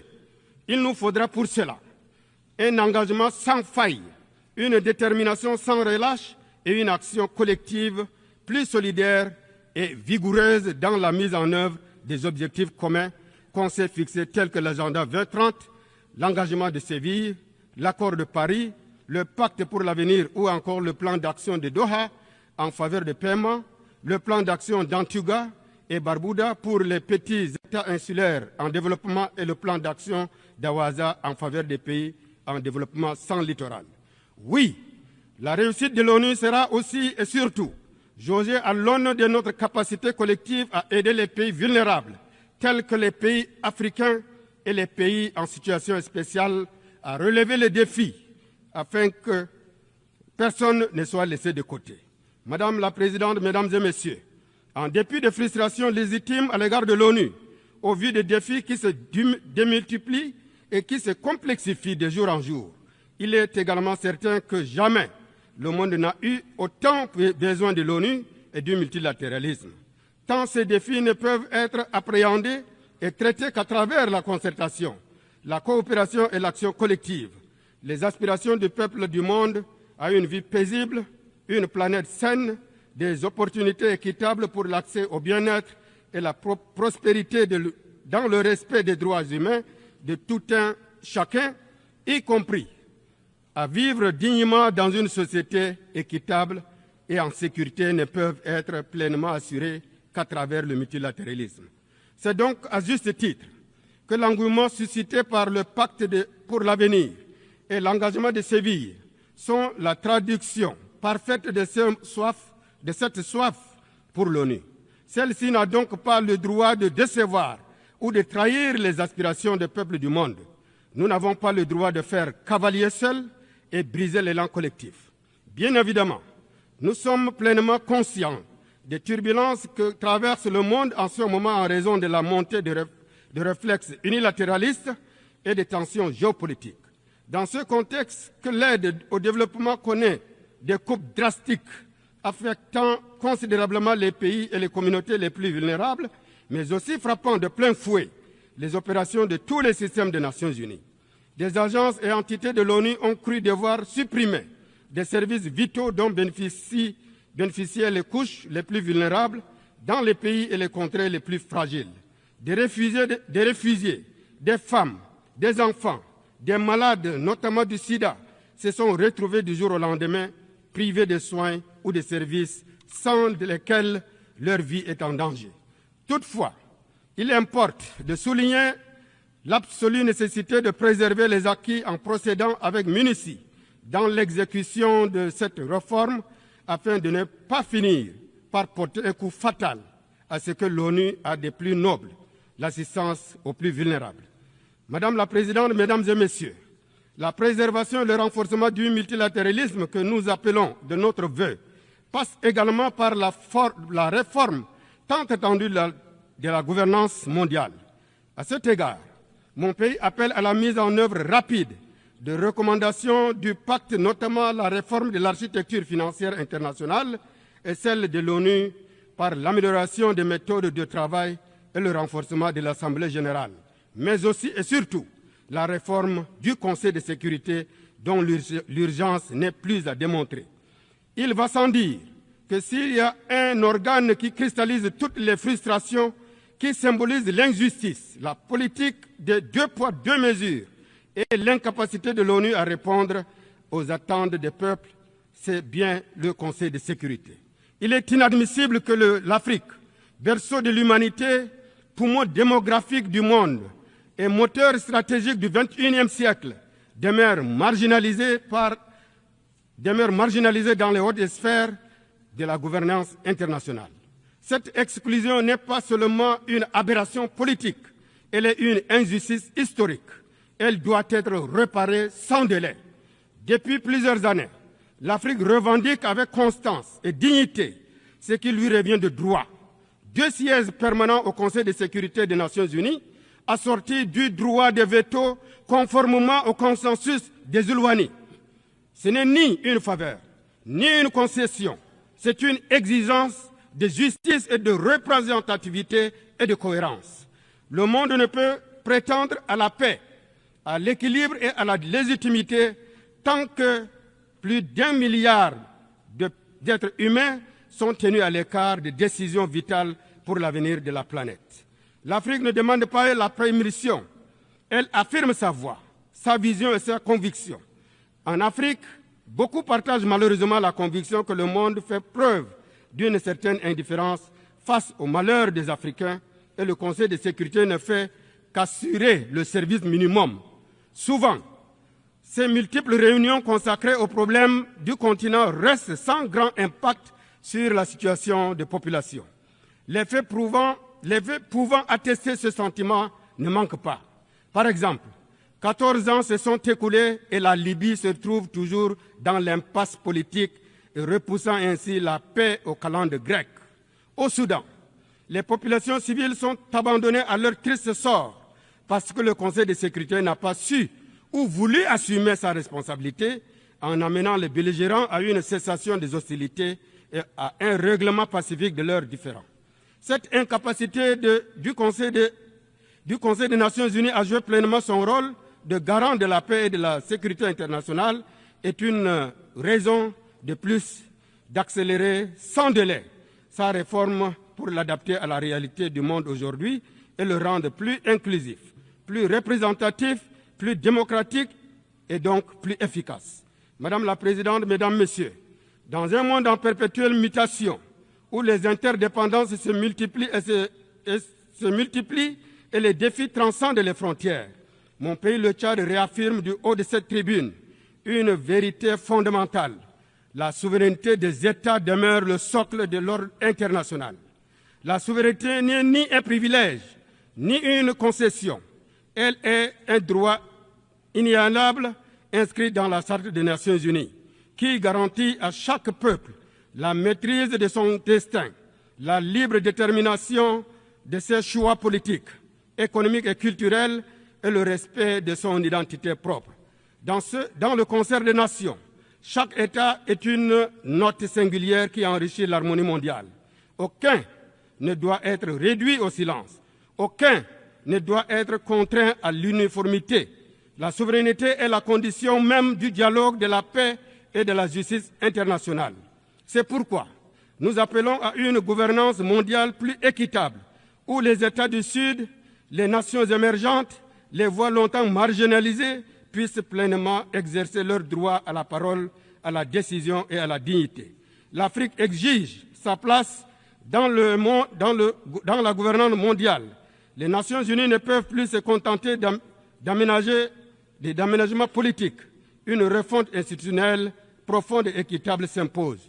Madame la Présidente, mon pays, le Tchad, au cœur de l'Afrique, à la fois témoin et acteur pour la paix et la sécurité. Il est à la croisée de tous les défis contemporains, sécurité, humanitaire, climatique et aussi d'immenses espoirs de renaissance. Notre pays fait face à une menace persistante du terrorisme qui déstabilise la région du bassin du lac Tchad. Face à la secte Boko Haram, le Tchad n'a reçu aucun soutien extérieur et a dû affronter seul le poids de la lutte. Ce sacrifice du Tchad accompli souvent dans l'ingratitude témoigne de l'engagement de notre pays pour la paix et la sécurité sous-régionale. Il est temps que la communauté internationale reconnaisse cette réalité et s'engage résolument dans la lutte contre le terrorisme et le soutien à la paix en Afrique et au-delà. Au-delà de la sécurité, le Tchad fait face aux effets dramatiques de dérèglement climatique. Avancée du désert, sécheresse et catastrophes naturelles affectent notre sécurité alimentaire et compromettent notre développement. Nous appelons à une solidarité accrue pour l'accès équitable au financement, aux technologies vertes et aux vaccins indispensables pour bâtir des sociétés résilientes et justes. Dans ce contexte, il est urgent de renforcer les efforts de préservation de notre écosystème, notamment autour du bassin du lac Tchad, dont le rétrécissement menace directement la vie de millions de personnes. Le Tchad et bien des pays d'Afrique n'émettent presque pas de gaz à effet de serre, mais payent un lourd tribut à une crise qu'ils n'ont pas causée. C'est pourquoi nous appelons à une gouvernance mondiale plus équitable où l'Afrique exerce pleinement sa place légitime. Nous plaidons pour une justice climatique effective et un accès équitable au financement, aux technologies vertes et aux vaccins. Madame la Présidente, Mesdames, Messieurs, le Tchad est un pays connu. Le Tchad, ayant connu une histoire politique mouvementée et vivant dans un environnement sous-régional marqué par les crises, conflits et guerres, et constamment exposé au risque de ces fléaux, est sorti de cette transition la tête haute. Une fois de plus, notre pays a su déjouer les pronostics les plus pessimistes en menant à bon port sa transition dans un climat apaisé empreint de dialogue, d'ouverture large, qui a prévalu du début jusqu'à la fin de ce processus. Je tiens du haut de cette tribune à rendre grâce à Dieu et un hommage au peuple tchadien qui a rendu possible cette réussite inédite. Nous remercions nos partenaires, en particulier l'ONU, pour leur accompagnement déterminant. Grâce à cet appui multiforme, le Tchad a pu franchir une étape majeure vers la gouvernance démocratique.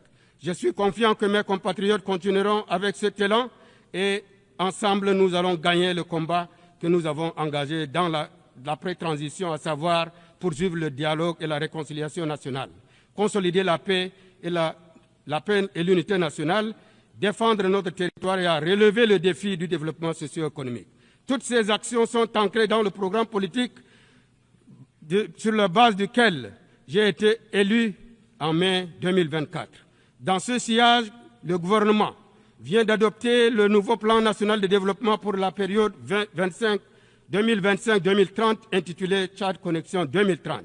Axé autour de 4 domaines d'intervention, le Tchad Connexion 2030 vise à opérer une mutation systémique et en profondeur de l'économie et de la société tchadienne. Enfin, de réaliser cet ambitieux programme, le Tchad prévoit de mobiliser 30 milliards de dollars US, dont 46 d'investissements attendus du secteur privé. Je voudrais profiter de cette tribune pour inviter tous nos partenaires à la table ronde de mobilisation des ressources prévue les 7 et 8 novembre 2025 à Abu Dhabi, aux Émirats arabes unis. En ce qui concerne la situation au Soudan, le Tchad exprime sa profonde préoccupation face à la guerre qui dévaste ce pays et qui affecte toute la région, avec des conséquences humanitaires, socio-économiques et environnementales et sécuritaires incalculables. Sur le plan humanitaire, par exemple, la situation à l'est du Tchad est alarmante. Mesdames et messieurs, l'impact de cette crise sur les populations hôtes est également considérable. Aujourd'hui, le nombre total de réfugiés au Tchad, de Soudanais et de retournés, ont atteint 2 millions de personnes, dont plus d'1,5 million sont arrivés depuis 2023. À l'est, à l'ouest, au sud, dans plusieurs villes et villages, les réfugiés soudanais, nigérians et camerounais dépassent la population locale, sans compter les milliers de personnes déplacées internes, malgré un coût environnemental et humanitaire écrasant. Par ce sens de devoir humanitaire et fraternel, nous continuerons d'ouvrir nos portes pour accueillir nos frères et sœurs soudanais en détresse fuyant les affres de la guerre.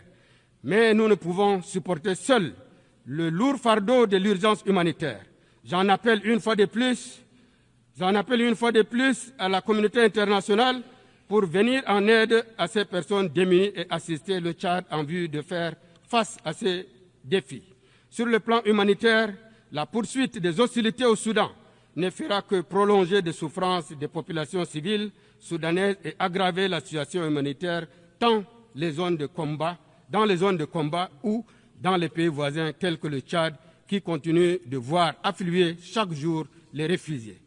Le Tchad déplore que les nombreux appels à un cessez-le-feu n'aient pas été entendus et exhorte les parties à cesser immédiatement les hostilités, faciliter l'accès humanitaire et renouer le dialogue politique. Nous sommes convaincus que la crise actuelle au Soudan ne saurait être réglée par les armes, mais plutôt par la voie pacifique à travers un dialogue intersoudanais inclusif, en vue de parvenir à une paix durable. Le Tchad, qui observe une position de neutralité stricte et constante dans le conflit en cours au Soudan et qui a toujours soutenu les efforts de paix dans ce pays, réaffirme son attachement à la paix au Soudan et sa disponibilité à contribuer à toute initiative visant à promouvoir le dialogue entre les protagonistes pour mettre un terme à cette guerre qui n'a que trop duré. S'agissant de la situation en République centrafricaine, le Tchad se réjouit de la dynamique positive d'ancrage de la paix, de renforcement de la réconciliation nationale et de progrès socio-économique en cours dans ce pays frère et voisin. Nous saluons la politique de la main tendue de son Excellence, Monsieur le Président Faustin Archange Touadéra, ayant permis le retour au bercail d'anciens rebelles grâce à la médiation que le Tchad a eu l'honneur de mener. Nous réaffirmons l'attachement du Tchad à la paix et à la stabilité en République centrafricaine, avec laquelle nous sommes liés par un destin commun et tenons à retirer notre disponibilité à ne ménager aucun effort en vue d'appuyer la paix et la réconciliation entre les frères centrafricains. Mesdames, Messieurs, distingués invités, au-delà de notre région, l'Afrique dans son ensemble demeure ce continent qui cristallise toutes les attentions, en prise avec les crises cycliques par endroits et marginalisé dans les instances de gouvernance mondiale. Si l'ONU veut survivre aux prochaines décennies, elle doit redevenir la maison des peuples, pas celle des puissants. Elle doit parler aux jeunes du Sahel, aux maires de Gaza, aux agriculteurs de l'Amazonie, aux déplacés du Soudan, aux réfugiés de l'Ukraine ou de Birmanie, avec une seule voix, celle de l'humanité partagée. Mieux ensemble, cela signifie reconnaître nos échecs pour mieux les surmonter. Mieux ensemble, c'est admettre que personne n'a le monopole de la vérité ni celui de la douleur. Mieux ensemble, c'est enfin bâtir un système international où chaque nation compte et où chaque vie humaine a la même valeur. Nous appelons l'ONU à retrouver son âme, sa parole et sa puissance morale. Madame la Présidente, Mesdames, Messieurs, le Tchad croit à la paix, le Tchad croit en l'ONU, mais plus encore, le Tchad croit à l'humanité, parce qu'il en est le berceau, parce que nous sommes convaincus qu'ensemble, unis dans la diversité, nous pouvons relever les défis de notre temps, changer le monde, partager les droits fondamentaux, faire prévaloir la paix et assurer un développement durable pour tous.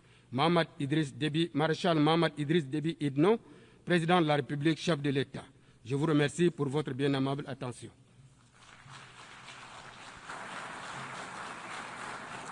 On behalf of the Assembly, I wish to thank His Excellency Prime Minister and Head of Government of the Republic of Chad.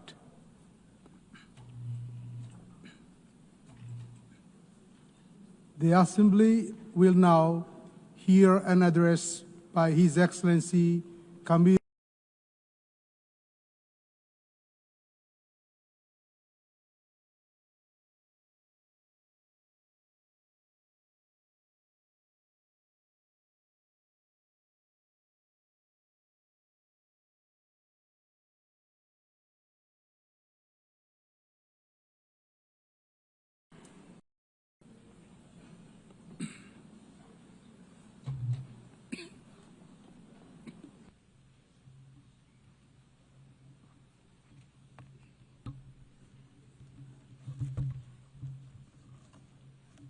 السيدة أنالينا بيربوك رئيس الجمعية العامة،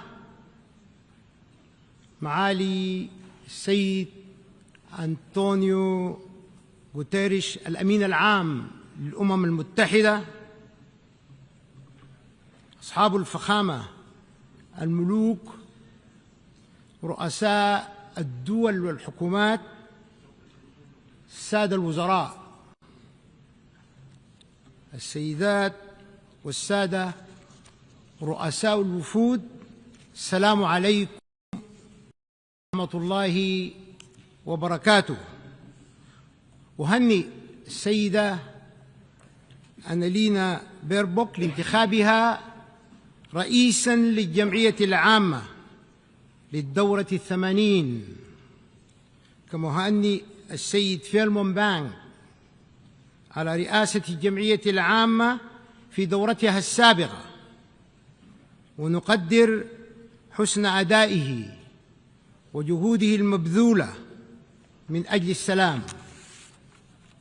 ونخص بالتقدير معالي الأمين العام للأمم المتحدة أنطونيو غوتيريش لجهوده الدورية والدؤوبة ومبادراته القيمة من أجل السلام والعدل وتحقيق أهداف ومبادئ الأمم المتحدة ودعمه لقضايا الدول النامية. ها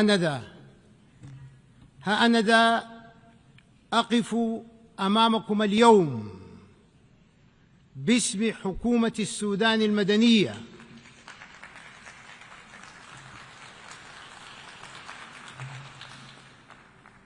أقف أمامكم اليوم باسم حكومة السودان المدنية وإنابة عن الشعب السوداني الأبي ووفاء للعهد الذي قطعه فخامة الرئيس عبد الفتاح البرهان رئيس مجلس السيادة من داخل هذا المحفل الدولي المهم بتعيين رئيس وزراء مدني وبسلطات مستقلة ترسيخاً لقيم الحكم المدني والانتقال الديمقراطي.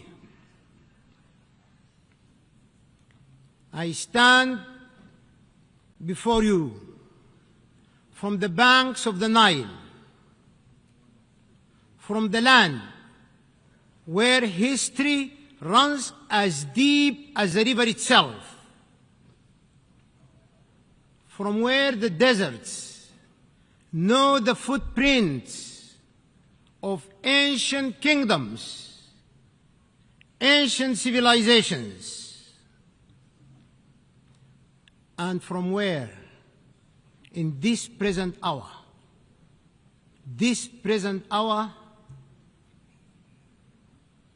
the dust still carries the scent of war.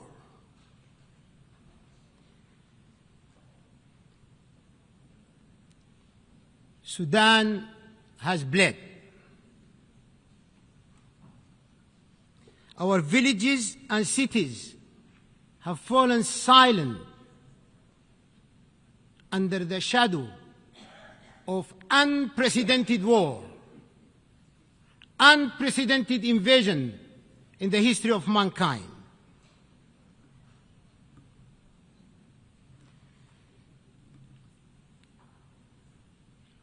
Our children have known fear before they have known the meaning of life. And yet,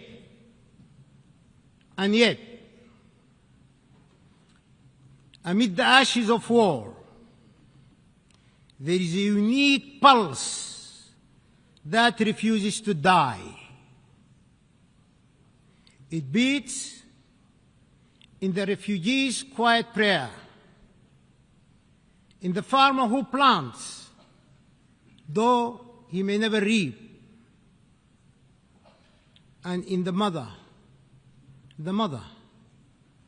who sings her child to sleep beneath an open sky. From that pulse, distinguished leaders of the world, from that pulse, I share with you these words. أمل يتجدد في وحدتنا وقوة تكمن في سلمنا.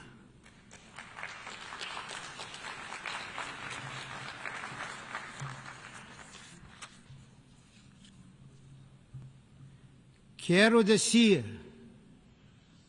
también, Sudán es una gran civilización. Sus recursos son necesarios para todo el mundo.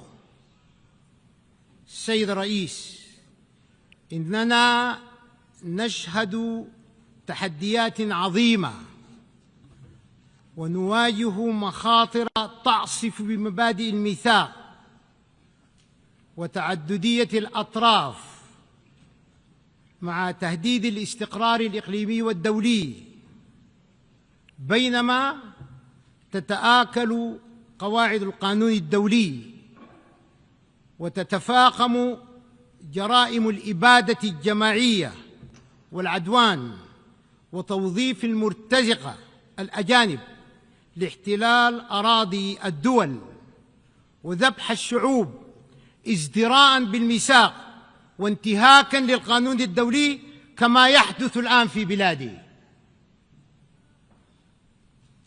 سيد الرئيس،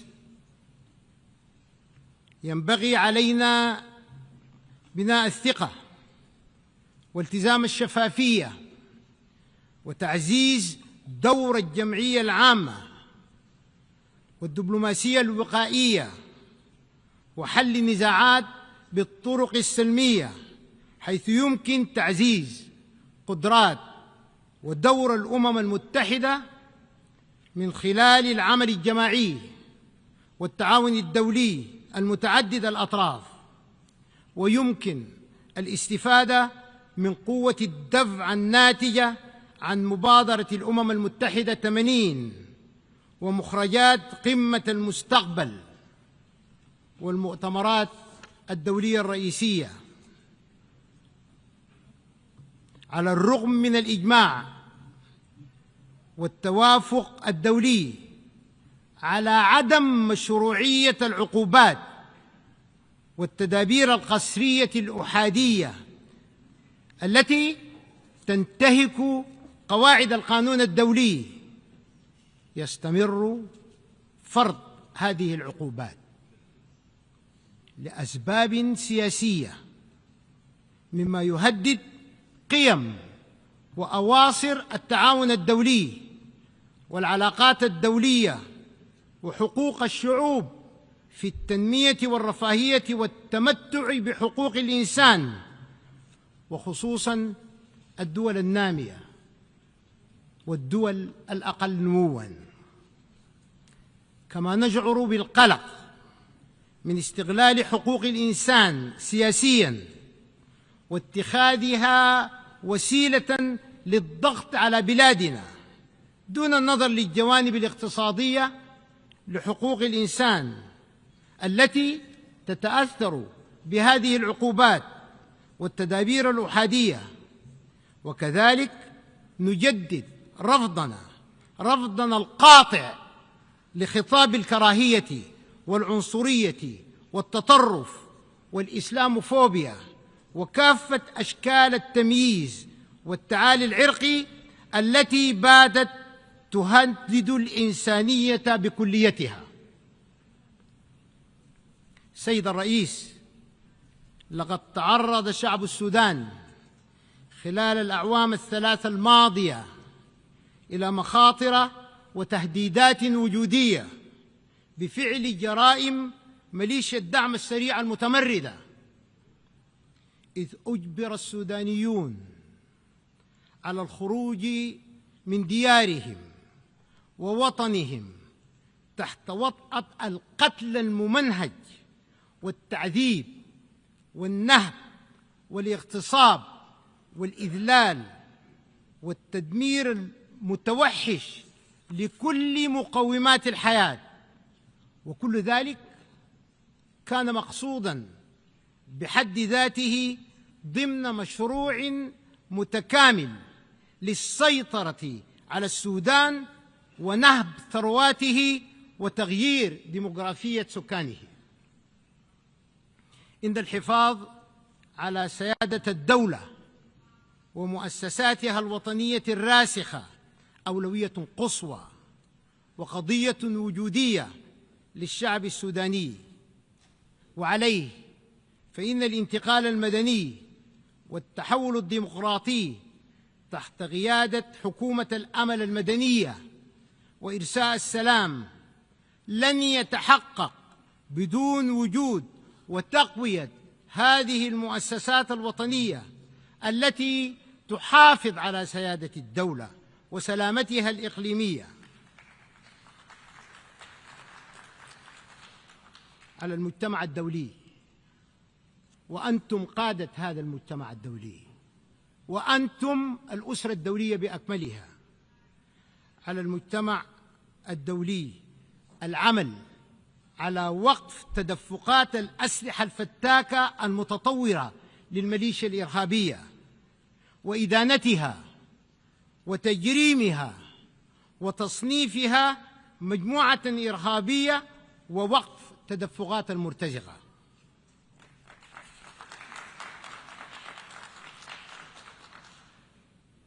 إن انتهاك القرار 15/91 يهدد باستمرار الحرب وإطالة أمدها ومعاناة المدنيين، ويقلل من فرص التوصل للسلام، ويهدد سلامة ووحدة واستقرار السودان بل والمنطقة بأسرها.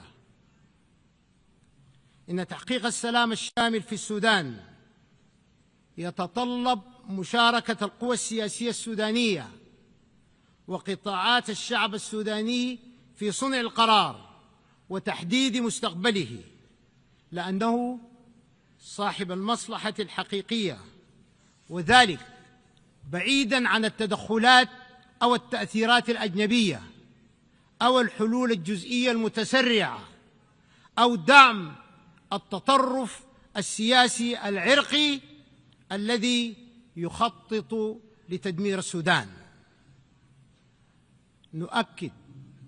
نؤكد من هذا المنبر التزام حكومة السودان بخارطة الطريق والتي ساهم في وضعها لفيف من القوى الوطنية والمنظمات المدنية، والتي قدمناها للأمم المتحدة والوسطاء، وتتضمن وقف إطلاق النار مصحوباً بانسحاب ميليشيا الدعم السريع الإرهابية من المناطق والمدن التي تحتلها، ورفع الحصار عن مدينة الفاشر فوراً،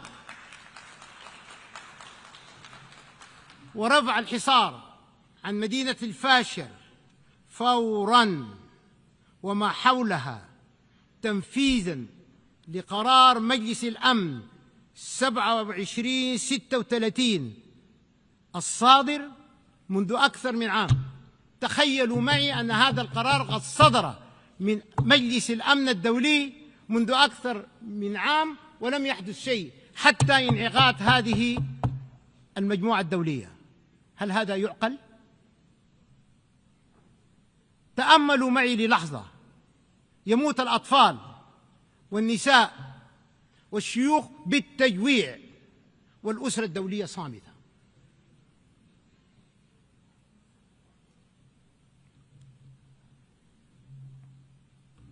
وكل هذه الإجراءات تشمل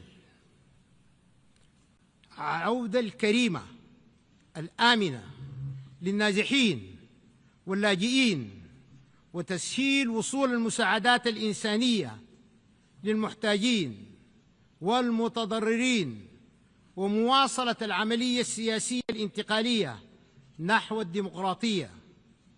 وفي هذا الصدد قد تم اتخاذ خطوات متقدمة بالفعل لتنفيذ هذه الخارطة، حيث قمت بتشكيل حكومة مدنية من التكنوقراط، والتي ستنخرط في حوار وطني سوداني شامل لكل القوى السياسية والمجتمعية، كي تؤسس للوصول لانتخابات حرة ونزيهة، وتعمل للارتباط الإيجابي بالمجتمعين الإقليمي والدولي. وفي هذا الإطار التزمت الحكومة ولا تزال بتسهيل كافة الإجراءات لكل السودانيين بالمهاجر للعودة والانخراط في هذا الحوار التاريخي المهم. سيد الرئيس، إن من أولويات حكومة الأمل المدنية العمل على إنجاز الأهداف التي تتضمن تحقيق السلام كأولوية قصوى، وإقامة دولة القانون، ومحاربة الفقر والفساد بكافة أشكاله، وتفعيل العدالة الانتقالية والمحاسبة وعدم الإفلات من العقاب، وانتهاج سياسة خارجية متوازنة، والارتباط الإيجابي بالمنظمات الدولية والإقليمية، وتقديم الخدمات من كهرباء ومياه وأمن ومعاش، وتنشيط التنمية الريفية والاستشفاء الوطني، والإعداد للانتخابات القومية الشاملة بمراقبة إقليمية ودولية، والعمل على إزالة مخلفات الحرب والعودة إلى العاصمة القومية الخرطوم، وبدء جهود إعداد البناء والإعمار، ورفع كفاءة القطاع الصحي ورفع معدل مشاركة النساء والشباب في الحوار الوطني من أجل السلام. السيد الرئيس، نؤكد التزام حكومة السودان بالقانون الدولي الإنساني، ولقد وضعت حكومة السودان خطة وطنية شاملة لحماية المدنيين قدمتها إلى مجلس الأمن والأمين العام للأمم المتحدة، غطت كافة جوانب الحماية بما في ذلك تشكيل آلية وطنية للحماية وتسهيل وصول المساعدات الإنسانية ودعم جهود الأمم المتحدة الإنسانية وسيادة حكم القانون والمساءلة والعمل على وقف انتشار السلاح ومكافحة العنف ضد المرأة والأطفال ومعالجة قضايا النازحين واللاجئين وتحقيق السلام الشامل، فضلاً عن توقيع إطار التعاون مع الأمم المتحدة. في هذا الشأن تجدد الحكومة التزامها بتسهيل وحماية ومرور المساعدات الإنسانية عبر كافة المعابر المتفق عليها والتي حددتها حكومة السودان. إن استمرار الصمت الدولي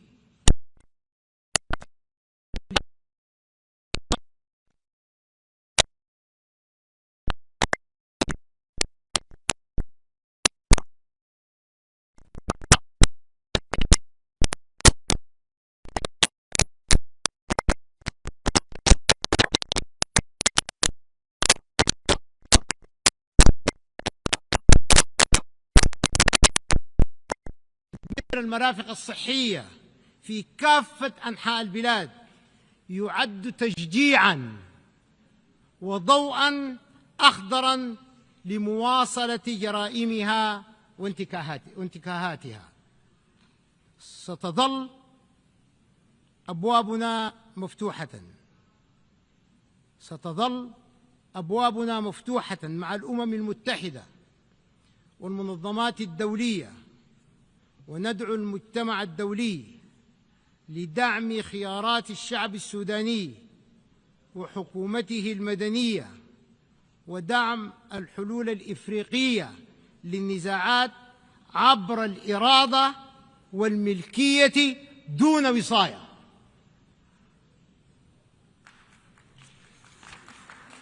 سيد الرئيس، إن التدهور الخطير والتصعيد المتزايد وما آلت عليه الأوضاع في منطقة الشرق الأوسط وخصوصاً الأوضاع الكارثية في فلسطين المحتلة وقطاع غزة ينذر بعواقب وخيمة على المنطقة وعلى شعوبها. ونجدد قناعتنا بأنه لا استقرار ولا أمن في المنطقة إلا بحل عادل ودائم وشامل للقضية الفلسطينية،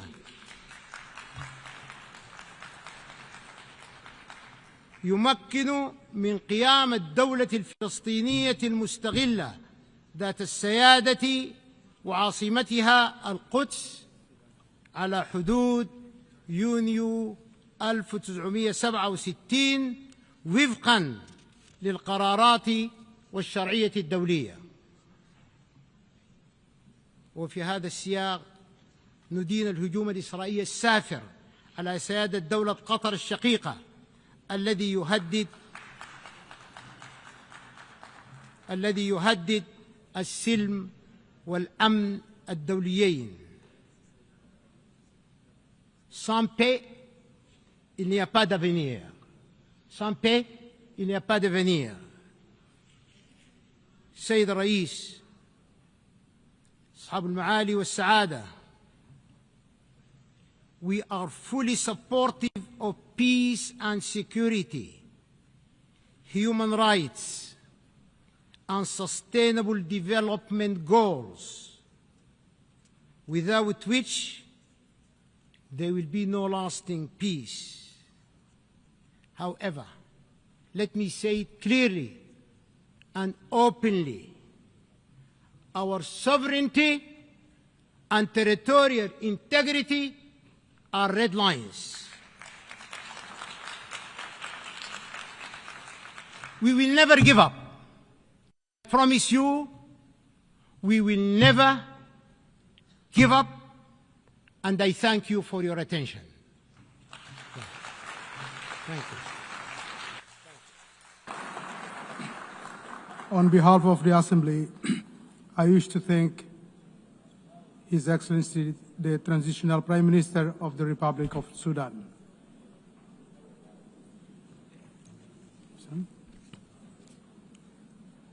The Assembly will now hear an address by His Excellency Américo de Oliveira dos Ramos, Prime Minister and Head of Government of the Democratic Republic of São Tomé and Príncipe. I request protocol to escort His Excellency and invite him to address the Assembly.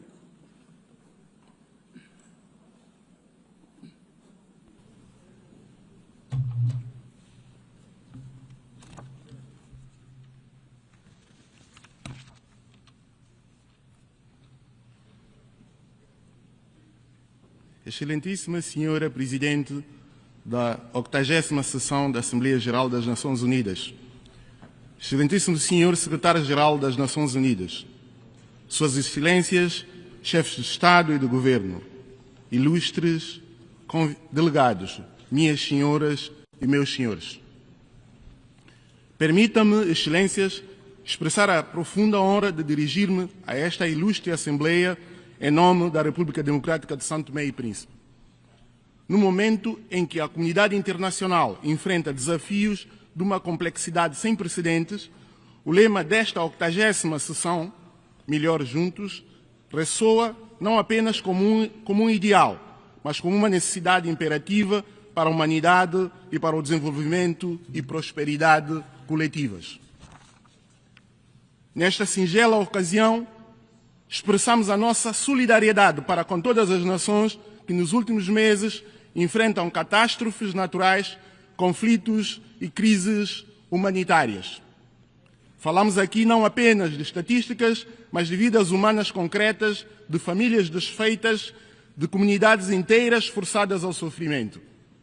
As vossas perdas são sentidas por todos nós e a vossa resiliência inspira-nos a redobrar os nossos esforços na busca de um mundo mais seguro e justo. De igual sorte, aproveito a oportunidade para felicitar calorosamente Vossa Excelência, Senhora Presidente Ana Helena Bock, pela sua eleição para presidir a esta augusta histórica sessão. A sua vasta experiência diplomática e o seu compromisso com o multilateralismo são garantias de uma liderança sábia e eficaz. Asseguro-lhe, Senhora Presidente, o pleno apoio de São Tomé e Príncipe no desempenho do seu mandato. De igual modo, felicito calorosamente o Presidente cessante, Filemon Yang, pela muito bem-sucedida condução dos trabalhos durante a sessão anterior, que muito honrou o legado de todos que antecederam. Não poderia deixar de render uma justa homenagem ao Secretário-Geral António Guterres, cuja voz incansável e persistente na defesa da paz, dos direitos humanos e do desenvolvimento sustentável continua a ser uma bússola moral para a nossa organização. A sua liderança visionária tem contribuído para revitalizar as Nações Unidas e adaptá-la aos ingentes desafios do século XXI. Senhora Presidente, senhoras e senhores chefes de Estado e do Governo, São Tomé e Príncipe chega a esta Assembleia com uma mensagem de esperança e um apelo à ação. Nos últimos anos, o nosso país tem feito progressos notáveis na consolidação da democracia, na promoção da paz e na defesa dos direitos humanos. Somos um exemplo de que, mesmo com recursos limitados, é possível construir uma sociedade aberta e tolerante e semear esperança de um futuro melhor. A posição geográfica privilegiada de São Tomé e Príncipe, no coração do Golfo da Guiné, confere-nos uma responsabilidade acrescida na promoção da estabilidade e da segurança regionais.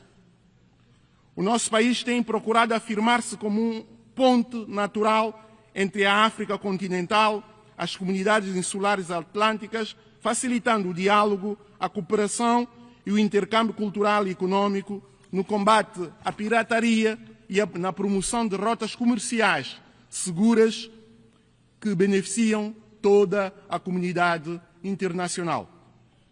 O nosso percurso democrático, que se tornou uma referência na nossa sub-região, é marcado pela realização regular, nos termos da lei vigente, de eleições livres e transparentes, pela participação ativa dos atores políticos e da sociedade civil e pela garantia da liberdade de imprensa, pois acreditamos que a democracia é um pilar fundamental para o desenvolvimento sustentável e a paz duradoura.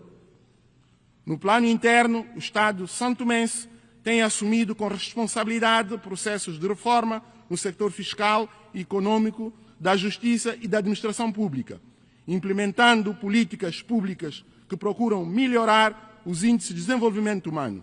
Porém, reconhecemos que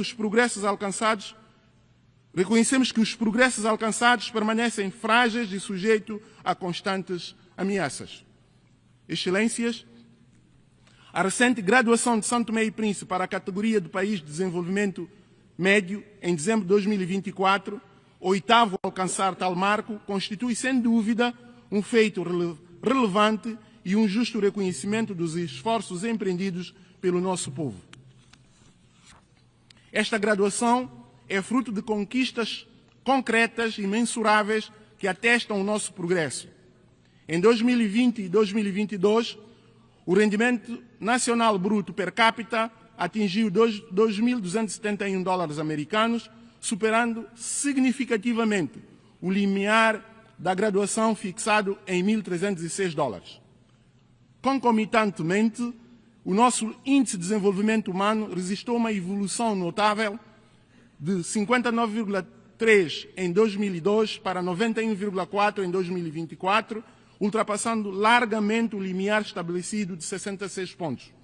Estes indicadores refletem progressos em áreas fundamentais como a saúde, a educação e a estabilidade macroeconômica. Apesar disso, esta conquista, enquanto nos honra, coloca-nos perante novos e exigentes desafios que requerem respostas adequadas. É neste contexto que apelamos à comunidade internacional para que esta transição se faça de forma gradual e harmoniosa, acompanhada de um apoio contínuo e transformador, de modo a atingirmos progressos no sector econômico e produtivo, preservar os ganhos alcançados e assegurar que não sejam postos em causa as conquistas arduamente conquistadas. Alinhados com os nossos esforços de desenvolvimento, definimos uma visão e uma estratégia nacional de desenvolvimento sustentável 2026-2040, assente no turismo sustentável, que será apresentada no Fórum de Investimento programado para o mês de dezembro do corrente ano em Bruxelas. Aproveitamos esta nobre ocasião para apelar e convidar os nossos parceiros de desenvolvimento bilateral e multilateral para que participem ativamente neste importante evento, que representa uma oportunidade ímpar para estabelecer parcerias estratégicas duradouras. Este fórum constituirá uma plataforma privilegiada para apresentar os projetos prioritários nacionais, captar o investimento direto estrangeiro e consolidar alianças que permitam acelerar a nossa transição para uma economia verde e resiliente. A implementação dos Objetivos de Desenvolvimento Sustentável, ODS, continua a ser a nossa principal prioridade. Apesar dos desafios, temos feito progressos significativos em áreas como a saúde, a educação e acesso à energia. No entanto, os efeitos da última crise sanitária mundial, bem como a crise econômica global no período imediato, daí recorrente, a diminuição de financiamento ao desenvolvimento, refletindo uma redução do sentimento de solidariedade, traduzindo-se em novas prioridades dos países doadores, têm contribuído para uma desaceleração desses objetivos. exigindo, por isso, um esforço conjunto e redobrado do nosso país. São Tomé e Príncipe mantém-se firmemente comprometido com a Agenda 2030. O nosso desempenho atual coloca-nos na 112ª posição entre 167 países, com uma pontuação de 64, o que reflete os grandes desafios que ainda enfrentamos, nomeadamente no Objetivo de Desenvolvimento Sustentável número 8, a saber, trabalho digno e crescimento econômico, o que revela a urgência de diversificação da nossa economia e criar mais oportunidades para a nossa juventude, pilar fundamental do nosso futuro. Estamos plenamente conscientes de que ainda temos um longo caminho a percorrer. Reconhecemos com satisfação o nosso melhor desempenho no Objetivo de Desenvolvimento Sustentável número 14, Vida na Água, que constitui um reflexo tangível do nosso compromisso inabalável com a proteção marinha e a gestão sustentável dos recursos oceânicos. Excelências, São Tomé e Príncipe reafirma o seu compromisso com a biosfera e a proteção da biodiversidade, promovendo políticas públicas de preservação e uso sustentável de recursos naturais. Assinalamos igualmente a conclusão da presidência rotativa de São Tomé e Príncipe na Comunidade de Países de Língua Portuguesa, CPLP, exercida sob o lema Juventude e Sustentabilidade, que refletiu a nossa visão de futuro assente na inclusão, no empoderamento dos jovens e na responsabilidade coletiva de proteger o ambiente. São Tomé e Príncipe orgulha-se de ser pioneiro na conservação da biodiversidade global, tendo a Ilha do Príncipe sido reconhecida pela Unesco desde 2010 como Reserva Mundial da Biosfera, distinção que certifica a excepcionalidade dos nossos ecossistemas e o nosso compromisso exemplar para a preservação ambiental. Aguardamos com igual expectativa a conclusão do processo em curso, que deverá designar, no âmbito do 5º Congresso Mundial das Reservas da Biosfera, a Ilha de São Tomé como Reserva Mundial da Biosfera e a criação de 8 áreas marinhas protegidas. Estas iniciativas, uma vez concretizadas, irão conferir a São Tomé e Príncipe o estatuto do primeiro país no mundo a ter a totalidade do seu território nacional classificado como Reserva da Biosfera Mundial e amplas zonas protegidas de biodiversidade marinha, representando um marco sem precedentes na história da conservação global e posicionamento do nosso arquipélago como laboratório vivo de sustentabilidade e modelo de referência mundial para pequenos estados insulares em desenvolvimento. Aproveito ainda para destacar a decisão da Comunidade Econômica dos Estados da África Central de instalar em São Tomé e Príncipe a sede regional dedicada à economia azul. Esta iniciativa traduz a nossa visão de um desenvolvimento sustentável que concilia o crescimento econômico com a preservação dos ecossistemas marinhos, patrimônio vital para a humanidade.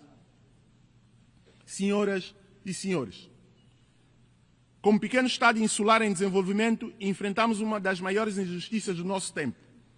Somos as principais vítimas dos efeitos das mudanças climáticas, apesar de não contribuirmos para este flagelo global.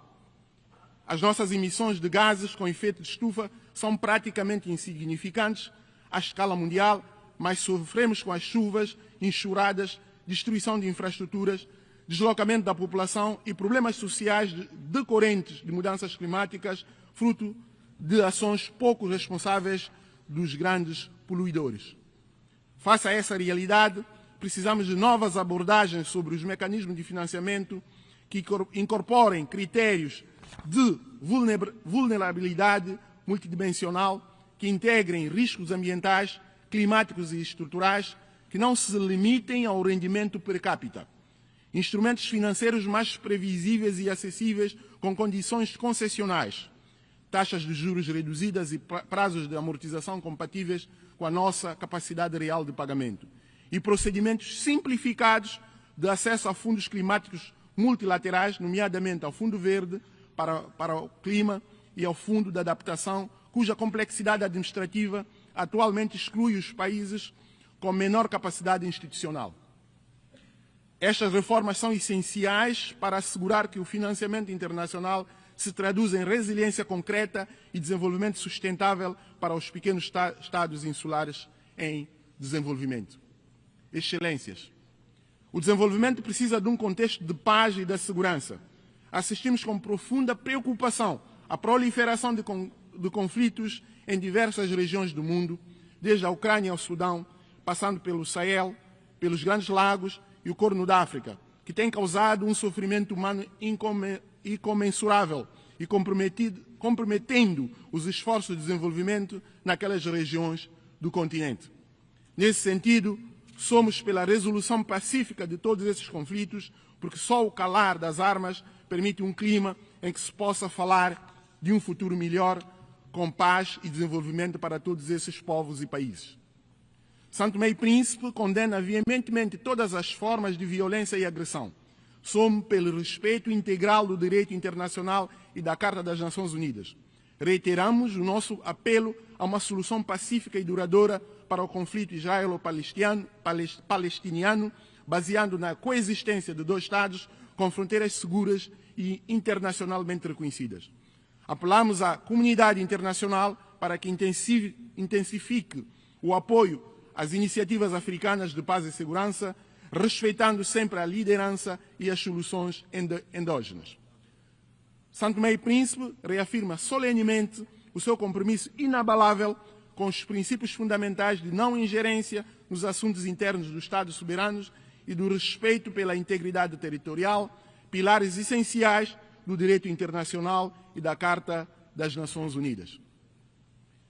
São Tomé e Príncipe manifesta igualmente a sua profunda preocupação pela persistente inobservância dos apelos pela comunidade internacional para o levantamento das medidas restritivas econômicas, financeiras e comerciais impostas à República de Cuba. Observamos com inquietação o agravamento destas políticas através de novas medidas de efeito extraterritorial que comprometem a economia cubana e afetam o seu resiliente povo. Do ponto de vista interno, estamos empenhados na consolidação da paz e da estabilidade, condições essenciais para o nosso progresso. A esse propósito, encontra-se em curso uma reforma do sistema de segurança e defesa, orientada para a modernização institucional, a capacitação técnica e a construção de um setor mais eficaz, transparente e resiliente numa lógica preventiva de conflitos. Contudo, trata-se de um processo exigente que requer a cooperação dos nossos parceiros internacionais, tanto no plano técnico como financeiro, para garantir o seu sucesso. Distintos presentes. Para enfrentar esses desafios, precisamos de uma Organização das Nações Unidas revitalizada, mais ágil e mais representativa da diversidade do mundo atual. Apoiamos a reforma do Conselho de Segurança para que reflita as realidades geopolíticas do século XXI e que inclua, pelo menos, um assento permanente para o continente africano. É igualmente crucial reduzir a burocracia dentro do sistema das Nações Unidas para que a nossa organização possa responder de forma mais rápida e eficaz às crises globais. Precisamos de uma ONU que esteja mais próxima das pessoas, que seja mais transparente e inclusiva nas suas decisões e mais responsável pelos resultados. Questões transversais como o empoderamento das mulheres e o multilinguismo devem estar no centro desta reforma. São Tomé e Príncipe tem feito progressos significativos na promoção da igualdade de género com mulheres, ocupando posições de liderança no governo, no parlamento, na magistratura e no setor privado. Não podemos construir um futuro sustentável sem a plena participação das mulheres em todos os níveis de decisão. As mulheres santomenses são pilares da nossa sociedade, líder nas nossas comunidades e agentes de mudança nas suas famílias. Senhora Presidente, a concluir, gostaria de reiterar o compromisso inabalável de São Tomé e Príncipe com o multilateralismo. No mundo cada vez mais polarizado, acreditamos que a cooperação e a solidariedade são únicas armas capazes de vencer os desafios que nos ameaçam a todos. Como uma pequena ilha, temos uma voz modesta, mas carregamos uma mensagem de grande significado para o mundo. A nossa força reside na unidade dos povos e na capacidade de convergirmos esforços em prol de um destino comum. Nossa esperança é alimentada pela convicção de que unidos podemos construir um futuro mais justo, sustentável e harmonioso para todos. e da nossa vontade de sermos de facto melhores juntos. Neste espírito, não poderia deixar de felicitar as Nações Unidas pela ocasião do seu 80º aniversário. 8 décadas de serviço incansável à paz, à dignidade humana e ao desenvolvimento sustentável fazem dessa organização um símbolo de esperança para toda a humanidade.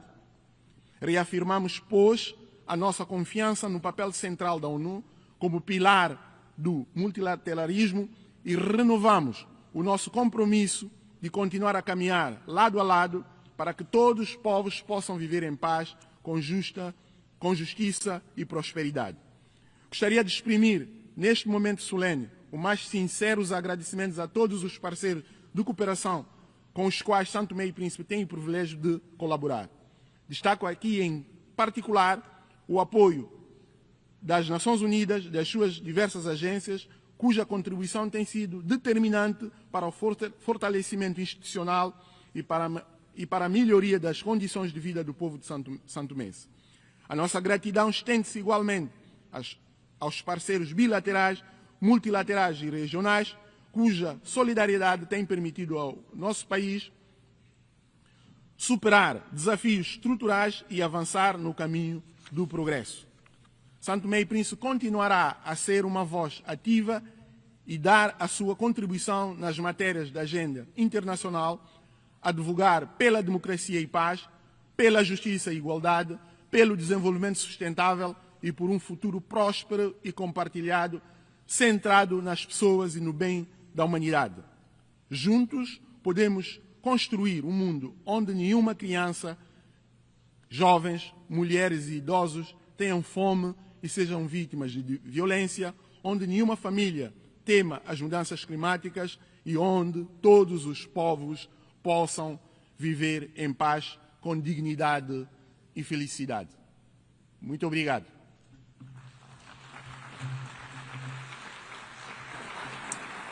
On behalf of the Assembly, I wish to thank the Prime Minister and Head of Government of the Democratic Republic of São Tomé and Príncipe.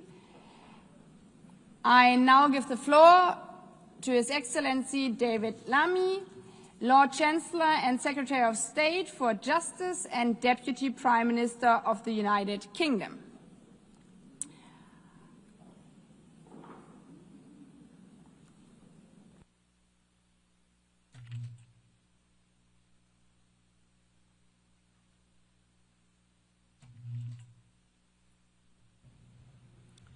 Well, thank you, President, Your Excellencies, colleagues and friends. Having witnessed the United Nations work throughout his life, His Majesty the King has asked me to offer a personal message of his congratulations to the UN on its 80th anniversary. The United Nations is a powerful testament to our collective determination for a better world. The King recalls that on the eve of the first UN General Assembly, His Majesty's grandfather, King George VI, told the delegates gathered in London, "In the long course of our history, no more important meeting has ever taken place within its boundaries. Millions of people across the United Kingdom, the Commonwealth, and the wider international community share the view that the UN's founding principles and the work of its organizations remain essential, particularly as the world must face new and pressing challenges. Let us affirm these principles as the United Nations responds to today's reality and evolves for tomorrow's challenges."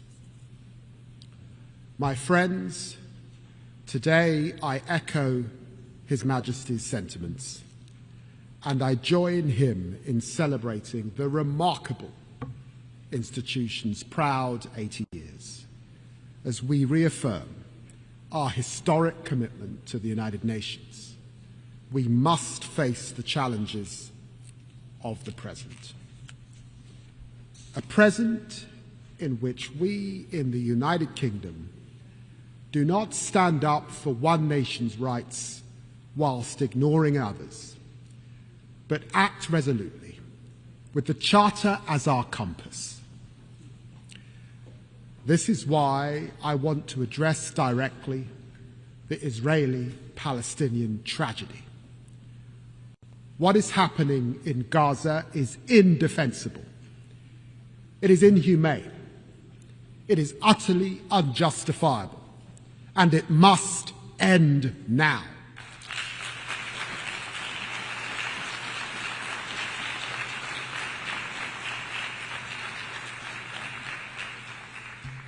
The people of Palestine, whose state we proudly recognize this week, and the people of Israel deserve better than the horrific acts by Hamas on October the 7th that left children without their parents and parents without their children. Better than the torment of families waiting desperately for the return of their loved ones from the most barbaric captivity. Better than the fanatical rule by Hamas, a vile, pitiless terrorist organization that must have no future in Gaza. Better than Israel's denial of life-saving humanitarian aid and the catastrophic famine that it has caused. As Israel escalates its military operations and displaces Palestinian families again and again and again, there can be no answer to these horrors but concerted diplomatic action to keep the hope of peace alive. As we work with leaders from across the region and beyond in support of the US's efforts to build a consensus around a durable plan for peace, we commend the momentum achieved by the United States, Arab and Muslim states. Annexation must be prevented, a process for peace advanced, and this terrible, terrible war ended.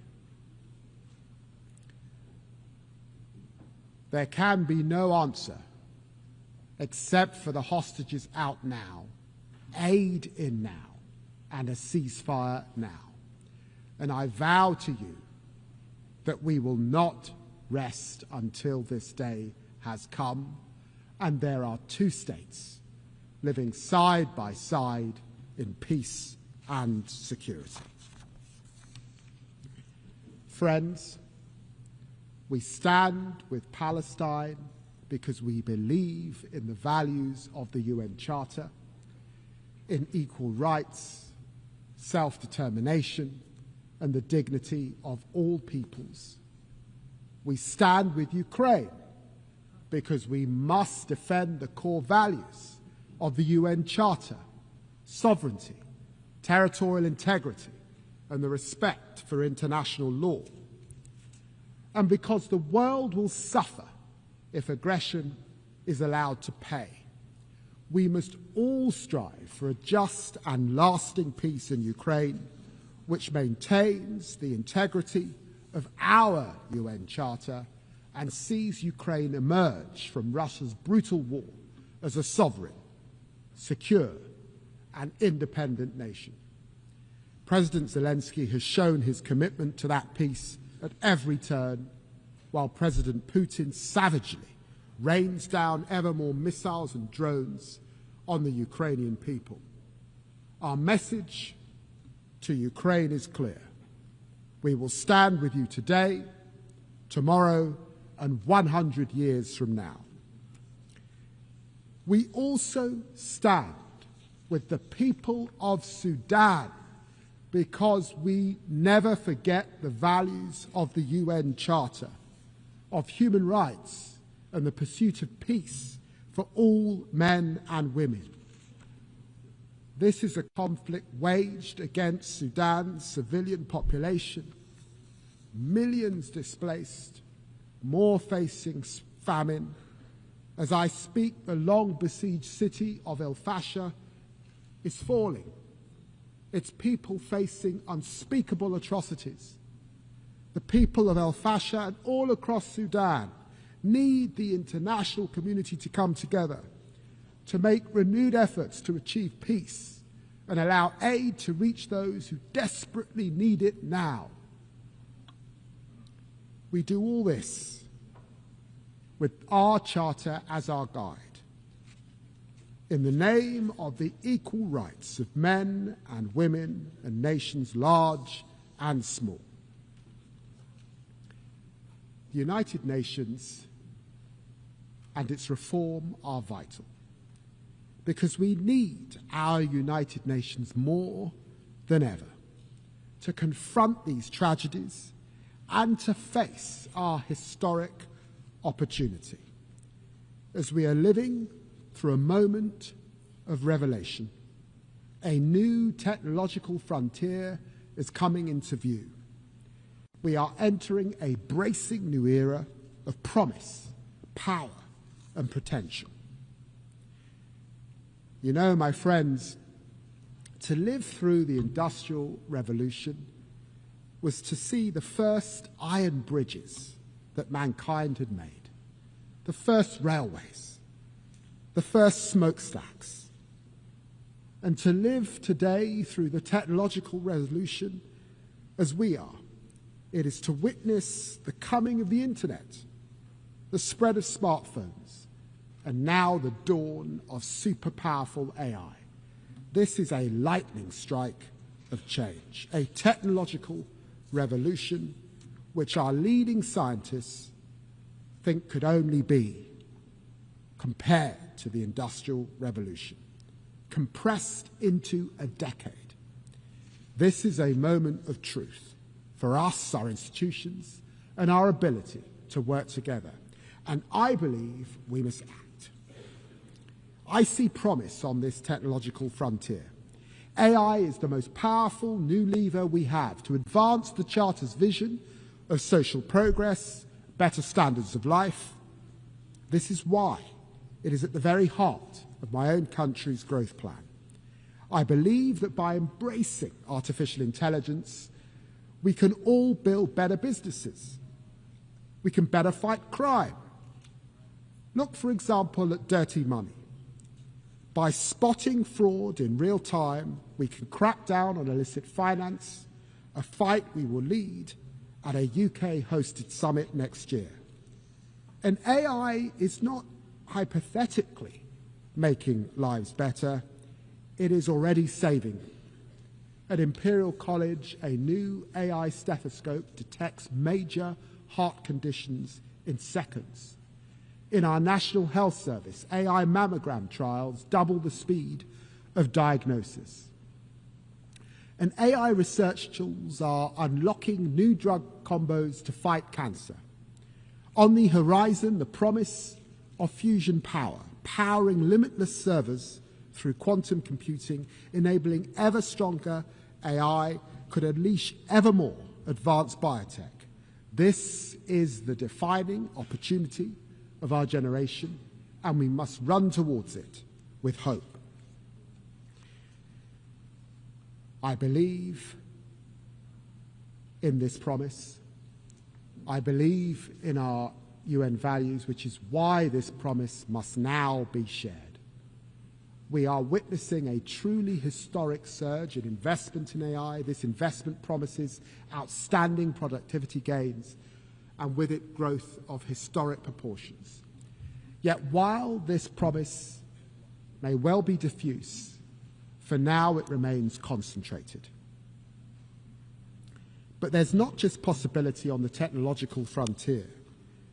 There are profound challenges as well, as AI is being used to consolidate repression, fuel disinformation, empower criminals across the internet. Authoritarian states, notably Russia, are manipulating large-scale, large language models so that chatbots answer in the voice of their propaganda across the world.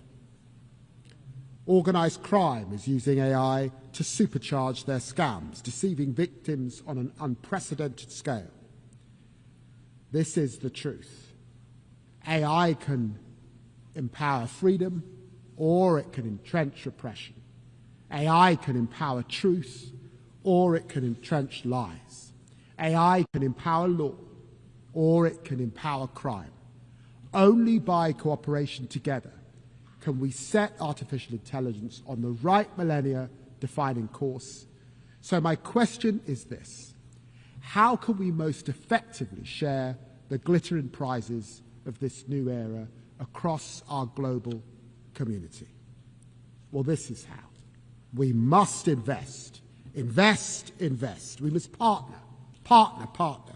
Because without a concerted effort, we risk a world of ever deeper inequality, where the benefits of this technology fail to reach those who need it most. That revolution in healthcare, that revolution in education, that revolution in opportunity, this we must share. This is the world we face, and we take it and its challenges as it is, but never lose sight of the world as it can be. This is why our approach to foreign policy is one of progressive realism, patiently advancing progress through pragmatism and persistence. I see this in the United Nations as it approaches the technological frontier. I salute the Secretary General for championing the Global Digital Compact, which embodies both progress and realism. And this is why I commend the new independent international scientific panel on AI, which will provide evidence-based assessments to all. And I welcome the new global dialogue on AI governance. It is in this spirit of progressive realism that the UK champions AI as a bridge builder across the Atlantic, across the Commonwealth, and across continents, seeking everywhere to share its extraordinary potential. This is why we invest so heavily in the AI Security Institute, with more dedicated researchers than anywhere else in the world, and this is why we launched OpenBind and its gigantic data set. And this is why we champion AI for development, working with 10 African partners, creating AI ecosystems that empower thousands of communities to meet the Sustainable Development Goals. And this drives our digital access programs, which seek to narrow the technological divide for millions. I have seen this happening with my own eyes. I've been so moved to see in Africa, the continent of my ancestors, the young entrepreneurs using artificial intelligence to launch and scale so many businesses that I know will astonish the world, like the UK-funded startup Vinsight, supported by our Assistive Technologies program, which is using its AI-powered app to help thousands of blind Nigerian students read, learn, and live more independently. This is the promise of tech, the promise of growth, the promise of a better world. A better tomorrow turns on one pivotal question: can we seize the potential in the technological revolution? Can we commit to forging AI as a force for freedom, prosperity, and human dignity? I believe we can together, and together we must. Thank you very much indeed.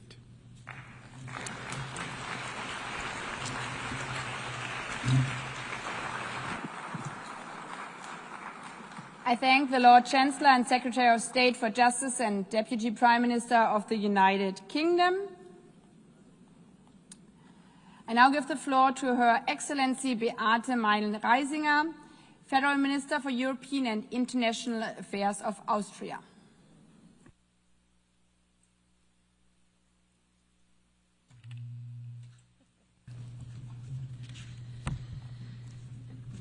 Madam President, Excellencies, ladies and gentlemen, dear friends. As the Austrian Foreign Minister, it is both truly an honor and a profound responsibility to address this assembly today. Yet, I am not only a foreign minister and, by the way, a party leader, I'm also a mother of 3 daughters. When I reflected about why I'm coming to New York to participate in the General Assembly, it became clear to me. The values of the United Nations are the very same values that my husband and I try to pass down to our children. That conflict and dispute can and must be resolved by mediation. That every human being, regardless of their offspring, sex, religion, or race, deserves dignity and owns the same rights. That rules have to be followed by everyone, and big problems can only be solved together. And that every one of us has the responsibility to act, not only in their own interest, but to work for a better future for everyone. I suppose that all parents around the globe share a common wish for their children to grow up with the promise of a bright future, especially now, especially in critical times like these, especially in times when these values and simple rules are threatened by disrespect. Madam President, Excellencies, when I listen to my oldest daughter, a teenager, I sometimes get the feeling that weighs really heavy on me, namely that for our children, for my children's generation, the future does not seem brighter than the present. We all can sense that there are fundamental fears of war and conflict, fears of climate change, of radicalization, of fundamentalism, and the division of our societies.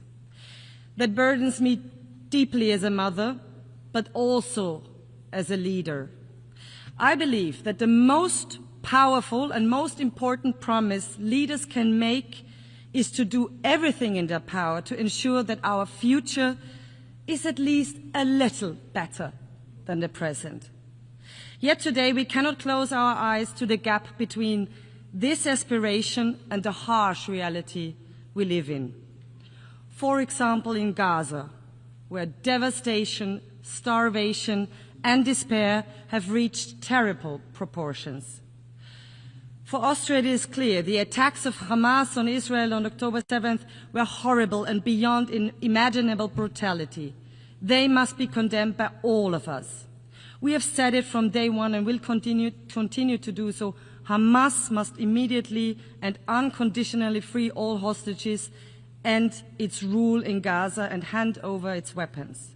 At the same time, nothing justifies the devastating humanitarian catastrophe we are witnessing in Gaza.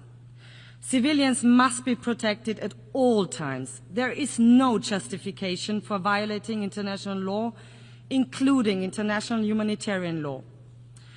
Austria is not only, because of our own historical responsibility, a friend of the people of Israel, but the actions and decisions of the Israeli government break my heart. This war must end now. The hostages must be freed and humanitarian aid must reach the suffering civilians in Gaza as soon as possible. Our vision, the Austrian vision, is clear: a comprehensive, just and lasting peace in the Middle East. 2 states, Israel and Palestine, living side by side in peace and security within recognized borders. Austria's support for the 2-state solution is not just words. We have supported the Palestinian Authority for many decades. At that point in the future, when this step can make the most meaningful contribution to peace, and when the right conditions have been met, we will also recognize Palestine as a state.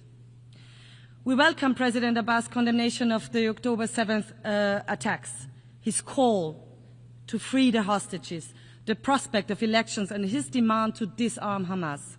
We thank all those who took a huge effort to end this war and bring solutions for peace and security to this region.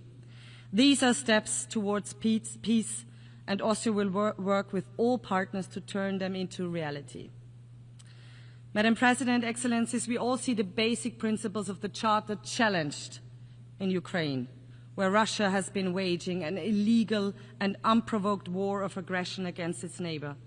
A very brutal war with horrific numbers of dead and wounded, soldiers and civilians.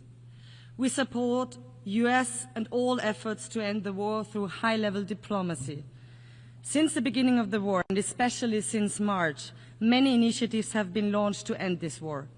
Ukraine showed several times that they are ready for peace. But instead, Russia continues its attacks on cities and villages, on schools, on hospitals and kindergartens. Russia even escalates now towards the EU and NATO countries, and this is unacceptable. Austria calls urgently for an immediate ceasefire as a precondition for genuine talks to end this war. Russia cannot simply talk peace during the day and bomb during the night. And it is absolutely clear that it is up to Ukraine and Europe to decide on our hopefully common future and security architecture. But Ukraine and Gaza are not alone. In Sudan, civilians face massacres while a humanitarian catastrophe unfolds on an unparalleled scale. In Haiti, gang violence and organized crime hold an entire nation hostage. In Afghanistan, women and girls are denied their most basic human rights. Against the backdrop of rising insecurity and armed conflicts, countries are now heavily investing in security and defense, also in Europe, also in Austria. We all have the duty to protect our citizens. This is necessary as we are confronted with the biggest war on our continent since 1945. But let us not fool ourselves. Growing nuclear arsenals or uncontrolled autonomous weapons systems will not make our world a safer one. While we all must ensure the safety and security of our populations, we must never give up on international humanitarian law, and we must ban weapons which kill randomly. Excellencies, today we face growing disregard of the UN Charter itself, a rising tide of coercion and unilateralism, a dangerous erosion of trust. The United Nations were born out of the ashes of war and the promise of never again. Does the UN still live up to this promise? Is the UN still fit for purpose? What we do today matters. We must not fail our ancestors. We must not fail our population. We must not fail our children. We must therefore ensure our activeness, an active world community and effective United Nations that can deliver. Austria is ready to do its part to fulfill the UN's promise, to engage in open and fair dialogue, to build true partnerships, to rebuild trust that has been eroded by reckless actions of one country without considerations of others. It is about time to rebuild partnerships. It is about time to rebuild trust. That is why Austria presented its candidacy for the UN Security Council for 27-28 already back in 2011. We strongly hope to count on your valuable support at the elections in June next year. Why should you support us? Austria is a rather small country and a military neutral one. We are a reliable host country, proud host country, of one of the UN headquarters in Vienna and support the Secretary General's reform efforts. Many negotiations in Vienna took place that have bridged divides and saved lives. We know that small countries depend on the rule of law, on diplomacy, transparency, and inclusiveness.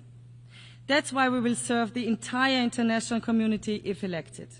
We champion international law, the protection of civilians, disarmament, and UN peacekeeping. More than 100,000 Austrians have served as peacekeepers around the world since the 1960s. We are a reliable development partner and make our contribution to the enormous challenge of climate change. And no, denial will not help us to adapt to this challenge. This is why Austria is proud to co-chair the UN Climate Security Mechanism this year. Excellencies, the people of the world, our populations, the children of the world, rely on us. They trust us to protect peace, prosperity, stability, and healthy United Nations that delivers answers to global challenges. 80 years ago, our predecessors gave the world a charter and a promise for a better future. Let us renew this promise and work hard so that the future is better than the present. Thank you very much.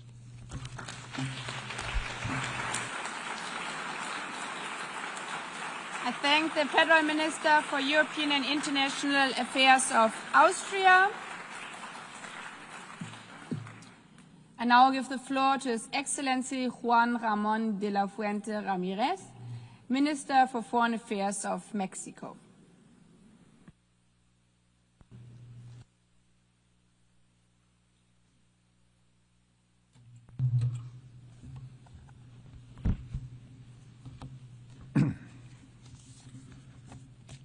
Señora Presidenta, Excelencias, es tiempo de mujeres. Y México ha dejado esto muy claro tras la abrumadora elección de la doctora Claudia Sheinbaum Pardo como la primera presidenta de nuestro país. Es un honor para mí participar en esta asamblea en su representación y ser la voz de un gobierno que consolida en los hechos la transformación de la vida pública de México. Vengo de un país que nació en la sabiduría, el valor y la dignidad de sus pueblos originarios, con una fecunda historia política de héroes y heroínas extraordinarias que construyeron un país libre, independiente y soberano. Ahora también hay que decirlo, un país cada día más próspero, con una prosperidad compartida. El pueblo mexicano es un pueblo fraterno hacia adentro y allende sus fronteras. Así lo ha demostrado como miembro activo y responsable dentro de la comunidad de las Naciones Unidas, bajo la premisa de defender la dignidad y los derechos de los individuos y de las naciones amantes de la paz, con pleno respeto a la igualdad soberana de los estados. El momento histórico que vivimos en México, bajo la conducción de nuestra primera mujer presidenta, se arraiga a un pensamiento que hemos llamado el humanismo mexicano. El camino trazado desde hace 7 años es claro y tiene una vocación universal: consolidar una sociedad en la democracia, la libertad, la igualdad y la prosperidad compartida por el bien de todos, primero los pobres. El eje rector del proyecto es una visión de justicia, un reconocimiento cabal a la dignidad de las personas y un desarrollo social inclusivo, sin discriminación. Es un proyecto que establece una división entre el poder político y el poder económico, que avanza en el ejercicio de una economía moral, que busca la coordinación y la cooperación con actores externos, mas no acepta subordinación alguna. La soberanía nacional es irrenunciable.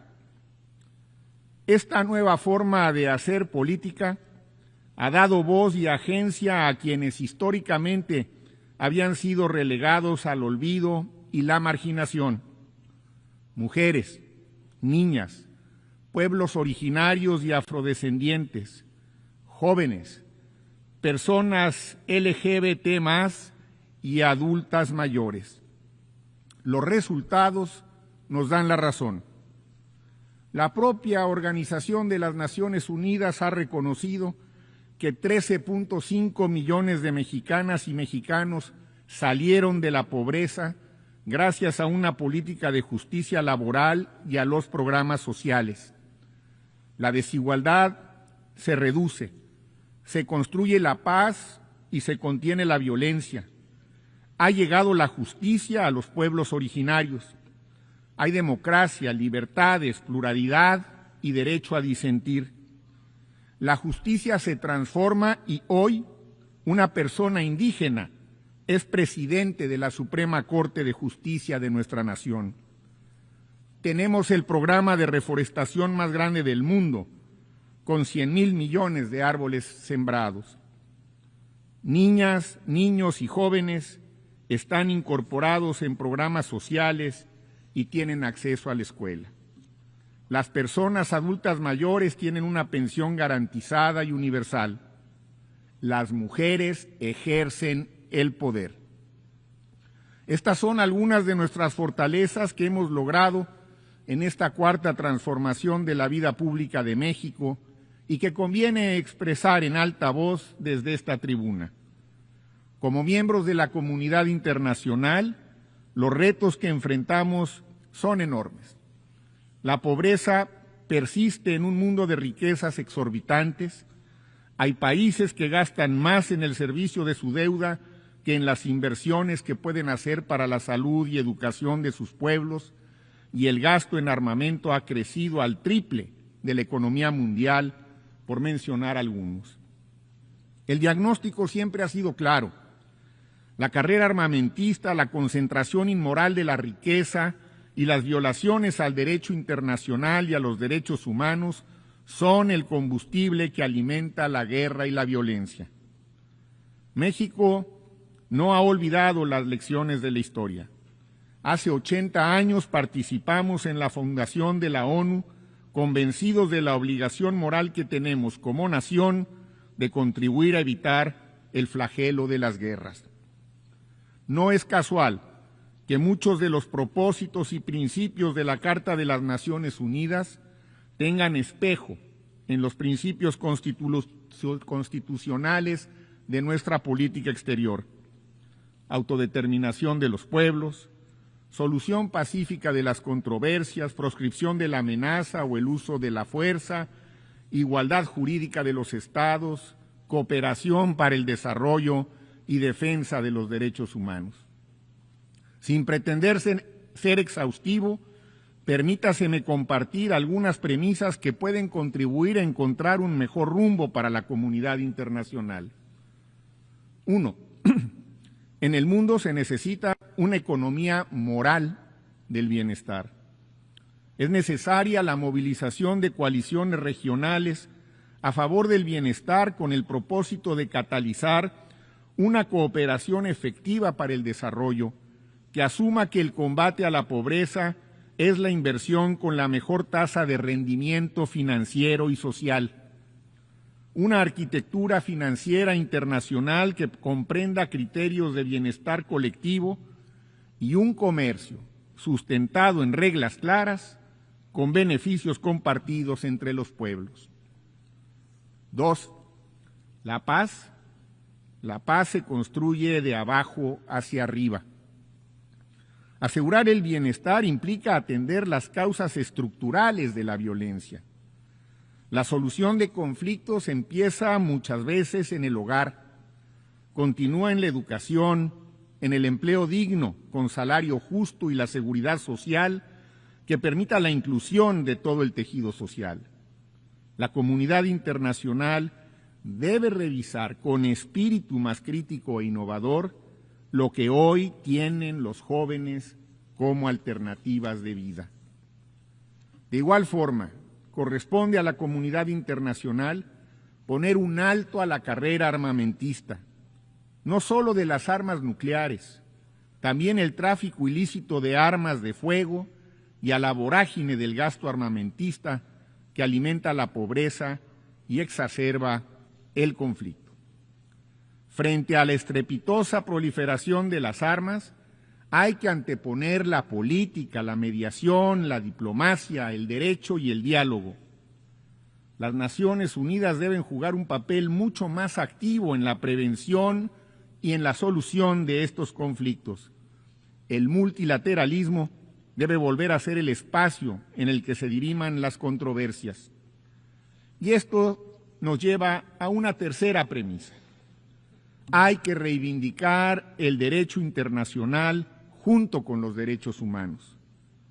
Si en verdad queremos evitar la proliferación de conflictos que impactan la vida y la dignidad de las personas, debemos respetar el derecho internacional, incluidos el derecho internacional de los derechos humanos y el derecho internacional humanitario. Sea en el Medio Oriente, en Europa, en África, en América Latina o en cualquier otro lugar del planeta, la guerra tiene un saldo de sufrimiento intolerable, que además amenaza con desatar una escalada bélica aún mayor que puede incluso llegar a ser profundamente destructiva a nivel global.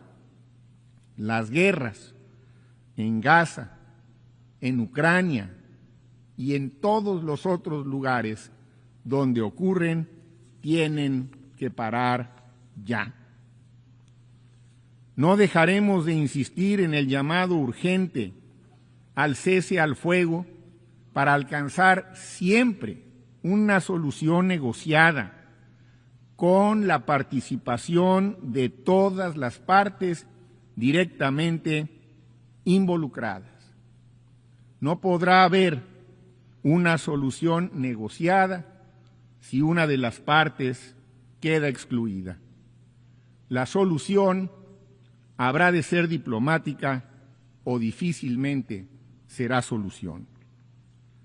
México abogará siempre por la solución pacífica de los conflictos y por ello rechaza las sanciones y los bloqueos comerciales que solo dañan el bienestar de los pueblos y no construyen regiones ni de paz ni de prosperidad. Sin ambajes, refrendamos nuestra histórica posición en contra del bloqueo a Cuba y nuestro llamado a eliminar a este país de la lista de aquellos que apoyan al terrorismo. Respetar el derecho internacional es la salvaguardia de la paz. Es el antídoto a una lógica de poder que vulnera a las naciones más débiles. En las palabras de nuestro benemérito de las Américas, Benito Juárez García, todo por la razón y el derecho, nada por la fuerza. Señora Presidenta, la lucha por la justicia está anclada en la convicción de que todas y todos somos iguales ante la ley, obligados por la fraternidad a entendernos y respetarnos como iguales en dignidad y derechos. México tiene un compromiso indefectible con los derechos humanos, las libertades y la no discriminación en el mundo. Condenamos el clasismo, el racismo y cualquier forma de discriminación, incluida la discriminación por diversidad sexual e identidad de género.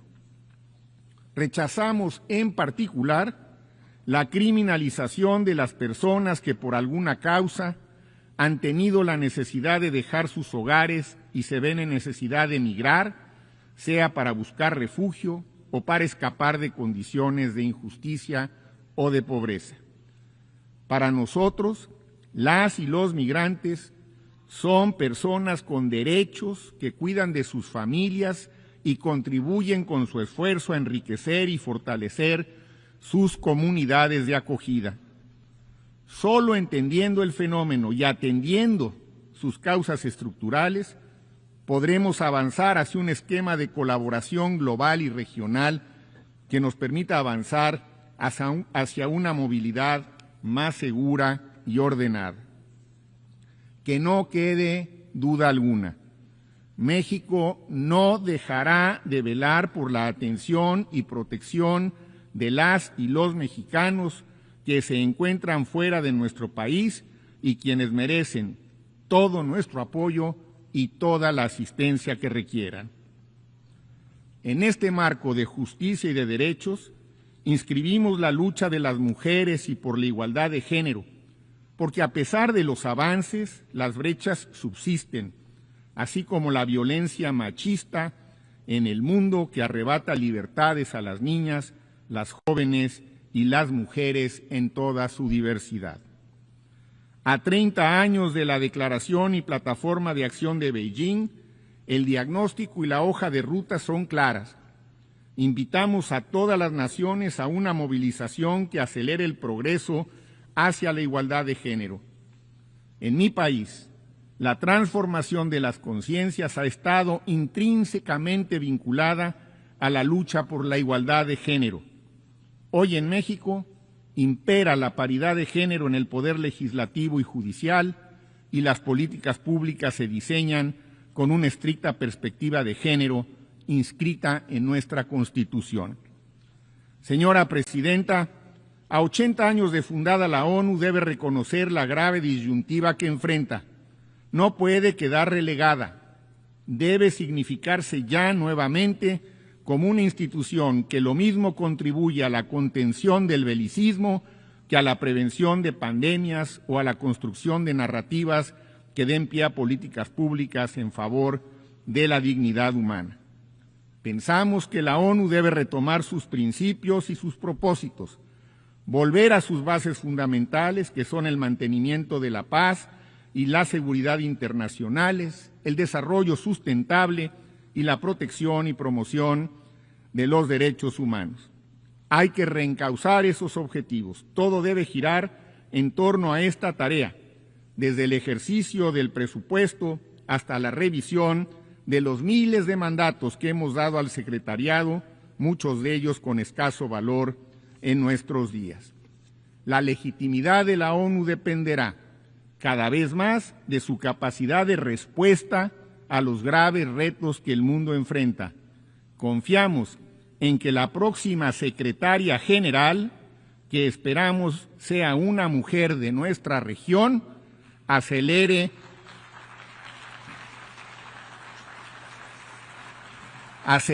el proceso de transformación que hemos puesto en marcha con el objetivo de asegurar la paz y la justicia, el bienestar y la libertad de las personas, la sostenibilidad del planeta y la prosperidad compartida. En México, excelencias, colegas, señora Presidenta, en México es tiempo de mujeres y nos ha ido muy bien. Pensamos que en la ONU es también tiempo de mujeres. Muchas gracias.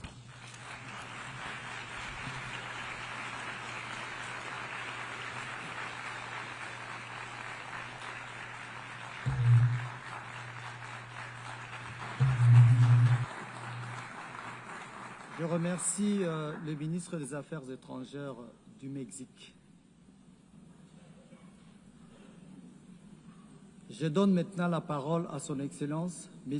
Olivier Nduhungirehe, ministre des Affaires étrangères et de la coopération internationale du Rwanda.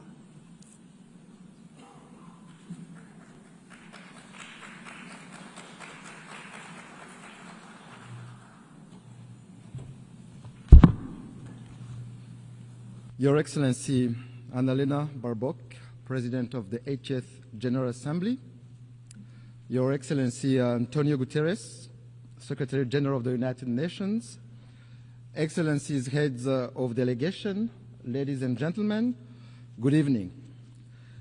Allow me to begin by congratulating Her Excellency Annalena Baerbock on her election as President of the 80th session of the United Nations General Assembly.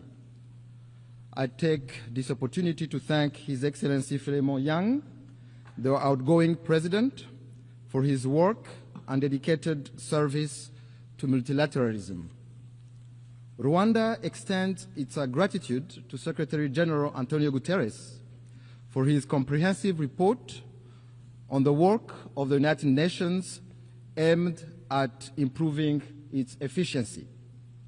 In this regard, Rwanda has formally expressed interest in hosting UN agencies as part of our shared commitment to a cost-effective and decentralized UN system.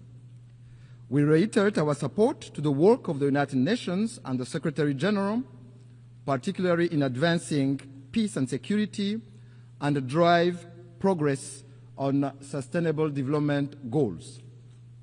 Excellencies, this year, the United Nations turned 80. This journey has not been without challenges. Fast-changing realities, including economic shocks and the legitimate aspirations of regions long denied a voice, compel us to quickly adapt to make the UN fit for purpose. That is why Rwanda strongly supports reforms, especially of the Security Council. The composition of this body does not reflect current realities. Africa is a 1.2 billion people strong continent where most of the conflict of the Security Council's agenda reside. Therefore, it cannot remain excluded from permanent membership. Excellencies, the United Nations development pillar remains central to advancing peace, prosperity, and dignity for all. We commend the UN development system and its partners for their tireless efforts in supporting countries to address pressing development challenges, from poverty eradication to climate resilience, and in driving forward the ambition of the 2030 Agenda. This 2030 Agenda for Sustainable Development embodies our collective aspirations for a just, inclusive, and prosperous world where no one is left behind. Rwanda remains firmly committed to its full implementation, recognizing that connectivity, innovation, and inclusive development are indispensable drivers of progress.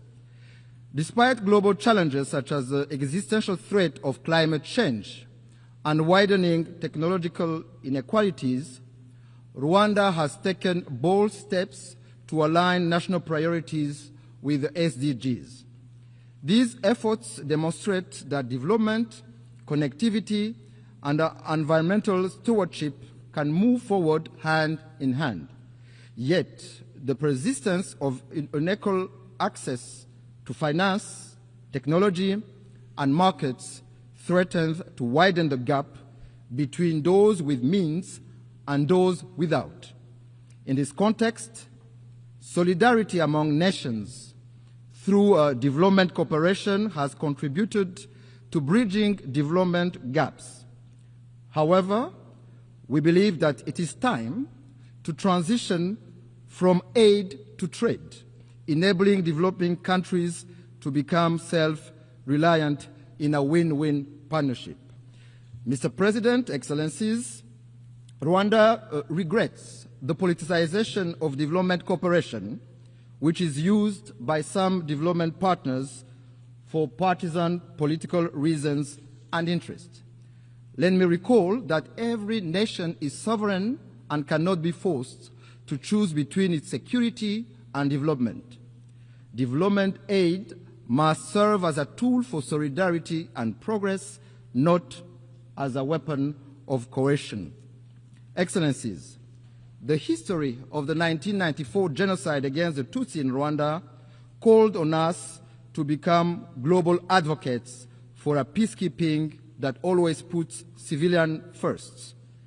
We pay tribute to the men and women who have worn the blue helmet and who have paid the ultimate sacrifice in the service of humanity. Their legacy is written in the history of the United Nations and lives on through the lives they helped save. But peacekeeping must be judged by its results.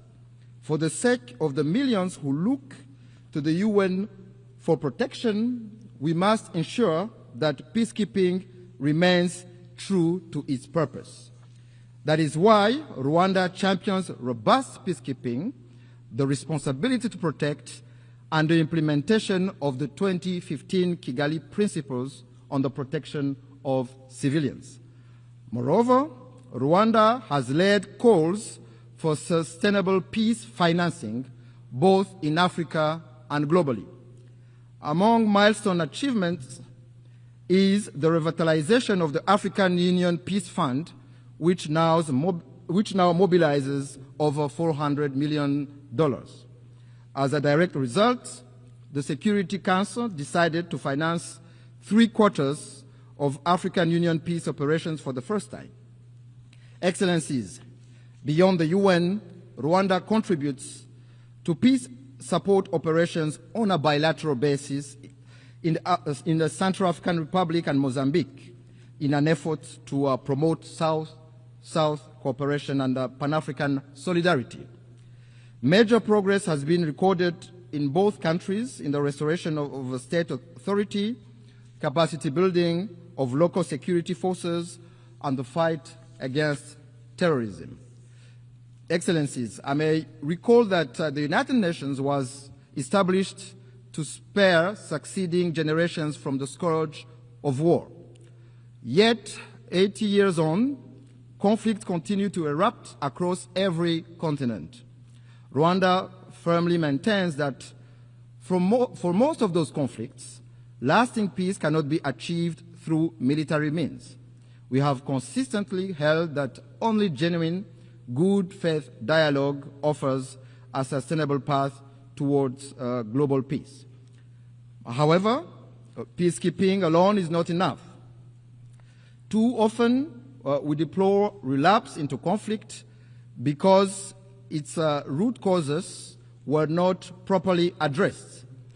Prevention, mediation, and effective peace building must be our first resort.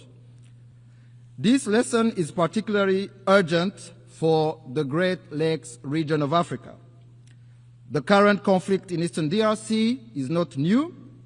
It is rooted in decades of bad governance, marginalization and persecution of minorities, genocide ideology, and a persistent colonial legacy. Rwanda believes that peace in Eastern DRC is in everyone's best interest. Our goal has always been, and will remain, the security and well-being of Rwandans and the people of our region. In June this year, Rwanda and the DRC signed a peace agreement in Washington. It provides for a comprehensive framework encompassing security, political, and economic components. This achievement was made possible thanks to the strong leadership of His Excellency President Donald Trump of the United States and of His Highness Sheikh Tamim bin Hamad Al Thani, Emir of the State of Qatar, whose vision for peace and prosperity in our region, Rwanda fully shares. We also acknowledge the vital role played by African-led initiatives, notably the joint EAC SADC process, supported by the African Union mediation, for their efforts in favor of peace. Nevertheless, since the signing of this peace agreement, progress has been moving slowly. While promising meetings are taking place in Washington to implement the June peace agreement, the situation on the ground remains deeply troubling.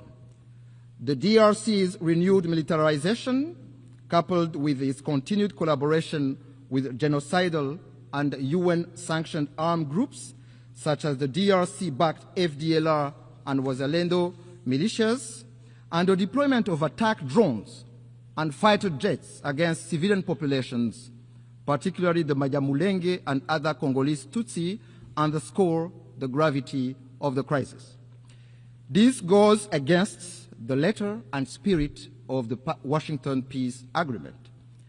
Additionally, this coalition is supported by foreign forces, including mercenaries, in clear violation of the 1977 OAU Convention and the 1989 UN Convention against the use of mercenaries. Rwanda condemns these developments and calls on the DRC to reject the military solution and implement in good faith the Washington Peace Agreement, which is a golden opportunity to end this conflict that has lasted for far too long.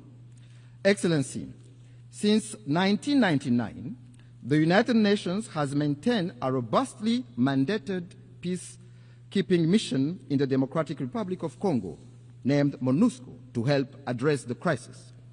Yet, despite its efforts, the mission has not succeeded in halting the proliferation of armed groups, especially the eradication of the DRC-backed FDLR. Instead, MONUSCO has ended up working alongside a military coalition that includes the FDLR, going against more than 20 Security Council resolutions calling for the neutralization of that group. There is an urgent need to review the legal conformity of MONUSCO's mandate. Of particular concern to Rwanda is the emergence of Wazalendo militia, armed and supported by the DRC government, which are committing countless abuses, including burning down whole villages of Congolese Tutsi, lynching and burning alive civilians and military officers, as well as arming children for ethnic cleansing. Their brutality, methods, and ideology bear an alarming resemblance to that of the genocidal militia of 1994 in Rwanda. Strong action is needed to put an end to this dangerous development before it is too late. Excellencies, human rights are a major pillar of the United Nations. Rwanda rose from the ashes of the genocide in 1994 by placing human dignity, unity, and accountability at the center of our governance. We thank the United Nations for establishing the International Day of Reflection of the 1994 genocide against the Tutsi, commemorated every April 7th. We also thank the Secretariat and the many member states who have established genocide memorials on their soil as a lasting pledge to never forget. Equally, we commend the work of the International Criminal Tribunal for Rwanda and the residual mechanism for prosecuting genocide perpetrators. However, Rwanda is deeply concerned about the persistence of genocide ideology and related crimes in eastern DRC under the watch of the international community and the UN itself. We call on the international community to not turn a blind eye once more for what is clear to see. The targeting, persecution, and massacre of Congolese Tutsi, including the Banyamulenge community, amounts to crimes against humanity which have all the early warning signs of a genocide. Indeed, genocide follows a pattern. It follows clear stages. It is not an umbrella term. It is defined by international law. Genocide targets a specific group for who they are, with the intent to exterminate them as such. In this regard, no amount of calculated cynicism can rewrite the truth and recast perpetrators as victims or victims as perpetrators. These are denialist behaviors often deployed by perpetrators. In the same vein, no claims from a government arming a genocidal militia will change the facts of history. Financing and providing weapons to a group with a proven genocidal record and ongoing intent is nothing less than complicity in the crime itself. I must say that if there are crimes in the DRC committed for economic gains, they have clear names. Those are corruption, bad governance, and the embezzlement of public funds. Mr. President, Excellencies, I wish to conclude by reaffirming that Rwanda stands ready to work alongside all member states to ensure that the United Nations remains a force for peace, justice, and sustainable development. While the challenges and solutions for multilateralism are clear, it is political will that must guide us today to build a UN fit for purpose. Together, we must build an organization capable of addressing the needs of billions across the globe, tackling human rights abuses, climate change, and responding to an increasingly interconnected world for successive generations to come. I thank you.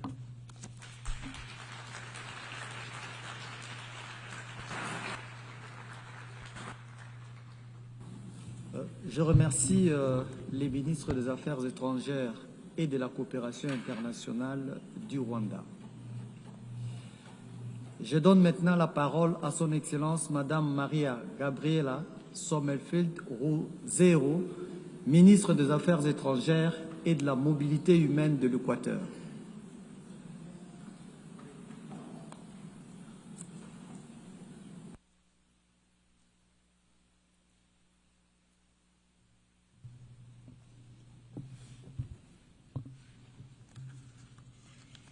Señora Presidenta, al cumplirse 80 años de la adopción de la Carta de las Naciones Unidas del Ecuador, honra con respeto y renovado compromiso su calidad de Estado fundador de esta organización. Lo que nació como una esperanza de paz sobre las ruinas de la Segunda Guerra Mundial se ha convertido en el proyecto más ambicioso de cooperación internacional de la historia. Un sistema de normas, instituciones, principios, propósitos y valores universales destinados a proteger la dignidad humana, prevenir la violencia e impulsar el desarrollo. Hace 80 años, los Estados escogimos la cooperación sobre la controversia, la paz sobre la guerra. Mi presencia en esta Asamblea es una ocasión para ratificar ante la comunidad internacional que el Ecuador seguirá priorizando la colaboración entre Estados, pues solo obrando juntos podremos garantizar un futuro de paz, seguridad y prosperidad para nuestros pueblos. Por ello, la política exterior del Ecuador respalda al multilateralismo, el modelo que hace posible la cooperación internacional para abordar desafíos globales y lograr objetivos comunes. Señora Presidenta, el multilateralismo debe evolucionar para responder a las actuales demandas de los pueblos y confrontar las nuevas amenazas. El Ecuador sostiene que el concepto de paz y seguridad internacionales debe ampliarse e incluir a la lucha contra la delincuencia organizada transnacional, fenómeno que socava la gobernabilidad, alimenta la corrupción, perpetúa la violencia, erosiona las perspectivas de progreso.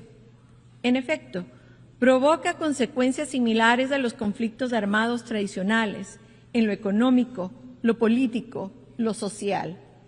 No hablamos de bandas locales, sino de redes y cadenas logísticas internacionales que mueven miles de toneladas de droga, explotan la minería ilegal, trafican armas, personas e incluso órganos humanos.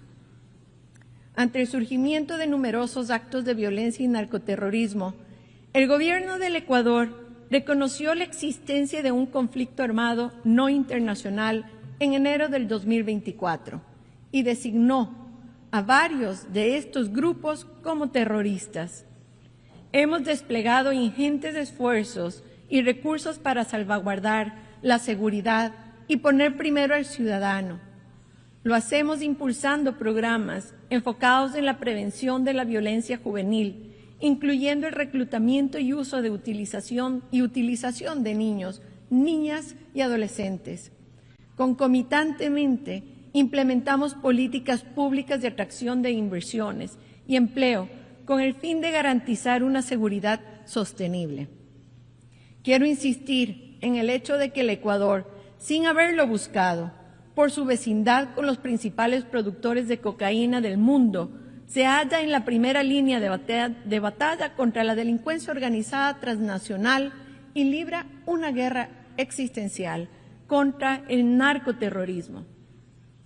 Hitos en la historia del Ecuador, esta lucha contra el crimen transnacional organizado y el narcoterrorismo constituyen la incautación de 295 toneladas de drogas ilícitas durante el 2024, así como la decisión de recurrir a países amigos para recabar su apoyo en diversos sectores de esta confrontación, como son potenciales operaciones militares conjuntas, con pleno respeto al marco constitucional ecuatoriano. El gobierno ecuatoriano ha convocado a un debate nacional y democrático sobre bases militares extranjeras mediante una consulta popular a celebrarse el próximo noviembre de este año, ofreciendo puntos estratégicos que puedan servir para el control y monitoreo de actividades criminales en beneficio de la paz y seguridad internacionales. Esta consulta popular será acompañada del llamado a una asamblea constituyente, la que deberá dotarnos de una nueva carta fundamental que contribuya a derrotar el narcoterrorismo y conducirnos inexorablemente hacia el camino de la paz y prosperidad social. Señora Presidenta, a nivel regional, el Ecuador impulsó el establecimiento del Plan de Acción Resolutivo PAR, como respuesta estratégica y oportuna de la comunidad andina al tráfico ilícito de drogas y el crimen organizado transnacional. A nivel multilateral, el Ecuador ha liderado iniciativas como la presidencia de la Comunidad Latinoamericana de Seguridad e Inteligencia CLASI, en la que ha promovido la actualización de los planes de acción operativas de la Organización de la Cumbre Latinoamericana de Seguridad, consolidando alianzas estratégicas con la Unión Europea y con Ameripol. Convengamos en que el crimen transnacional organizado y el narcoterrorismo son flagelos globales que no conocen fronteras, frente a los cuales ningún país puede actuar en solitario. Resulta crucial, entonces, coordinar esfuerzos, establecer acuerdos de cooperación con países y organismos internacionales que incorporen asistencia financiera y equipamiento tecnológico. Señora Presidenta, durante estas 8 décadas de las Naciones Unidas han demostrado que la paz duradera solo puede construirse sobre bases sólidas: la seguridad, el desarrollo y los derechos humanos. Estos 3 pilares interdependientes e indivisibles representan los cimientos del orden internacional y el multilateralismo, que actualmente acusan serias fisuras que comprometen su estabilidad. Efectivamente, el multilateralismo hoy es cuestionado, y con razón, pues no ha podido hacer frente a los conflictos y a los desafíos contemporáneos de forma eficaz. El Ecuador aboga por el multilateralismo más innovador, inclusivo y representativo, que tome en cuenta las realidades de los países, especialmente del mundo en desarrollo, que promueva la igualdad de mujeres y hombres y que abra finalmente el espacio a los jóvenes en la toma de decisiones. Es imprescindible reforzar el respeto a los principios fundamentales del derecho internacional contenidos en la Carta de las Naciones Unidas, que es la base de esta organización y cuya fortaleza depende de nuestro apego a su espíritu y letra. Abandonarla nos conduciría de regreso a la época en la que la única fuente de derechos era la fuerza.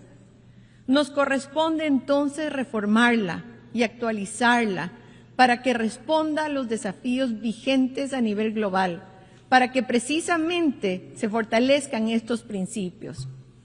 En suma, esta institución está llamada a acompañar la evolución del ser humano y del planeta, atenta a los cambios de las tecnologías y de los nuevos desafíos. Señora Presidenta, la movilidad humana constituye otro de los retos más complejos de nuestro tiempo. El Ecuador, un país de origen, tránsito, destino y refugio de migrantes, reafirma su compromiso con una migración segura, ordenada y regular, convencido de que su buena gestión contribuye al desarrollo sostenible. El Ecuador rechaza de forma contundente a una movilidad humana irregular, insegura y no ordenada, pues responde en mucho a intereses de grupos de delincuencia organizada que también pueden ser transnacionales. Las tecnologías emergentes, en particular la inteligencia artificial, plantean oportunidades inéditas para el progreso humano, pero también significativos riesgos para la seguridad, la equidad y los derechos humanos. El Ecuador considera imprescindible avanzar hacia una gobernanza multilateral y ética de estas herramientas que garantice su acceso inclusivo, evite nuevas brechas digitales y asegure que su uso se oriente al bien común. El cambio climático y la pérdida de biodiversidad amenazan nuestra estabilidad y desarrollo. Como país megadiverso, el Ecuador aboga por un mayor financiamiento ambiental, transferencia tecnológica y apoyo internacional para la conservación de ecosistemas únicos como la Amazonía, las Islas Galápagos, tesoros de la humanidad. El financiamiento para el desarrollo es otro de los grandes desafíos. La arquitectura financiera internacional debe responder a las necesidades de los países en desarrollo, en particular de aquellos clasificados como de renta media alta. El uso exclusivo del PIB per cápita limitante y limitado no refleja nuestra realidad ni nuestras vulnerabilidades. Necesitamos indicadores más integrales que incluyan la pobreza multidimensional, la desigualdad estructural y la resiliencia climática, de modo que el acceso a recursos concesionales y de cooperación internacional no sea injustamente mermado. El Ecuador respalda el uso de instrumentos financieros sostenibles, como los bonos verdes y temáticos, y promueve la creación de nuevos mecanismos de financiamiento. Señora Presidenta, jóvenes del Ecuador y del mundo, me enorgullezco de representar a un pueblo joven. El Ecuador es un país de más de 18 millones de habitantes, en el que los jóvenes representan alrededor del 40% de nuestra población. El gobierno del Ecuador y el presidente Daniel Noboa están enfocados en brindarles oportunidades que en el pasado no existieron. Ahora es el momento de los jóvenes. Si les damos oportunidades, podemos promover una mejor atención a toda la ciudadanía. Es un efecto positivo y multiplicador. Para nosotros, la juventud encarna la prioridad de las prioridades.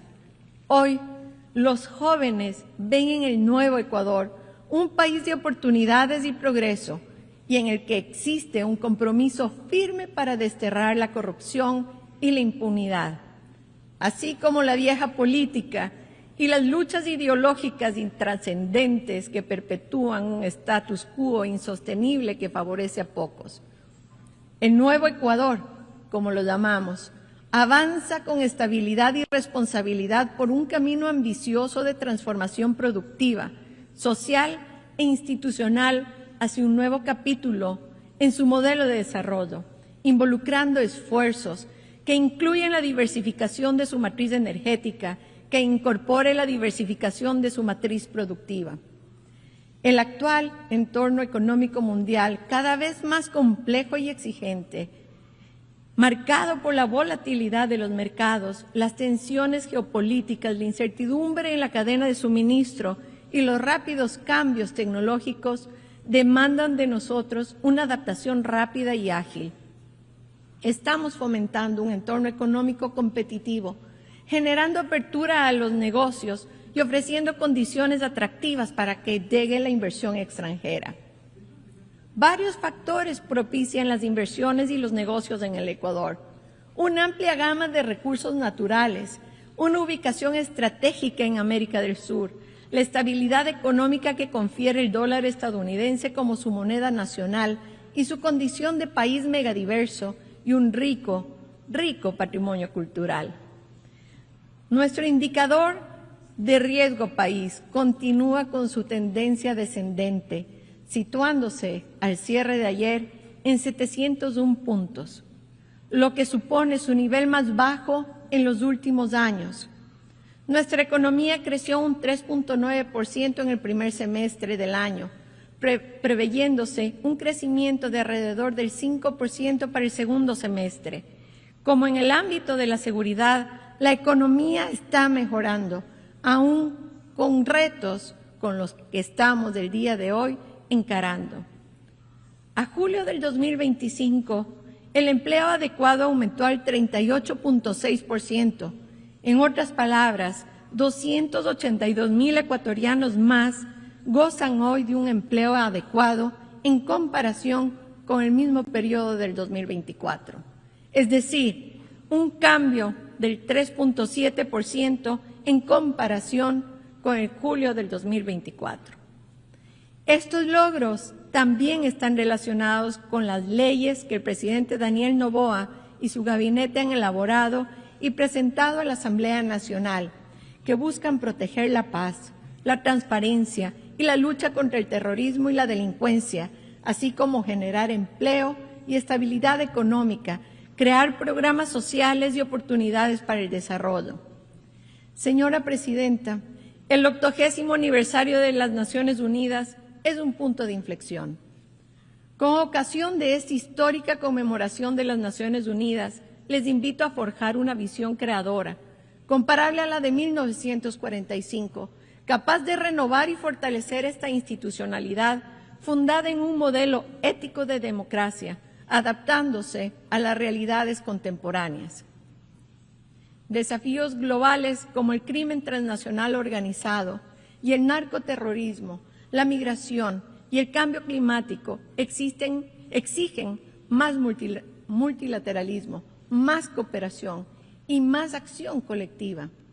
El Ecuador reafirma su compromiso con la defensa de la paz y seguridad, los derechos humanos y el desarrollo. Muchas gracias.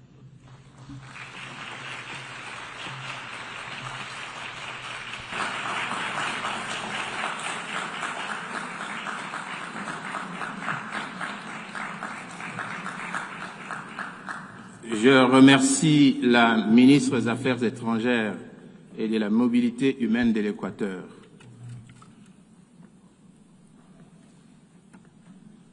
Je donne maintenant la parole à son Excellence, Madame Maria Malmer Stenegar, ministre des Affaires étrangères de la Suède.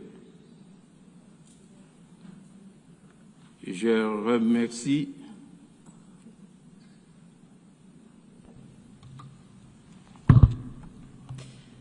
Mr. President, Excellencies, 80 years ago, nations came together. It was a bold act of faith.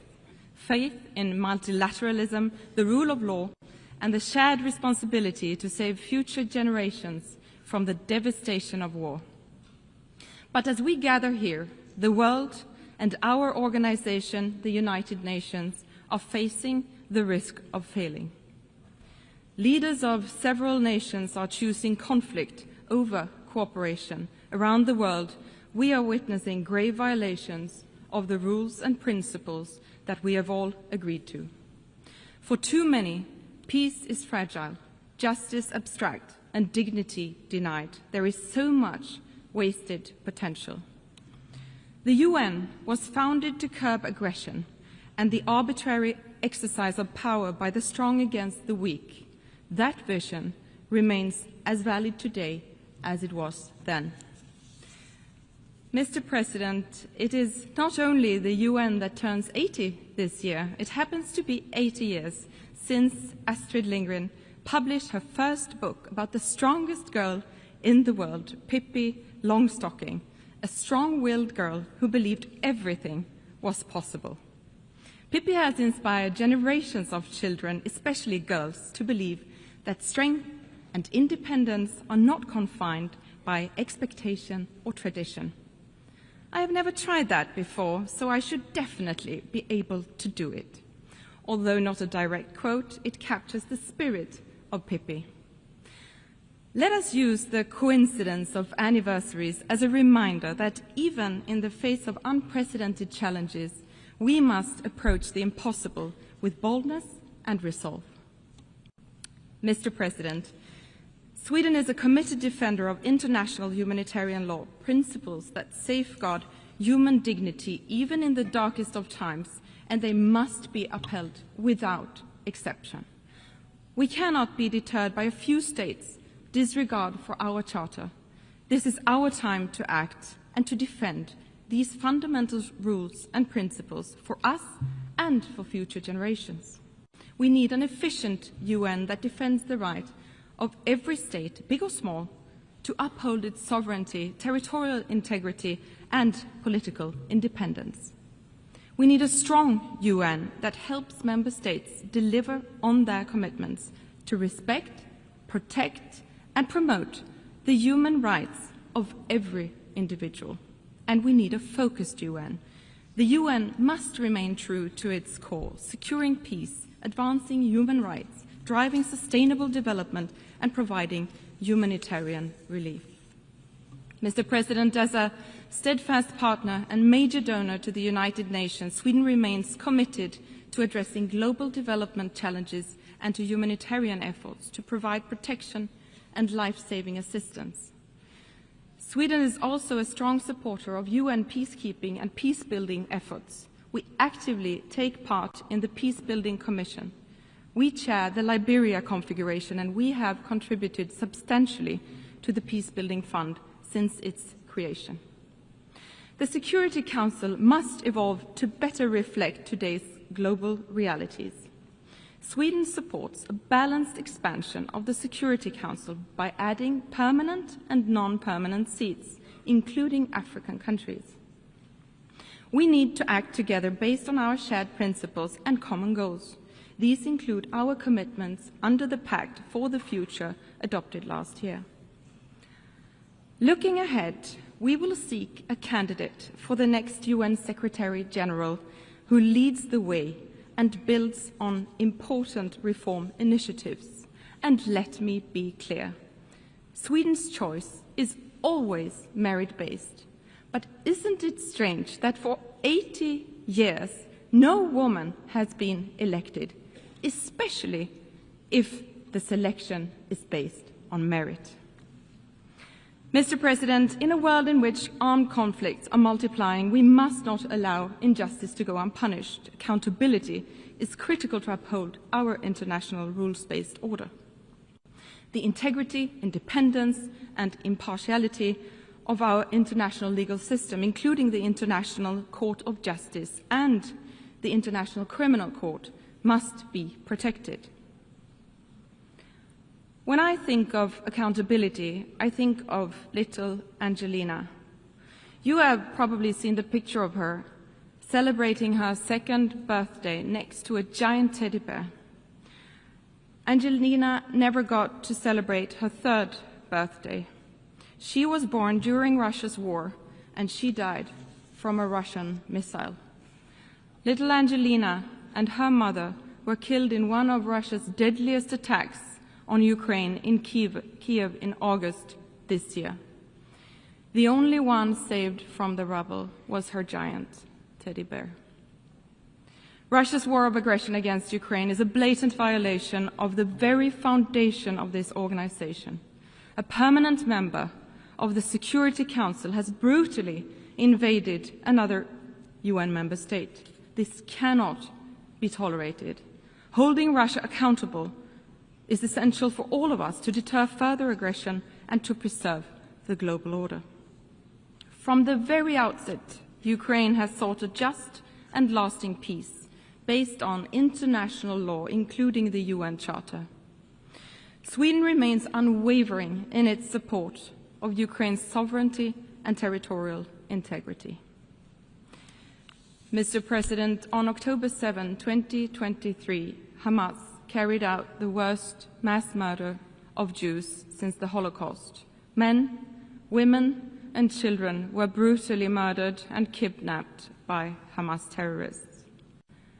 And when the music faded at the Nova Festival, so did the lives of young, peace-loving people. They were raped, killed, and taken hostage. It was truly a painful reminder of how dark the world can be. The hostages are being held in appalling conditions by Hamas. More pressure must be put on Hamas to immediately release them, and Hamas must never have a place in the future governance of Palestine. The war in Gaza has led to suffering beyond imagination. We are reminded daily of the painful desperation inside Gaza. The offensive against Gaza City is worsening an already catastrophic situation. Parts of Gaza are now officially in the grips of famine.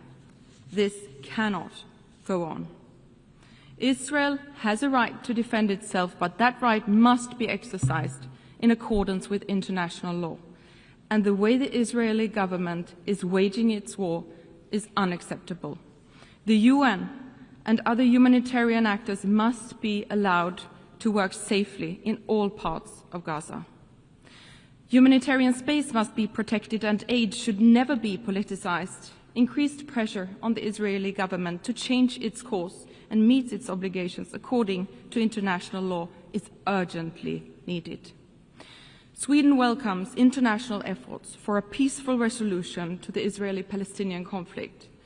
It is in the interest of all states to not only bring this war to an end, but to ensure a sustainable two-state solution for a better future for all, both Israelis and Palestinians.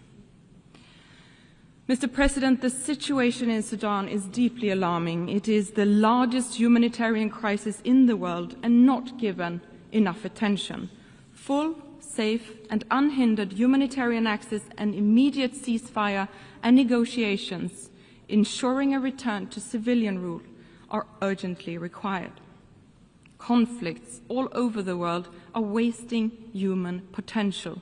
Every conflict tears families apart, disrupts education and silences voices. The cost is immeasurable. Mr. President, authoritarian regimes challenge democracy, rule of law and gender equality. Sadly, resistance against women's and girls' rights is on the rise. Sweden is honored to serve as President of the UN Executive Board this year. Gender equality is too often framed as a women's issue, which is a profound misunderstanding. Equality is not only a value we should aspire to, it is a driver of progress.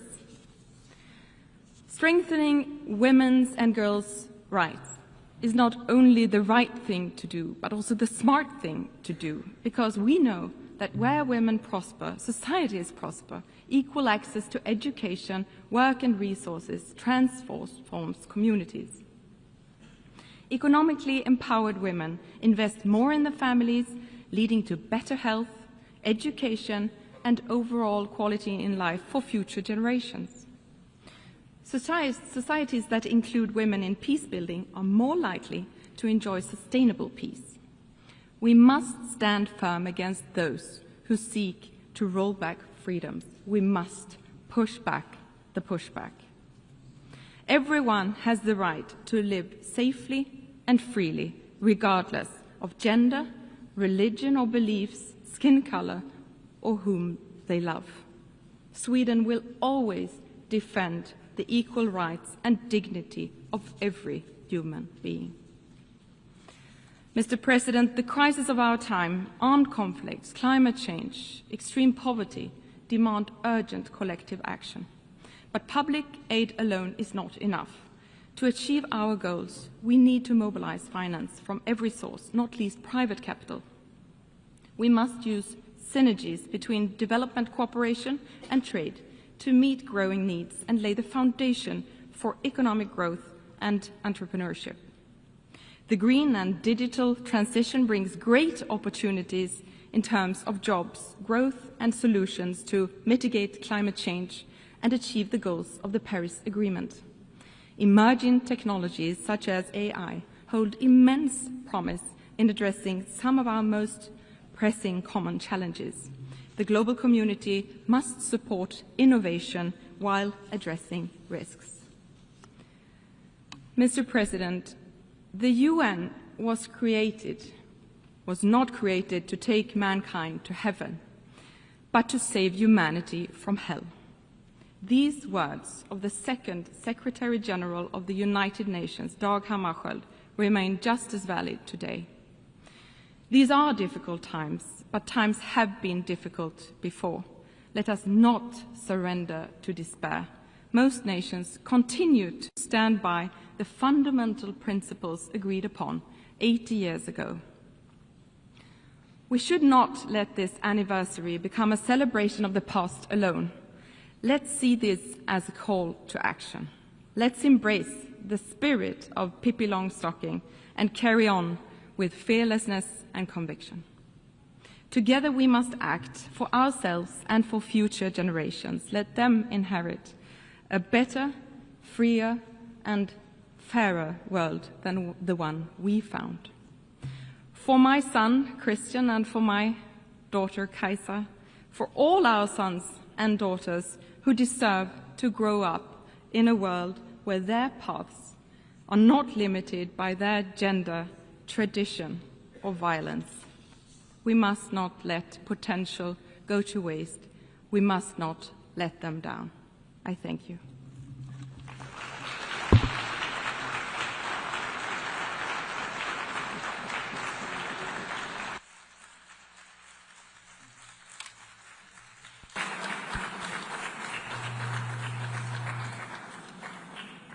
Je remercie la ministre des Affaires étrangères de la Suède. Je donne à présent la parole à son Excellence, Monsieur le jeune Belambela, ministre des Relations extérieures du Cameroun.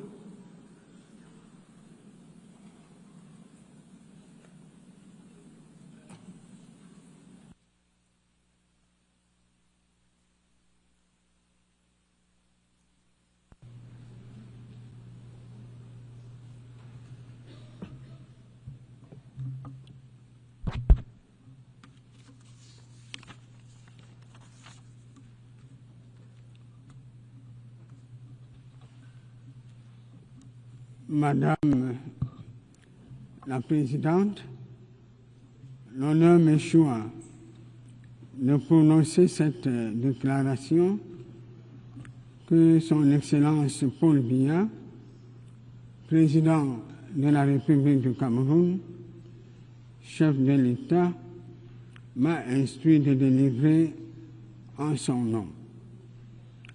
Permettez-moi donc à ce titre de vous renouveler les chaleureuses félicitations du Cameroun suite à votre élection à la présidence de la 80e session de l'Assemblée générale de notre organisation. Votre expérience diplomatique et votre vision qui nous encourage à unir nos efforts pour un avenir meilleur sont des gages de succès à la fois de votre mandat et de nos délibérations tout au long de cette session. Vous pouvez compter à cet égard sur la coopération pleine et entière de la délégation du Cameroun. Comme vous le savez, mon pays a été honoré de voir votre prédécesseur, l'ambassadeur Philémon Yang, présider la 79e session de l'Assemblée générale. Je voudrais saluer ici l'engagement, le professionnalisme et la détermination empreint d'un sens d'écoute et de dialogue dont il a fait preuve dans l'accomplissement de son mandat. Qu'il me soit aussi permis de réitérer à M. Antonio Guterres, secrétaire général des Nations Unies, l'appréciation sincère du Cameroun pour ses efforts inlassables à la tête de notre organisation et sa volonté manifeste pour la consolidation du multilatéralisme. dans un contexte international particulièrement difficile et complexe.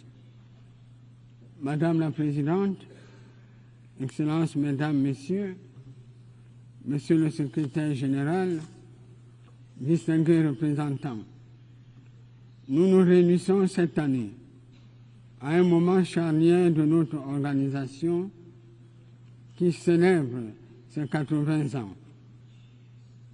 La célébration d'un anniversaire est toujours l'objet de joie, mais force est de reconnaître que la célébration actuelle nous laisse plutôt interrogateurs. Aussi, l'occasion nous est-elle donnée de faire son bilan et de réfléchir sur les voies et moyens de la rendre davantage efficace dans la mise en œuvre de sa mission, des recommandations et des promesses contenues dans sa charte. Vous avez proposé à cet égard, Madame la Présidente, la mutualisation de nos volontés, de nos efforts et de nos ressources. Vous estimez, à juste titre, que nous sommes meilleurs ensemble. Le Cameroun partage cette vision et se félicite du choix du thème pour nos discussions.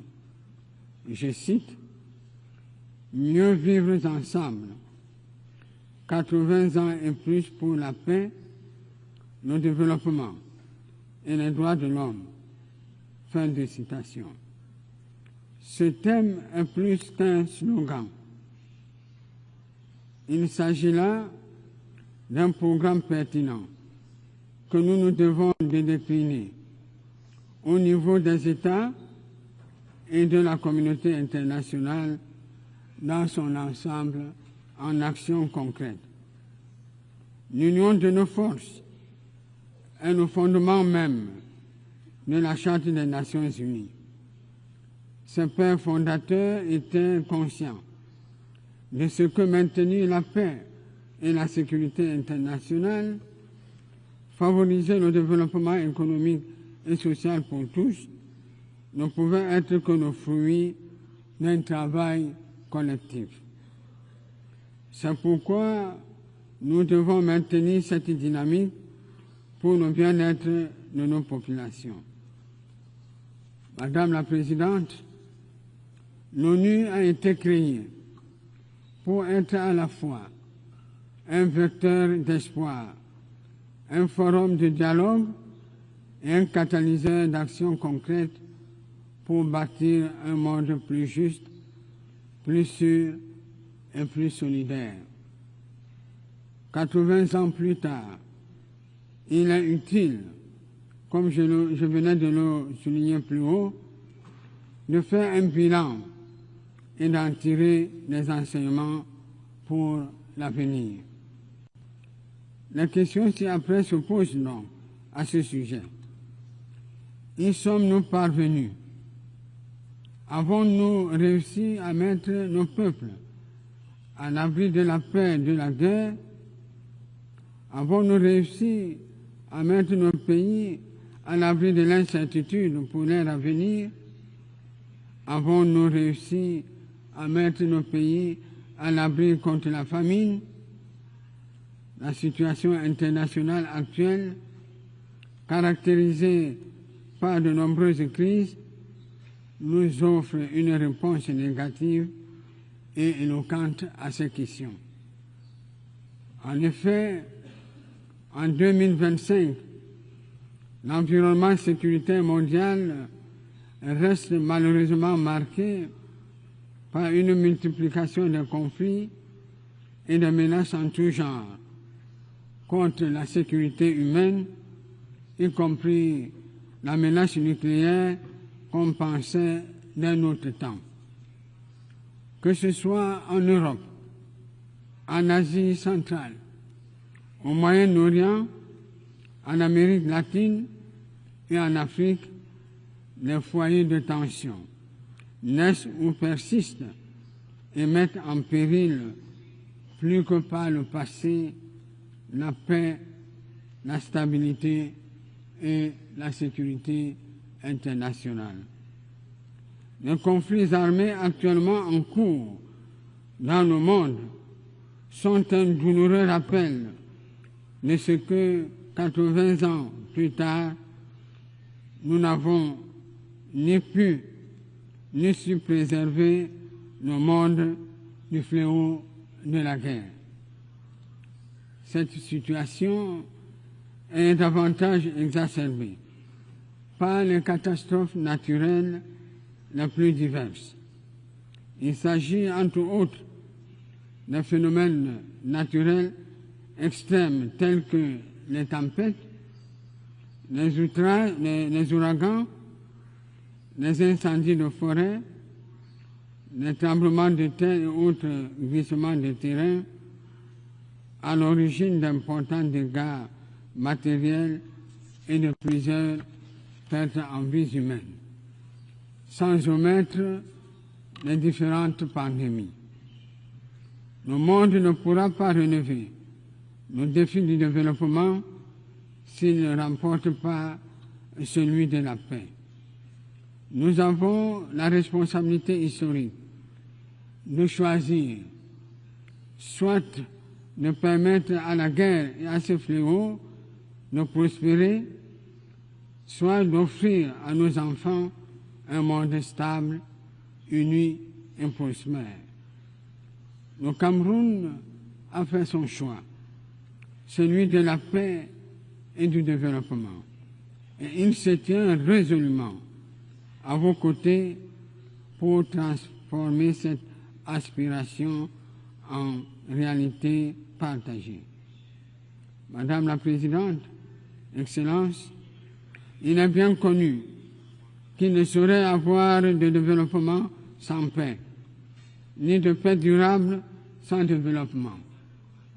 Les crises en cours qui ont des effets néfastes sur le commerce international, sur le cours des matières premières et sur l'approvisionnement des marchés freinent indubitablement le développement de nombreux pays. Pourtant, le développement économique, à travers les objectifs du développement durable, demeure un objectif primordial que les Nations Unies devraient atteindre pour le bien-être des populations. Ces dernières années, cependant, on note avec regret que des millions de personnes vivent toujours dans l'extrême pauvreté, dans la précarité, adossée aux maladies et à l'insécurité alimentaire. Dans ce contexte particulier, les enfants, les femmes, les personnes âgées et les personnes à mobilité réduite sont les plus vulnérables. Si l'accès à l'éducation s'est élargi, nombreux sont encore les enfants et les jeunes qui sont hors du système scolaire.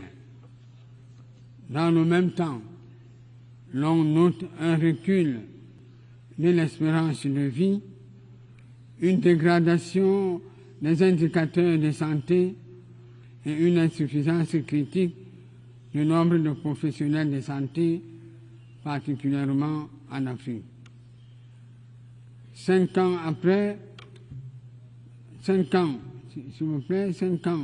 de l'échéance des objectifs de développement durable, il est urgent que des actions concertées soient prises pour tenir les promesses contenues dans l'agenda 2030. Nous devons effectivement prendre nos responsabilités individuellement et collectivement afin d'atteindre ces objectifs que nous nous sommes librement et volontairement fixés.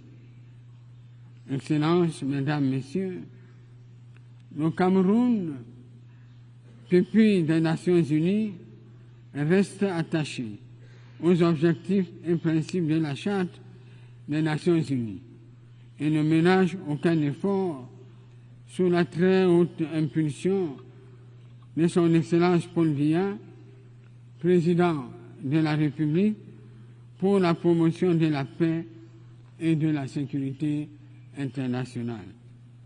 C'est dans cet esprit que mon pays participe activement aux opérations de maintien de la paix des Nations Unies et œuvre grâce à ces 3 grandes écoles spécialisées à la formation des agents et cadres de la police, de la gendarmerie et autres civils africains qui prennent part à ces opérations.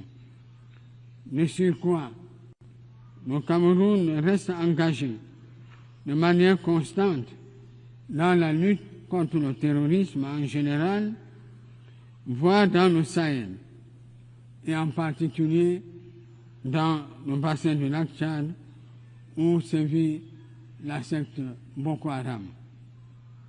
En matière économique, mon pays s'est doté d'une stratégie nationale ambitieuse qui promeut un développement économique et social harmonieux de toute la nation, tout en favorisant les progrès en matière de démocratie, le respect des droits humains et de la bonne gouvernance. Ceci nous permet de concrétiser progressivement et méthodiquement les objectifs de développement durable et l'agenda 2063 de l'Union africaine, entre autres. Madame la Présidente, dans le bassin du Congo, le Cameroun participe activement à la recherche des solutions au dérèglement climatique mondial, à la protection de la faune et de la biodiversité. Il fera toujours sa part et attend que les promesses faites en termes de financement soient tenues. Pour le Cameroun, il importe que les efforts des pays en développement soient soutenus. À cet égard, il convient de rappeler une fois encore qu'il y a plus d'une décennie, les pays développés ont pris l'engagement, un engagement collectif de mobiliser 100 milliards de dollars US par an pour appuyer les efforts de lutte contre le changement climatique. Il en est de même pour l'aide au développement, fixée à 0,7% depuis une cinquantaine d'années. Jusqu'à présent, toutes ces promesses n'ont pas été tenues. Le Cameroun estime qu'il est temps que les fonds attendus soient effectivement mobilisés pour soutenir les efforts importants que font les pays en développement, dont ceux de l'Afrique, pour que notre environnement commun soit préservé pour le bénéfice de tous. Sur un autre plan, une mobilisation générale des ressources s'opère au Cameroun en faveur de projets majeurs dans les domaines de l'éducation, de la santé, des infrastructures, du développement rural, etc., en vue d'apporter une transformation structurelle au pays. Nous saisissons cette occasion pour remercier nos partenaires multilatéraux et bilatéraux qui nous accompagnent dans cette dynamique. Nous les encourageons à renforcer ce partenariat pour nous permettre d'atteindre les objectifs escomptés. Excellence, le pacte pour l'avenir et ses 2 annexes, à savoir le pacte numérique et la déclaration sur les générations futures, nous interpellent pour leur mise en œuvre. De même, les récents documents finaux des conférences de Nice et de Séville, ainsi que la déclaration de Yaoundé sur une économie plus durable dans le golfe de Guinée, nécessitent des engagements. Ces engagements ont été à nouveau pris en matière de financement et d'accès aux technologies, surtout en cette ère du numérique et de l'intelligence artificielle comme facteur décisif pour promouvoir le développement durable.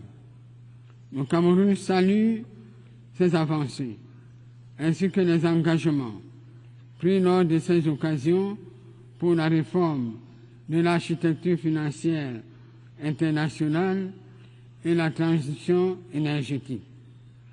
Mon pays aspire ardemment à la concrétisation d'autres réformes longtemps attendues, notamment celle du Conseil de sécurité des Nations Unies, pour permettre à l'Afrique d'occuper la place qui lui revient conformément au consensus des Unis et à la déclaration des siècles.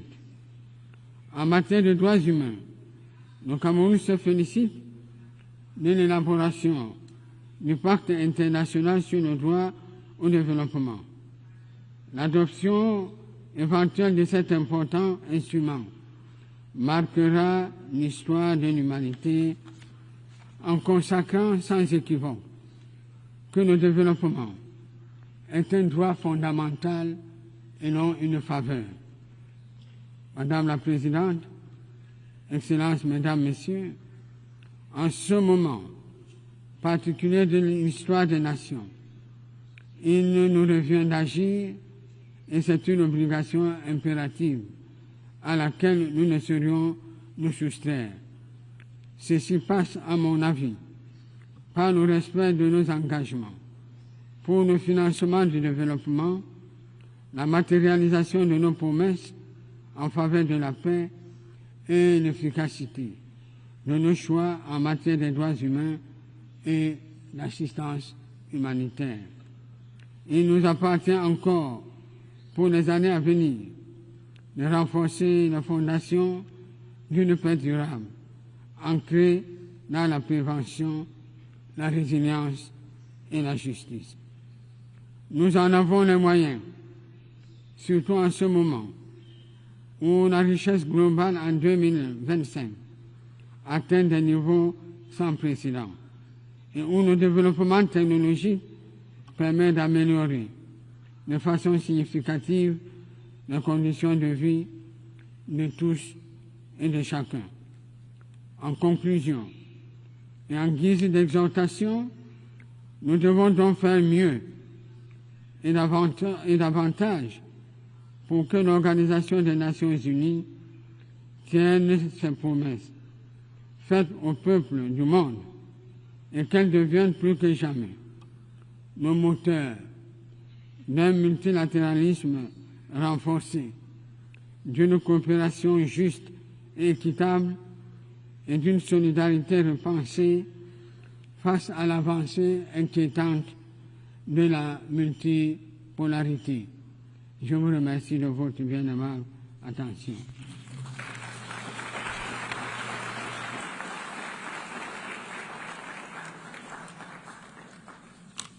Je remercie le ministre des Relations extérieures du Cameroun.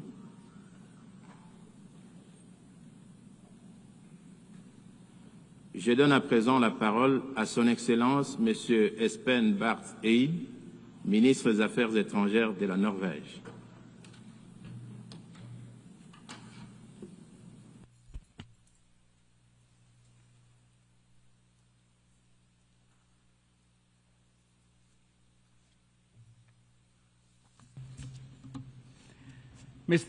Mr. President, Excellencies, distinguished delegates. 80 years ago, against the backdrop of the Second World War, world leaders gathered in San Francisco to sign the UN Charter, to save succeeding generations from the scourge of war. This once-in-a-generation moment brought the idea of the United Nations to life. Let us imagine for a moment that we are there in San Francisco in 1945 as the UN was negotiated. Participants who were at my age would have experienced the First World War, the short-lived Roaring Twenties, the Great Depression of the 1930s, fierce trade wars, the rise of fascism and Nazism, the Second World War, the Holocaust, and the nuclear bomb. And all of that in their own adult life. If events like these constitute your life experience, you do not believe that the world is a rose garden. Those who shaped the United Nations were not guided by naive idealism. Quite on the contrary, this was a deep realist recognition that mankind simply could not continue as before. Centuries of great power rivalry, competing spheres of interest, and imperialism had not forged peaceful coexistence. The founders, however, were indeed visionaries, as they believed that a better world was possible.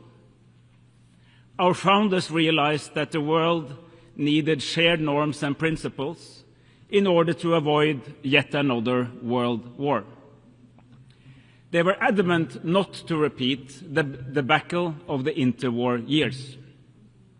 This noble insight shaped the United Nations Charter. Simply put, the Charter rests on three sets of principles. Peace and security should be achieved through recognizing the sovereign equality of states, the prohibition of the use of force, and through peaceful settlement of disputes. Economic and social development should be ensured through close international cooperation and through finding common solutions to common problems. The dignity and worth of all human beings should be established through mutual commitment to universal human rights.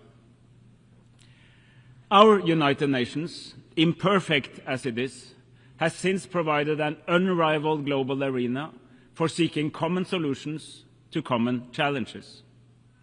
There is little doubt that the world would have been a more brutal and less prosperous place without the United Nations. Since 1945, interstate wars have been fewer and further apart. Former colonies gained independence and became sovereign states of their own. Hundreds of millions have been brought out of poverty. President, however, at 80, we find our United Nations in crisis. This crisis is both political and financial. Political, because core principles of the Charter are under threat. The world is more divided, more dangerous, and more unpredictable than it has been for decades. Respect for international law is eroding. Gross violations go unchecked. This, in turn, weakens the trust in our institutions. It is a vicious cycle.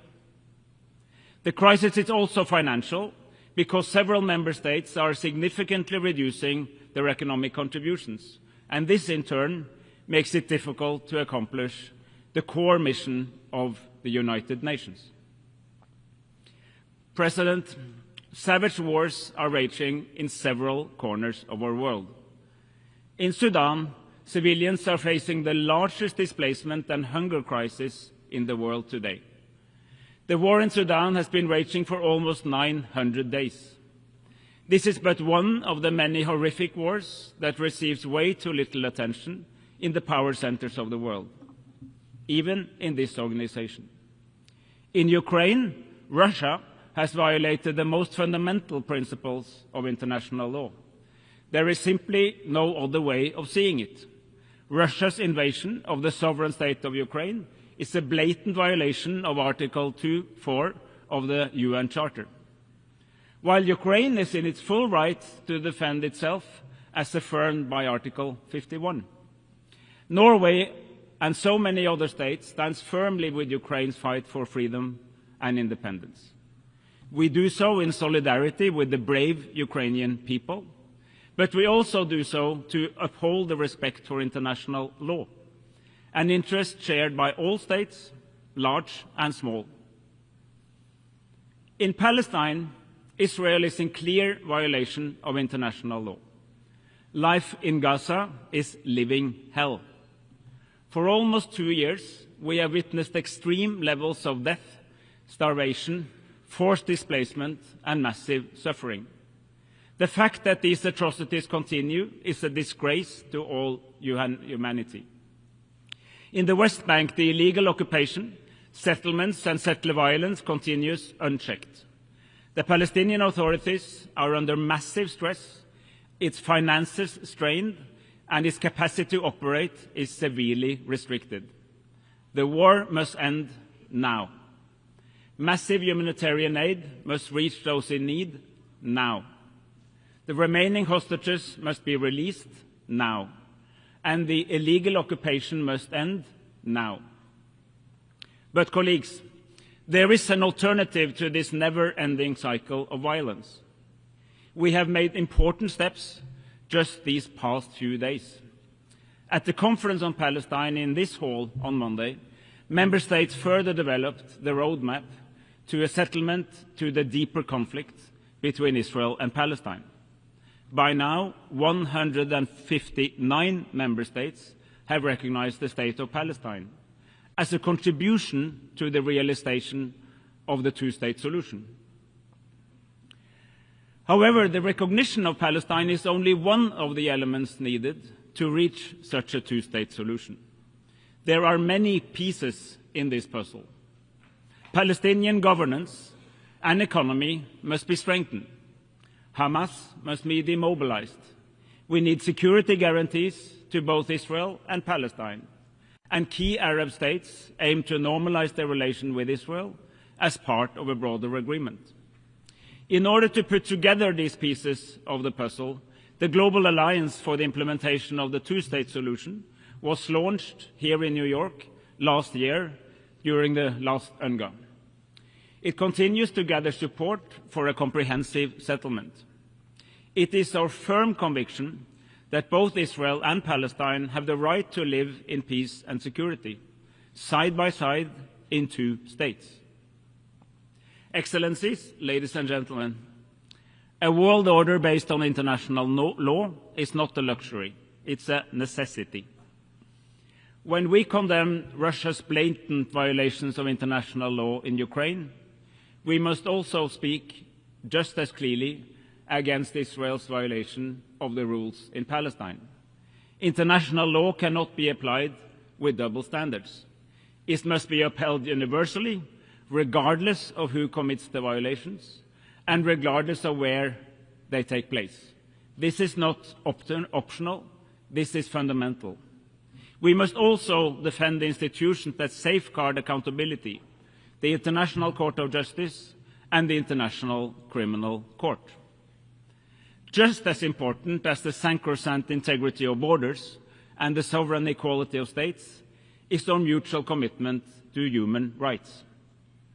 The UN Charter commits us to respect and promote these fundamental freedoms for all, without distinction to race, gender, language or religion. Human rights are universal. They are our best hope for a world that rejects injustice, inequality, violence and brutality. A more equal world where women and girls participate on equal footing with men and boys is a more peaceful and a more prosperous world.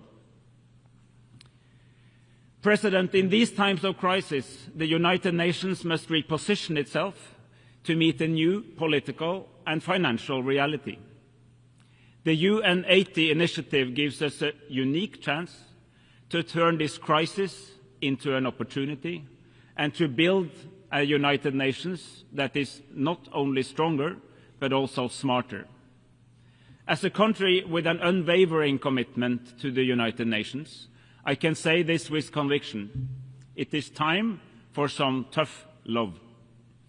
We want a UN that is stronger, yet leaner. A UN that is more efficient. A UN with structures optimized to deliver real impact where it matters most, on the ground, with the people we serve. We need a UN with sharper prioritization of resources, clearer mandates, and a UN that works smarter, not just harder. This is also a moment for self-reflections for all of us as member states and for our United Nations. As member states, we have contributed to a proliferation of mandates, long, complicated, overlapping, and burdened with endless reporting requirements. My country, Norway, is not exempt. We too are guilty as sin. The time has come to change this. We need bold and ambitious reform. We must stand firmly behind the Secretary General to drive this forward. We need a UN that can continue to uphold the rules and the principles that have underpinned our international order for the past 80 years. And we need a UN 80 process with a roadmap for the next Secretary General. When she assumes office in 15 months, she must be able to head the reformed UN fit for the next 80 years. President, we need a global convention on tax cooperation. States have the primary responsibility to provide essential service to their people. Then we must enable states to fulfill this duty. The capacity to tax both citizens and companies is paramount. It is the backbone of public service delivery, the engine of resource redistribution, and the cornerstone of sustainable development. We know what works, but we must assure that it can work for all. Colleagues, let there be no doubt. The climate crisis is real. It is here, it is man-made, and it's affecting the lives of millions of people around the world. As an Arctic nation, we experience some of the fastest paces of climate change anywhere on the planet, and we feel its impacts in our everyday life. The science is irrefutable. Observed warming is outpacing predictions. Curbing global warming and making peace with nature is the greatest collective challenge of mankind. We have no time to lose. Yet over the past decade, the world has achieved significant progress in this area. At COP28 in Dubai, nations united around the goal of phasing out fossil fuels in a just, orderly, and equitable manner. Today, countries, regional organizations, companies, and investors are beginning to recognize a fundamental truth. Embracing the technologies of the future, low on carbon, high on circularity, and responsible resource management, is not an obstacle to growth. It is an opportunity for growth, innovation, and a sustainable future. Now we must build on this momentum. COP30 in Belém presents a crucial opportunity to reconnect the climate, biodiversity, and pollution agendas into a coherent, integrated approach. President, as we mark the 80th anniversary of our United Nations, let us protect the foundations for peace, human rights, and development. The norms and the principles are not the problem. They are just as relevant for the world today as they were back then. What does deserve scrutiny is the system we have established to protect and enforce these norms and principles. And that is what the UN 80 is all about. Let us make sure that these principles apply for all people, everywhere, all the time, so that in another 80 years, future generations do not have to build a new version from the ashes of another devastating world war. It is up to us to find the answers that fit the 21st century. But when it comes to the core purpose, we should take the cue from our founders. We are, indeed, better together.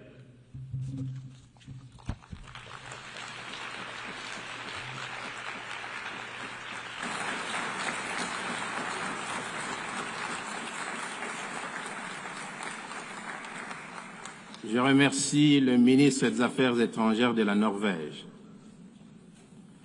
Nous avons entendu la dernière intervention pour cette séance du débat général. Nous poursuivrons le débat général demain à 9 h dans cette salle. La séance est levée.